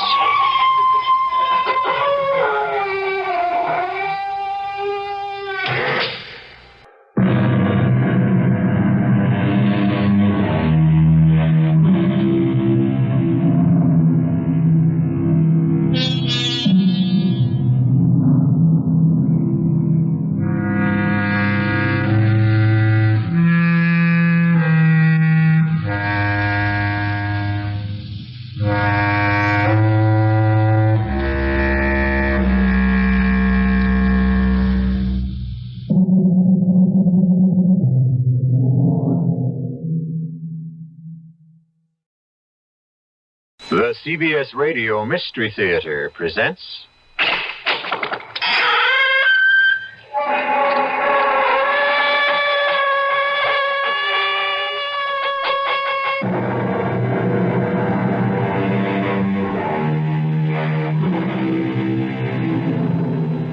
Come in.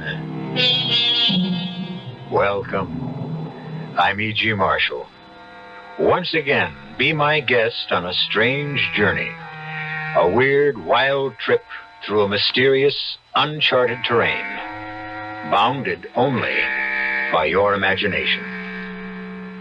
There's an expression, the night of the long knives, and it has come to mean an orgy of murder, and it usually follows a rebellion or a civil war. It's a time when many of those on the winning side take the opportunity to settle some personal scores. Why are you leaving, Roberto? It isn't obvious. Who can live here any longer? There is another woman. Oh, Pilar, there never was. There never will be another woman. You are going to her. There is nothing here for me any longer. That's a lie. Pilar, won't you understand? Yes, I understand one thing. You are tired of me. Pilar, one day, as soon as... I cannot have you, no one will. But I tell you, there is no one else. Oh, Roberto, don't leave me. Goodbye, Pilar. Oh. Patriots! Patriots, after him! That man running down the street, after him! He is a traitor!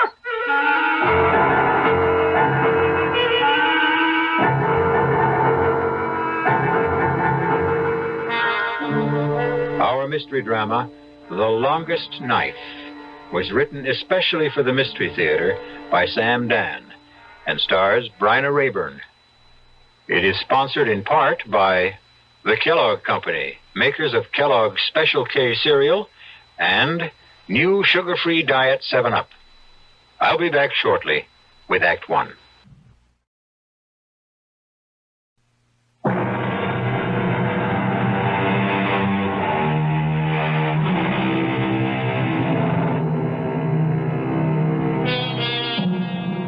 You're about to discover one of those little-known, out-of-the-way restaurants where the food can only be described as heavenly.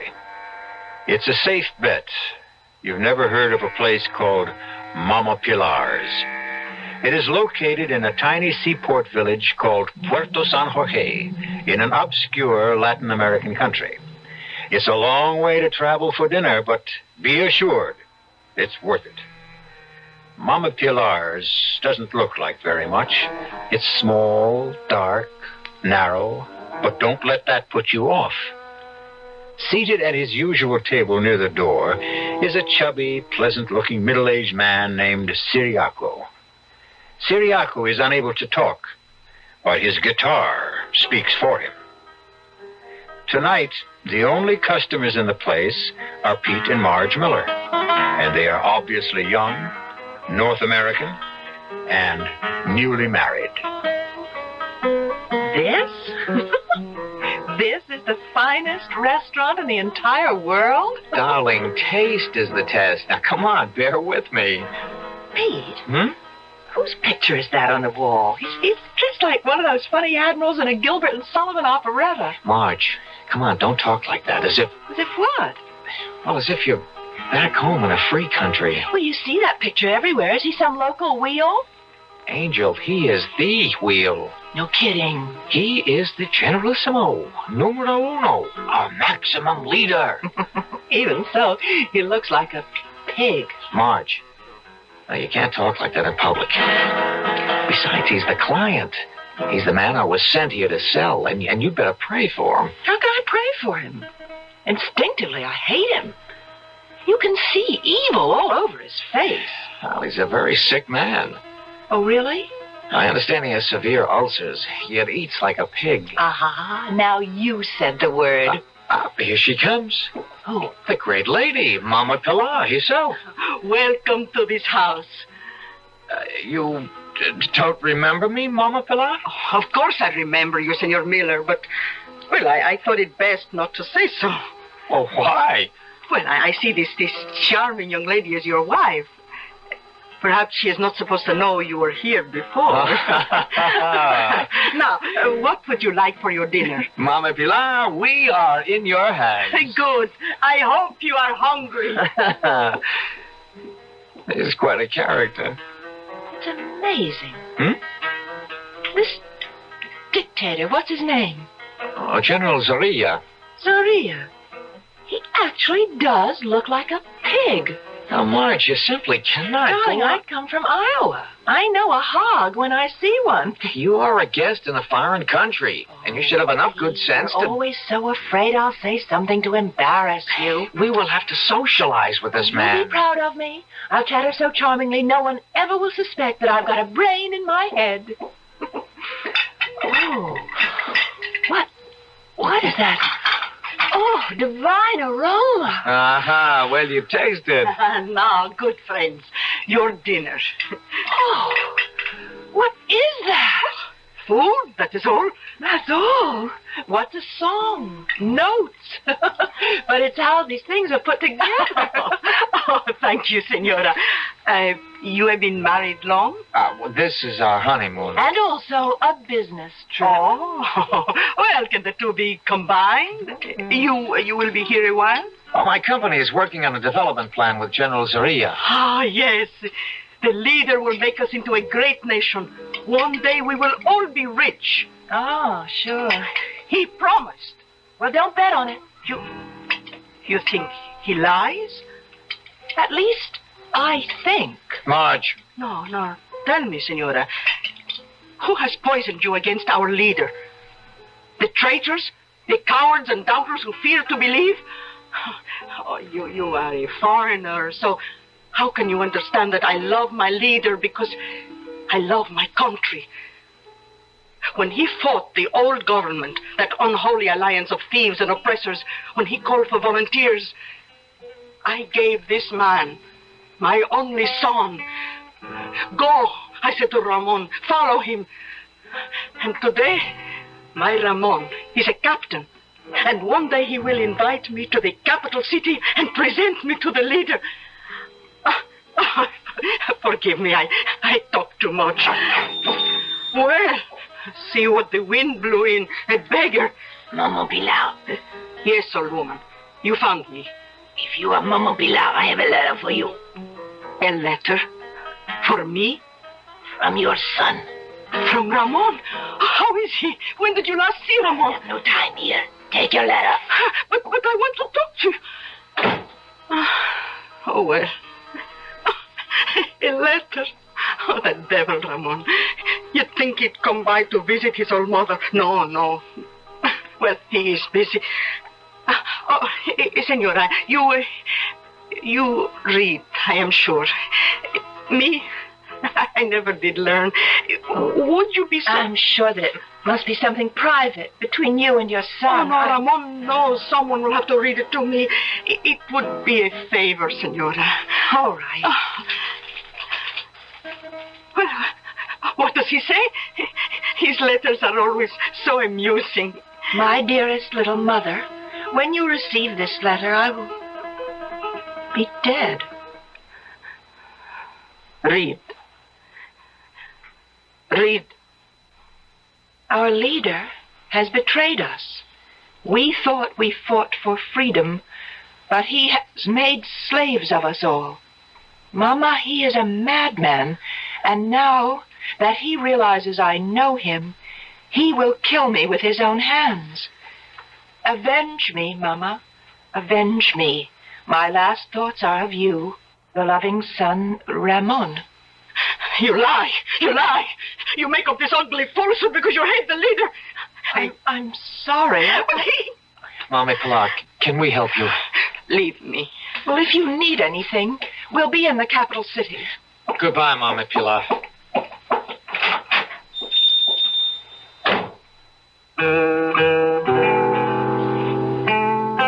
Siriaco, you see that face? The face that looks down upon us from the wall? I will kill him, Siriaco.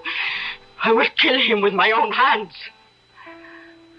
And after I have killed him, I will weep for Ramon.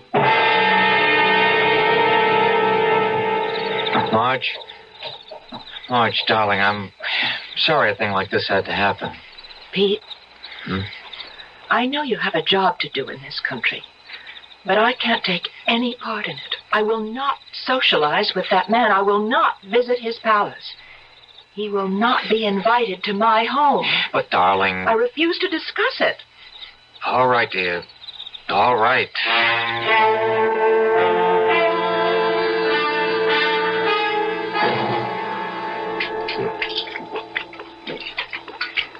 My leader, you are breaking your diet. Oh, shut up. Yes, my leader. What appointments have I this afternoon, Escobar? Dr. Suarez is due here at any moment. Then the young North American engineer, Senor Peter Miller. Is there more meat?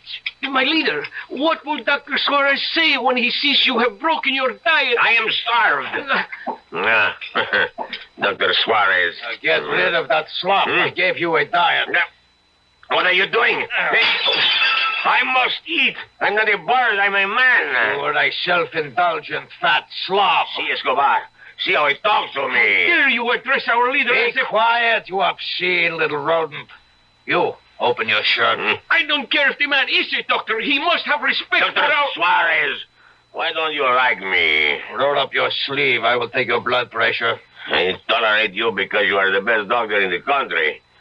But take care now how you provoke me. Be moderate. Yes, exactly my prescription for you. But I cannot live without good food, wine. Then die. You're not the only doctor in the nation. Yes, indeed not. Fetch some quack, some boot-licking flatterer. Tell him what to prescribe. I'm sure the charlatan will oblige you, and in 3 months you will be a dead man. Good day. I will be here tomorrow. He's right. The dog. Moderation. I'll see the North American.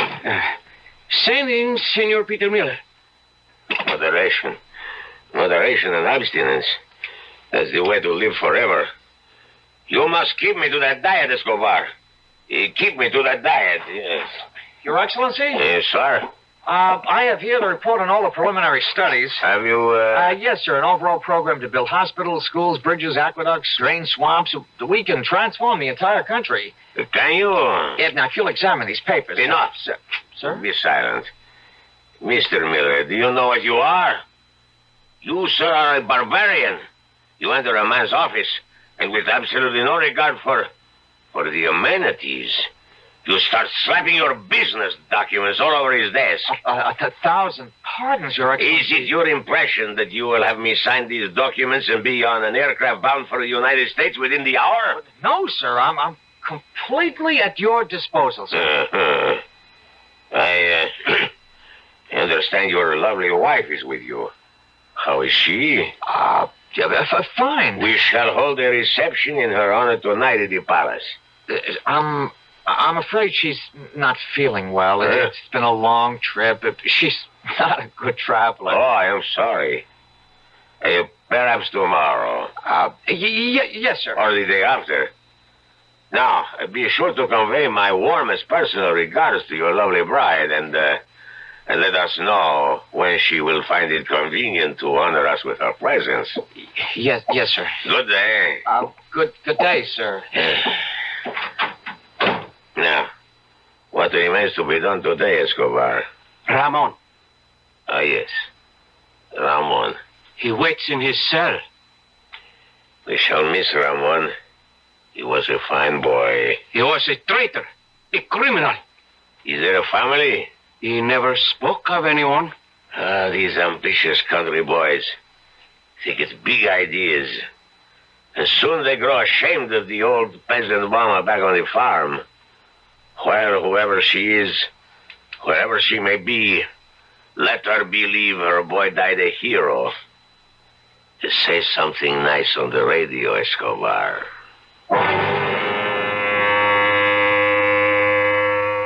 Yes, my friends, this brilliant young soldier, a hero of the Holy Revolution, was one of our leader's closest companions. Patriots, mourn for the man our leader called my friend Ramon. Swine. Oh, I will avenge you, my little Ramon. I will avenge you. Oh, Siriaco, did you get the flowers? Oh, what a beautiful bouquet. Oh, thank you, Siriaco. Oh, thank you. And now, dear friend, we must practice. I will stand outside the palace gate and wait for him to come. And you pretend to be the pig. Now, you are leaving the palace. Start walking toward me. I call out, my leader! You hear a woman's voice. You look. You see a peasant. Her face, it shines with adoration. I hold out this bouquet, and because you are a depraved and evil man, the sight of sincerity must always amuse you. You step forward to receive my homage, my gift. I extend it eagerly, lovingly. And as you reach out to take it, my right hand withdraws the knife from inside the flowers, and I step and thrust.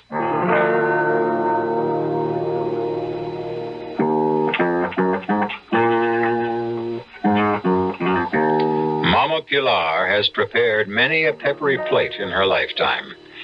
But now she is assembling the ingredients for the most pungent dish of all, revenge. The recipe will come to a boil when I return shortly with Act 2.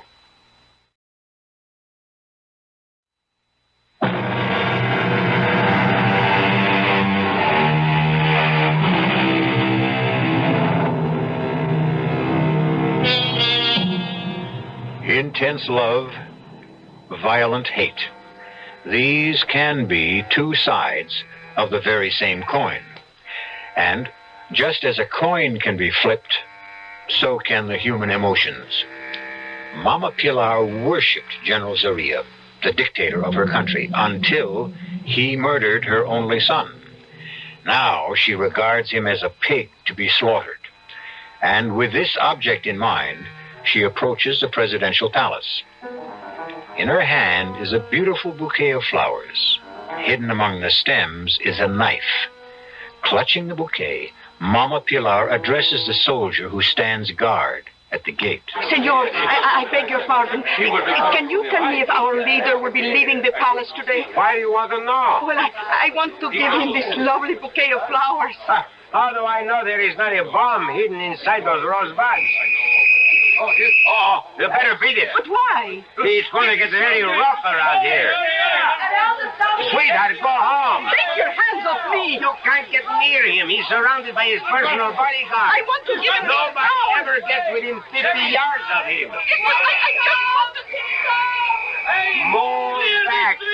Move back, sweetheart. I have a gift for my leader. I have a gift. Run, sweetheart. They love to eat. My leader! My leader! I have a gift!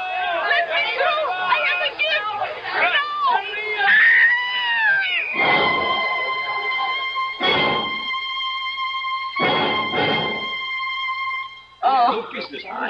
Let me help you.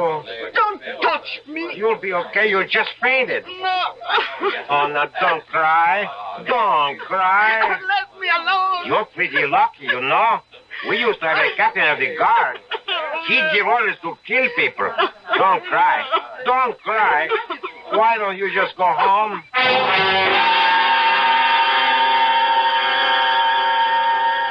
You must sign these death sentences, my leader. How much longer must I wait for food? Till 2:30. It's 3/4 of an hour. What can I have, eh? A carrot. A carrot. Don't let me cheat. I warn you. Don't let me cheat. Yes? It's Senor Peter Miller. Admit him. Let him in. Dr. Suarez. A swine. Yeah, but he's right. You must not let me cheat. Your Excellency? Sit. Thank you. I hear the reports of a field Tell me, survey. Mr. Miller. Why doesn't your wife like me?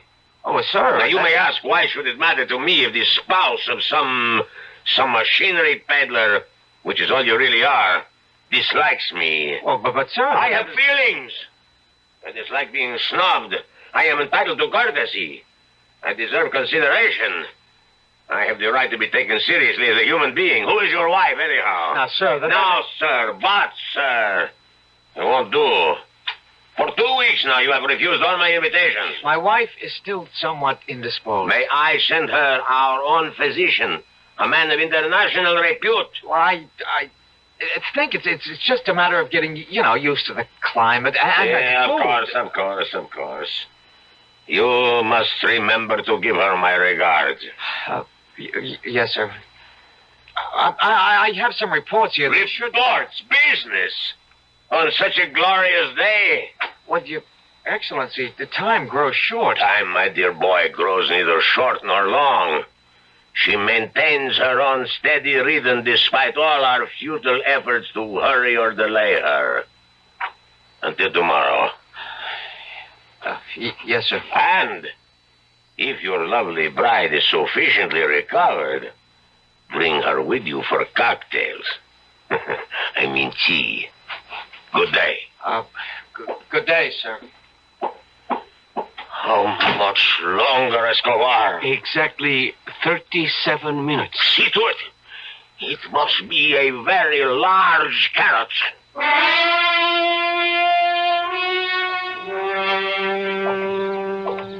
Hello, Robert. Hello, Pilar. Human beings. What an astonishing lot we are. After all that has happened, we meet by chance, and it's... Hello, Roberto. Hello, Pilar. We have not met by chance, Roberto. I have come here to talk to you. Oh? The last time you talked to me, you denounced me as an enemy of the revolution. It was here. Right here. On this very street. Please, Roberto. Well, you did. I lost my job, my property, most of my teeth. But that's no matter. There's not much to eat nowadays, anyhow. Roberto. Are you going to denounce me again, Pilar? You have every right to make this difficult for me. Roberto, read this letter. Read it. I don't read anymore. It's from Ramon. Yes? For the love of God, Roberto, read it. Very well, Pilar. Read and realize it is Ramon who writes. Yes, I see. It is Ramon who has written. And now that I have read it... Is that all you can say? What is there to say? I say I am going to kill the pig. Don't let me delay you. Roberto, listen. I cannot do it alone. He's surrounded by his guards, but I don't have to do it alone. I can join the resistance. Roberto, please, let me join the resistance. What have I to do with the resistance? But you need me. The resistance needs me. I am tired. I am strong. I fear nobody. And I've grown old. And I can help the resistance. Pity me, Roberto, pity me. Fighting resistance will meet tonight. Oh, thank you, Roberto. In your cafe. In my... Why not? It's the safest place in the city.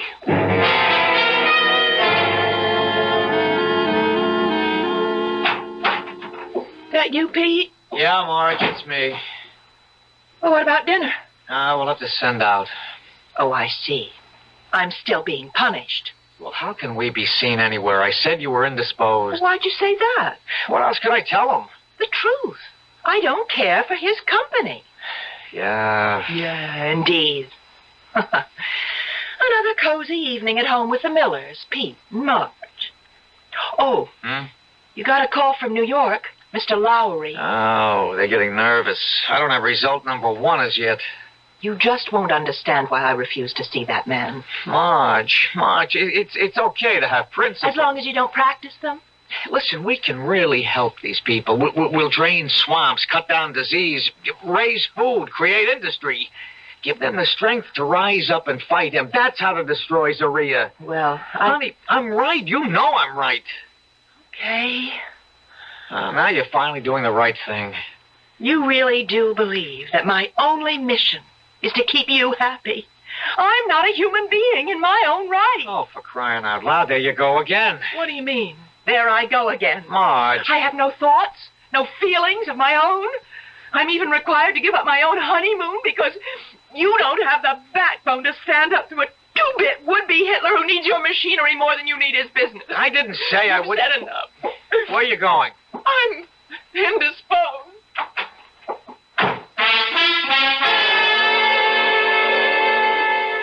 Roberto, will it be all right if I say a few words? Yes. I will tell everyone who comes here tonight. Never despair. Never give up. Can I say this at the meeting? Of course. You told everyone about the meeting to come here? Yes. Good. Well, when will the meeting begin? Now. I call the meeting to order. Who wishes the floor? But where is everyone? Here. You lied to me. You didn't tell the others. I couldn't tell the others. They are dead. Oh, but you said the resistance would meet tonight. The only organized resistance to Eduardo Guillermo Carlos Vicente Zorrilla, known as the Pig, is assembled in this room. My precious Pilar, the strong and the quick are now the weak and the dead. You stood by while that obscene swine destroyed the resistance. Now you call on it to avenge your son. Our son. I would have acknowledged him. I would have married you. What kind of man marries a woman out of pity? What kind of woman denounces a man out of hate? Is there any new business? Any proposals?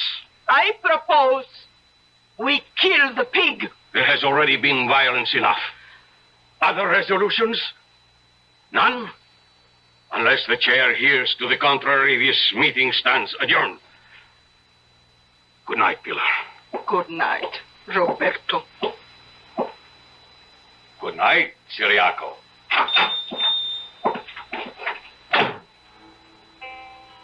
Oh. Remember, Ciriaco, the little American girl who read me the letter? He looks like a pig, she said. Just like that. A skinny little girl looks at his picture and says, pig. You know what makes her so wise, Siriaco? She thinks. Oh, there you have it. She and Roberto, thinkers. They would say, we have a problem. What is the most effective way to kill a pig? But what do they know about killing pigs? They are thinkers, philosophers, aristocrats. Oh, no, I know how to kill a pig. Tell me, Siriaco, tell me, do I know how to kill a pig?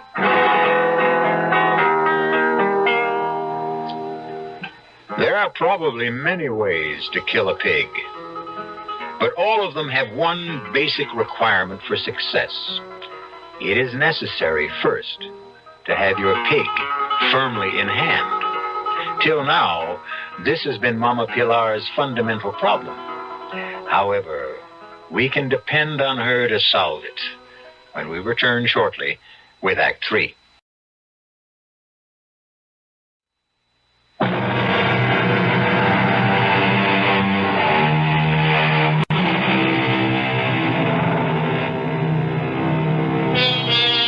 Marge Miller is a young newlywed who is having the first fight of her marriage. And, permit us to say, it's a beaut. The reason may sound familiar. She refuses to socialize with her husband's client. It acquires deeper dimension when we consider that the client also happens to be the absolute dictator of a small nation. However, here comes Mama Pilar with her own score to settle.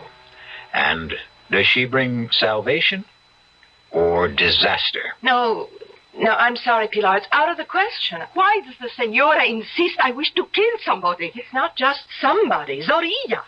Me? Kill my leader? Oh, why else would you want to prepare a dinner for him? Oh, senora, I am growing old. Running a restaurant is too much for me. I'm looking for a job, and your husband's work, senora, requires you to entertain. You need a good cook. No, we don't entertain at all. Oh, but you should, senora, don't you start should. that. Besides, if I let you cook a meal for old Zorilla, you'll bury a knife in him the minute he walks in. I will not. On my word of honor. Well, you'd spike his soup with arsenic. I will not. On my word of honor, I will do nothing to... I'd believe you. But Pete would never buy it. Why not? Why not? Well, let's just say he's very nervous and upset right now. Ah, then you have a problem. Such a man is no good to a woman. No. We must relax him, restore his desire for romance. Amen. Now, just suppose you said to your husband, invite the leader here for dinner. You're trying to sneak up on me. I said, just suppose. Well, what would he do? I guess he'd flip. Oh, well, that must mean something good, eh? But, no, there is no need to tell him I will cook the dinner until everyone arrives. And then it will be too late for him to object. How simple it is. Simple and deceitful. Why do you want to prepare a meal for Zorilla? I have my reason. Sure. I want to help my husband do his job. But I can't very well have his client killed at my dining room table. Senora, this dinner will resurrect your marriage. What makes you think that my marriage needs to be... Oh, when a bride sits alone all afternoon, emptying glasses, filling ashtrays... Pilar. Oh, no, little one, don't cry. Oh, no, I promise you, this dinner will bring you both joy and happiness. It will restore your love, revive your honeymoon. But you promise, word of honor, you won't kill him here. My word of honor. I won't kill him anywhere.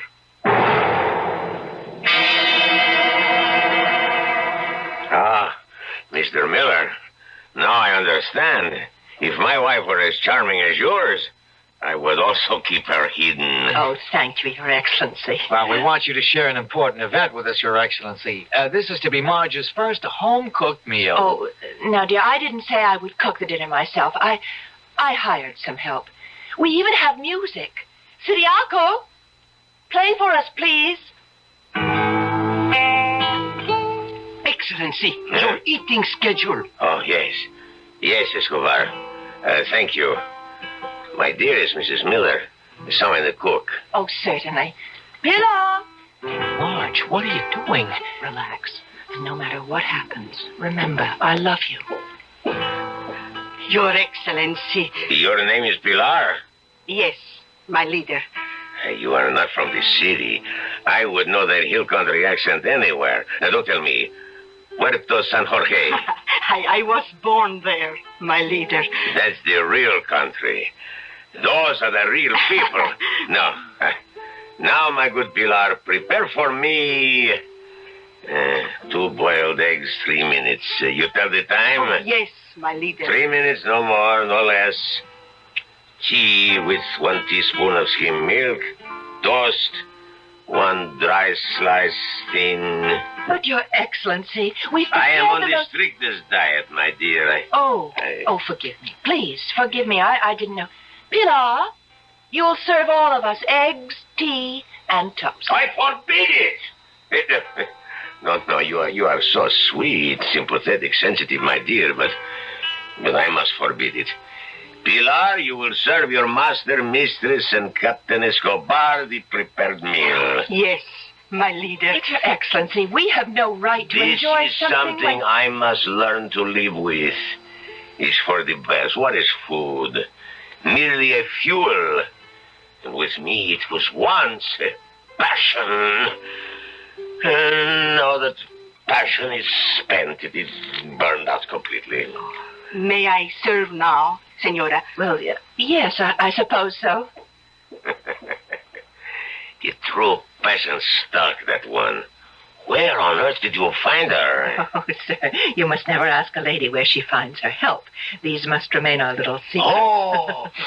Oh, smell that. Oh, smell that.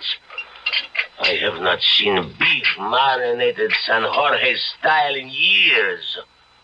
Oh, Pilar, you are a genius. Oh, thank you, my leader. I don't know if I'm hungry. I command you to eat. But we have no right to enjoy gourmet cooking while you My dear, this is not gourmet cooking. This is hill country cooking. Oh, I was weaned on it. That meat before you. Let me tell you how that divine fragrance and flavor is achieved. The meat is first soaked in specially spiced wine, then marinated in a special spice and garlic sauce. The exact recipe is a secret handed down from mother to daughter. But, Your Excellency, we have no right to do this to you. We should send it back to the kitchen. No, I curb my passions. And so enjoy yourselves. I command you to enjoy yourselves. My leader, your eggs, tea, and toast. Thank you, my dear Pilar. Oh, thank you. There you are. See? You see how quickly I have fueled my engine. Half a dozen bites, a couple of swallows, and I am done. You have scarcely begun. You will fritter away your lives at the table. Whereas I shall have endless hours free for work, for study, and for Phantom. I don't see how just perhaps the tiniest piece of that meat could do me any real harm. Pilar. Yes, my leader. Let go of her arm, Escobar. My leader, I am only doing my duty. You deserve a decoration. Make note of it. Now, Pilar, that piece, that's... and that's one. Oh, fine. Splendid. Oh, this is every bit the way I remember. Oh, this is the food of the gods. The gods. Pilar. My leader? A special spiced wine is always served with this. Oh, I have it here, my leader. Yes, this is... Oh, good. I'm renewing myself. More meat, Pilar. Where does he put it, Pete? Where? I don't know. Your Excellency, your diet. You shouldn't eat this much in a week. A month. Shut up. Pilar. Yes, my leader. My glass is empty. My plate's empty. Oh, this is heavenly. Where has the shining light been hidden? Pilar, more meat. More of everything. Oh, you work for these good people, Pilar. Yes, my leader. When they go home? Oh, well, I must find another place to cook. No. I must eat no more. I have eaten too much. I should have eaten nothing. Take it away, Pilar. Remove everything. I must not eat no more. I must not. My doctor is right. Your doctor lies. What have you said? Oh, please, my leader, I meant no harm. All my life I have prepared food. It never hurt anyone. How can a doctor blame food? Yes, my kind Pilar. Oh, all the men in my family, my father, my brothers, my son, they always ate what I cooked. Not one was ever sick. My leader, this is food. This is life. It was so good. So good. My leader, who ever heard of doctors at the hill country? My father died at 95. My father was drowned at 86. He was trying to swim the San Jorge River to visit the most beautiful widow in the province. Mr. Miller, Mrs. Miller. Yes, sir. You have made me aware of something I seem to have forgotten. My roots. I lost them. But I find them here. Just in time. Yes, I shall be nourished by the food of my peasant ancestors. Escobar, dismiss that quack Dr. Suarez. But, Your Excellency... Mr. Miller, why have you come to this country? To make your fortune, eh? Well, your fortune is made. Create, build, construct, send me engineers, teachers, technicians, designers. Have the necessary papers ready for signature in the morning. Your Excellency. See? You are successful beyond your wildest dreams. Thank you, Your Excellency. Thank me by giving me this woman, Pilar. Would you like to live in the palace? Oh, my leader, what does a peasant woman know at a palace? The kitchen. You shall rule over the kitchen. I? Yes. Me? To cook for my leader? Oh, but I am only a plain peasant woman. Escobar, it was a plot. A plot, Excellency? A clever plan to kill me. How? They would starve me to death. Oh. Pilar, is there more meat? Oh, yes, my leader. Of course, I've learned a lesson, even from my enemies. Moderation. I shall enjoy good food, but in moderation. And what does my leader desire for his breakfast? Woman, do I solicit your advice on the training of troops, the administration of justice? Do not consult me. Prepare what you choose.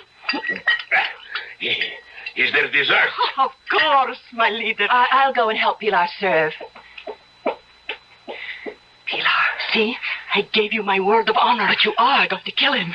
You see that man? He can't help himself. Neither can a pig. It's the nature of the animal. But Pilar, look at him. A knife, a bullet, a few grains of poison. Much too swift, much too merciful. No, this is better. I have seen swine stuffed like him. They die slowly, badly, in agony. Much better. Oh, be happy, Senora. I have kept my word, and you have won your husband again. Pilar, the dessert. Oh, time once again to stuff the pig. Coming, my leader. We have a simple sweet. A simple sweet? Yes, senor. We call it the Mountain of San Jorge. Whipped cream, ice cream, chocolate, preserves, nuts, fruit. Oh, Pilar. Dear good friends, you have renewed my life. Your plate, my leader. Escobar, have Dr. Suarez shot at once. There is plenty more in the kitchen, my leader. I can hardly wait for breakfast. What shall we have, Pilar? Oh, you said for me to surprise you. Oh, you will serve me always, Pilar. Say it, you will serve me always. You are my leader. I will serve you to the death.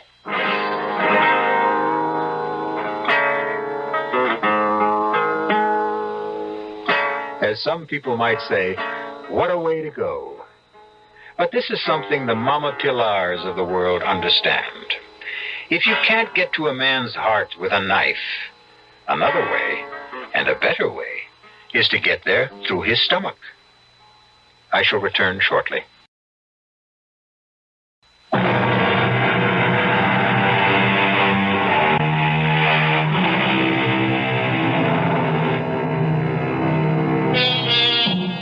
You may have heard it said, the pen is mightier than the sword. This sentiment was written by a man and can be dismissed as male chauvinist propaganda. What every woman knows is that mightier than the pen or the sword is the knife and the fork. If you don't believe it, just ask Mama Pilar. Our cast included Bryna Rayburn, Marion Seldes, Jack Grimes, Leon Janney, and Gil Mack. The entire production was under the direction of Hyman Brown. Radio Mystery Theater was sponsored in part by Sign-Off, the Sinus Medicines, Buick Motor Division, and Anheuser-Busch Incorporated, Brewers of Budweiser. This is E.G. Marshall inviting you to return to our Mystery Theater for another adventure in the macabre. Until next time, pleasant dreams.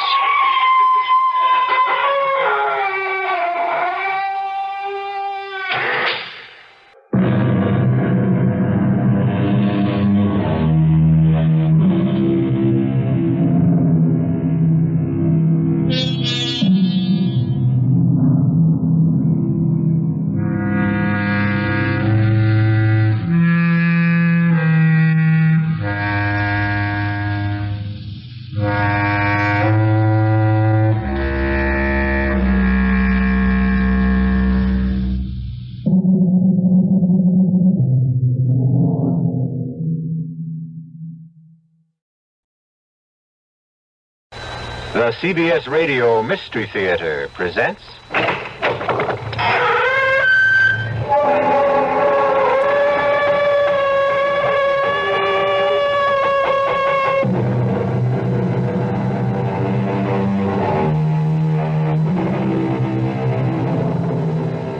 Come in. Welcome. I'm E.G. Marshall. Welcome to our world of mystery and the macabre. How much do you know about rats? About as much as I did, I suppose, before I heard of the strange crimes at the Meriwether Research Institute. It all began with certain experiments on a strain of rat known in scientific circles as Rattus novicicus, and ended with death. Gray. What?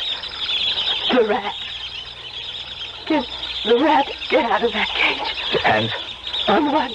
Whether Wayne told the truth about Atticus being able to slip the latch on the cage. If he did, what happens to us? Gray. Don't think about it, Doris. Don't think about it.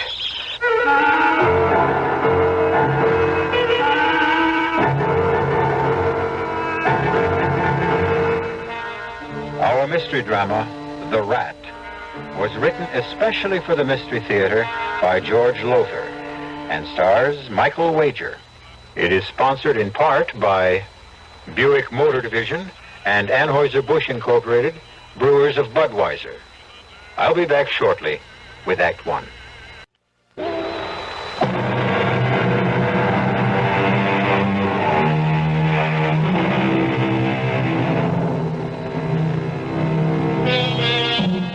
Still there? Good. I admire your nerve. All right, then. Come along with me to the laboratory of Dr. Grayson Carter, behavioral scientist at the Meriwether Research Institute. As you see, in that cage there, which covers one wall of the laboratory, are about 150 rats. Big, too, aren't they? That handsome, dark-haired man in the white coat is Dr. Carter. And as you can hear, he's dictating a report.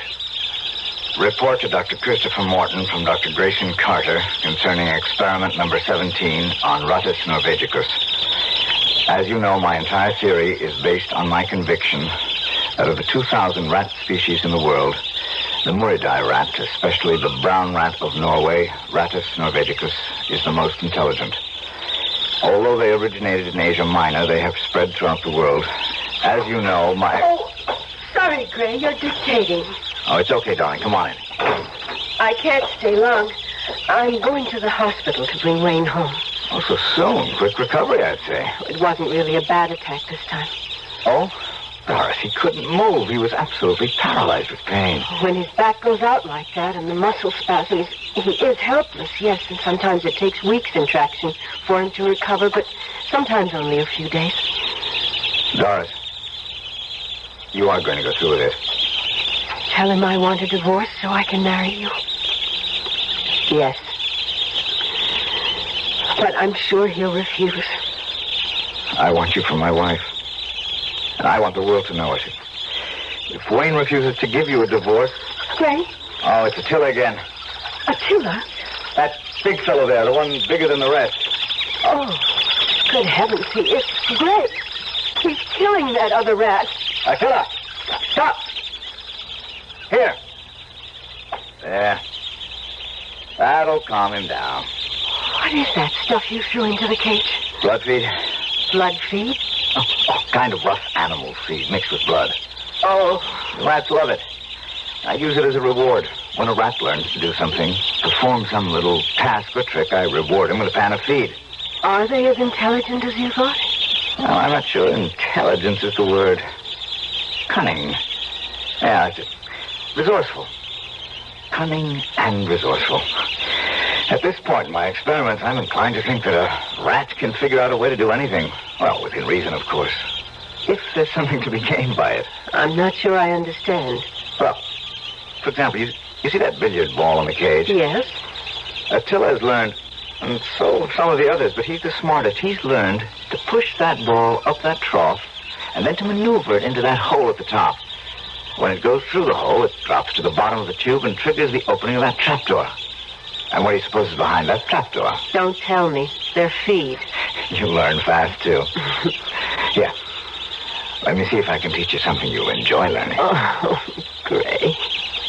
Gray, darling.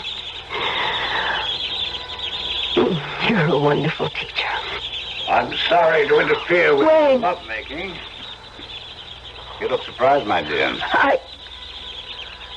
I was coming to the hospital to pick you up. You knew that. Wayne, let me make one thing clear. Oh, don't bother, Gray. What's been going on between you and my wife is very clear. Wayne! You really think you've managed to cover up your little game of illicit love? There is nothing illicit. Oh, isn't there? You steal my wife just as you stole the Schuyler Award for research away from me. The award? What are you talking about? Oh, you don't know? Well, I suppose that's scarcely surprising. Oh, now look, Wayne. Now get your hands off. Oh. Wayne. It's my back. That's okay. Oh. Just a sudden twinge, thanks to you, Gray. I'm sorry if I caused you any pain. I just want to tell you that... Oh, you'll tell me nothing. I'll tell you. You stole my wife. You stole the award.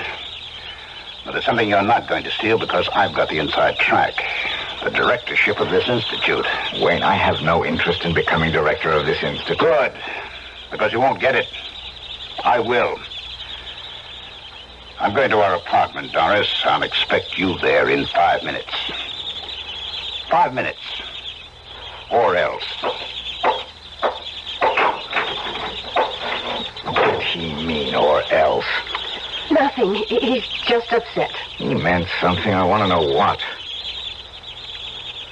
That bruise on your cheek a few weeks ago, you didn't get it from a fall. No. Oh, that dirty... Gray, please. You're going to leave him. Divorce or no divorce. We'll see, darling. We'll see.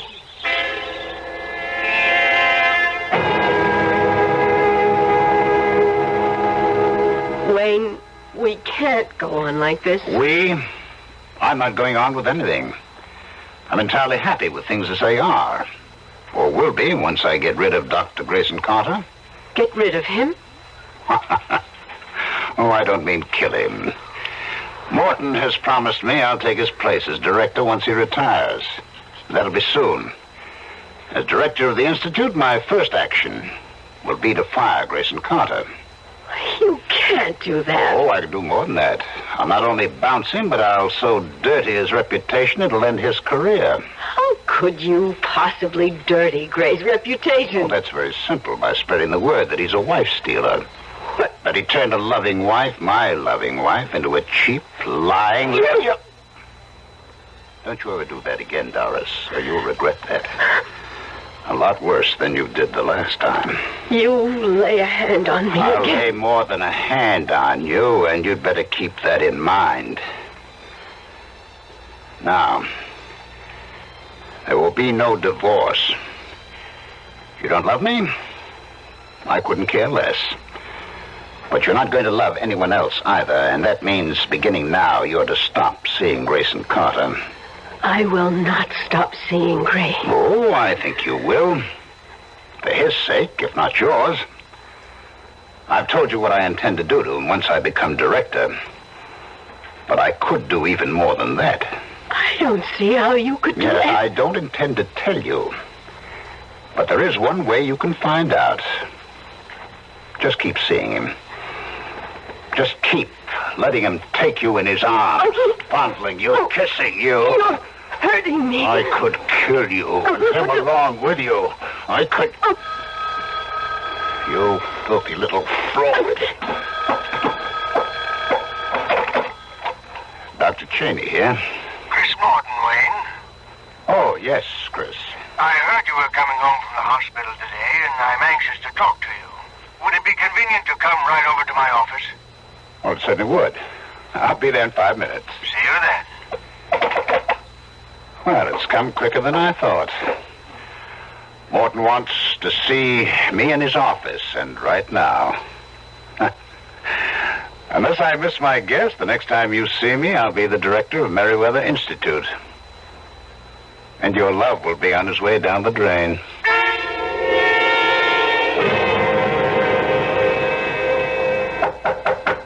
Come. Oh, good to see you, Wayne. Come in, come in. Thank you, Chris. Sit down, sit down. How are you feeling? Oh, couldn't be better. Back okay? Oh, yes. A few days in traction always does the trick. Well, not always.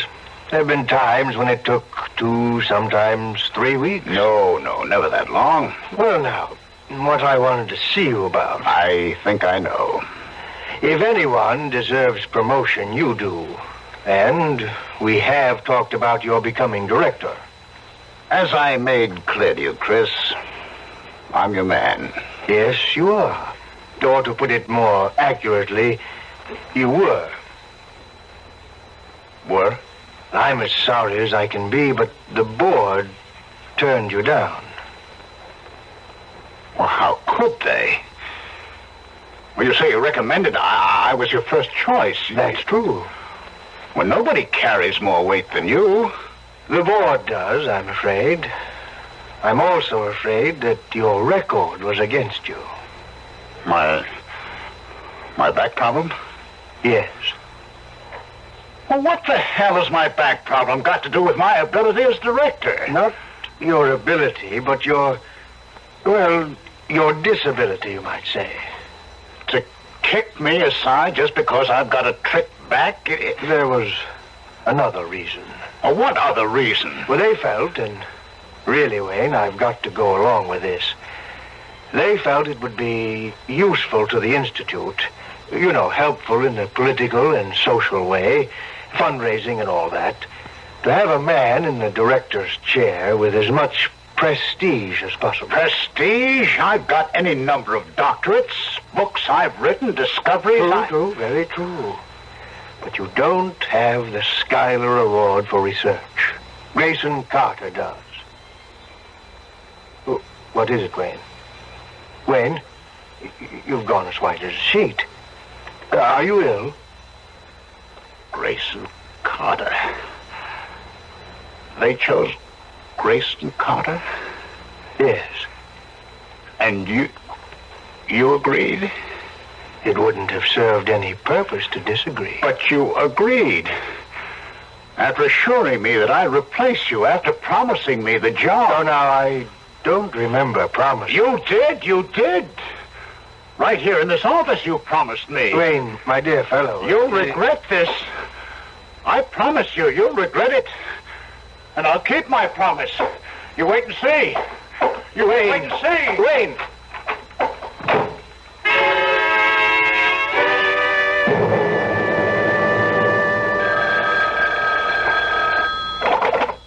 Morton?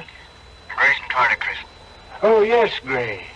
That didn't wake you up or something, did I? Oh, no, gracious man, it's only 9 o'clock. But I have been lying here in my bedroom with the lights off. I've got a splitting headache. Rough day? Well, I broke the news to Wayne this afternoon. He took it badly. Oh, I'm sorry. Well, he'll get over it. What can I do for you, Gray? Well, I was wondering if you'd listened to that last report of mine on Rattus norvegicus. No, but I was just about to, actually. I've got the tape recorder right here on my bedside table and was just about to turn it off. Oh, fine. Listen, I'm anxious to get your reaction. Could you call me when you finish? Of course. How long is the tape? Oh, 20 minutes thereabouts. I'll call you back, Gray.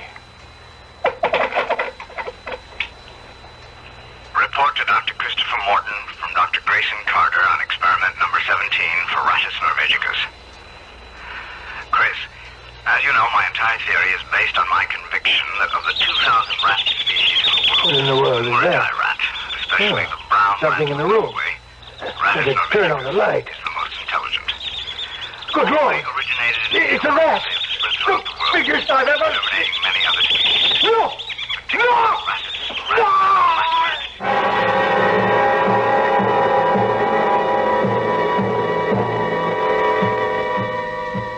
Even as Dr. Christopher Morton listens to Dr. Grayson Carter's report on his experiment with rats, Attila, largest and most cunning of all, flings himself at Morton's throat. Trouble lies ahead, and stark terror. I'll be back shortly with Act 2.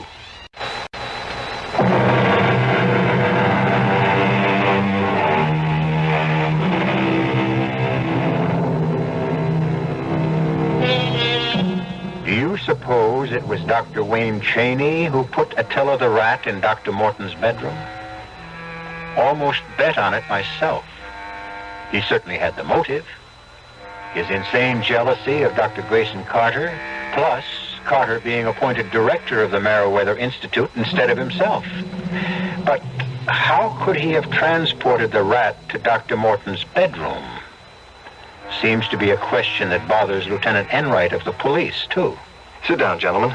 And thank you for coming here to headquarters. I'd have come to the Institute, but frankly, I'm up to my ears in emergency police work. I'm happy to cooperate, Lieutenant. Of course. I asked both of you here because the two of you were closer to Dr. Morton than anyone else. But I especially asked you, Dr. Carter, because, well, it was one of your rats that killed Dr. Morton. A tragedy I don't expect to get over, Lieutenant. Mm-hmm. Now, according to a report here made out by Sergeant James of Homicide, when he and his squad arrived at the Institute last night, you had apparently captured the rat and returned it to its cage. Is that so? Yes. Tell me about that. Well, there isn't much to tell. Wayne, Dr. Cheney heard Dr. Morton's screams and... Now, hold it a second. How did you hear the screams, Dr. Cheney? Were you in Dr. Morton's house? No, I happened to be passing it on my way to the Institute library. I want to tell you, or maybe you know, Morton lived alone except for a housekeeper, and she was out for the evening. Mm-hmm. I found that out later, of course. Well, anyhow, I was passing the house, heard the screams, rushed in, and up to his bedroom.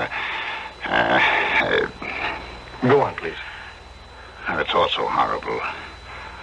The rat, that monster of a rat, was on him, tearing at his throat. I can't go on, I'm sorry. What did you do? Well, the only thing I could do. He phoned me. I rushed over, of course, and, well, captured Attila. How'd you manage to do that? I've been working with these rats for months now, studying their behavioral patterns, their emotional reactions and so on. My experiments have included rewards for certain actions I've taught them to perform. Actions? You mean tricks? Well, yes, you could call them tricks, I guess, but they're really experiments in Rodentia IQ, the intelligence quotient of rats. Pretty smart, I understand, rats. I'm discovering they're even smarter than I thought. Have you any idea how this Attila got into Dr. Morton's bedroom? Well, do you? Yes. He was put there. He couldn't have gotten there any other way. Mind explaining? My laboratory is in the Institute building, and the building is across the square from Dr. Morton's house. Someone must have opened the big rat cage, lured Attila into a portable cage, carried him to Dr. Morton's house, and released him in Morton's bedroom. For the purpose of killing Dr. Morton? Yes. Have you any idea as to who wanted to kill Dr. Morton? Well, yes, I do. Who? I can't tell you that. It's only a suspicion I have, and... He suspects me. Oh, you needn't look so surprised. Morton promised me the directorship of the Institute and broke his promise by giving it to you. So who'd have a better motive than me, The whole Institute knows you seduced my wife, stole her affection. Shut up, Wayne. We're making love to her. I'm warning you. Hold it, both of you. I'm sorry. If I'd known things were like this between you, I'd have interviewed you separately. You've told me all you can at this point. Thank you for coming. And Dr. Carter. Yes? I'd take special security measures with those rats of yours from now on.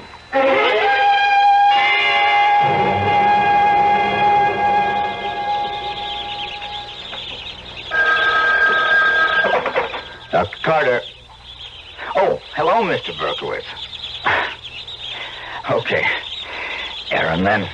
Guess I'm not used to calling board chairmen by their first names. Yes? Well, I hate to wash up the experiment when it's only a few weeks short of completion. Well, yes, I know it's been a month since Dr. Morton's death, but...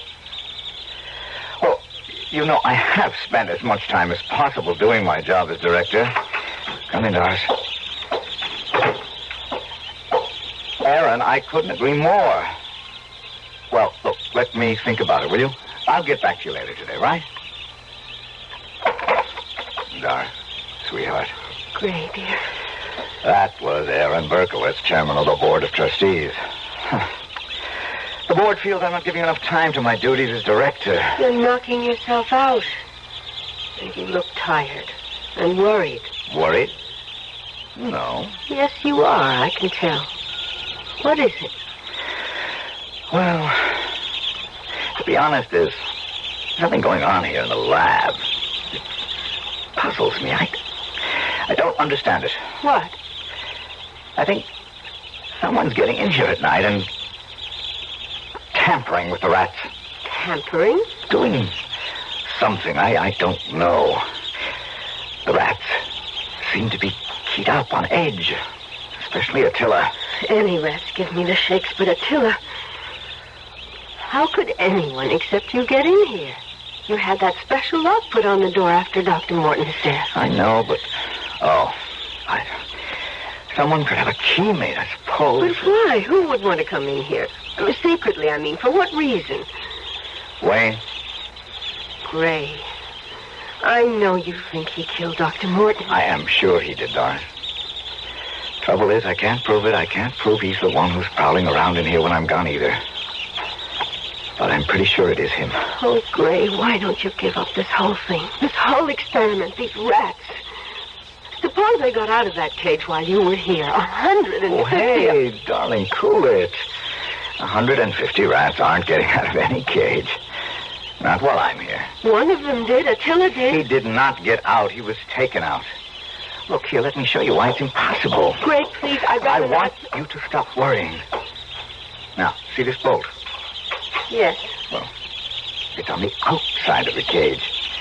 The only way to open this door is for someone to slide the bolt back, like so. Well, couldn't a rat... You say they're so clever. A rat reach through the bars and slide the bolt. Well, I guess so. Well? But he'd have to be taught to do it, just the way I've taught them to do other things. Honey, I am not teaching a rat how to slide the bolt back. Well, I'll be glad when this whole experiment is over and done with and you're safe behind your desk in the director's office. Oh, stop worrying, Doris. About the rats, anyway. We've got other things to worry about. Did you ask Wayne for a divorce again? Yes. He just laughed at me. I guess I'm just going to have this out with him. But there's nothing you can do. He is my husband.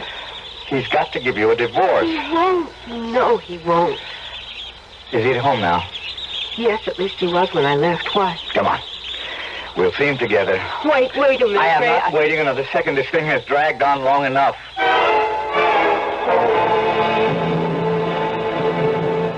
Drop dead, Gray. Oh, Wayne, be reasonable. Reasonable?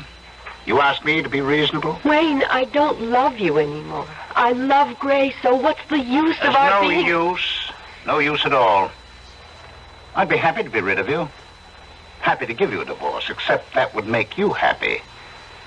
If there's one thing in this world I'll do everything to prevent, it's your happiness. What kind of a man are you? I detest you. I say it calmly because I have to. My doctor has made it very clear to me that extreme emotion, especially anger, can bring on another back seizure. And what about hate? Oh, I find hating you decidedly comforting, my dear. It gives me greater pleasure than you'll ever know. In fact, I hate you so much...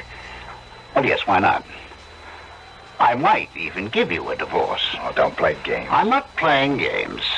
I might just give Doris her freedom. All right. Why? Why? Because I know what her life with you will be like. I know you for what you are, Gray. A self-centered character who has only one interest in life, himself. And when she married you, once you got what you wanted, she'd find out what you're really like. No better than those rats of yours. I ignore your insults for what they are. To me, nothing. Are you serious about giving Doris her freedom? I'll think about it. Now, if you don't mind, I'll ask you to leave. I'll see you to the door. Gray, can he possibly mean it? I don't trust him. One way of making us miserable would be to raise our hopes and then dash them to the ground. Don't get your hopes too high. Goodbye, dear. How can you bear to leave him out of your sight? Wayne, did you mean it? Will you give me a divorce? I said I'd think about it, didn't I? But did you mean it? Did I mean it? Why, yes, I meant it. It is possible that were I to give you your freedom to marry him, you'd come to loathe each other in very little time. I'd take my chances. Of course, because you're in love. So madly in love. But now another thought strikes me. And it's a thought I don't relish at all. What thought? Wayne, what thought? The thought that you might be right and I wrong. That if you married Gray, you might spend the rest of your life deliriously happy. I couldn't have that. Could I? Wayne, are you all right? Wayne. I'm thinking. You asked me if I would think it over, and that's what I'm doing, thinking it over. Oh. I'm not only thinking it over, I've come to a decision. And what is your decision? No. What do you want? Your death. What? Death. Wayne, what are you saying? You didn't didn't see Dr. Morton when that rat Attila was finished with him. Oh, no. You didn't see the throat. Stop it. And all done by one rat. Oh. Think what 2 rats could do.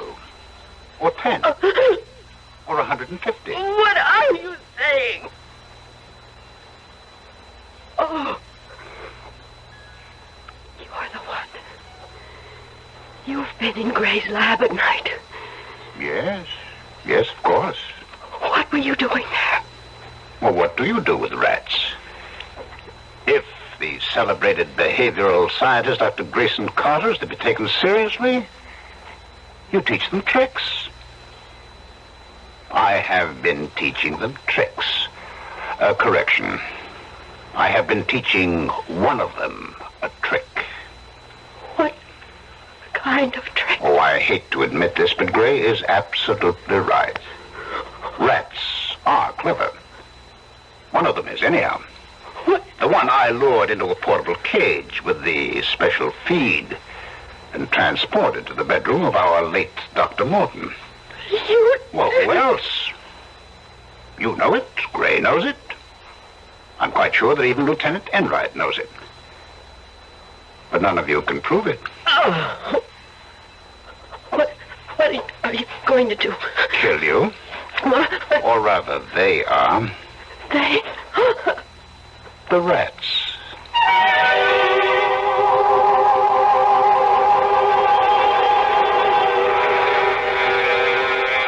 Clearly, the warped and twisted brain of Dr. Wayne Chaney has devised a horrible death for his estranged wife, Doris. In a few moments, we'll learn how he plans to use those rats. I'll be back shortly with Act 3.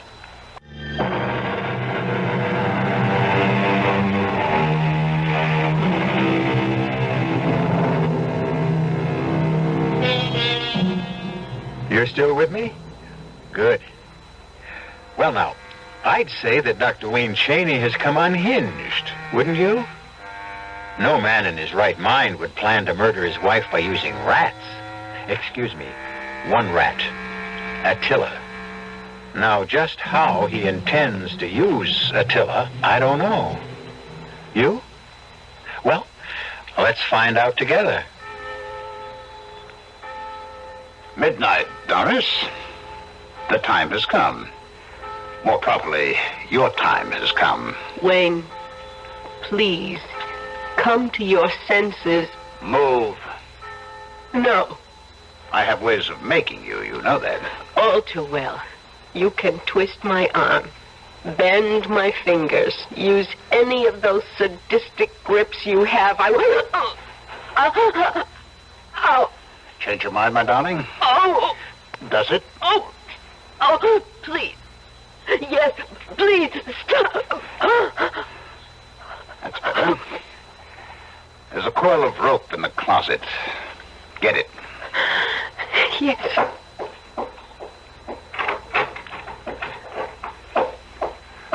Very good. Bring it along. I warn you, if you try anything on your way to the laboratory, I'll make you wish for death.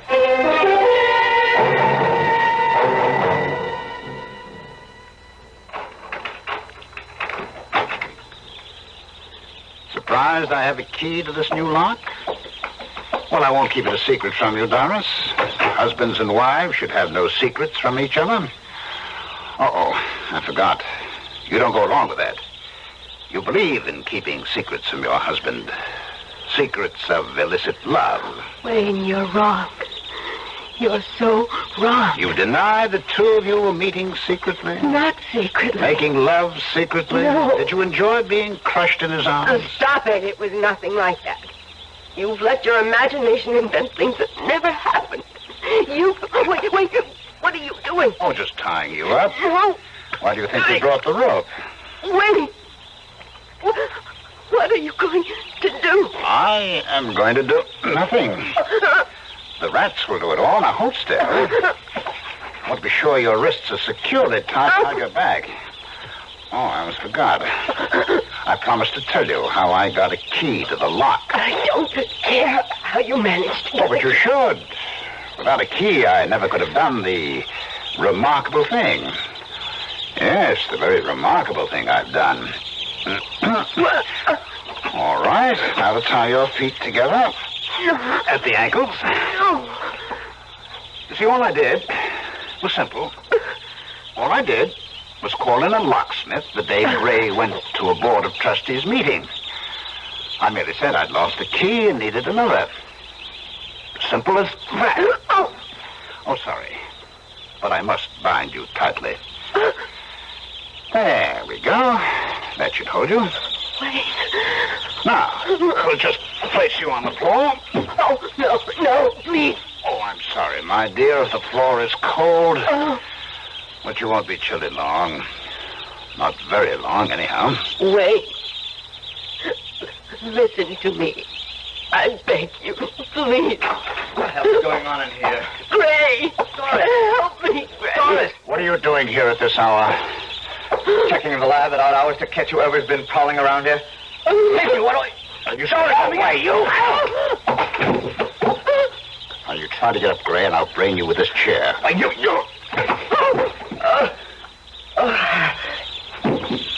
You I hope not. You killed him. I don't want to be done out of the pleasure. No, he's not dead. He's breathing. Got to get him tied up, too, before he comes around. You're going to kill us both. Oh, hardly an opportunity to be missed, my darling. Maybe there is some justice. Oh. There now. His wrists tied behind his back. Now for his ankles. I better hurry. He's coming, too. Now you move, and I'll belt you again. What? There we go. Neatly tied up, the two of you. Now, isn't this a pretty sight? The lover and the unfaithful wife trapped. Horace, he's out of his mind. He brought me here to kill me. He intends to have the rats killed. You are crazy.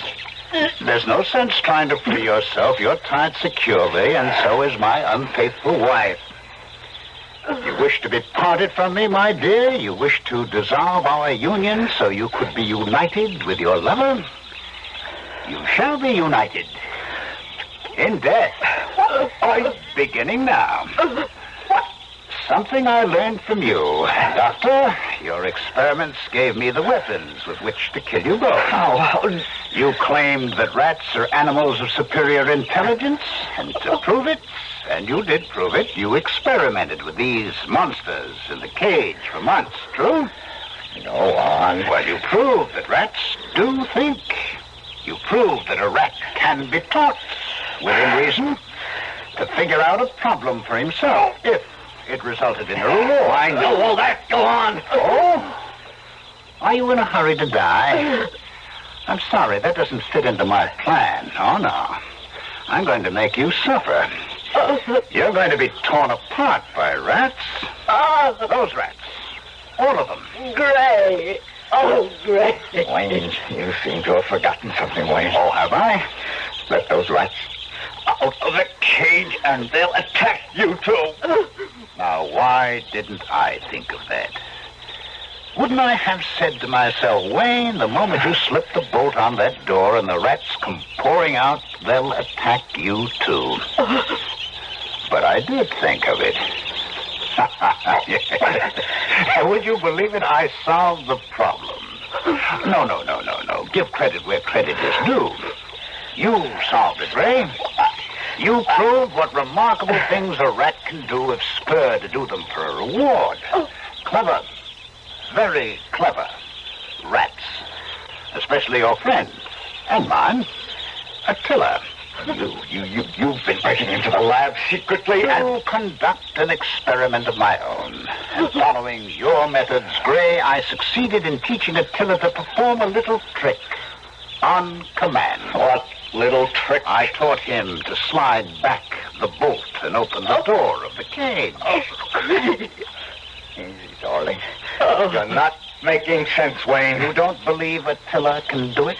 Yeah, he's smart enough to be taught to do it, but you couldn't have taught him because Once he'd learned he could open the cage anytime he wanted to. No. You're forgetting your own theory.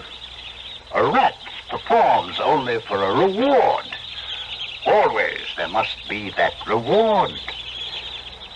A killer will slide the bolt back only after it has been smeared with feed. And I give him the command. Shall I demonstrate? Wait, don't do this. Listen, let us go. I promise you. Wait, I promise you. Promise what? Anything. Anything you want. Anything. Wait. I want your death. And his. And I want it to be so terrifying that you'll die 1,000 deaths before the final one. The blood feed. Wayne, let Doris go. Kill me, but let her go. First, I smear this feed on the bolt of the door. What do you see? You see, Gray? Your friend Attila knows what it's all about. You see how he runs back and forth, pawing at the door? But he won't touch that bolt. Oh, no, not till I give the command. Ray, I can't stand this. I can't stand Now, ladies and gentlemen, may I draw your attention to that large sack of feed? There on the shelf. You know what I'm going to do with that? Do you? I'm going to get that sack and pour the feed it contains. Over you. Over both of you. The sack's heavy. You may be interested to know that once I give the command to open the bolt, it takes the killer about 5 minutes to get it open, and then... My back.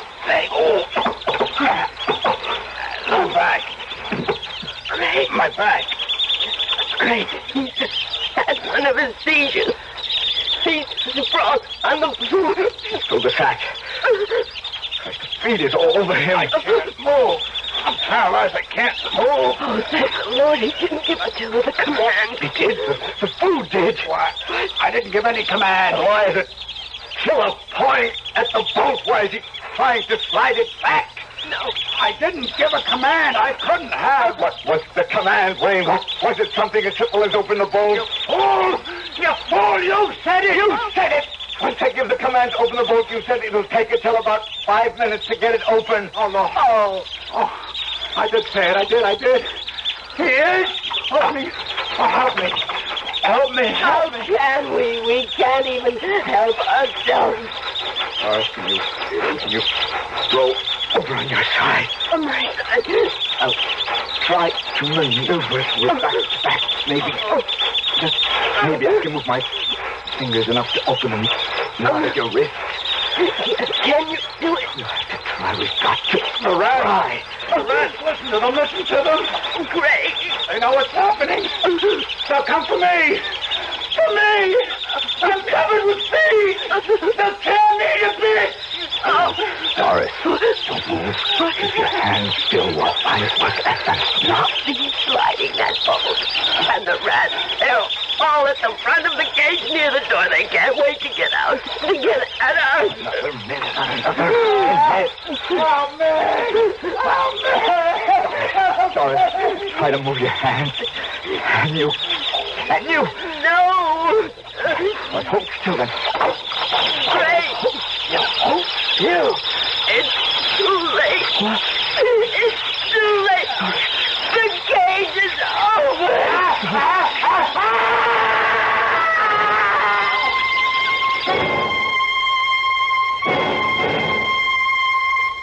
And that's it, Lieutenant. That's about all there is to tell. I'm amazed you got out at all. The rats, every one of them went for the feed Wayne was covered with. And, of course, Wayne. If only we could have done something to save him. What could you have done? If you'd wasted any time once you got untied, you'd never made it out of there alive. That is for sure. Well, it's over now. Oh. I'm not a vengeful man, but I must say your husband got what he deserved. He used a rat to murder Dr. Morton and was murdered himself in the same way. Oh, one thing, Dr. Carter. Yes? I hope you're finished with your experiments. I am. No time for experiments now. I'm going to be much too busy as director of the Institute and... And what? And as your husband, sweetheart.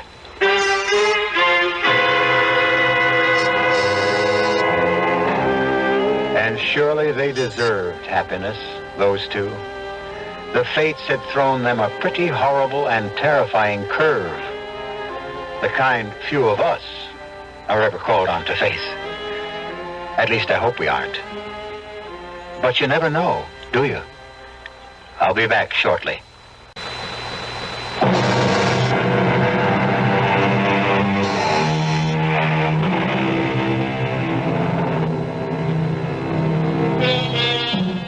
You'll be glad to know that Doris and Gray are happily married now, and the parents of twins. Doris is kept very busy being a mother, and Gray has his hands full as director of the Institute. He keeps hoping he'll find time one of these days to continue with some research. But rest assured, it won't be with rats. Our cast included Michael Wager, Joan Loring, Ralph Bell, and Bob Caliban. The entire production was under the direction of Hyman Brown. Radio Mystery Theater was sponsored in part by the Kellogg Company, makers of Kellogg's Special K cereal, View Sugar-Free Diet 7-Up, and Contac, the 12-hour allergy capsule. This is E.G. Marshall inviting you to return to our Mystery Theater for another adventure in the macabre. Until next time, pleasant dreams.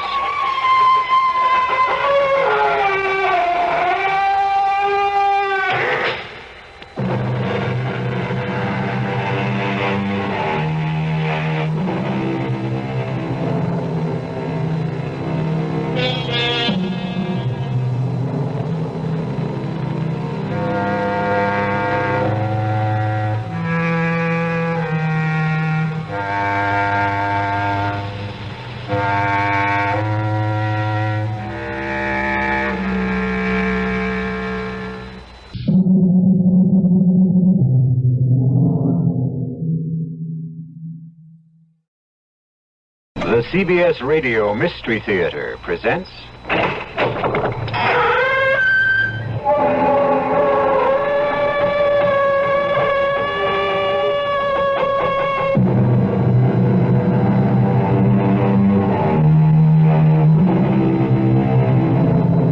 Come in. Welcome. I'm E.G. Marshall. Won't you join me once again for an adventure in mystery and suspense, where space is as boundless and as unlimited as your imagination, and time is measured by the beat of your heart. Most of us know who we are, but how many of us know why we are? Rich man, poor man, beggar man, thief. Is each man's lot ordained from the beginning and fated to be, or not to be? Or is it all a random throw of the dice? A casual flip of a coin? Do we tamper with fate at our peril? Who is it? Police. How do I know? You got a chain lock, lady. Just open the door a couple inches. You can see my badge. Oh, my goodness. What a relief. Please, come in. I saw this man. He was prowling around in the dark, outside in the back. I was so frightened. Can you describe him? Well, he was tall. How tall? Tall, about like you are. What else? And he had broad shoulders, like you have. Why are you looking at me like that? Please, don't look at me like... No! No, don't come any closer. Why would you want to hurt me? No! No, please!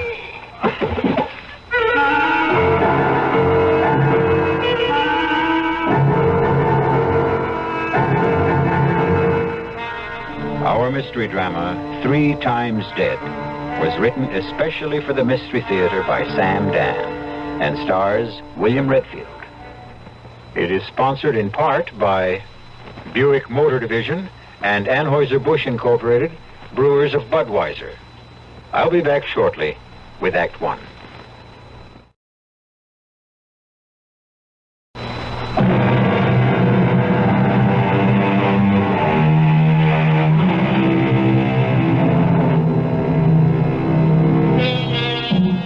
Consider Napoleon. Historians agree that his doom at Waterloo had been ordained some 3 years before in his costly victory at Borodino, a tiny village on the road to Moscow. They say that at Borodino, he lost the flower of his army. And why did he lose so many of his best soldiers? Because he was unable to think clearly. The reason? He was suffering from a severe cold. Why? Well, we know that his orderly had gotten drunk the day before and thus neglected to have a pair of dry boots ready for the great general. And so, in a very real sense, this unnamed, unknown, obscure military servant changed the course of history. Those are the facts. We may ask, why was the orderly drunk? Did it just happen? Or was it all part of a plan?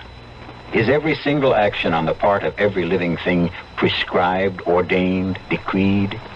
We don't know. We're just asking, as will some of the people you're about to meet. All Area 4 units proceed to 160 South Benton. Reported holdup in progress. Repeat. All cars to 160 South Benton. It's an antique shop. Suspected holdup in progress.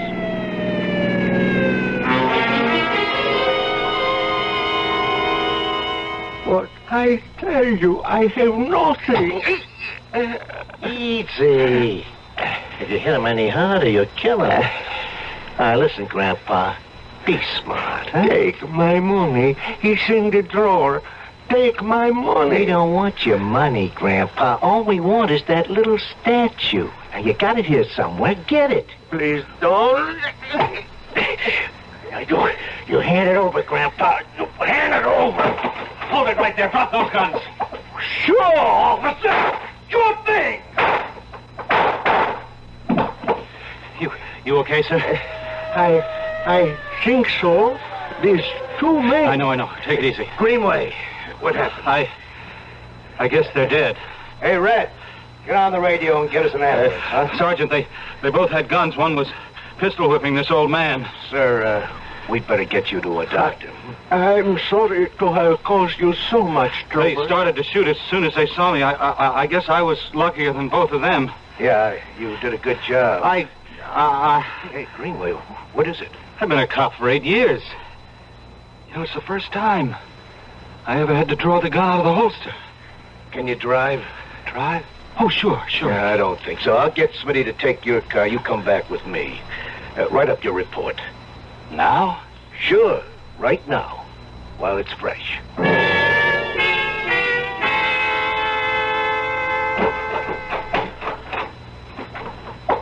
Don? Yeah, it's me.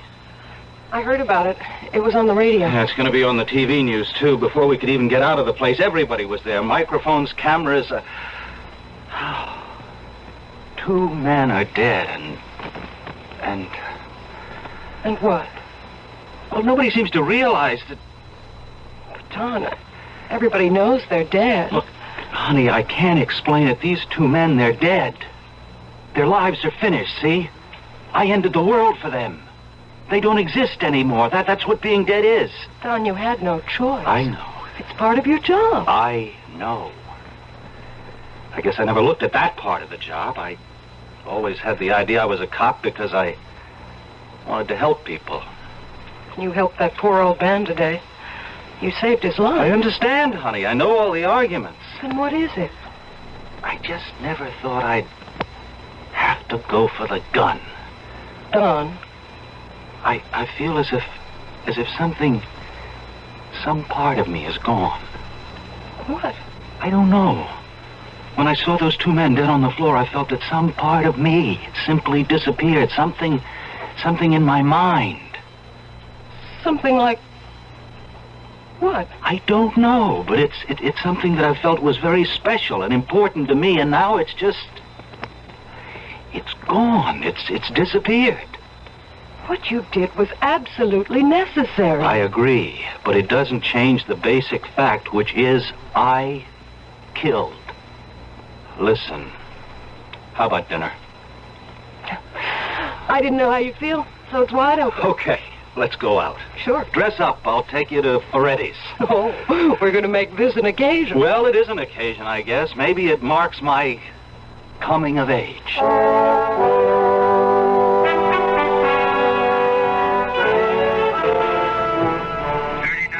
Phillips, get over to 4816 South Torrance Drive. Report a man is beating up his wife. Oh, talking about wives, 21, Greenway. You with us this afternoon, Don? Oh, yes, Sergeant. Your wife wants you to call her on your coffee break. Something wrong, Sarge? Why don't you take your break right now?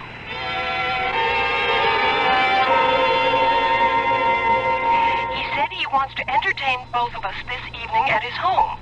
Are you sure? He said his name was Mr. Sanchez, the one whose life you saved. Oh, I thought it was something important. It is important. Well, that is, he made it seem like a matter of life and death. Look, I already promised him we'd be there.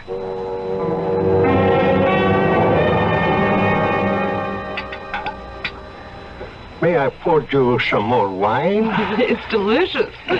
My dear friend, I am so sorry I could not thank you earlier. Look, it's not necessary to thank me. I did my job, nothing more.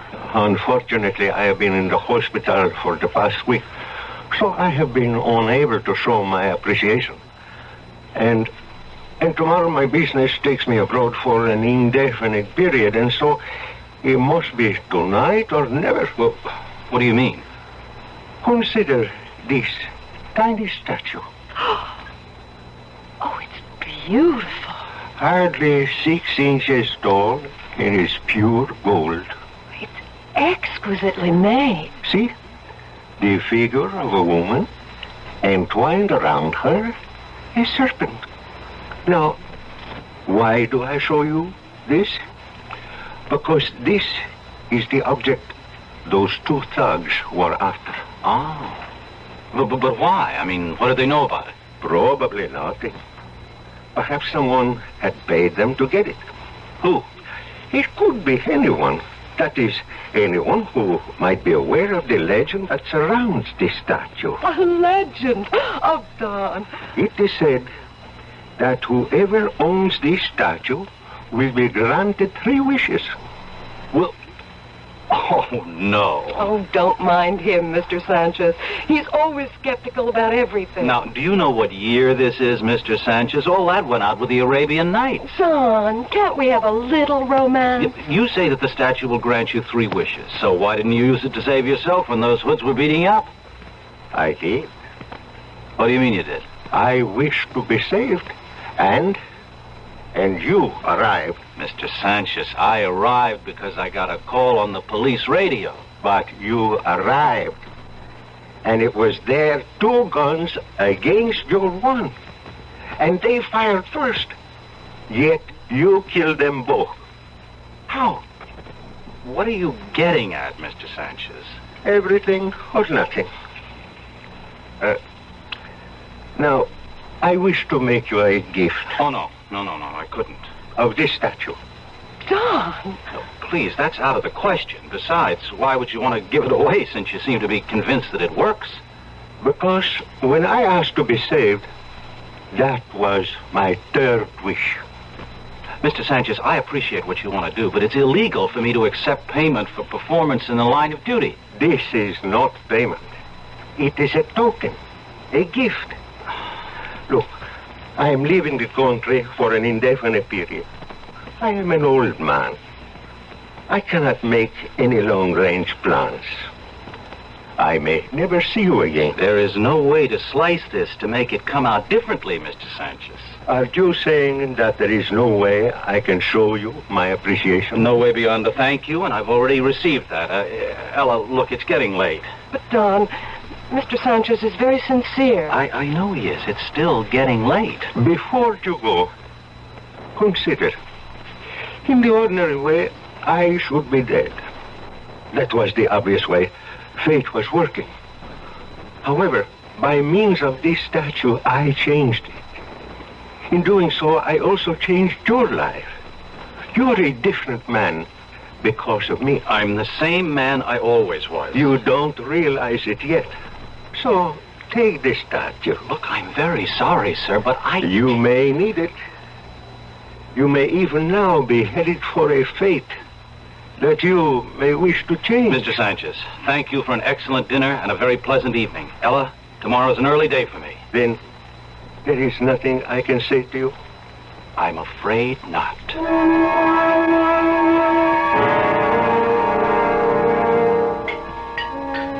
Wow, honey, this is a spread. I thought you'd be hungry tonight. Look at that steak, and you... Oh, you even baked a pie. Yes, I did. Look, I'm going to have to start losing weight soon. Don,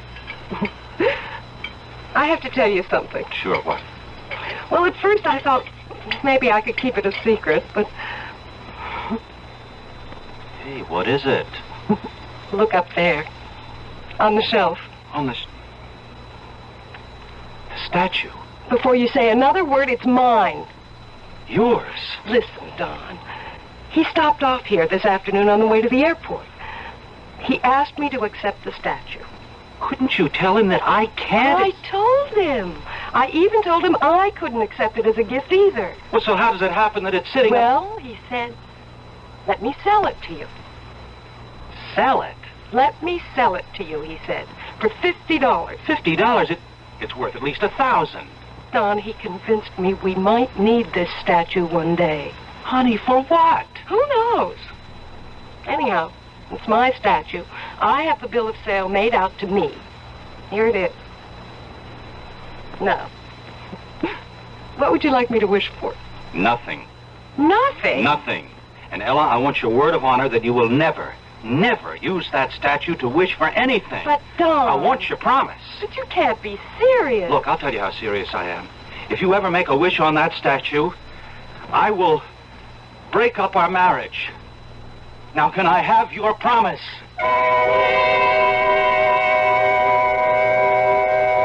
Why is Don so upset? Is it such a bad thing to have a wish come true? Well, it is, according to both Aesop and James Russell Lowell, because both of them said, granting our wish is one of fate's saddest jokes. Even so, and with all due respect to those two great men, wouldn't most people jump at the chance to get a wish gratified? The proposition will be tested when I return in a few moments with Act Two.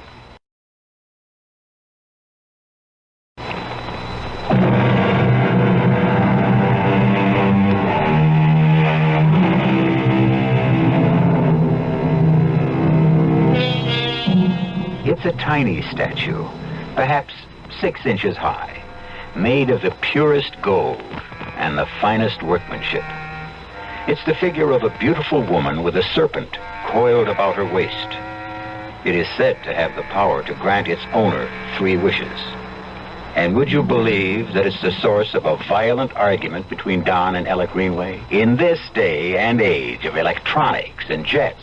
Don, wouldn't it be something, though? Wouldn't what be something? If it were all really true. If we could get 3 wishes out of it. Now, Ella, I meant what I said before. No wishing on that statue. Don, do you mean you believe the old man? Well, do you? What's the difference? But, Don, how could... Ella, remember what he said last night about how I happened to be there? Yes, but... When I pulled up in the squad car and jumped out, I couldn't see inside that shop. You know what I mean? No. There's a window display. It blocks your view. The door was closed, and it's a heavy wooden door. What are you trying to tell me? Listen. The call came in, you see? It was relayed to Sergeant Carter. The assumption was some passerby had seen the holdup. Well, that has to be what happened. How? How could anyone on the street have seen anything inside the shop? Maybe someone passing by heard the old man scream. Oh, no. See, I was there at the height of it. I didn't hear a thing. I didn't see a thing. Until I threw that door open. Well, but what?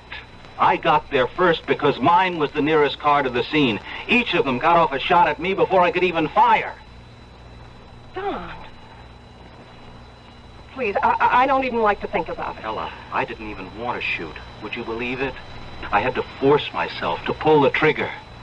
Still, when the smoke clears, there they are. They're dead. I'm alive. Could there have been, fate or whatever you call it involved there? On the other hand, it could just be the way things happen sometimes. That's right. So, let's let things determine themselves, right? For better or for worse. How would it be if I wished you made sergeant? I'm going to make sergeant anyhow. That's true. How about money? No, Ella, I want you to listen. Forget that statue. I won't wish for $1 million. Look, Ella, I'm telling you. All this is extremely practical and justified. Look, we owe $12,000 on the mortgage. Ella. $1,500 on the car. I don't want to go into all this again. That's $13,500. We owe $400 for the new roof, and you'll have to have that dental work done. That's another $600. And we've been promising ourselves an air conditioner for the bedroom. Honey. And our washing machine is 10 years old. Comes to, say, $15,000. I don't want to hear any more, Ella. Don, it's my statue. Please, Ella, What is it, Don? All right. Right, I'll admit it. I'm scared. Of what? I don't know. Ever since that shootout, I've had all kinds of crazy ideas.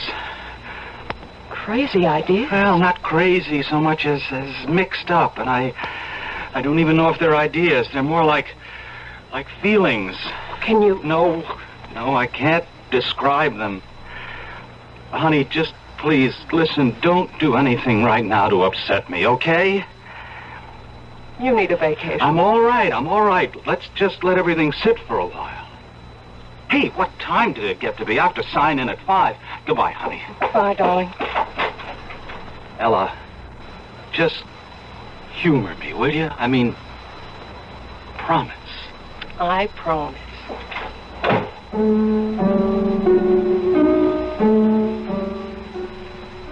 I promised. And I probably would have kept that promise. But I was loading the dishwasher. I turned the knob, and nothing happened. I kept clicking the knob, and nothing happened. I was so angry, so frustrated, I finally kicked it. And nothing happened.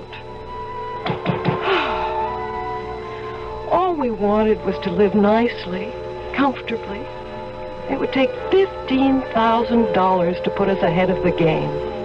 Would that upset fate? I looked at the statue.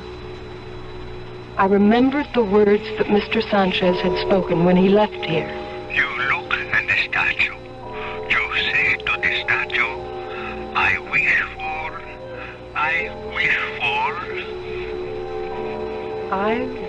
for.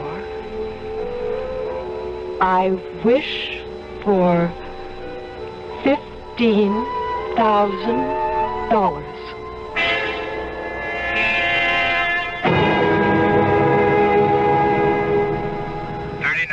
Phillips, go to 45 Stuyvesant. Lady complaining about a streaker.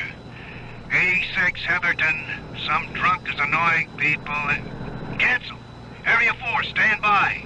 Checked in 86 39 14 21. 21, I'm at Collins and Walker. It's a holdup. Merchants Federal, North Main. Perpetrators escaping in blue station wagon, headed toward Interstate Highway. At 21. 21. Head south to Washington and cut them off. All cars toward Washington and Interstate Highway. 21. 21.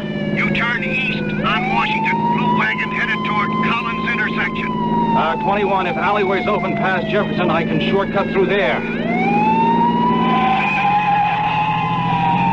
21, I'm in the alley, coming out on Washington. 21, they just went by me. 21, they turned left into Turnbull, I'm following. All units west on Turnbull. West on Turnbull. 21, he's trying to swing around. He's crazy.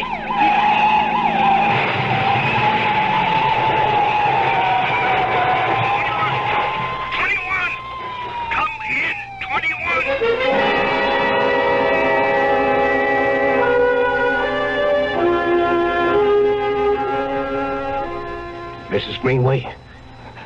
Sergeant Carter. Where is he? Oh, they just brought him down from the operating room. Just tell me. Don't try to break it slowly. I have to know. Well, as of right now, he's still alive. Oh, thank God. We had him trapped. They tried to turn around and get by him. It was a head-on crash. I want to see him. Sure. Come inside with me. Come in. I'm Dr. Morris. Doctor. He's still unconscious. What will he...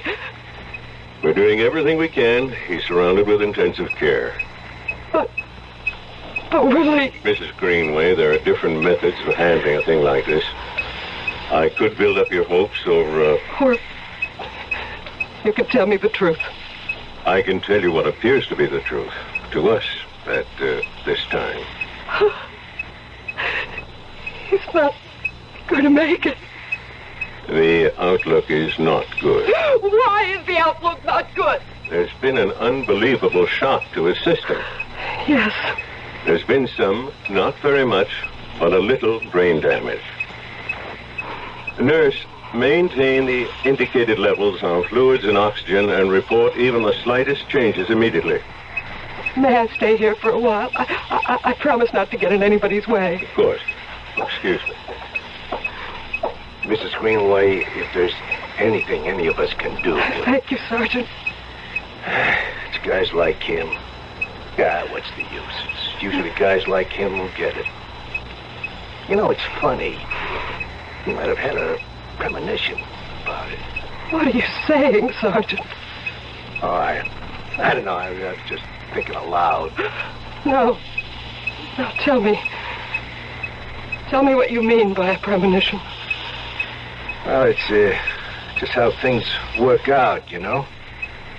A couple of months ago, we got this new Benevolent League special insurance, and Don never paid any attention to it. But this morning, before going on duty, he said to me, "Hey, Sarge, hand me a form. I'll sign up." He signed up for special insurance this morning? Yeah. How much insurance? How much? Well, let's see if I can remember. Oh, sure. It was the same as mine. $15,000.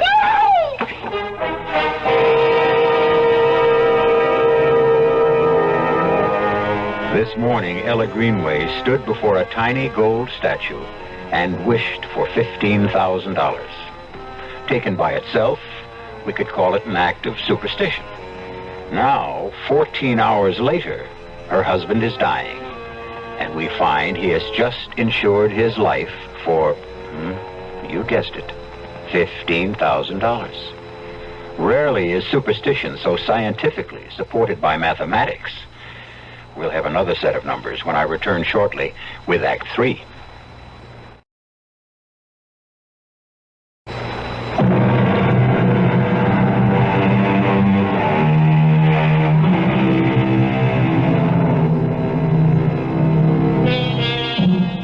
If you could have 3 wishes, would you take them?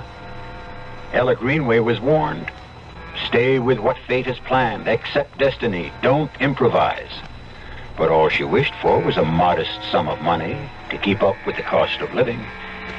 However, it turns out the price she must pay for the money is her husband's life. 1 wish down. 2 to go. I don't want the money. I don't want that. Mrs. Greenway. Huh? Mrs. Greenway? What? Oh, where am I? Are you all right? Are you all right now? Oh, I had a dream. I dreamed I was called to the hospital because Don had been killed. And no, it wasn't. It isn't a dream. Don is dying, and I'm here in the hospital. Doctor. You fainted, and I can understand why. It's been a terrible shock. Dr. Morris? Oh? Very well, I'll be right up there. Doctor, that was about Don, wasn't it? Yes. I can tell by the tone in your voice. It's not good. I never told you it was good, Mrs. Greenway. But now it's worse. He's getting worse. He's sinking quickly. It could be a matter of minutes. Well, Please tell me. Yes. He could die at any time. Sergeant Carter, take me home. But don't you want to Take me home. Take me home as quickly as you can. Take me home.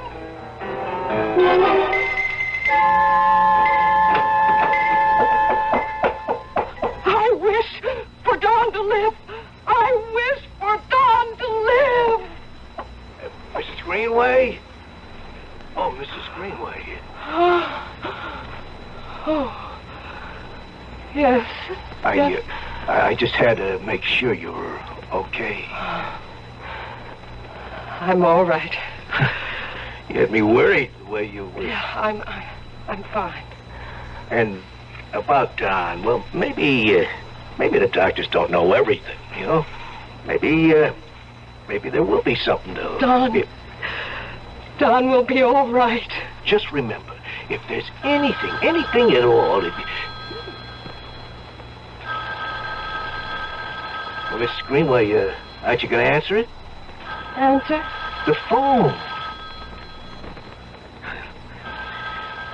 Okay, don't bother. I will.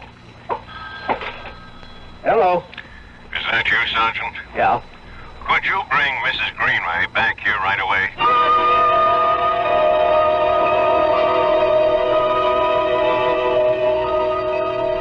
We never saw or even heard of such a remarkable turnabout.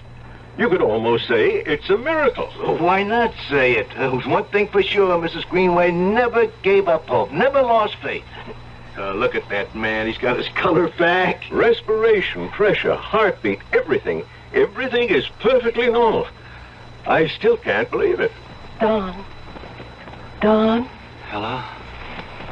Ella, is it you? It's Ella. Where are you? I'm here, Don. You're going to be all right. You're going to be all right.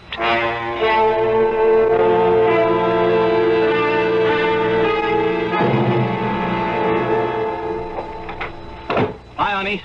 Don! Tell me, how was it? Well, I'd been away for a while, you know. I was kind of nervous that first day back. But how did it go? Oh, it just went. I was worried about your going back so soon. Oh, it's been more than a month, honey. Besides, the doc wouldn't have held still for it unless I checked out 100%. Don, did you tell the doctors about the headaches? Well, Did you? Honey, everybody gets headaches, and these just come and go. But yours can get very severe. If they don't stop, I'll talk about it next time I see it. Listen, what would you like to do tonight? How about a movie? Sure. Don, what's that on your blouse? Where? All over your sleeve. Was it blood? Blood? What? How would blood get on my sleeve?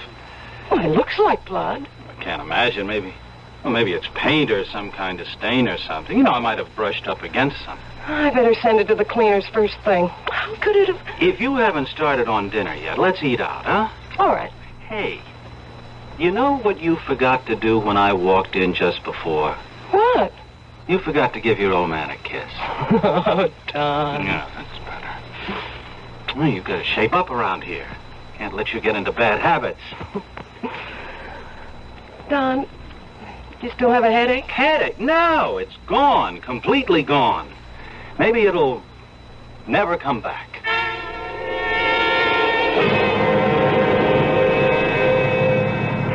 All right, we got some new little goodies for you boys in blue out there.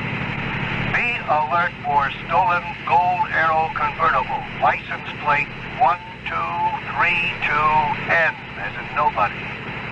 Brand new Toro sedan, shell pink, yes indeedy. Plate number 5498. 21 calling in. 21 calling in. Yes, 21. Sarge, I think I should come in. Something wrong, Don? Oh, I think I'm starting to get a headache. Where are you? 3100 block on North Sheridan. Well, this is on your way. Just check it out. Woman, apartment 3A, 560 Cheyenne. That's 2 blocks west of you. Woman reports prowler in the vicinity. She must be a nut. She calls an average of 3 times a week, but take down her story. It makes her feel better. Then come in. Okay.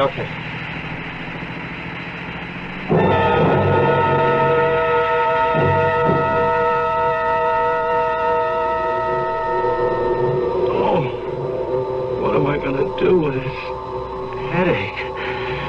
Oh, let me see. 3A. Okay.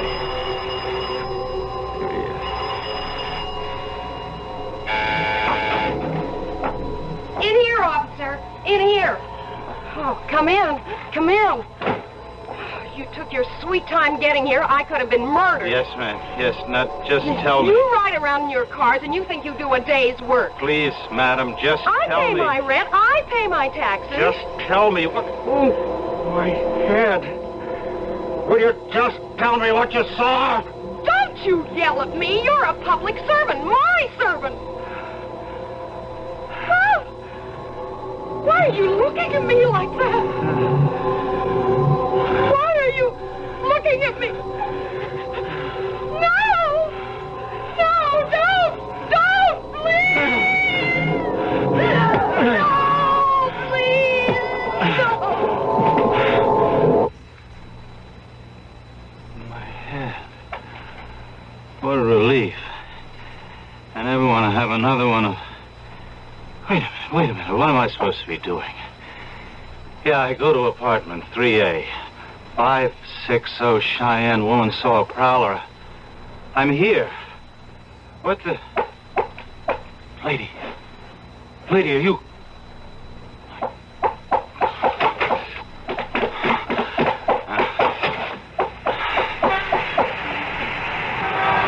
21 calling in. 21 calling in. You heading in, Don? No, you better be headed out. The prowler was there, all right.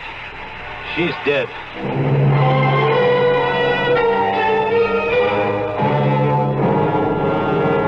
What is it, Doc? Won't know till the autopsy. He hit her a few heavy blows, and that was enough to kill her.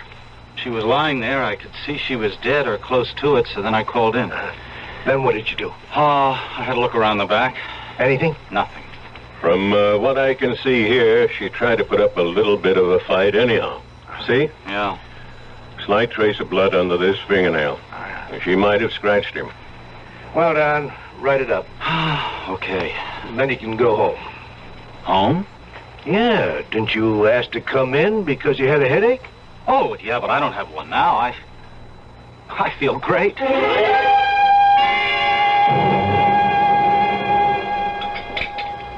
Oh, sweetie, I'm sorry I was so late for dinner. I heard about the murder on the news. Yeah, I know. Oh, she wasn't a pretty sight to see. Why? Why was she killed? We don't know.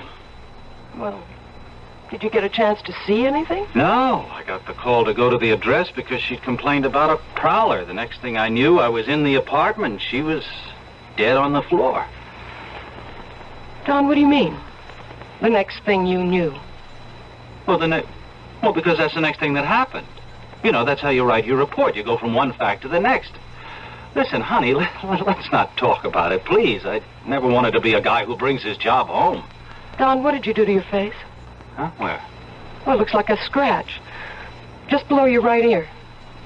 I don't know. Well, how did you... You sure there's a scratch there? Well, it looks like one. Well, I might have gotten it from shaving this morning. But you don't shave there. All right, look, it doesn't bother me. But how did And if you... we worry about every tiny little scratch... Honey, what are you looking so serious for? I can't even feel it. All right, if it makes you feel better, I'll put some antiseptic on it. Ella? Ella, what's wrong? Oh, nothing. I'm just tired. I feel so worn out. Taxi! Taxi! Take me to the 500 block on Cheyenne.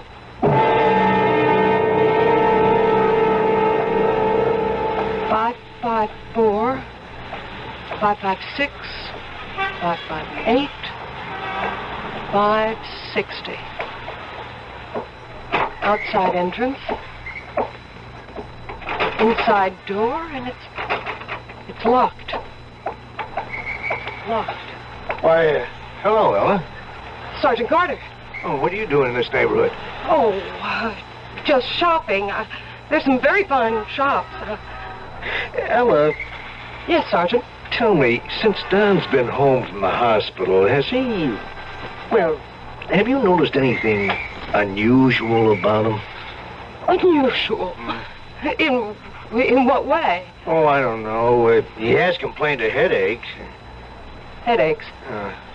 He may have come back to duty just a little bit too soon. Although I must say it hasn't interfered with his performance of duty. He's a great cop. Well, see you around.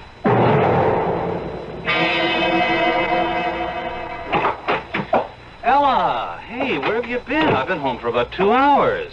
Oh, I was out. It's okay. I made supper. Chili. What do you think? Pull up a chair and enjoy a treat, huh? Don, how do you feel? Right now, I feel fantastic. I've never been in better shape in all my life. I look at you and I don't know how to begin. Begin what? Don, the cleaner said you had blood on your sleeve. That was the other day. And the other day, there was a knifing. Some old tramp had been... Wait a minute. What are you saying? And yesterday, you went to the scene of another killing. You had a scratch, as if someone... Ella, is this your idea of a joke? Hear it all first. You went to this lady's apartment. Now, if she was already dead when you got there, how did you get in there? The door to the hallway is locked. You have to ring the bell. Donald, how did you get in there? How did I get in there? What? How do you think I got in there? I rang the bell. No. Listen. No. What are you making it so complicated for? I rang the bell. She sounded the buzzer. She let me in. She let you in? Well, who else would have let me in? She lives all alone, doesn't she? But Don. Oh, Don. Look, I got this headache again. Don, listen to me. I have to lie down. Something's terribly wrong. When I get this headache, I can go crazy. It really wasn't murder. You didn't know. I knew. When I feel this way, I can kill. Carter. Sergeant Carter. He was there again today for the same reason I was. He suspects. Will you shut up? You need help. Don, oh, darling, don't. Don't, please. Don't look at me that way. Don, don't look at me that way. No, it isn't even human. Then look, keep away. Don, it's me. Don't. I wish him dead.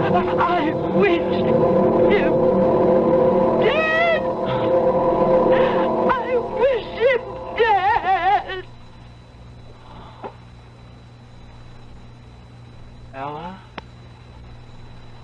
Ella. Oh, Ella, everything hurts so much. I just want to sleep. Never wake up. I just want to sleep. Don.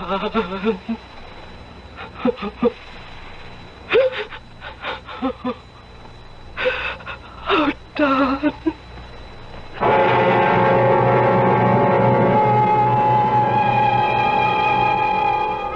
3 times dead. And you can have the story any way you like.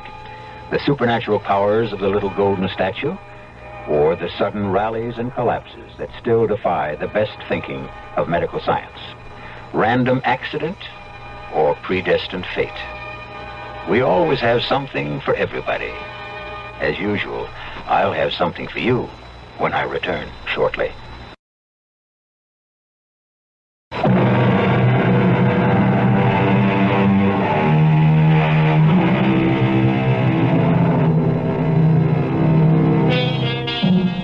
I wish I could tell you what happened to the little statue, but I can't.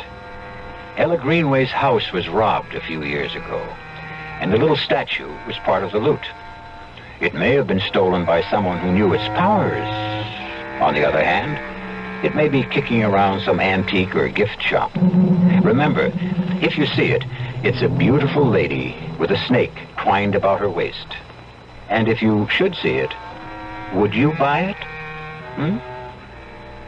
Our cast included William Redfield, Suzanne Grossman, Sam Gray, and Dan Acco. The entire production was under the direction of Hyman Brown.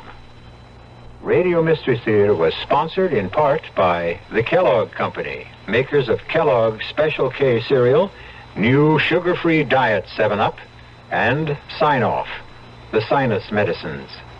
This is E.G. Marshall inviting you to return to our Mystery Theater for another adventure in the macabre.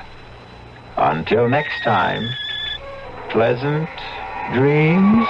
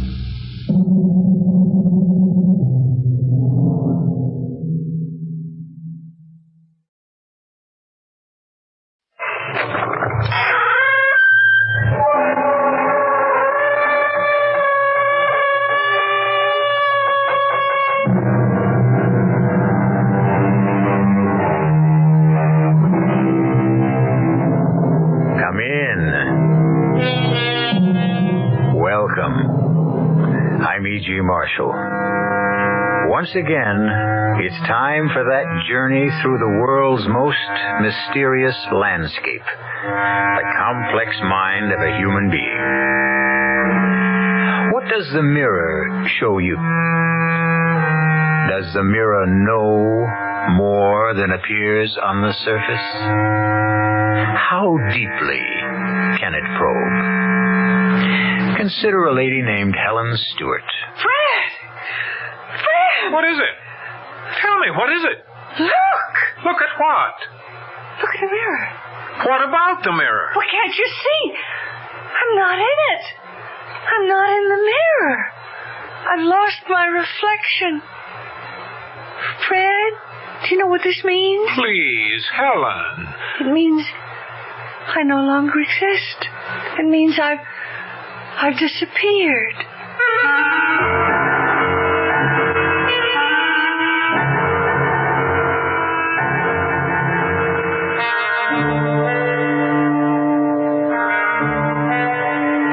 Mystery drama Mirror for Murder was written especially for the Mystery Theater by Sam Dan and stars Celeste Holm. It is sponsored in part by Anheuser-Busch Incorporated, brewers of Budweiser, and by the Kellogg Company, makers of Kellogg's Special K cereal. I'll be back shortly with Act 1.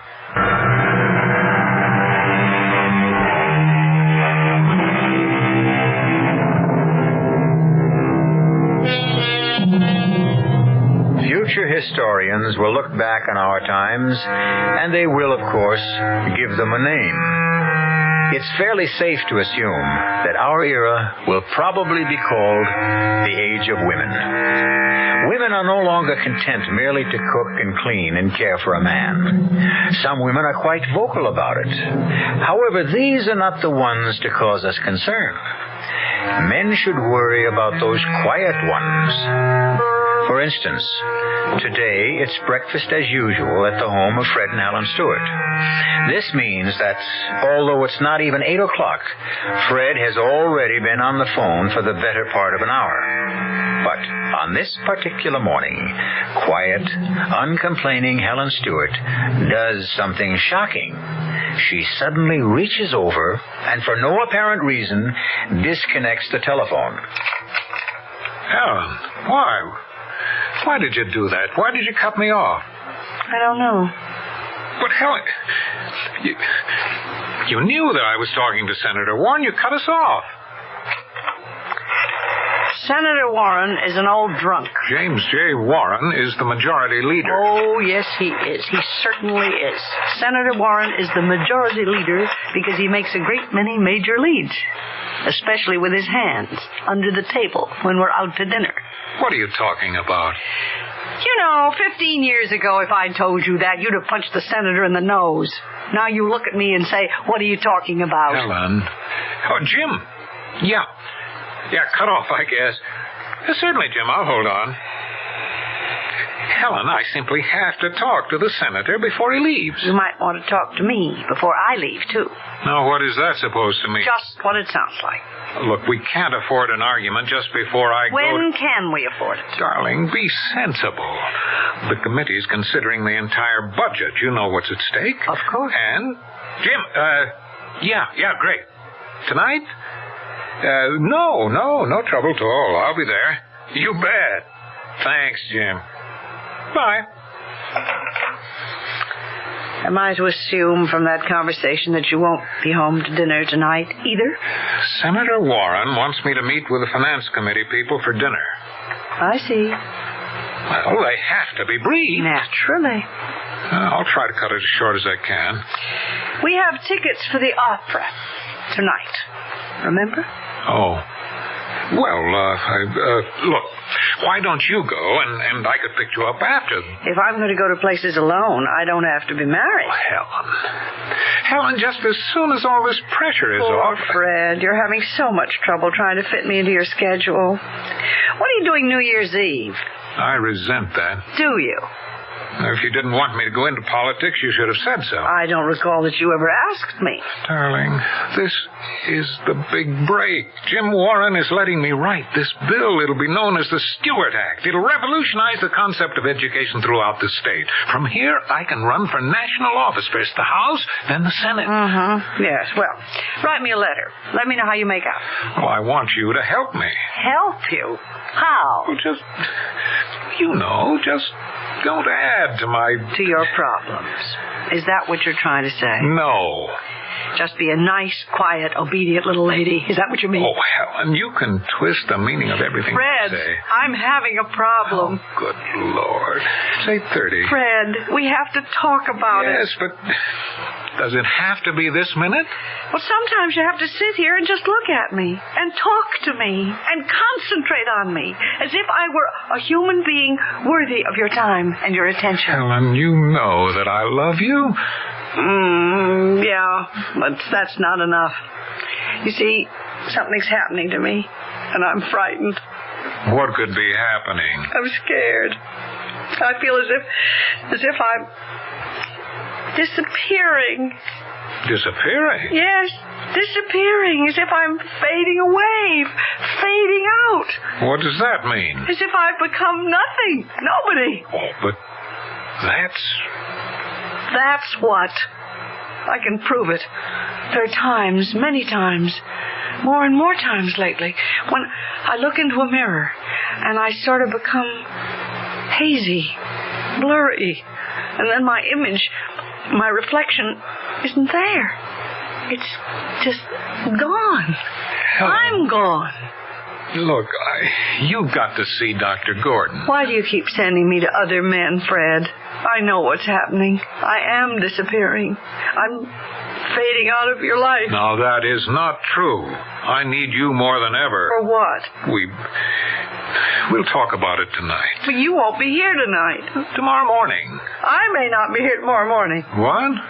I may be gone. Gone? Gone where? I don't know. Where do people go when they disappear? I'll I'll answer it. Hello? Just a moment. It's the senator's office. Should I tell him you're busy and you'll call back? How can I tell him I'm busy? Give me the phone. I see. Hello? Yes, I'll hold on. Helen, Goodbye, Fred. Where are you going? Where am I going? Fred, look in the mirror. Just look, Fred. In just a minute. Hello? Jim?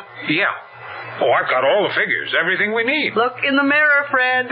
I've disappeared. No, Jim, we've got solid proof. Where did I go, Fred? Where did I go? Please, Fred, tell me what happened to me. Jim, the opposition will simply have to throw in the towel. Nobody can afford to vote against this bill. Fred, where did I go? We can control every single dollar. Fred, I'm going to have to find myself. The voters know whom to thank for it. Goodbye, Fred. Goodbye. Jim, the newspapers will eat it up. How can we possibly lose?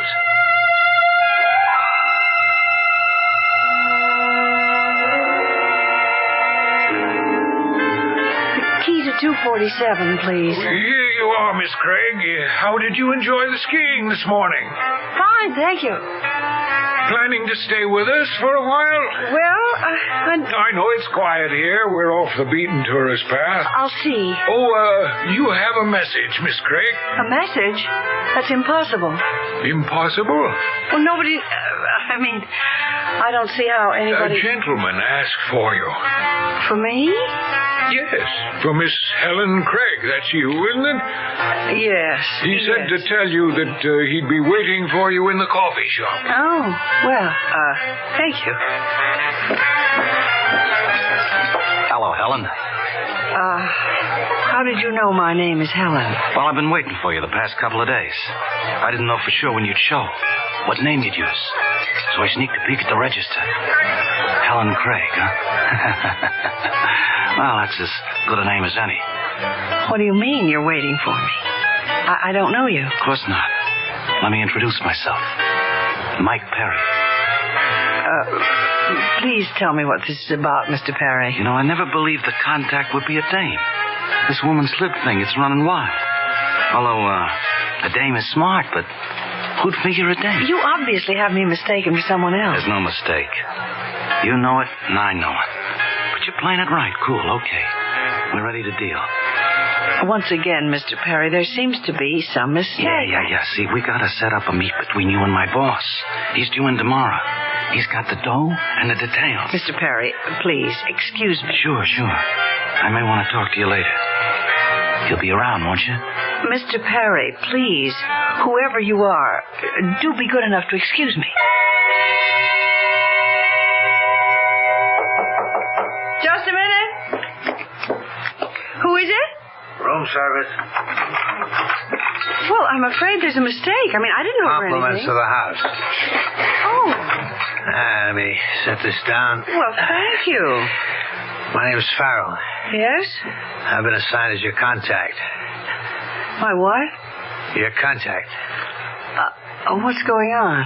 It's safe to talk. I've checked the room out. There aren't any bugs. I don't understand. So you're Rose Temple. I'm not any Rose Temple. You're mistaken. I'm Helen Craig. Naturally, you wouldn't use your real name, but everybody in the department knows about you, and I consider it a privilege to work with you. Please, let me explain. A mistake has You're been... very unorthodox, but you do get results. Well, what makes you think Simple. We knew you'd be contacted by Mike Perry as soon as you got here. I've had Mike under surveillance every minute. Now, Rose... I'm not Rose. You're absolutely right. You'll have to concentrate on your new identity. I'll call you Helen. How did you do it? How did I do what? Helen, I'm on your side. How did you get them to think you had all those diamonds? Mr. Farrell, there's something very wrong here. Okay. There's certain things I'm not required to know. I was just curious. Mr. Farrell. Did Mike Perry set up the meeting yet? Mr. Farrell. Why don't you call me Jerry? You're making a big mistake. You never relax, do you? Well, that's probably the secret of your success. I simply don't know why you both think... You'll have to tip us off as to where the rendezvous is so we can move in and make the arrest. Oh, sure, I'll do that. Look, what's that? Look. Look at what? The mirror. What about the mirror? Are you okay? Oh, yes. I'm fine. I'm all right. Yeah, well, why don't you get some rest, huh? I'll see you later.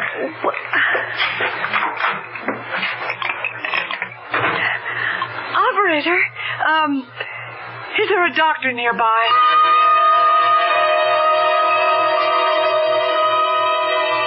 Well, I'm not a psychiatrist. I'm just an ordinary old country doctor, you know. What do you think about the mirror? I mean, the mirror, Dr. Bellows. Now, tell me again.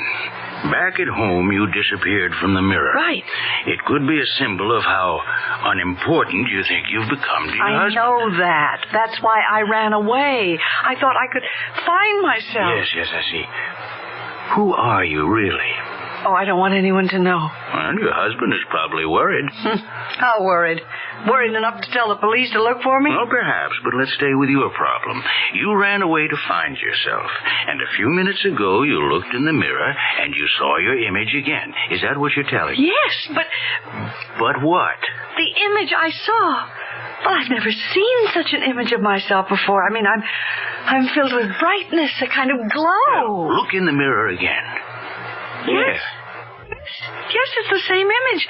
It almost hurts my eyes to look. I mean, what does that mean? If that's how you see yourself, then it could mean you've suddenly become important again. I mean, important to someone. Or that I'm having another hallucination. What kind? Oh, doctor, I'm hallucinating. I must be. That I'm some sort of an agent. An agent? A double agent.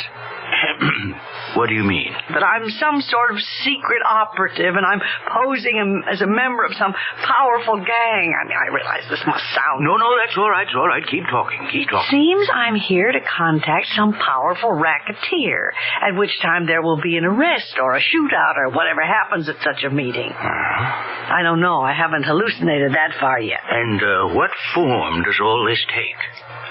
Well, I've been approached by a man who has identified himself as a member of some gang. And then I've been contacted by someone who's evidently my colleague in a law enforcement agency. Well, does all this happen at night? I mean, could these be dreams? No, I mean, it happened less than an hour ago. I actually spoke to the gangster in the coffee shop and to the government agent in my room. Well, then, why do you say these are hallucinations? Well, how could they possibly be anything else?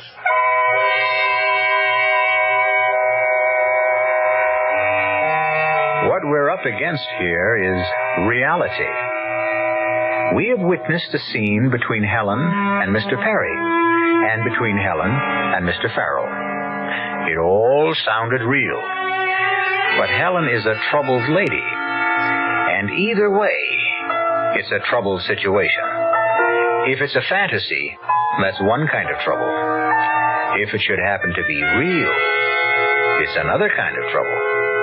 However it goes, I'll be back with some answers when I return shortly with Act 2.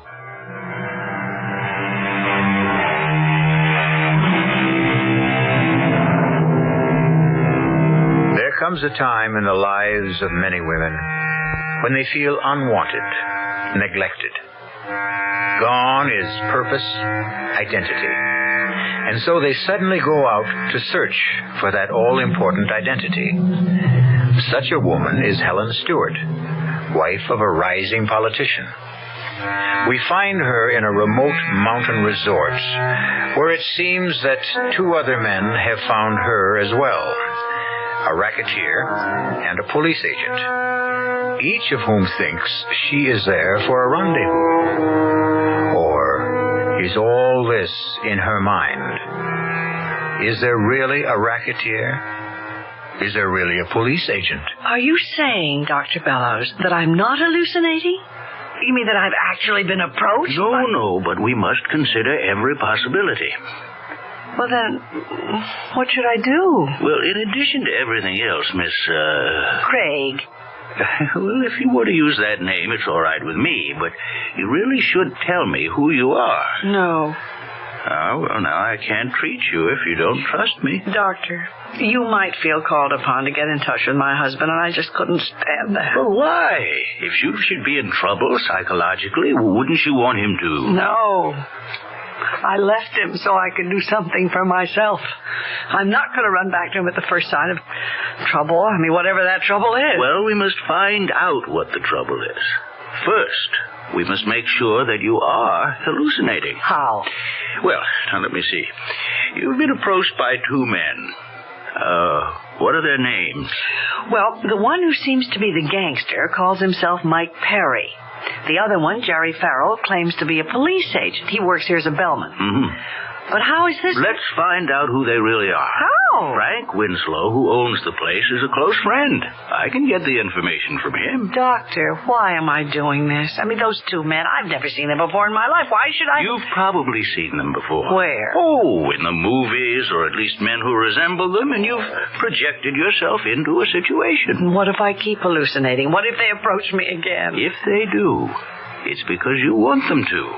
They help to support your need for importance. But I can't go through life What am I going to do? Now, look, you've already started to do the right thing. You're trying to come to grips with the problem. Now, remember, whatever you do, don't panic. Don't waste your energy. Just be quiet, calm, rational, and everything will be all right.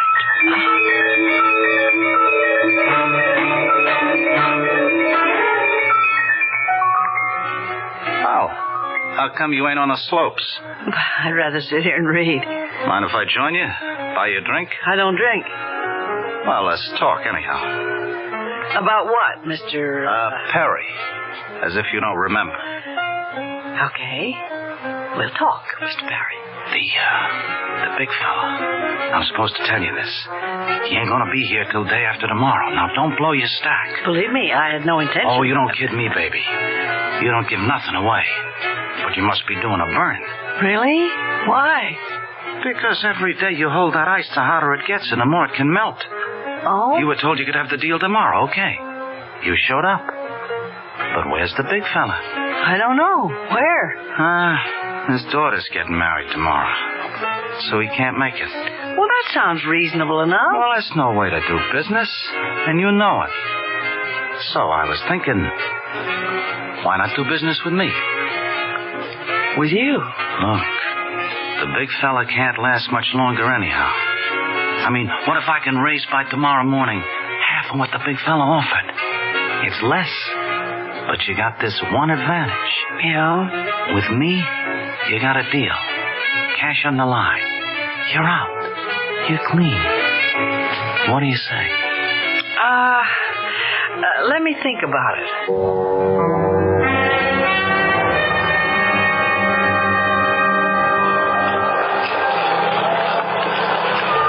You could skate? Well, what are you doing here, Mr. Farrell? Keep an eye on you. You were observed in the lounge talking with our friend, Mr. Perry. Oh, so? So, let's sit down. Nice, quiet little table. I'll buy you some hot chocolate, and you can tell me about it.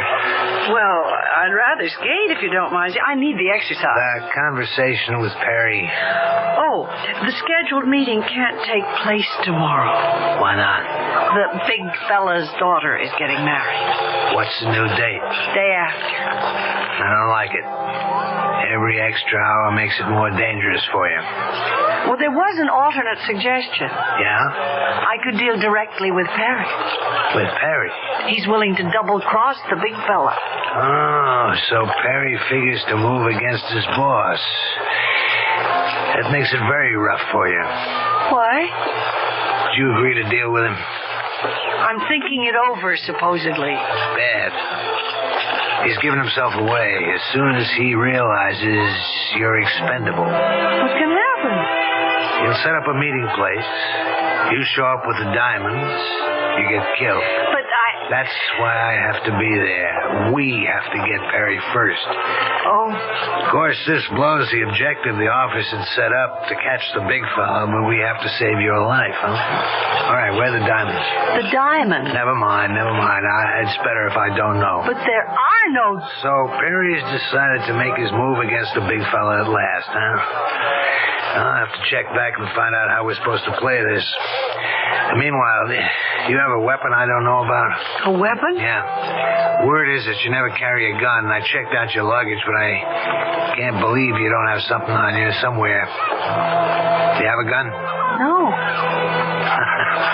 You know, you're too good to be true. What does that mean? You're the most unlikely agent I've ever met. Well, maybe that's because I'm not No, you are. And now I know how you made your reputation. It's that air of innocence, naivete. And that's your strength, your armor.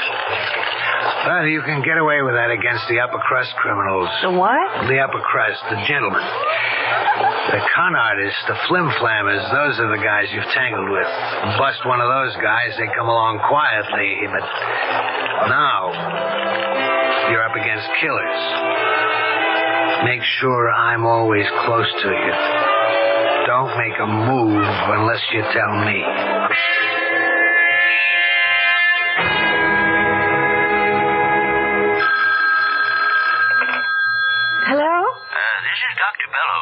How do you feel? Oh, I've been hallucinating. I think I've just had a discussion with both of those men. The racketeer and the government agent? Yes, Doctor. Mm-hmm. And how did it go? Frightening, as it seems so real. Are you near a mirror? Yes. Look at yourself. All right. What is it? I've never seen myself in such clear outline, such sharp detail. I mean, such brilliant colors. See, you're feeding on your fantasies. I am? These men you're talking to. Yes? Well, I had to go on the basis that anything can be possible until proved otherwise. Doctor, do you mean they can be real? Well, now I don't believe it because I checked up on them. The so-called gangster. Mike Parry. Yes. He's a partner in an export-import company in Philadelphia, a most reputable firm. And the hotel employee... Mr. Farrell. He's only been working there for a few weeks, but he has excellent references. Recommendations from employers that extend back over 15 years. I see. So now... we can definitely dismiss these as fantasies. Hallucinations, call them what you will. Yes, I can't tell you how relieved I am, Doctor. The situation was beginning to take a dangerous turn. Well, perhaps you'd better come over here. I'll give you some medication that will let you get some rest. You see, you have to start building yourself up now. Thank you, Doctor. I'll be there right away.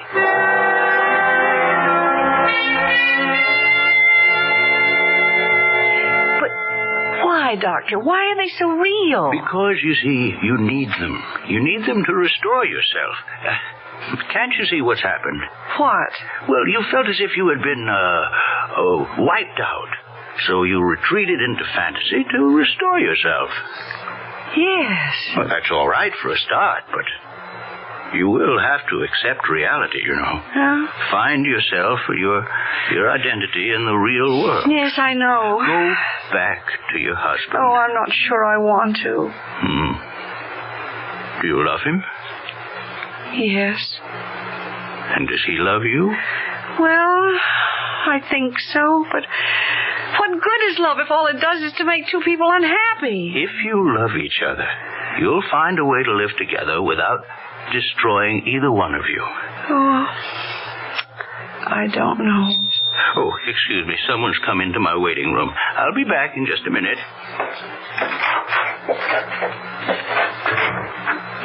Go back to him? Go back to Fred? Oh, maybe if we could sit down and try to understand. Doctor? Dr. Bellows! What happened?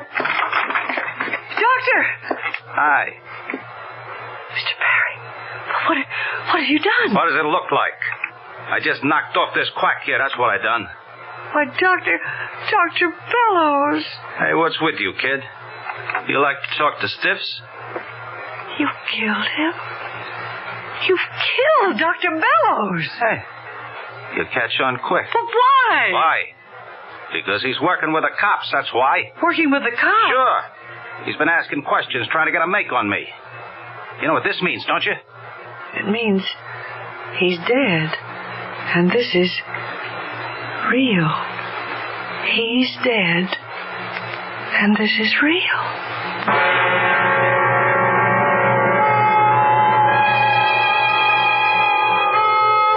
She looks at the dead man lying on the floor, and then she glances in the mirror. And there she is, larger than life, huge, grotesque. Her dress in the mirror is stained and spattered with red. But that's in the mirror, and she knows that's fantasy.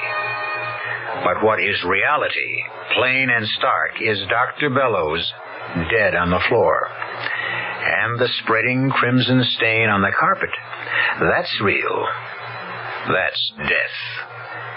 I shall return shortly with Act 3.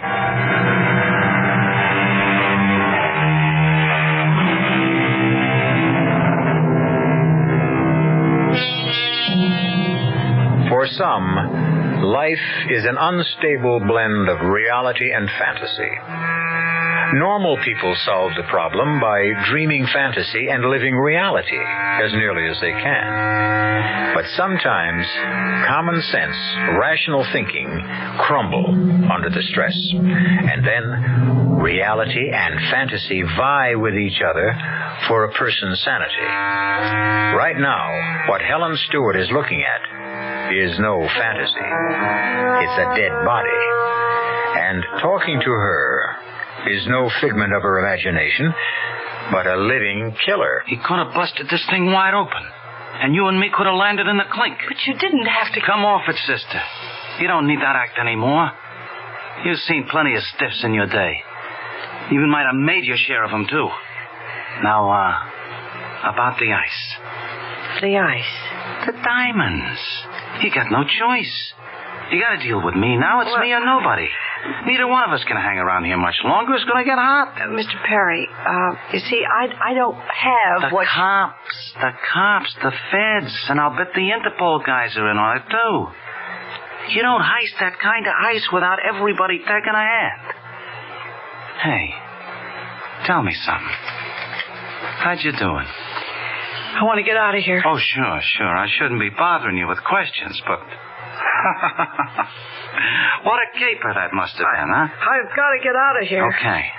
Let's get back to the hotel. You bring the ice to me, I'll be in my room. And I'll have something for you, too.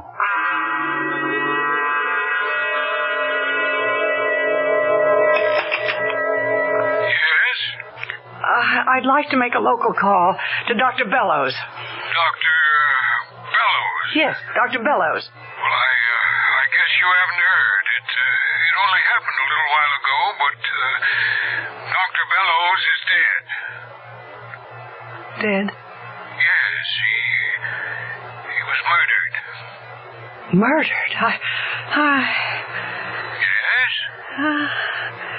Nothing. Nothing at all. Never mind.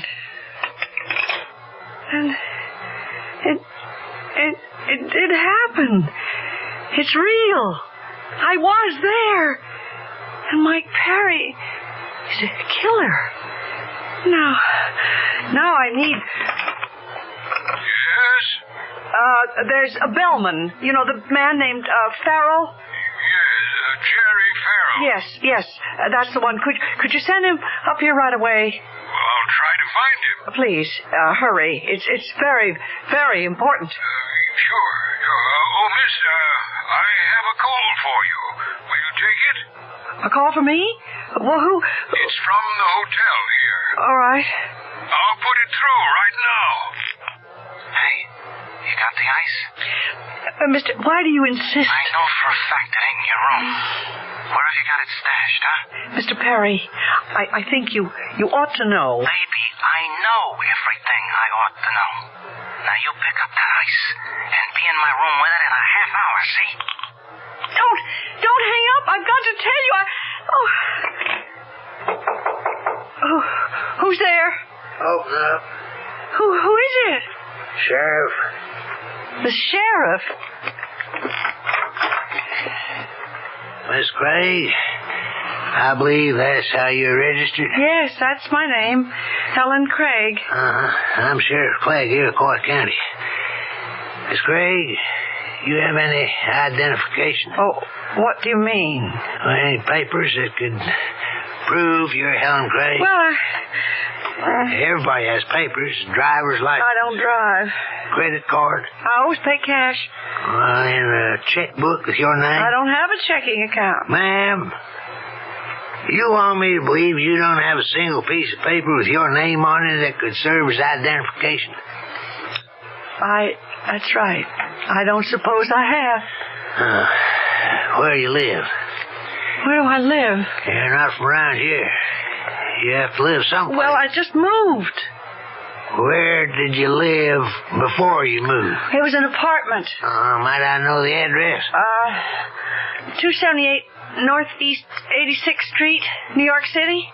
If we checked there, would we ever find a record of your having lived there? Oh, yes, I'm sure. Now, look, I may be a hick constable, man, but I know that New York City streets don't have northeast or northwest. Oh, well, then why? Why are you asking me all these questions? Dr. Paul Bellows was murdered less than an hour ago, and you were the last person to have seen him alive. Me? Matter of fact, someone heard shots and saw you coming out of the house afterward. Oh, but I didn't. You didn't what? I didn't kill him. I didn't say you did, but you was there while it happened. That means you got some explaining to do. Oh, my Lord. Oh. Well, what is it? What you staring at the mirror for? Look at me. I feel all of it. The whole glass. I'm twisted and hideous. Now, calm yourself, miss. Now, take it easy. Sheriff, I'm not Helen Craig. I mean, that is, I'm not anymore. I'm Helen, somebody else now. Helen who? I'd rather not say. See, I blundered into something. I was mistaken for somebody else, and then... Just tell us who your husband is and where you're from, and we can clear this up quickly. Please, let me do it my way. I'm running away from him, and I can't just call on him to help me the first time I get into trouble. But do you have any idea of how much trouble you might be in? Yes, and it could ruin him. So you see, I'd rather do it my way. What's your way? See, there's a man right here in the hotel. He can clear me. Like you, he's a law enforcement officer. What kind? Well, I gather federal government. A G-man? A T-man? Secret Service? Who? I really don't know, but he could satisfy you and clear me and... Who is he? Better let me get there. Sheriff Clegg. Yeah? Who?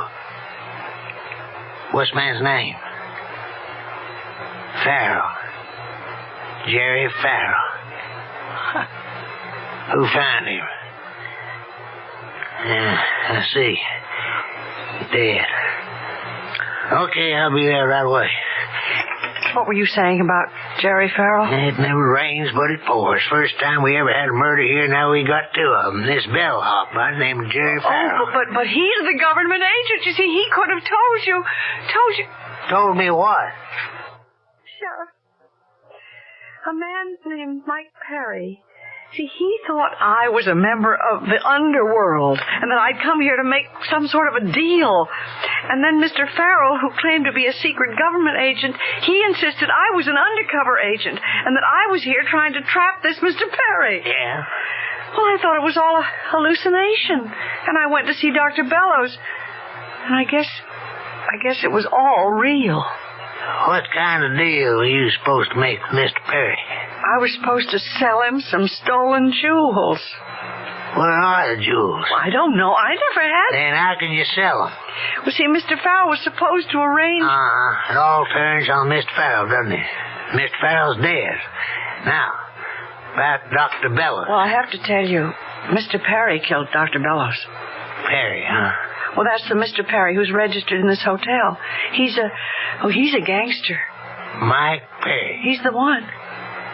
I'm afraid this has to be the end of the line. Mike Perry's been coming to this place more than 10 years. Mr. Perry's a legitimate businessman from New York. But I saw him. I saw him kill Dr. Bellows. I saw him standing over Dr. Bellows' body with a gun in his hand. I heard him. And he said he just killed Dr. Bellows. Now, it won't be too bad for you. Well, try to believe me. I don't think it's first degree. That's a help right there.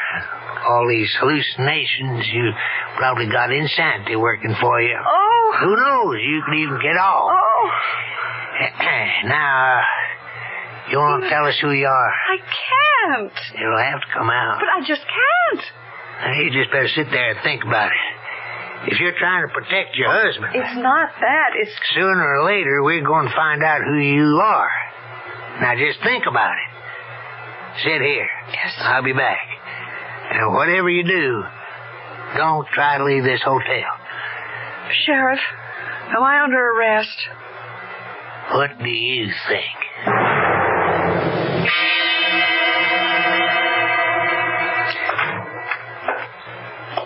Who's there? Who do you think, baby? Oh, Mr. Perry. Well, where's the ice? I don't have it. You don't have it, huh? Now, what are you trying to do? Play me for a sucker? Mr. Perry, I have tried to explain. You would never listen. I'm not who you think I am. You figure you can make a better deal somewhere else? I'm not out to make any deal. Now, will you please leave me alone? No. Not till I get the ice. I'm in enough trouble. The sheriff thinks I killed Dr. Bellows. Don't hand me that. It's true. I'm here to finish the deal. All right. All right. The deal. With the big fella, as you call him. That was for... give or take $1 million. You said you could pay half, all right? Show me your money. Oh, I see. I see what this is. You want a deal? Where's the money? Well, the money comes later. The money comes now. And I don't think you have it. You know, you could be right. But that gun isn't going to help you. Oh, honey, a gun always helps. Shoot, and they'll hear you. Not this time. I got a silencer. And what do you hope? The ice is in this room. I'll find it. Mr. Perry. Meanwhile, I'll just take care of you. Don't! Sheriff. The sheriff. Well, what are you doing here? I saw him walk into your room, so I thought I'd listen. I was wrong about him. Oh. Hey, what's the matter? I think I'm going to faint. Well, don't. Will my husband ever find out?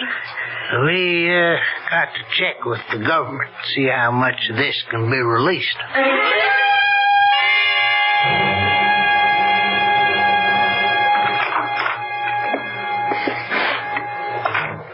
Fred? Helen? Oh, Helen. Oh, hello, Fred. I'll answer it. Hello? Oh, just a minute. It's Senator Warren's office. Oh, that's the call I've been no. Tell them I'm out. Mr. Stewart isn't in right now. Yes, he'll call you back. Goodbye. Where were you? Why? Did you miss me? Oh, I can't tell you how much. Well, you see, I just went away. Oh, I missed you so much. I almost went out of my mind. Did you? I tell you how crazy I was. I'd look in the mirror and I'd actually see your face there, even though you weren't there. So you see, you were wrong. Your image, your reflection hasn't disappeared. Look. Just look in the mirror. What do you see? I see. Oh, Fred, I see both of us clearly. Very clearly. Oh, darling. Now, tell me where you went and what you did. Oh, well, I didn't really go anywhere much. And I really didn't do anything.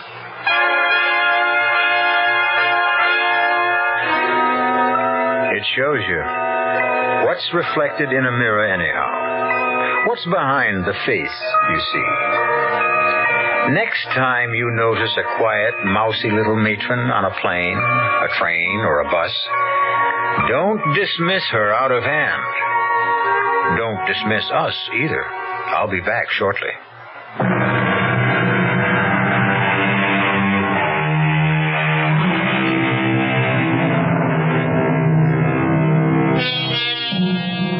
Helen Stewart, a lesson to all of you gentlemen out there who don't see your wives' faces in the mirror anymore.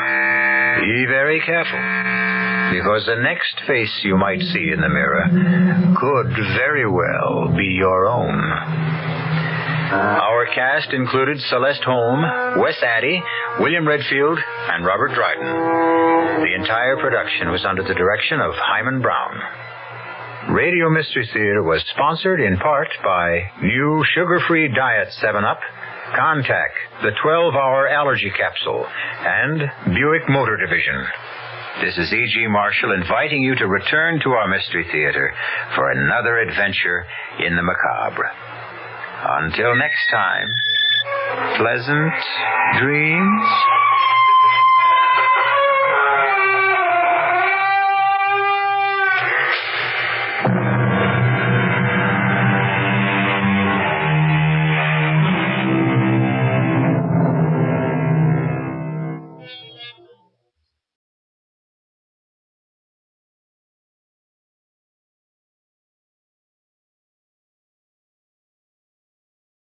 The CBS Radio Mystery Theater presents...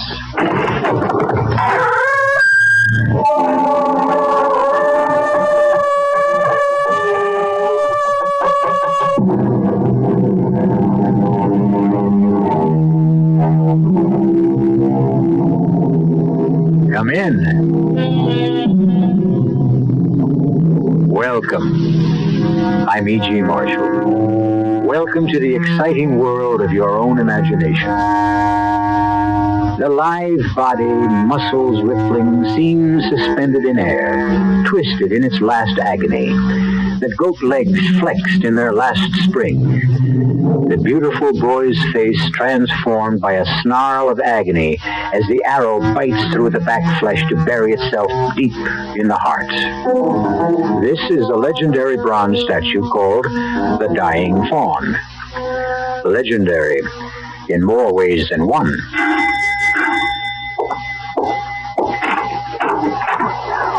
Jameson? Miss Abbott. Not any longer. This is my husband, David Cabrelli. How do you do, sir? I've heard so much about you. It's my pleasure, Jameson. Congratulations, Miss Abbott. I mean, Mrs... Time for that afterwards. Are the others here? Mrs. Abbott and Mr. Pierce arrived this afternoon. Are they with him now? No, Miss Sarah. Like you, they were too late. Oh, no. You mean he's dead? It was to be expected. When? The statue started to bleed the night before last.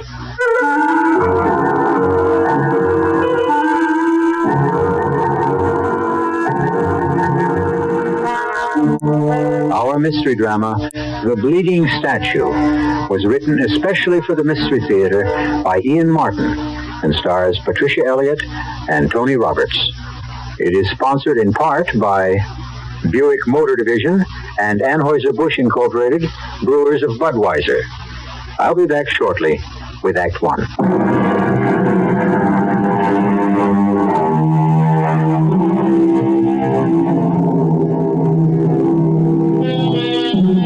What is more mystical than a statue? The wounded fawn. No one is sure that it was not originally chiseled in marble, that the bronze we know today was not taken from a long-lost original. Where it comes from, no one knows.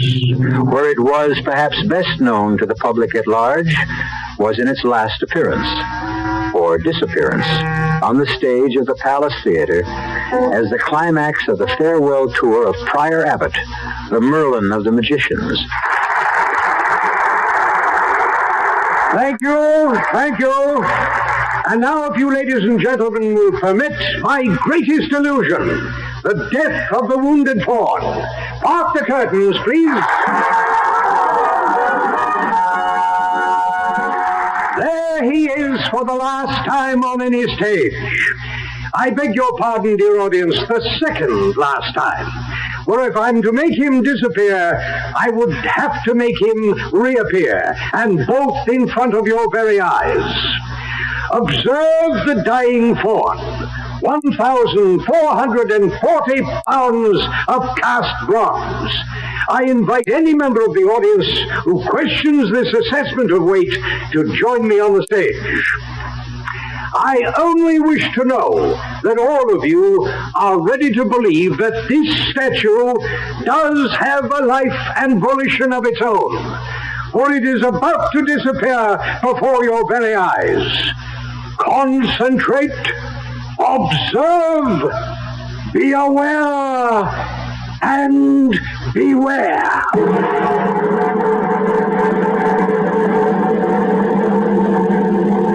That was back in 1936, David.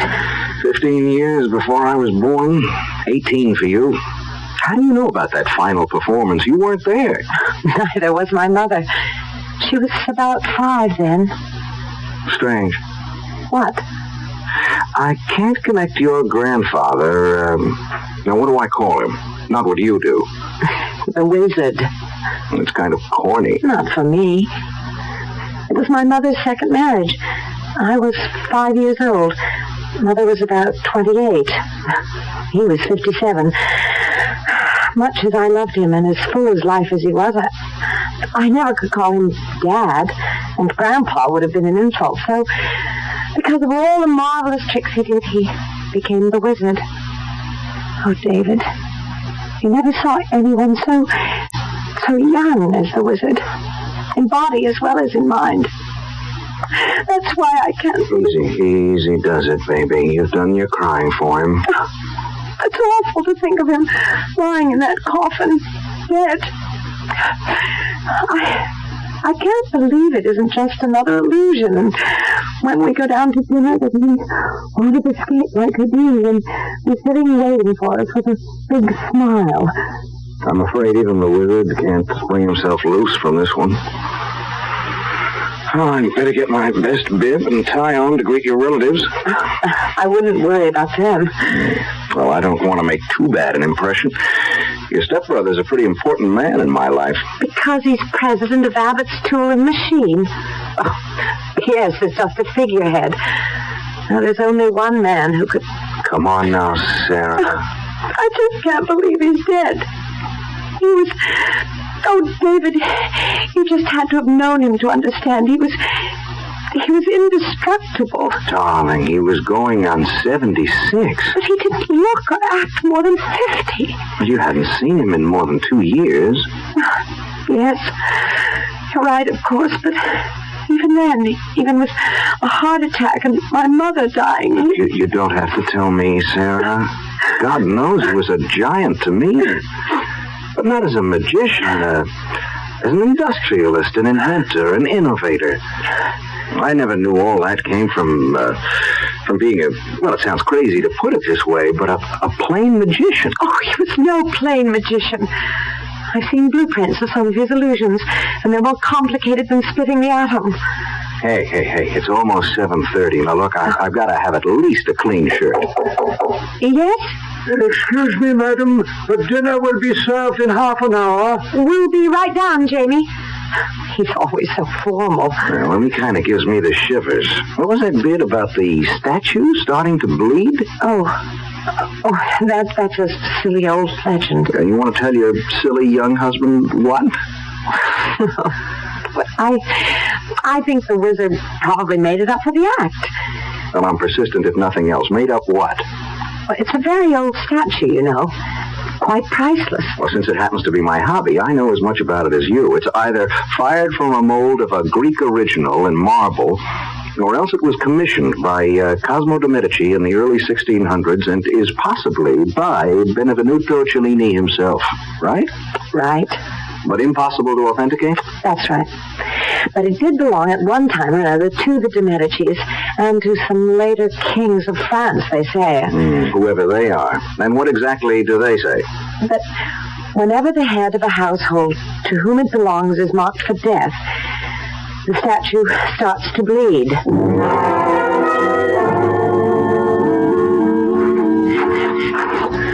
I don't want to be late for dinner. No, we won't be. I just had to see this fabulous statue. Well, there he is. Wow. What a setting.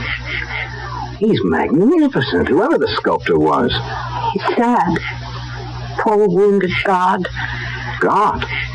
Come closer. Look at him. He's not just a faun. He has to be Pan himself. Without the horns. Ageless, deathless, the spirit of youth and life. Just like the wizard. I never thought he could really die. Hush, hush, baby.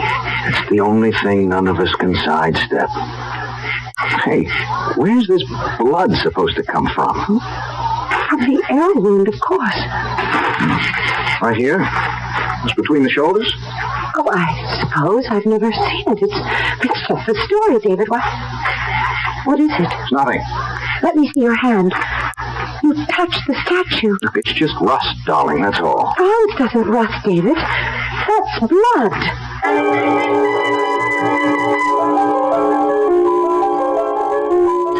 Are you sure it's a sherry, Pierce? As advertised, and as always, nothing but the best. It doesn't taste right somehow. I doubt if anything will until we all find out just where we stand. It's upsetting that he died so suddenly and unexpectedly. You don't suppose he could have left everything to Sarah? He couldn't do that to us. Suppose he had. I'll fight it tooth and nail. I'm his daughter. Daughter-in-law, to be exact. I'm the last best hope. At least my father, your husband, was his son. I hope he's recognized that in the will. And how do we handle this new husband Sarah has sprung upon us? I've no idea. It's too bad the wizard didn't know about him before he kicked off. I doubt if he'd have reacted too well to some European opportunist who wanted to pick up a nice American girl with a lot of money in the family. Well, he isn't here to react. It's up to us. Pardon me, madam. Yes, Jefferson, what is it? Mr. and Mrs. Cavelli have returned from the garden. Dinner is served. Thank you, Jefferson. We'll be right in. Well, shall we start reacting? Kiss the bride and meet the groom?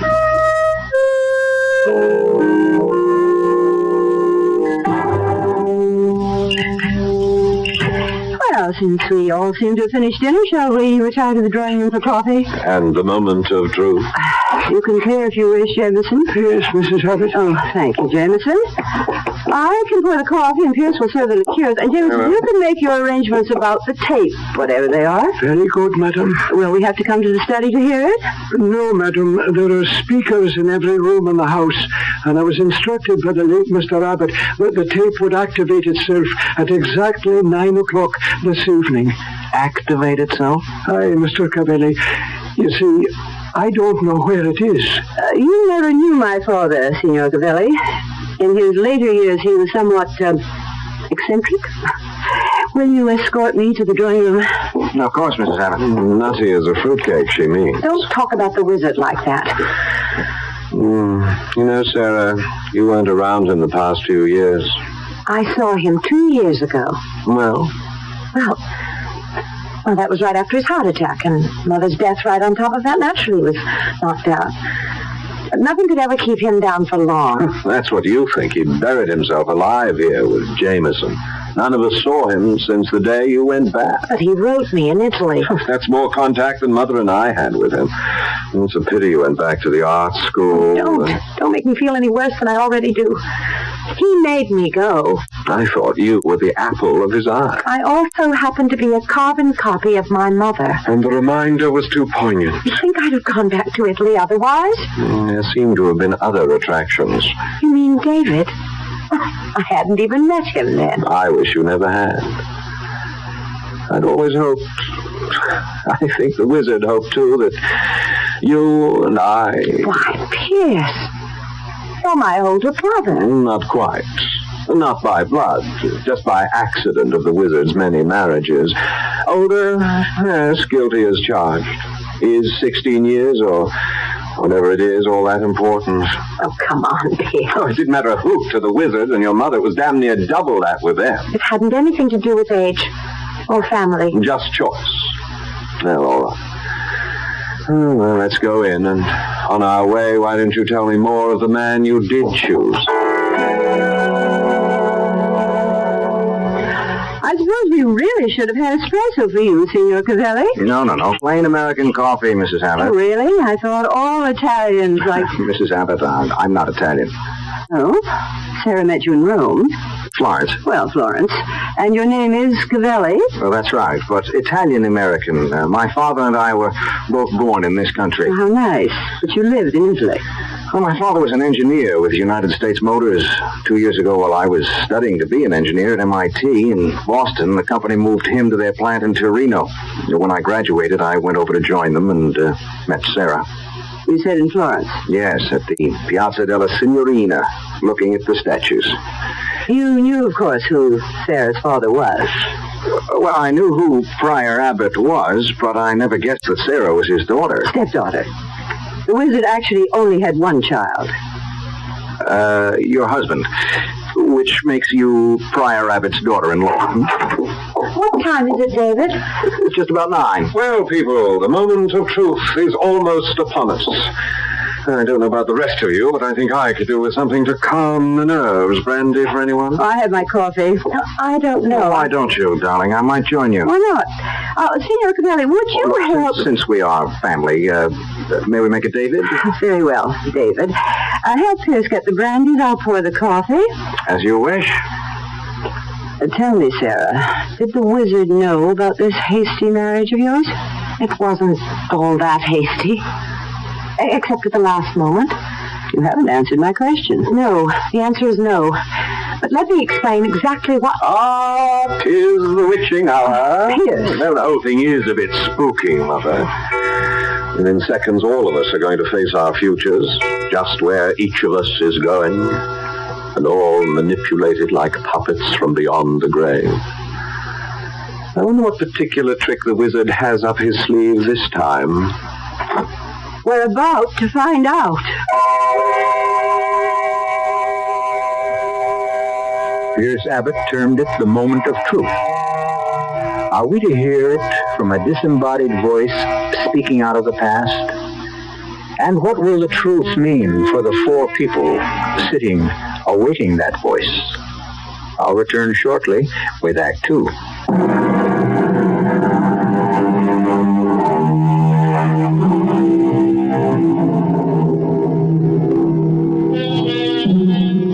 Built in the late 20s, Abbott House is a Gothic castle perched on a promontory that juts out into the mouth of the Connecticut River.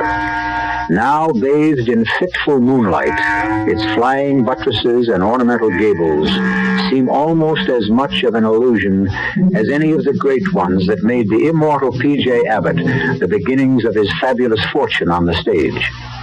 An illusion of immortality fostered at this moment as his voice speaks from the grave. Good evening, dear family. It almost seems like the good old days when I stepped out behind the footlights. Of course, in those days, I never dreamed that I would one day exercise my powers from beyond the grave. When you hear this, I shall be dead, my will signed, sealed, attested, and delivered to the hands of my attorney. It leaves everything I have completely and totally to my beloved Sarah, without let nor hindrance, now that she is 21 years of age. Everything? How dare you? God, what am I going to do? No, I don't want it all. Subject to these provisions, in the event that my daughter-in-law and her son will sign papers prepared by my attorneys waiving all right or claim to my estate, or legal moves to contest it, they will receive jointly an income yearly till their deaths of what I shall call 30 pieces of silver, the equivalent of $30,000. I I further make it a condition that until the will is probated, that all three of you shall stay here at Abbott's house, nor shall any of you leave the grounds for any reason whatsoever. He's crazy. Don't ever say that about the wizard. And just in case any of you question my sanity, my will is attested to by 3 objective psychiatrists who have found me sound of mind. And now for a few personal messages. Can't someone turn that off? I don't want to hear anymore. I've arranged there's no way for you to turn this recording off. I want you all to hear. Sarah, you and your mother were the 2 bright spots in my life. Your mother was taken from me. I don't think it was an accident. But I can't prove otherwise. So the best I can do is what I have done. But please, Sarah, whatever the others do, you stay here. For here, I promise you, you are safe. If ever you need help, run to the statue and ask for it. You will find it. A last good night from the wizard, who trusts you and loves no one but you. Insane. Absolutely mad as a hatter. What was all that about Sarah's mother? He's trying to suggest that we had something to do with her death. Oh, Sarah, I hope you don't think... Yes. I don't want to think at all at the moment. I've been traveling for something like 16 hours and my head is splitting. I'm a bit cross-eyed myself. If you'll excuse us, I think we'll turn in. Yes, we're all a bit rocky. Come on, Sarah. Yes, David. Will you excuse us, Mrs. Abbott? Of course. We're both really pushed. Good night, Uncle. Good night. I'm not going to let him get away with it, Pierce. Take it easy, Mother. Not on your life. For that matter, on both our lives. That's what we're going to have to fight for, baby boy. Oh, would you please stop that? I'm sorry, Pierce, silly habit, but you're all I've ever had. Well, let's not stop down that road. No, you're quite right. That isn't what has to concern us at the moment. That little witch, that someone from nowhere, just like her mother. She's not going to take away Abbott's house and the business and everything else from us without a fight. It's ours. Not if the wizard left the will he said he did. Wills can be voided. I wouldn't count on it. I'll take odds his can't be overturned. He's sure to have covered every angle. Except one. What's that? The heir has got to be alive to succeed to the estate.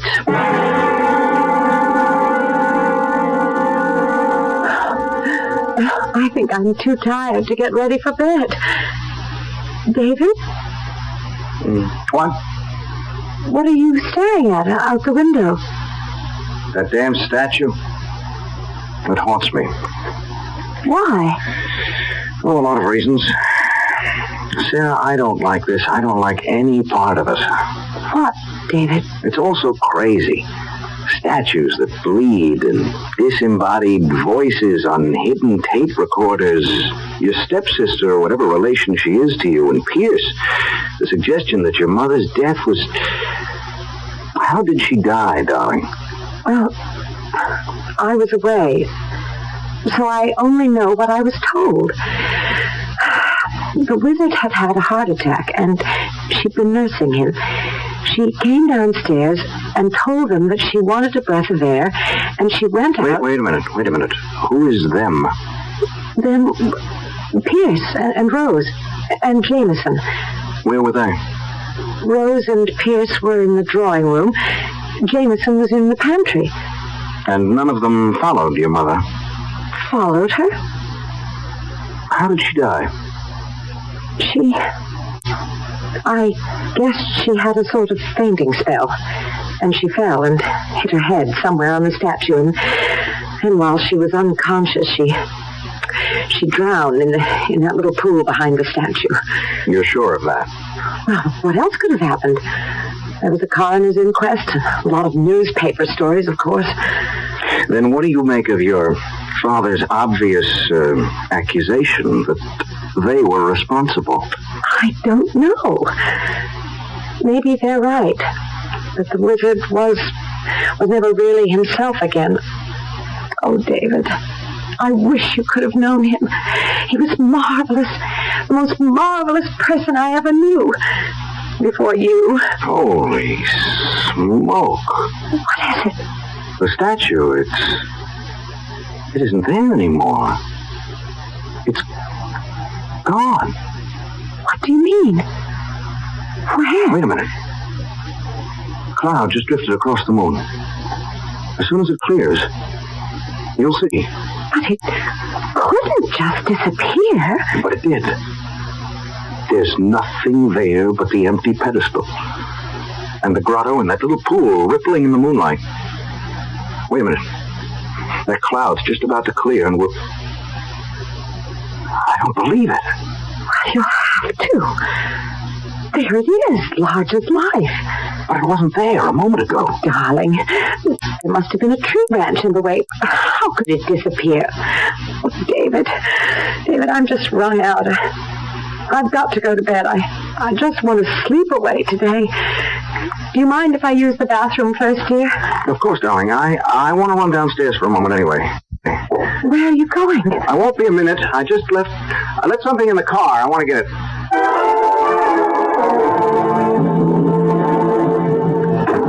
Oh, thank you for bringing me upstairs, Pierce. That's all right.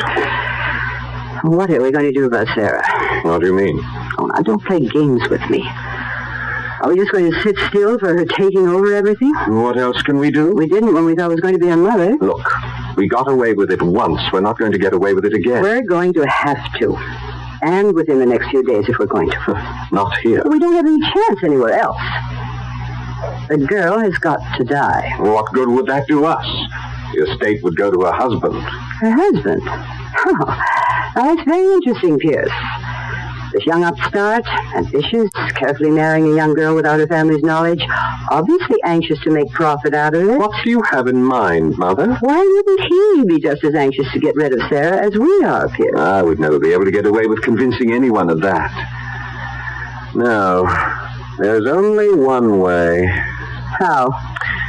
Now that Grandfather's dead, and we know the secret of the statue, I can fix it so it will seem to kill them.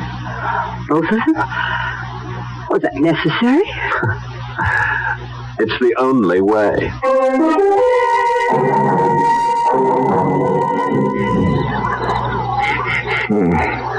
Nothing there now. Heaven knows it seems solid enough. I wonder, who's that?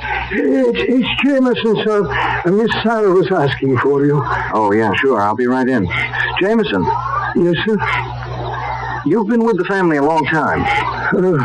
With Mr. Abbott, I was, sir. Nearly 55 years. I started out with him as an assistant in his magic days. He was about the grand illusionist of all time, I guess. No one better, sir. He was beyond peer. And this statue was one of his better ones, huh? Before it got cemented into place here at Abbott House, that's nearly 40 years ago. But he used to make it disappear right on stage, didn't he? Well, in a manner of speaking. Well, what does that mean? An illusion, don't you see? It never moved. It took 11 tons of mirrors and 14 helpers to make it happen. That was the old days. They won't come again. Magic's all gone. Well, what about the rigmarole of the statue bleeding? That's something else again, sir. That's way out of the past. Oh, I don't know. I thought I found blood by the arrow wound earlier tonight. It's dry now. It's been wiped off. I don't know by whom, sir. What should I tell Miss Sarah, sir? You don't have to tell her anything. I'll go in with you.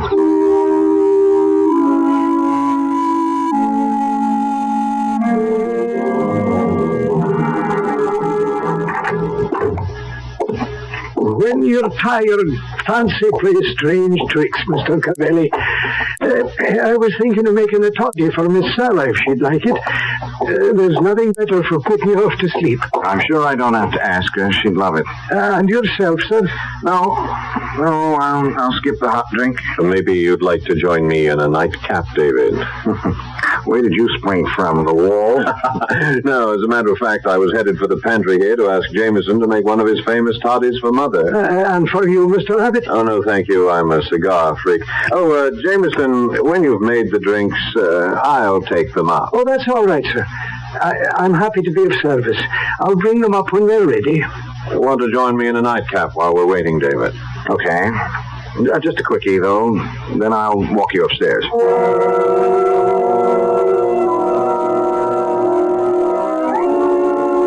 Come on, Mother.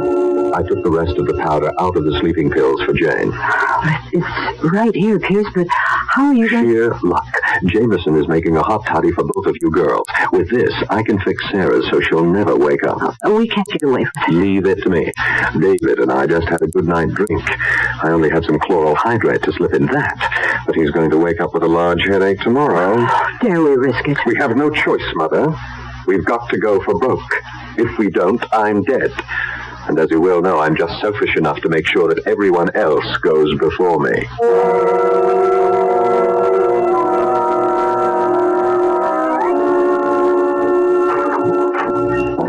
David? Oh, thank the Lord it's you. Come here, darling. Quickly. Sorry. I don't know. I gotta get to bed. What is it? I just looked out the window again, and you're right. The statue just isn't there. It's completely disappeared. Statue? Something about statue. Darling, I'm sorry. What's the matter, David? I'm down one drink. I guess that one drink too many. I'm blind drunk. I was the one who was sleepy before. Now I'm wide awake, and you're... She's some real nice hot toddy. Put you to sleep, like me. David? Oh, David. Don't leave me alone. I'm scared. David, I don't know what I'm scared of, but I'm scared.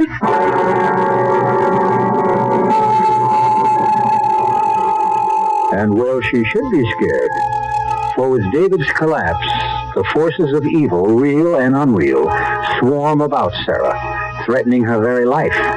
Perhaps most terrifying of all is the absence of the statue. For with it gone, and David drugged in sleep, where can she run to for sanctuary? I'll return shortly with Act 3.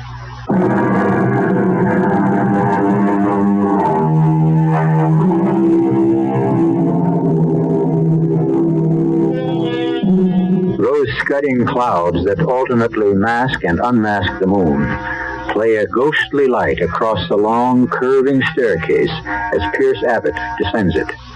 The phial of lethal powder spilled from the sleeping pills hidden in his hand. Silently, he crosses to the swinging door of the pantry, edging it open slowly, disappointed to find Jamie facing him. Yes, Mr. Abbott. I was just wondering if the drinks were ready to take up. We'll just have to add the hot water. Anything I can do for you, sir? Oh, yes. Excuse my back, sir. Oh, that's quite all right. Just getting the kettle? That's fine. What did you say before? I wondered what brought you down again, sir. Oh, yes. Anything I can help you with? No, I thought perhaps I might have left my lighter down. Ah, indeed you did. I put it right here on the tray with a glass for your mother. Yes, thanks. Jameson, it's all right. I might as well take this tray up with me. If you wish, sir.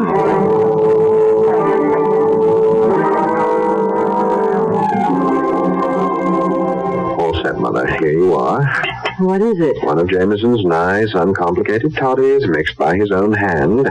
As of this moment, he's delivering the same to Sarah. The same? He couldn't testify otherwise. His back was turned when I salted it. Is mine vitreous? Enough to kill a gorilla. We can't get away with drowning them the way we did her mother. We won't even try to. No, they'll die quite differently. How? I've been experimenting with the statue, and I've made a discovery. It moves on hinges and counterweights and escapes into the pool. Take those hinge pins out, reduce the counterweights, and it will collapse and crush anything in the way of its fall. The secret room would be exposed. No, there's a false base which slides into place. The whole thing will seem nothing but a tragic accident. Another chapter to add to its legend. When will you get them there? Tonight, when everyone's asleep. Sarah may be dead already. David is dead weight, but I can drag them through the secret tunnel. It's mostly downhill. Oh, well, drink a toddy, go to sleep, and leave this to me. I won't draw an easy breath all night. By tomorrow, you'll be able to. We both will.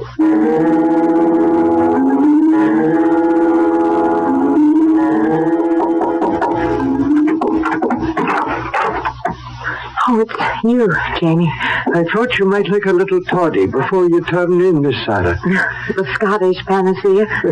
Not exactly, but it does make for a long, peaceful sleep. I could use that tonight. Your new husband didn't want any. No, he's sound asleep already. Well, see you tomorrow, Jamie. You'd better, or the old wizard would never forgive me. I only wish you were here. So do I, Miss Sarah. But don't you worry. Wherever he is, he's looking out for you. Turn the key in the door after I leave. You'll sleep sounder. Maybe I'll do that. Good night, Jamie. Good night, Miss Sarah.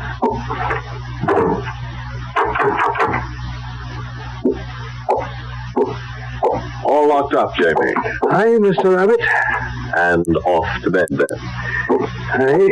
Are you off yourself? Hardly keep my eyes open.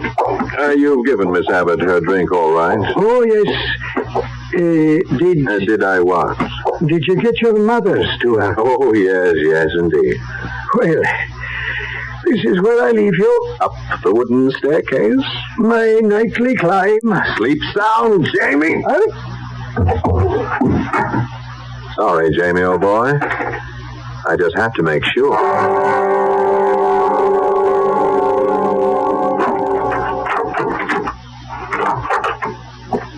What?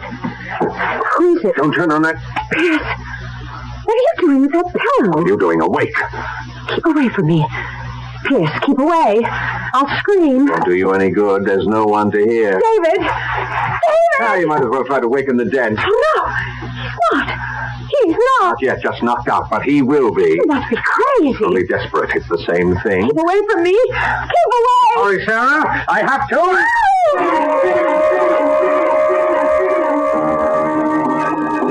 Help me. Someone. Help me. Wizard. Help me. Save me. You said to come to the statue. Help me. There's no one to help you anymore, Sarah. No one. It's moving. Help. You're safe, Sarah. Come quickly down into the vault. You're alive. Quickly. Damn you, grandfather. Can't you stay decently dead? Damn you, son. Can't you stay decent? I'll make you stay dead this time. I've gone too far to hang back. I warn you, I won't hesitate to use the gun. Then don't, or it will be too late. Pills. No, No, I won't let you trick me again. The last trick is going to be mine. Wizard, look out. The statue. Too late. We all go together.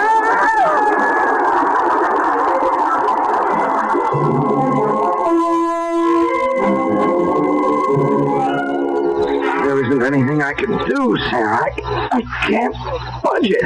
Oh, my head. Are you all right, darling? I'm still woozy and my head is splitting. But here comes Jameson. Jamie, did you get the police? Hurry, Miss Sarah. They're on their way on an ambulance. How is Mrs. Abbott? I'm afraid she's... Oh, poor Rose. I wouldn't spare her much sympathy. She only got the drink that was meant for you. Thanks to Jamie. I switched to her. Is Mr. Abbott? He's alive. Pierce is dead. Sarah. Yes, Wizard? I'm here. I have a lot.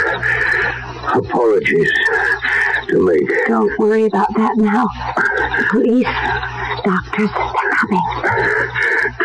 Too late. No. Look, David, Jamie, if all three of us try, we could... You couldn't move it an inch. I know it well, this old statue.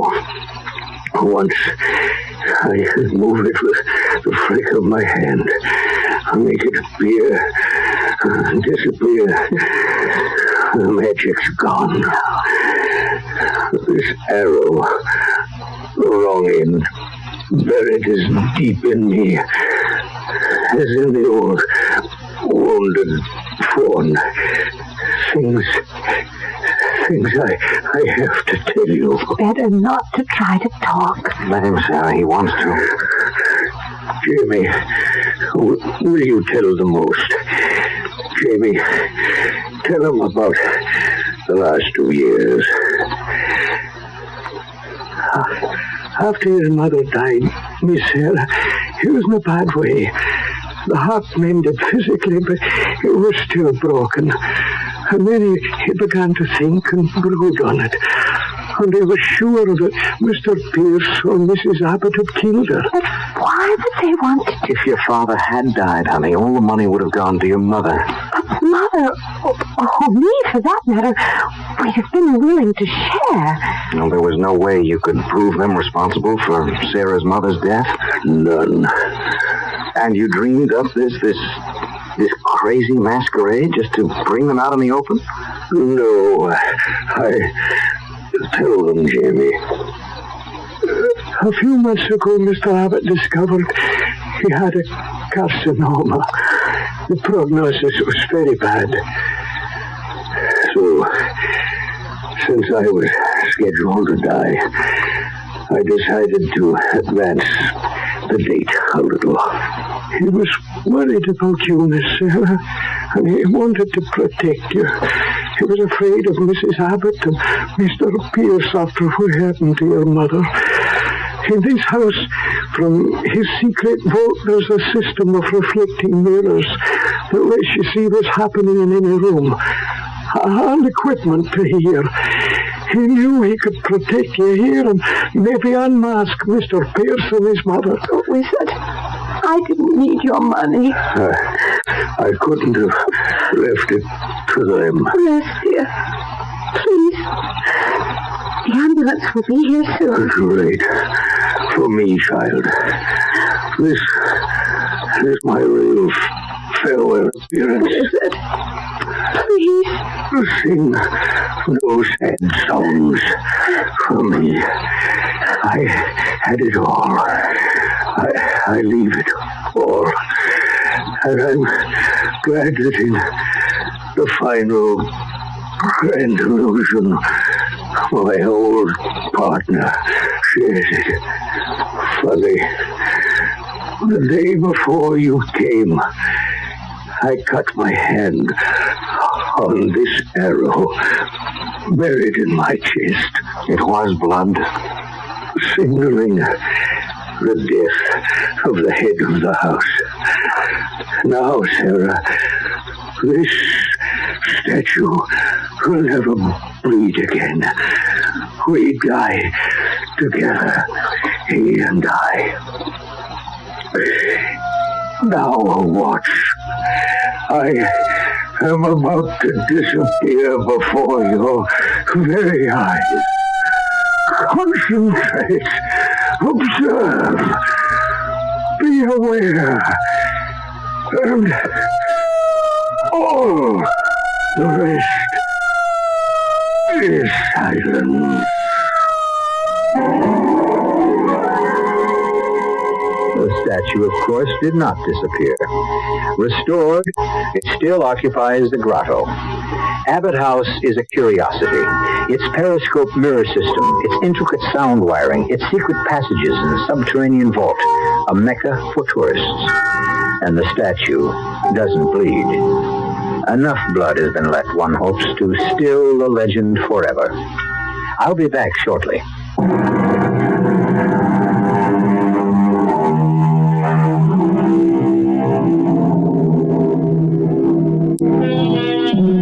On sober reflection, one can't be too sure, of course, that a legend will die. They tend to persist. But since the head of the Abbott household is now Sarah, and she has at least 50 years ahead of her, few of us will be around to find out. Still, circa 2025, if you have nothing better to do, you might visit Abbott House. Our cast included Patricia Elliott, Tony Roberts, Grace Matthews, Kurt Benson, and Paul Hecht. The entire production was under the direction of Hyman Brown. Radio Mystery Theater was sponsored in part by the Kellogg Company, makers of Kellogg's Special K cereal, new sugar-free Diet 7-Up, and Contact, the 12-hour allergy capsule. This is E.G. Marshall inviting you to return to our Mystery Theater for another adventure in the macabre. Until next time, pleasant dreams.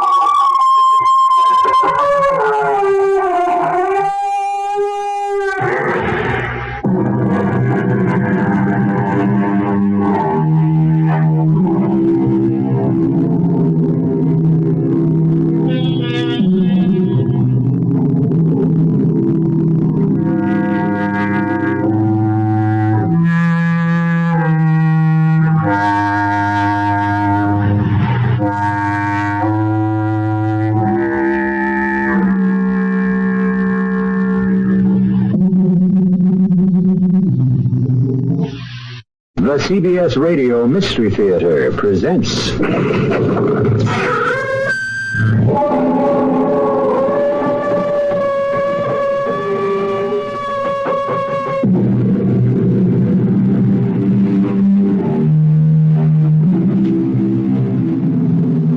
Come in. Welcome. I'm E.G. Marshall.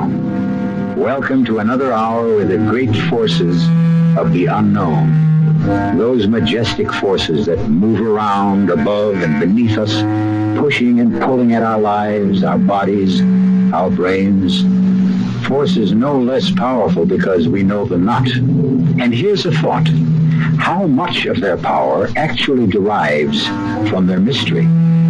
Were we to fathom them, explode their secrets, would they then become as comprehensible as, say, the centrifugal force in the spin dryer at the laundromat?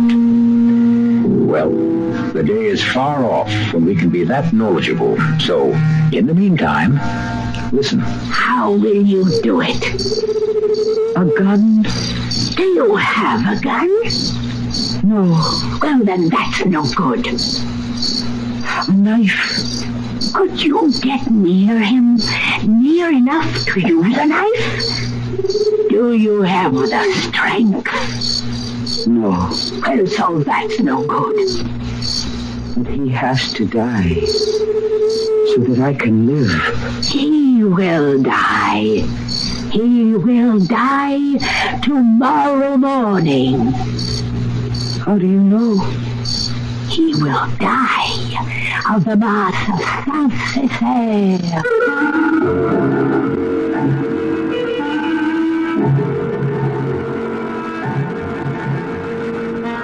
Our mystery drama, The Secret Doctrine, was written especially for the Mystery Theater by Elspeth Eric and stars Mercedes McCambridge.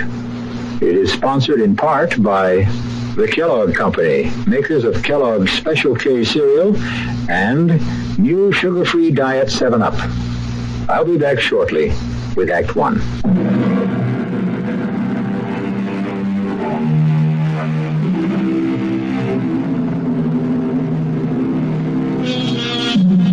Be careful, they say, what you ask for, lest it be given to you.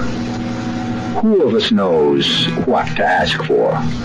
Who can see far enough into the future to know what gift will delight and which destroy? Better simply to accept whatever comes with gratitude whenever possible. Listen with me now to the somber story called The Secret Doctrine. You can begin now, Louise. Now, Father Giles? The others have gone. You said your confession would take some time, so let's begin. Bless me, Father, for I have sinned. Go on, Louise, and speak up. Don't mumble. In thought, word, and deed. Oh, Father, I can't find the words to tell you. Remember, I sit in the confessional box not only as your priest, but as God's own surrogate. Father, you know Peter Sorrell. Sorrell? Yes. The American movie star. Oh, I don't know any American movie stars. Oh, you mean the actor who came here to make a film about the Saint Vincent de Paul? Yes. It caused quite a stir in the village. Then something happened. What was it? Father, Peter Sorrell died. Did he die? I hadn't heard. This morning. Oh, God take his soul. What was his illness? He was not ill, Father. He simply died. He slipped away. But he was not an old man. What did the doctor say?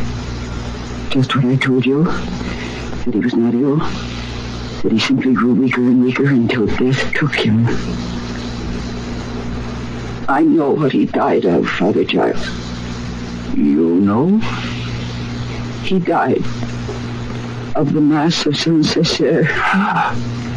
Do you know what you're saying? The Mass of Saint-Césaire has not been said in Gascony for hundreds of years. Most priests have never heard it. Oh, no good priest would even say it. I think you'd best tell me all about it, Louise. Yes, Father. I was in love with Peter Sorrell. In love? You never knew him. He only came here a month ago. I've seen all his films, each one many times. When one of them came to Dax, I'd walk the 20 miles to see it. And if it was there for 2 days, I'd roam the streets all night to see it again and again, as many times as it was shown. You call this being in love? How old are you, Louise? I'm 38, Father. Have you ever loved a boy, a man? No, Father. I've been in love with Peter Sorrell since I was 18. I've written to him in Hollywood every week for 20 years. And once he answered me. And he sent me his picture. And when I heard that he was coming here, I saw the hand of God. Take care you don't blaspheme, Louise. That is how it seemed to me, Father Giles. Go on. The company he worked for had rented the big house on the hill for him. And the first day he was here, I took him some of my onion soup. Well. What have we here? I brought you some onion soup, Mr. Sorrell. If you'd care to accept it. I'd care like crazy. I've seen all your films, Mr. Sorrell. I love them all. You've got a big heart. And the next day I took him a bottle of wine. It's called sand wine, Mr. Sorrell. A local product. Like you. You're a local product. It's very good. Really, it is. So are you. What's your name? And the next day, I took him a bottle of brandy. It's Armagnac, Mr. Sorrell. It's the best brandy in France. I'll just bet it is. There's a dish I know how to make with this brandy. Roast capon. And you're going to make it for me, aren't you, Louise? That is your name, isn't it? Louise? The next day I went to his house. But this time he wasn't alone. There was a man with him. A young American gentleman. I shouldn't have let you talk me into this picture game. Me talk you into it? Who cares about saints anymore? Well, there's got to be a reaction from all that demon stuff eventually. Pardon me, Mr. Sorrell. The capon is... Louise, meet my agent, Gabe Hauser. How are you, Louise? Mr. Hauser, I'll keep the capon warm until you're ready. Please. Yes, when you're ready, call me. Who is that? A fan. One of my millions of fans. What's for dinner tonight, Louise? Gascony pork and cabbage in a special sauce. Why can't we eat like that on the set, huh, Peter? Because Louise isn't on the set. Oh, if only I could be. Hey, we could fix her up with a walk-on or something, couldn't we? You could. Hey, she could be one of the Sisters of Charity. Why not? Louise, the star has spoken. So then, Father, I could be with him during the day and not just in the evenings. I was in heaven. You have strange concepts of theological matters, Louise. But go on. Oh, the atmosphere of that place, all the fuss and the laughter and the excitement, it all went to my head. And I forgot that I only wanted to serve him. I wanted to love him, to belong to him, and to have him belong to me. You poor woman. I watched him every moment. My eyes were fastened on his face. My ears strained to catch every word that fell from his lips. There is nothing so grand as a good priest. It hurts me to see God's work in unloving hands. Cut! That's a print. Okay, let's break. I didn't think anyone noticed how I stared at him, followed him about, waited for him after the day's work. But one day as I watched him... And the city hospital. 2 to a bed. Some lying on the floor. You're crying, Louise. He's doing the scene with the cardinal. Oh, it's not a sad scene. It's not even a good scene. Oh, it's a very good scene. It's a wonderful scene. Everything he does is wonderful. It was Noemi, Father. You know her, the woman who came here from the Basque country last year. She got herself a job, an extra like me. And so I saw a lot of her after that. My father. I degraded my father. I scourged my father. Why, you want him for your very own. Not the way you mean, Noemi. Oh, yes. Precisely the way I mean. What other way is there? Oh, my Savior. I need to confess. Cut. Bring it. Back for lunch.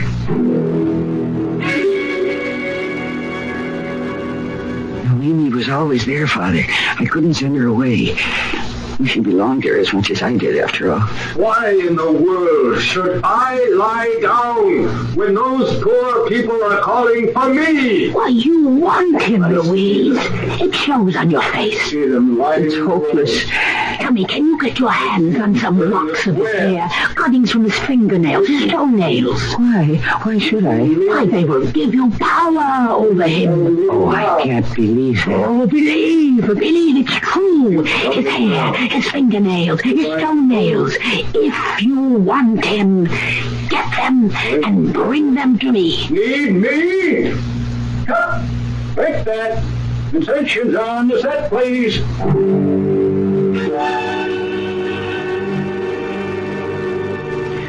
I didn't believe her, Father, not really. But my desire had become so great, I thought I should go mad. I had no trouble finding bits of his hair. I picked up all I needed from the floor of the makeup room. But the cuttings of his fingernails and his toenails, that was more difficult. Then one evening at his house... Paul was the first social worker in history. You know that, Gabe? I mean, he organized social services. Would you like some more Armagnac, Mr. Sorrell? Oh, you still here, Louise? You can go home whenever you feel like it. You don't have to stick around. I've been listening and watching. A great dinner, Louise. I noticed you bite your nails, Mr. Sorrell, when you talk. Oh, yeah. A childhood habit. You shouldn't do that. Yeah, that's what my mother always said.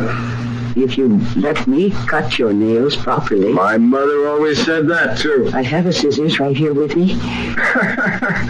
My mother also always had the scissors right there with her. So while they talked, I cut his fingernails. And I saved them all, even the little bits of cuticle in my kerchief. And when I had finished... Louise? You're a saint. Oh, if I'm a saint, Mr. Sorrell, I should wash your feet. Wash my feet? I say now... They get awfully dirty walking around the set in those old sandals. And all the saints, even the Pope, he washes the feet of a sinner once a year to show humility. I'm your sinner, is that it? Let her, Peter, if she wants to. Well, you really want to? And to cut your toenails. Well, what can I say? It's the best offer I've had since I came to France. And so I did, Father. And when I left that night, I had all the cuttings in my kerchief, and I took them to Noemi, who waited for me in the woods. Take this, Louise. What is that? It's a little bag made from the skin of a toad, which my own daughter impaled at midnight in the graveyard of the old abbey. Oh, we put all your precious cuttings into it. Now, pull the drawstrings tight. That's it, and hang it around your neck, under your dress. Yes, just like that. How do you know that it will work? I know. It seems so wrong. It's going against God, isn't it? Have you ever heard of Eliphaz Levi and the secret doctrine? No. Well, Eliphaz Levi was his pen name. He wrote many books on the subject of magic. Magic exists. Always has existed all over the world. But I'm afraid of it, Noemi. Oh, give in to your fear, and you'll lose the thing you most desire. Conquer your fear, and the secret doctrine will bring you Peter Sorrel. How do I know? Magic is everywhere, unseen, unheard, but it is working all the time. You need only the spiritual energy to make it work for you. But do I have energy like that? I don't think I do. Oh, never mind. I do. Now, kneel down. No, do not bow your head. Raise your face to the sky. Send up a prayer from your loins to Aether, god of chaos and the dark.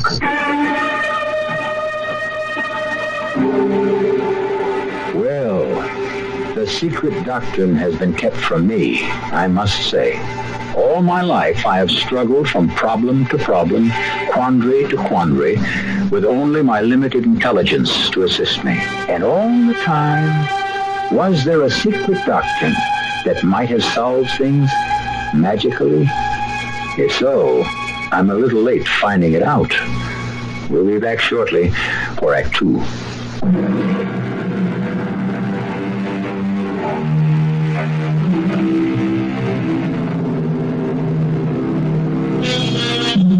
The only magic I have ever known was long, long ago, when I expelled a loud and angry scream, and food instantly appeared.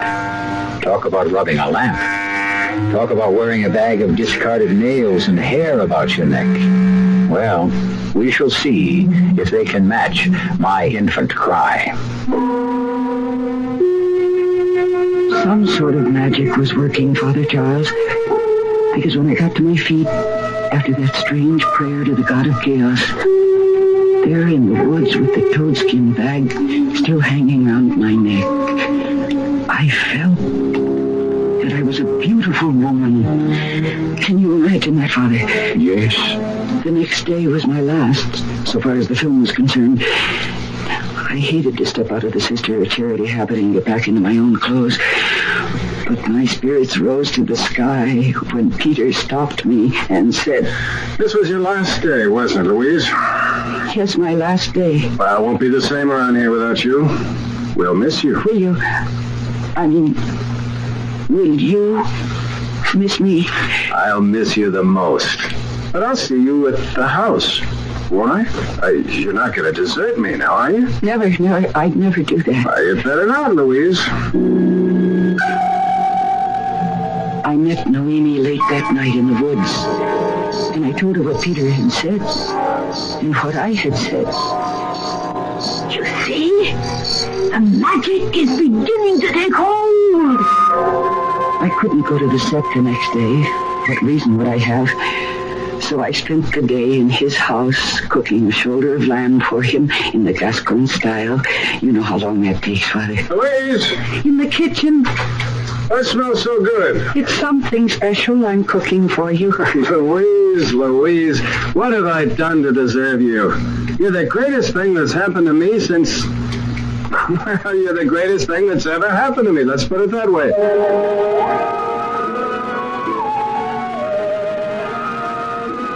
I told Noemi that night that time was growing short.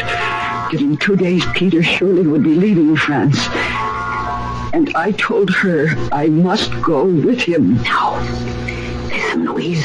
This is what you must do.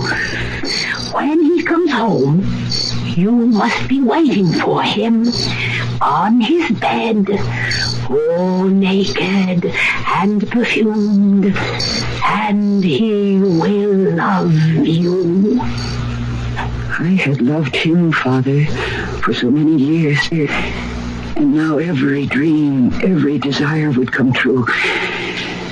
I was lying on his bed, as Luini had told me I should be, with my hair all freshly washed and perfumed, as my body was. And I heard the front door close, and I heard his feet on the stairs. Louise? I couldn't answer. I waited for the bedroom door to open, and it did. Who's... What a... Louise, is that you? What in the name of... I've been waiting for you. Are you crazy? Peter, listen to me. I want you to love me. You do love me. I've seen the love growing in your eyes. I've heard it in your voice. Take me now and tell me that you love me. And that we will go to America together, to your home, where I will love you and look after you. Louise, now listen to me. See, look, over there, I brought all my clothes. I feel that I'm reaching the end of a long, long journey. I've loved you so long. Louise, let me talk to you. Oh, yes. Talk to me. Louise, if I've made you think that I'm anything more than just very fond of you, I'm sorry, Louise. I'm very, very sorry. If I've made you think I love you, well, I'm sorry. What more can I say? But you do love me. You've loved me for 3 whole days. 3 days? And I've loved you for years and years. But you've only loved me for 3 days, so of course it seems new to you. I understand. Now, Louise, what 3 days are you talking about? The last 3 days, of course.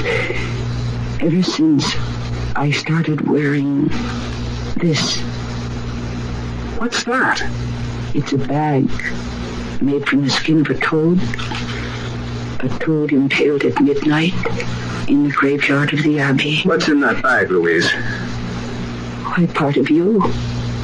Bits of your hair, bits of your fingernails, your toenails, little particles of you. What kind of a game are you running on me, Louise? It's no game. It's real. Real hell. All the time you were hanging around here. You were cooking and cleaning and washing and all that. You were hanging around the set, waiting on me, telling me I'm such a great actor, begging to cut my fingernails. My toenails. You were conning me. You were running some kind of a tricky, sneaky game on me. It was no game. Now, look, lady, you get your clothes on fast. You hear me? You get out of here. You want some money? No. I'll give you money.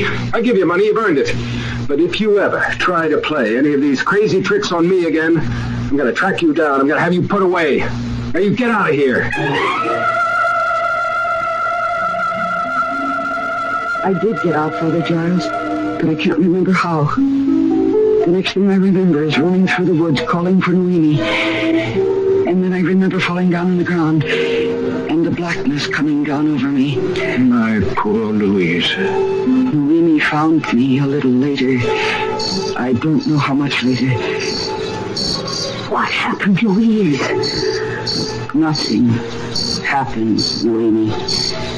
He doesn't love me. He never did. I think you'd better take back the little toadskin bag, Noemi. It didn't work. Did you do everything I told you? Yes, I did. I washed my hair and perfumed my body, and I lay on his bed. But when he came home, he didn't want me. I tried to tell him about the secret doctrine, but he didn't want to listen. You told him? I tried to. After all, I don't know much about it, only what you've told me, and I didn't understand all of that. But he didn't want to hear about it. Oh, the man's a monster! Yes. he is. A monster. You poor woman. No, don't you feel sorry for me either, Father Giles. I don't want anybody to feel sorry for me. But don't you see? You let your desires take hold of you, Louise. You let them dictate your actions. You lost control. Oh, yes, I did that. You became blind to the realities of the matter. Yes, I did that, too. I fell in love with a man when he was only a walking shadow on a screen. I hurt no one. I would never have hurt him if he hadn't come to France to make another of his foolish motion pictures. Louise, would it make you feel better, my child, if I were to tell you that you are not the first to give your heart to an unknown man who's only making his living by performing in public? I suppose that is true, Father. Does it make you feel a little better? But I don't feel badly, Father. You don't? Not about him. Not about trying to give myself to him and his telling me he didn't want me. I felt badly about it at the time. Very badly, I suppose. Of course you did. But by the time Noemi found me in the woods, I felt quite differently. Just how did you feel? Very calm, very clear, very right. Right? About what? Clear about what? About what I must do. And what was that? I killed him, of course.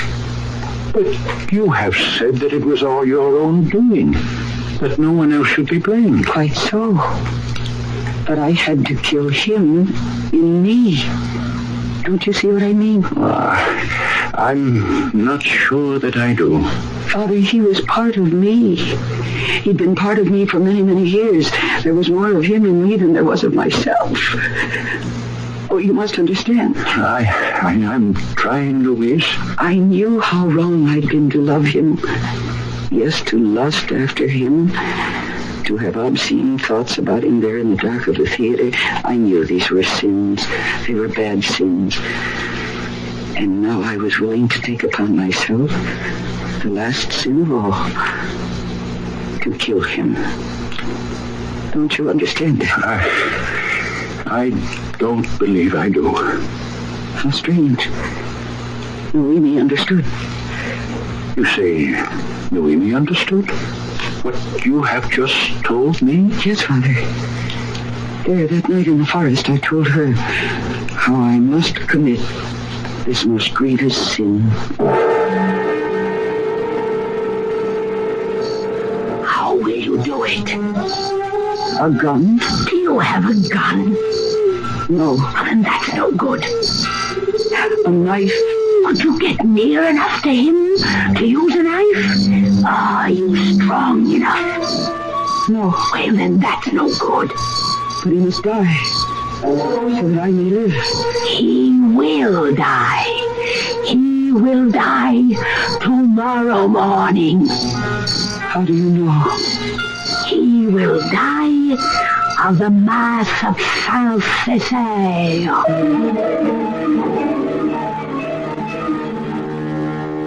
Hell hath no fury like a woman scorned. And all the scorned women from the beginning of time must have at least looked around to see if there was a gun or a knife nearby. Sometimes there was, and the story had an unhappy ending, and a messy one. But what if those poor scorned women had known of the Mass of Saint-Césaire, a black and malevolent ritual of which you will learn more shortly when I bring you Act 3.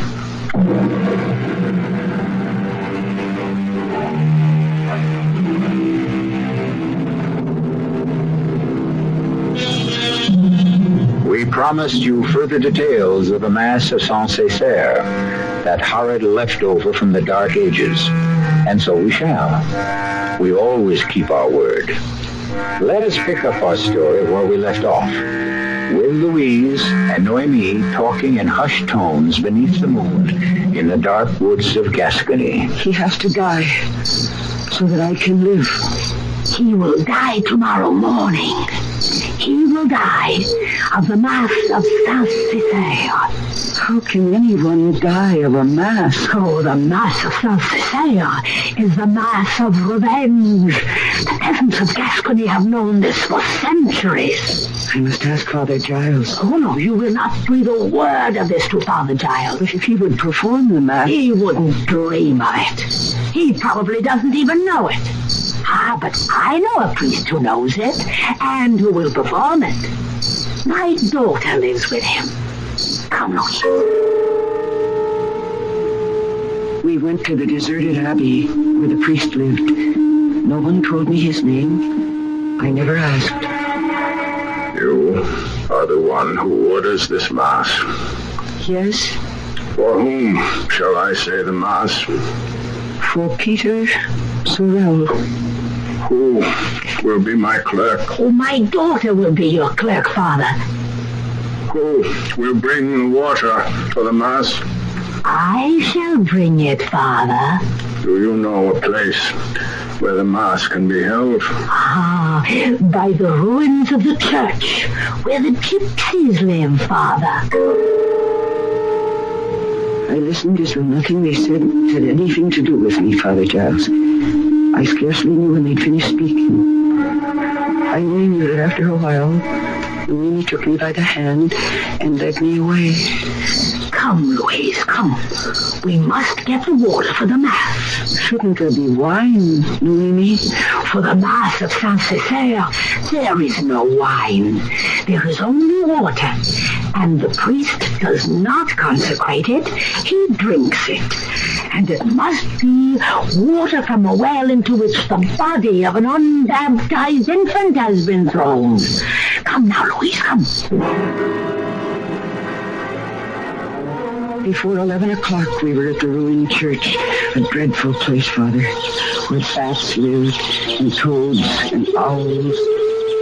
And through the darkness came the priest, Noemi's daughter by his side, and he stood by the ruins of the old altar. Ever and ever to reign and live you, and also on you, redemption shall be. Noemi, what does he say? It is the mass of Saint-Césaire. I don't understand it. It is the mass for the dead. He is reciting it backwards. I watched in horrid fascination, Father. I confess that I was fascinated by it. I was like a bird watching a snake. What is he doing now, Noemi? He is making the sign of the cross. No, he's not. He's not making. He is making the sign of the cross with his left foot. What? In the dirt. This is the mass of Saint-Césaire. I couldn't bear to look, Father Giles. I couldn't. And yet I couldn't bear not to look. The awful mass had started at 11. And now it was drawing to a close as the hour of midnight struck. And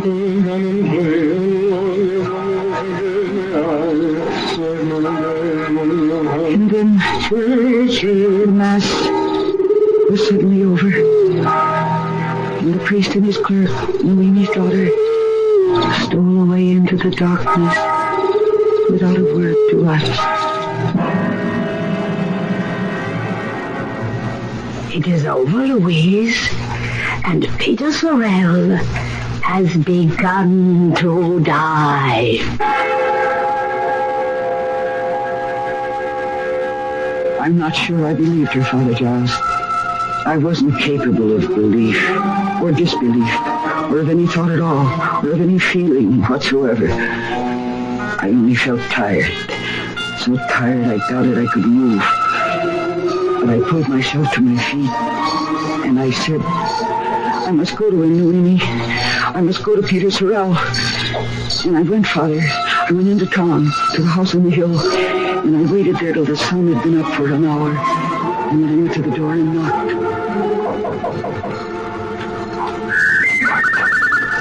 Oh, Louise. I suppose you want to see Peter. Is he here? Yes, he's here. But he's very ill. The doctor's with him, and no one knows what's the matter with him. But I knew, Father Giles. He was dying of the massive senseless hair. Louise. I went to the door every hour, Father. Once, I was told that they'd sent for his doctor from the States. But if that doctor arrived, he came too late. For at 10 o'clock, when I knocked at the door... Louise.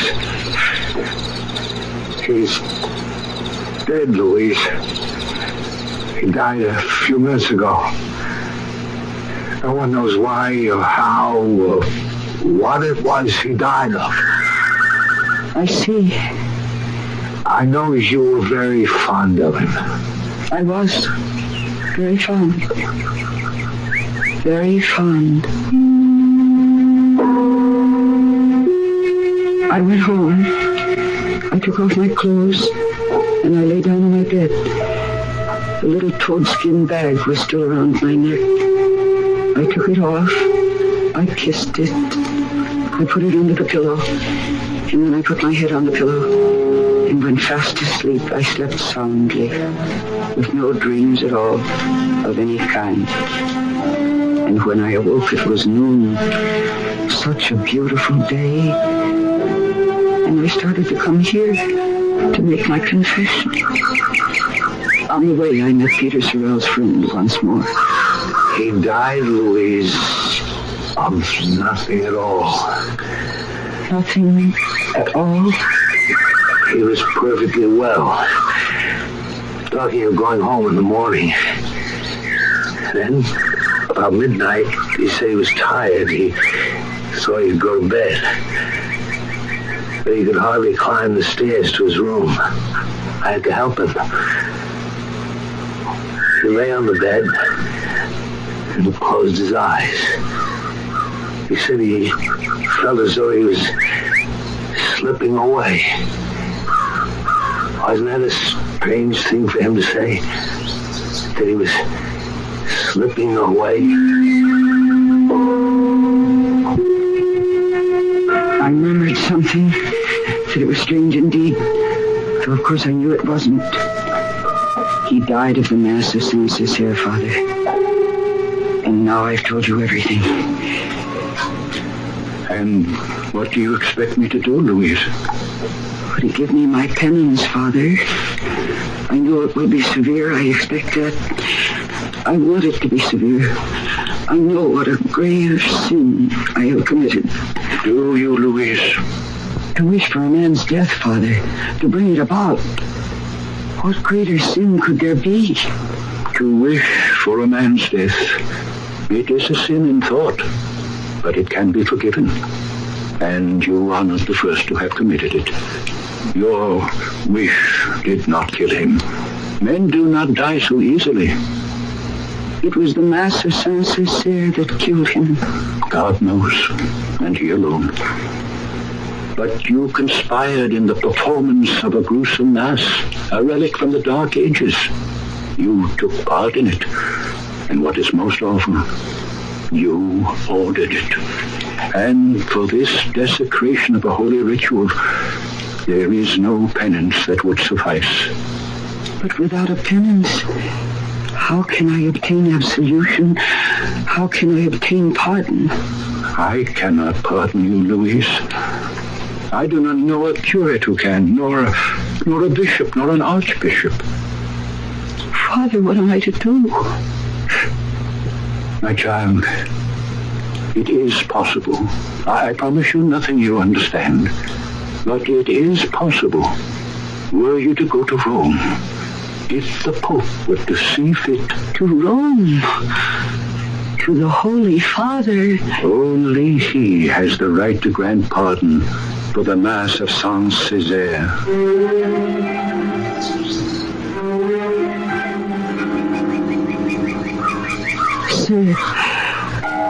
Sir, can you tell me, sir? May I ask you? Yes, Senora. Can I help you? Please. Is this the Vatican? This is Vatican City, yes. Is this the square of St. Peter? Yes. Straight ahead is St. Peter's Gate. I am here. You've never been here before? I have come to see the Pope. His Holiness is quite busy, Signora. I come here to make my confession. Let me take you to a priest. No. It must be His Holiness. No one else. Are your sins so great? My sin is so great. Yes. Well, I'm only a student here, Signora, but I'll be glad to take you to a priest. No priest can help me. No bishop. No archbishop. But a priest might be able to arrange things so that you could see His Holiness, and not right away, of course. It would take time. I have time. It has already taken me a long time just to come this far. How long has it taken you? 1,000 days. 1,000? Where did you come from? France. A little town in Gascony. But that could take you almost 3 years? Oh, you must have stopped off at different places. Each night to sleep and pray. You mean you walked all the way? An old woman like you? Do I look like an old woman? I have just turned 40. Oh, forgive me, but you look much older than that. It doesn't really matter now. Come. Let me help you to your feet. No. I shall stay on my knees until I see the Pope. I shall end my journey as I began it. Are you telling me that you have come 1,000 miles on your knees? But why? It is my penance for the Mass of Saint-Césaire.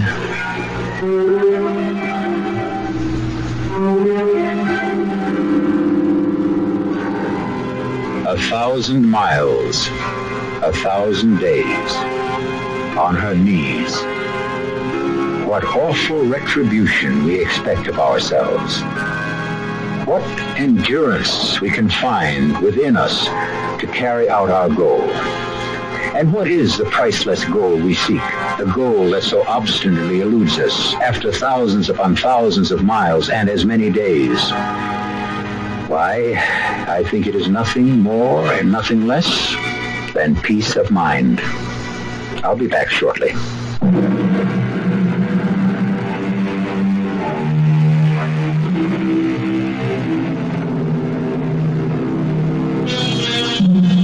I told you it would be a somber story, did I not? And so it was. Well, exploring the unknown is not all fun and frolic, but the unknown must be explored in the wild hope that one day it will become known. I wonder, though, when it is as familiar to us as, say, the combustion engine, will it stop being fascinating and become boring? What then will we do for fun? What will happen to this program? Merciful heavens, what will I do for a job? Our cast included Mercedes McCambridge, Mildred Clinton, Bill Johnston, Robert Dryden, and Nick Pryor. The entire production was under the direction of Hyman Brown. Radio Mystery Theater was sponsored in part by Sign-Off, the Sinus Medicines, Buick Motor Division, and Anheuser-Busch Incorporated, Brewers of Budweiser. This is E.G. Marshall inviting you to return to our Mystery Theater for another adventure in the macabre. Until next time, pleasant dreams.